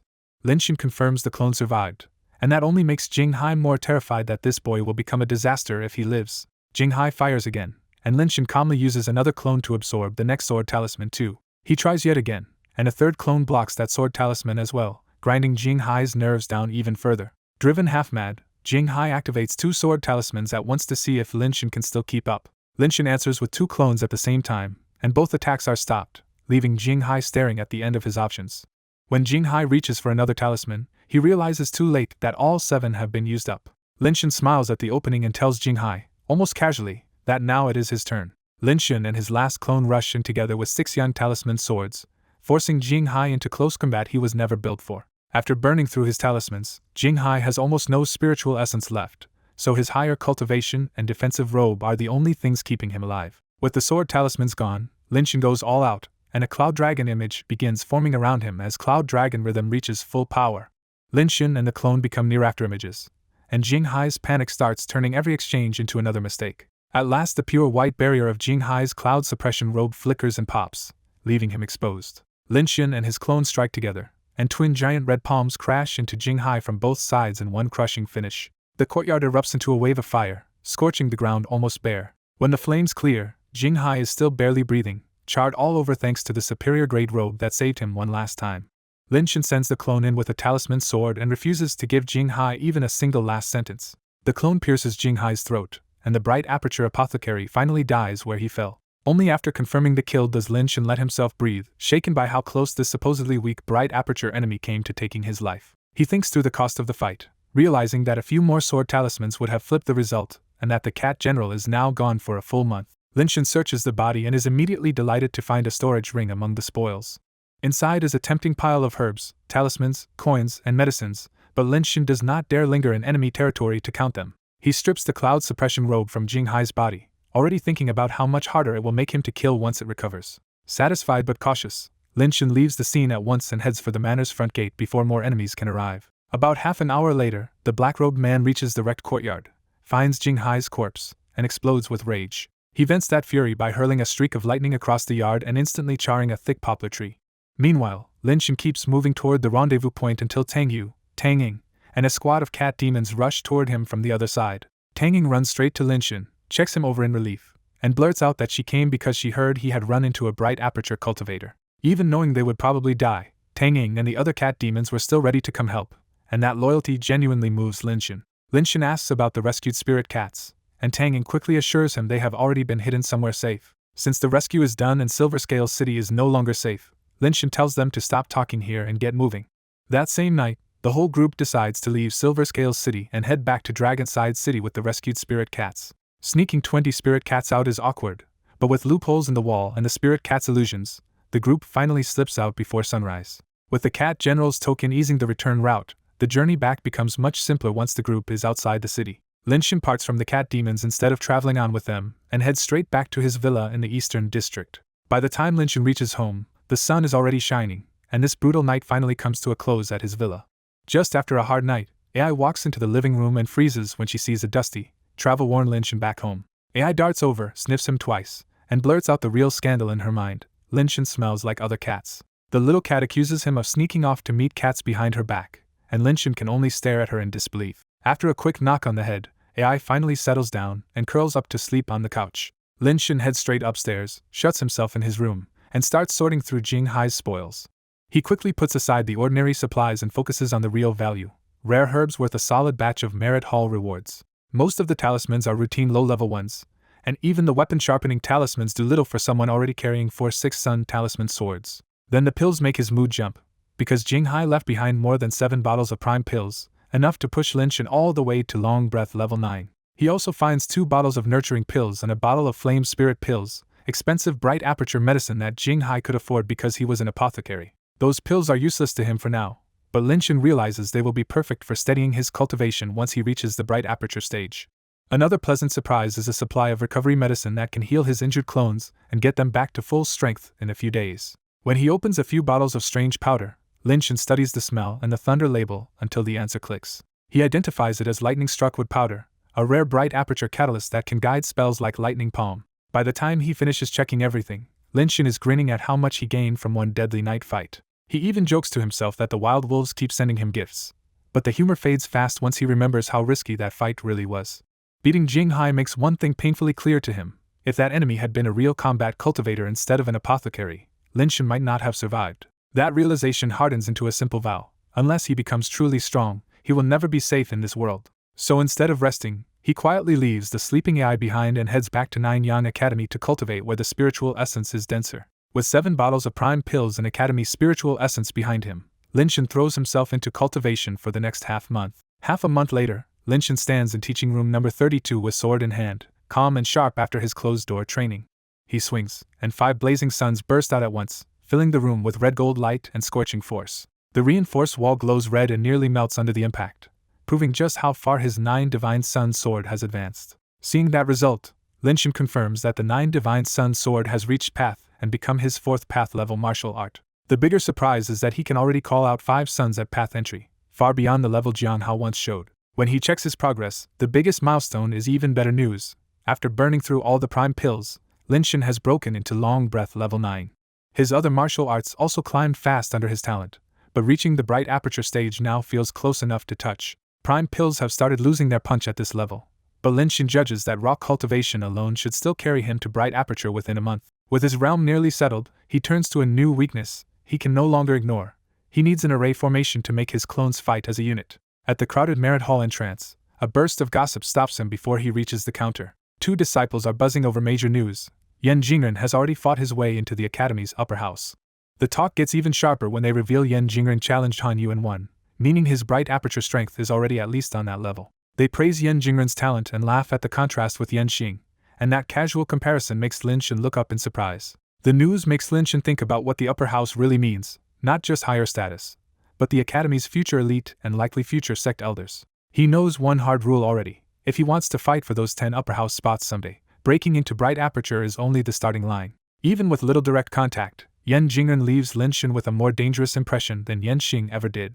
But Lin Shin cuts off the distraction and returns to the one thing he can control right now, building more strength. When he opens the exchange list, Lin Shin is pleased to find dozens of array formations available instead of just a few scraps. That long list also tells him something about the sex priorities. Coordinated team fighting matters here. His first serious candidate is the Great Five Elements Sword Formation, a 5-man sword array that can scale upward in groups of 5 and grow much stronger with larger numbers. That flexibility suits his clones well, because even if some are missing, he can still field enough bodies to make the formation work.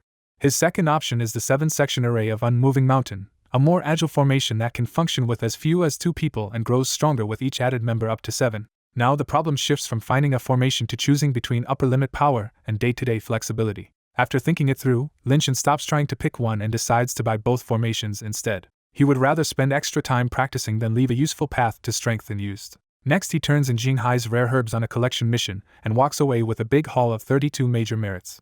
After buying both formations, Lin Shin checks his balance and sees he is down to 7 minor merits and a single medium merit from his heaven rank monthly benefit. Even then, he spends 2 more minor merits on 3 concealment talismans and 3 invisibility talismans, because his last infiltration proved those tools are worth keeping on hand. At Merit Hall, Lin Shin patches a stealth weakness by taking an invisibility talisman to pair with his aura hiding concealment talisman. He quickly realizes the new talisman can also stack with his hidden fog talisman, giving him an even safer escape option if trouble ever comes. But the moment he leaves Merit Hall, Lin Shin spots 4 familiar disciples arguing on the mountain path and stops cold. As he walks closer, Lin Shin hears Ling Xing pressure Yang Zhongyi to hand over his mission slot, even warning that Yan Jingren could take it away if he refuses. Yang Zhongyi flatly refuses, mocks the threat, and dares Ling Xing to fight if he wants the spot that badly. Ling Xing is furious enough to explode, but he still doesn't dare move, because even with slightly higher cultivation, he knows his real combat experience is lacking. Sun Yan watches the whole thing with calm restraint, while Yan Xing stands there wearing a dark, ugly expression. Lin Shin steps in with an easy smile, and the mood shifts immediately. Yang Zhongyi and Sun Yan are glad to see him, but Yan Xing instinctively takes half a step back before shame hits him all at once. That tiny flinch says everything, and Sun Yan can only look at Yan Xing with quiet sympathy. Lin Xing refuses to be intimidated and sneers, only for Lin Shin to casually roast him as a pampered son living off his father. Lin Xing is ready to snap back, but Yan Xing stops him with one look and decides they are leaving before this gets any worse. The two leave in frustration, and Lin Shin quietly writes Ling Xing off as a spoiled child. With the troublemakers gone, Lin Shin finally asks Yang Zhongyi and Sun Yan what that argument was really about. Yang Zhongyi drops one name, White Tiger Mountain, and Lin Shin's attention sharpens on the spot. Yang Zhongyi explains that after the Tiger tribe was wiped out, the 9 Suns sect fought internally over who would control White Tiger Mountain. The reason is simple. White Tiger Mountain is in essence prefecture-level cave abode, and even damaged, it is still valuable enough to rebuild into herb gardens or spirit beast grounds. After a brutal struggle among the sect's major factions, the Yen family won White Tiger Mountain by paying a staggering price. They gave up herb gardens, beast-taming gardens, and even a small essence stone mine, making it obvious the Yen clan is gambling its future on this one comeback. Yang Zhongyi bluntly says the Yen family has been sliding hard, and if White Tiger Mountain fails, they could fall even farther than the 5 great clans. Lin Shin pushes the question back to the argument, wanting to know how all this connects to Yang Zhongyi's fight with Ling Xing. Yang Zhongyi explains that the Yen family needs a lot of manpower and supplies to repair the cave abode, so the academy opened a lucrative mission with only a few available slots. Ling Xing heard Yang Zhongyi got one of those slots and came to buy it from him in private, which is exactly why the shouting started. That answer makes sense to Lin Shin, but it also raises a sharper question. If Yan Xing is from the Yen family, why didn't Ling Xing go through him instead? Yang Zhongyi and Sun Yan give him a strange look, because the answer traces right back to Lin Shin's own victory over Yan Xing. Since losing to Lin Shin in the ranked challenge, Yan Xing's status in the Yen clan has dropped badly, and most of his resources have been redirected to more promising relatives. So now Yan Xing can barely protect himself, let alone secure a White Tiger Mountain slot for someone else. The only thing Yan Xing can still lend Ling Xing is his brother Yan Jingren's name, and Yang Zhongyi makes it clear he was never going to be scared by that. Lin Shin asks about Yan Jingren next, and learns the upper house disciple already went into the Dragon Abyss mountain range with clan elders to gather repair materials. Then Yang Zhongyi throws Lin Shin a challenge of his own and says he hopes Lin Shin will eventually take Yan Jingren's upper house spot too. Lin Shin can only laugh it off, because no matter how fast he rises, he is still only at the long breath stage for now. Yang Zhongyi still insists Lin Shin's progress already looks absurd, and says once he reaches Bright Aperture, beating Yan Jingren should be within reach. Back at his wooden building, Lin Shin heads straight into the training room, summons his clone bodies, and starts drilling array formations. He does think about challenging upper house disciples one day, but only after he breaks into Bright Aperture and fully masters his new formations. So he sets everything else aside and pours himself into the Golden Crow's scripture, using array practice only as a break from pure cultivation. For most people, arrays rise or fall on teamwork, but Lin Shin's clones solve that problem perfectly because they all share one mind. More than half a month passes in hard training, and Lin Shin's cultivation keeps climbing in steady silence. Then one session turns different, as Lin Shin sits motionless and strange inner sounds begin to fill the room like water surging and drums pounding. His heartbeat crashes like a drum, blood roars in his ears, and every acupuncture point, joint, and tendon trembles under the pressure of the breakthrough. Lin Shin keeps his mind locked down and pushes the Golden Crow's scripture onward, ignoring every distracting sensation. After countless circulations, everything suddenly falls into absolute silence, so deep it feels like the world has not even been born yet. In that formless state, even his sense of self starts to blur until a single spark of spiritual light suddenly appears. That spark cleaves the chaos open, and Lin Shin's consciousness snaps back with the feeling of a lock breaking loose inside him.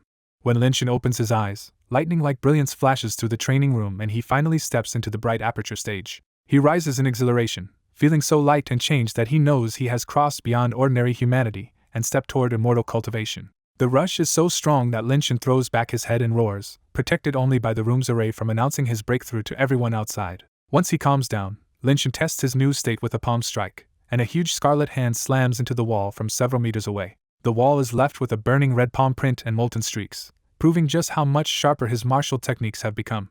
Lin Shin quickly realizes the real change is efficiency, because Bright Aperture lets him use martial techniques with far less spiritual essence and stamina than before. The stronger soul and awakened spirit resonance let him control his techniques with microscopic precision, which means faster cultivation and more power at the same time. He pulls up his status and sees the breakthrough clearly, with Bright Aperture level 1 now on the board and the Golden Crow's scripture already perfected. But his excitement cools slightly when he remembers one key gap. Without spells, he still isn't a complete Bright Aperture cultivator yet. He decides he still needs to visit the Internal Affairs Department for a new Bright Aperture cultivation method to replace the Golden Crow's scripture. Then another memory surfaces, and Lin Shin suddenly takes out the jade tube he looted from Tian Dian long ago. Back when he got it, the jade tube was useless to him because only a Bright Aperture cultivator could read it. Now that his spirit resonance is awake, Lin Shin doesn't hesitate and reaches out with spiritual light to probe the jade tube at last. As soon as Lin Shin cracks open the jade tube's contents in his mind, a flood of knowledge slams into him. When he finally digests it, Lin Shin is shocked to find the tube contains a real spell called 7 Arts Sword Energy. He immediately realizes why someone tried to steal it back at night, and he suspects this spell never came from Nanyang Academy at all. After a brief pause, he stops hesitating and decides he is definitely going to cultivate the spell. Before that, he takes out the empty hell hornet nest he seized from the wild wolves and checks the faint life still sleeping inside it. He judges the nest as a future trump card, because thousands of hell hornets could threaten even Bright Aperture cultivators through sheer numbers. So Lin Shin settles down and begins refining the nest with spirit resonance and spiritual essence. Over the next 2 hours, the hidden life inside swells rapidly while his will slowly brands the nest as his own. The moment the refinement finishes, the nest trembles and spits out the first newborn hell hornets. Those black shapes instantly expand into giant wasps with red eyes and brutal jaws, and Lin Shin knows the nest worked. Pleased with the result, he realizes his clones can keep feeding the nest every day, so maintaining the swarm will barely cost him anything. With that settled, he swallows a spirit-nurturing pill and turns to his own Bright Aperture cultivation. Even without switching to a new cultivation method yet, the pill still sharpens his mind and strengthens his soul after an hour of practice. He reviews the Bright Aperture path in his mind. Once the soul grows enough to split into spiritual consciousness, True Chi will transform into spiritual essence, and he will truly step onto the road to immortality. When he checks his progress, Lin Shin finds the pill pushed his first Bright Aperture level up by 3%. Counting the pills left in storage, he estimates he can reach Bright Aperture second level in about half a month once he changes techniques. He follows up with a Flame Spirit pill, aiming not for realm growth but for a stronger body and cleaner cultivation foundation. But by the 4th pill, the effect is already almost gone, much earlier than it should be for a normal Bright Aperture cultivator. After thinking it through, he blames his unusually tough body on the many martial techniques he has cultivated and calmly puts the remaining Flame Spirit pills away. Once he leaves the training room and reaches the exchange hall, a whole wall of academy spells makes him want everything at once. His excitement cools fast when he sees the prices, because even the cheapest spell costs more merit than he has. That shortage decides his next move. After learning 7 Arts Sword Energy, he will head into the Dragon Abyss mountain range to earn more merit. He also decides to prioritize practical spells like Lightning Palm, Water Mirror Technique, and Ride Wind Technique, because they matter too much to pass up. Since he no longer needs Flame Spirit pills, He grits his teeth and spends his last 2 medium merits on 2 more bottles of spirit-nurturing pills instead. He tells himself the faster breakthrough is worth it, because reaching Bright Aperture's 2nd level will make the mountain trip far safer. From there he heads straight to the Internal Affairs Department for something even more important. The moment his name is announced, Tao Zongbao rushes out mid-work and greets him with eager warmth.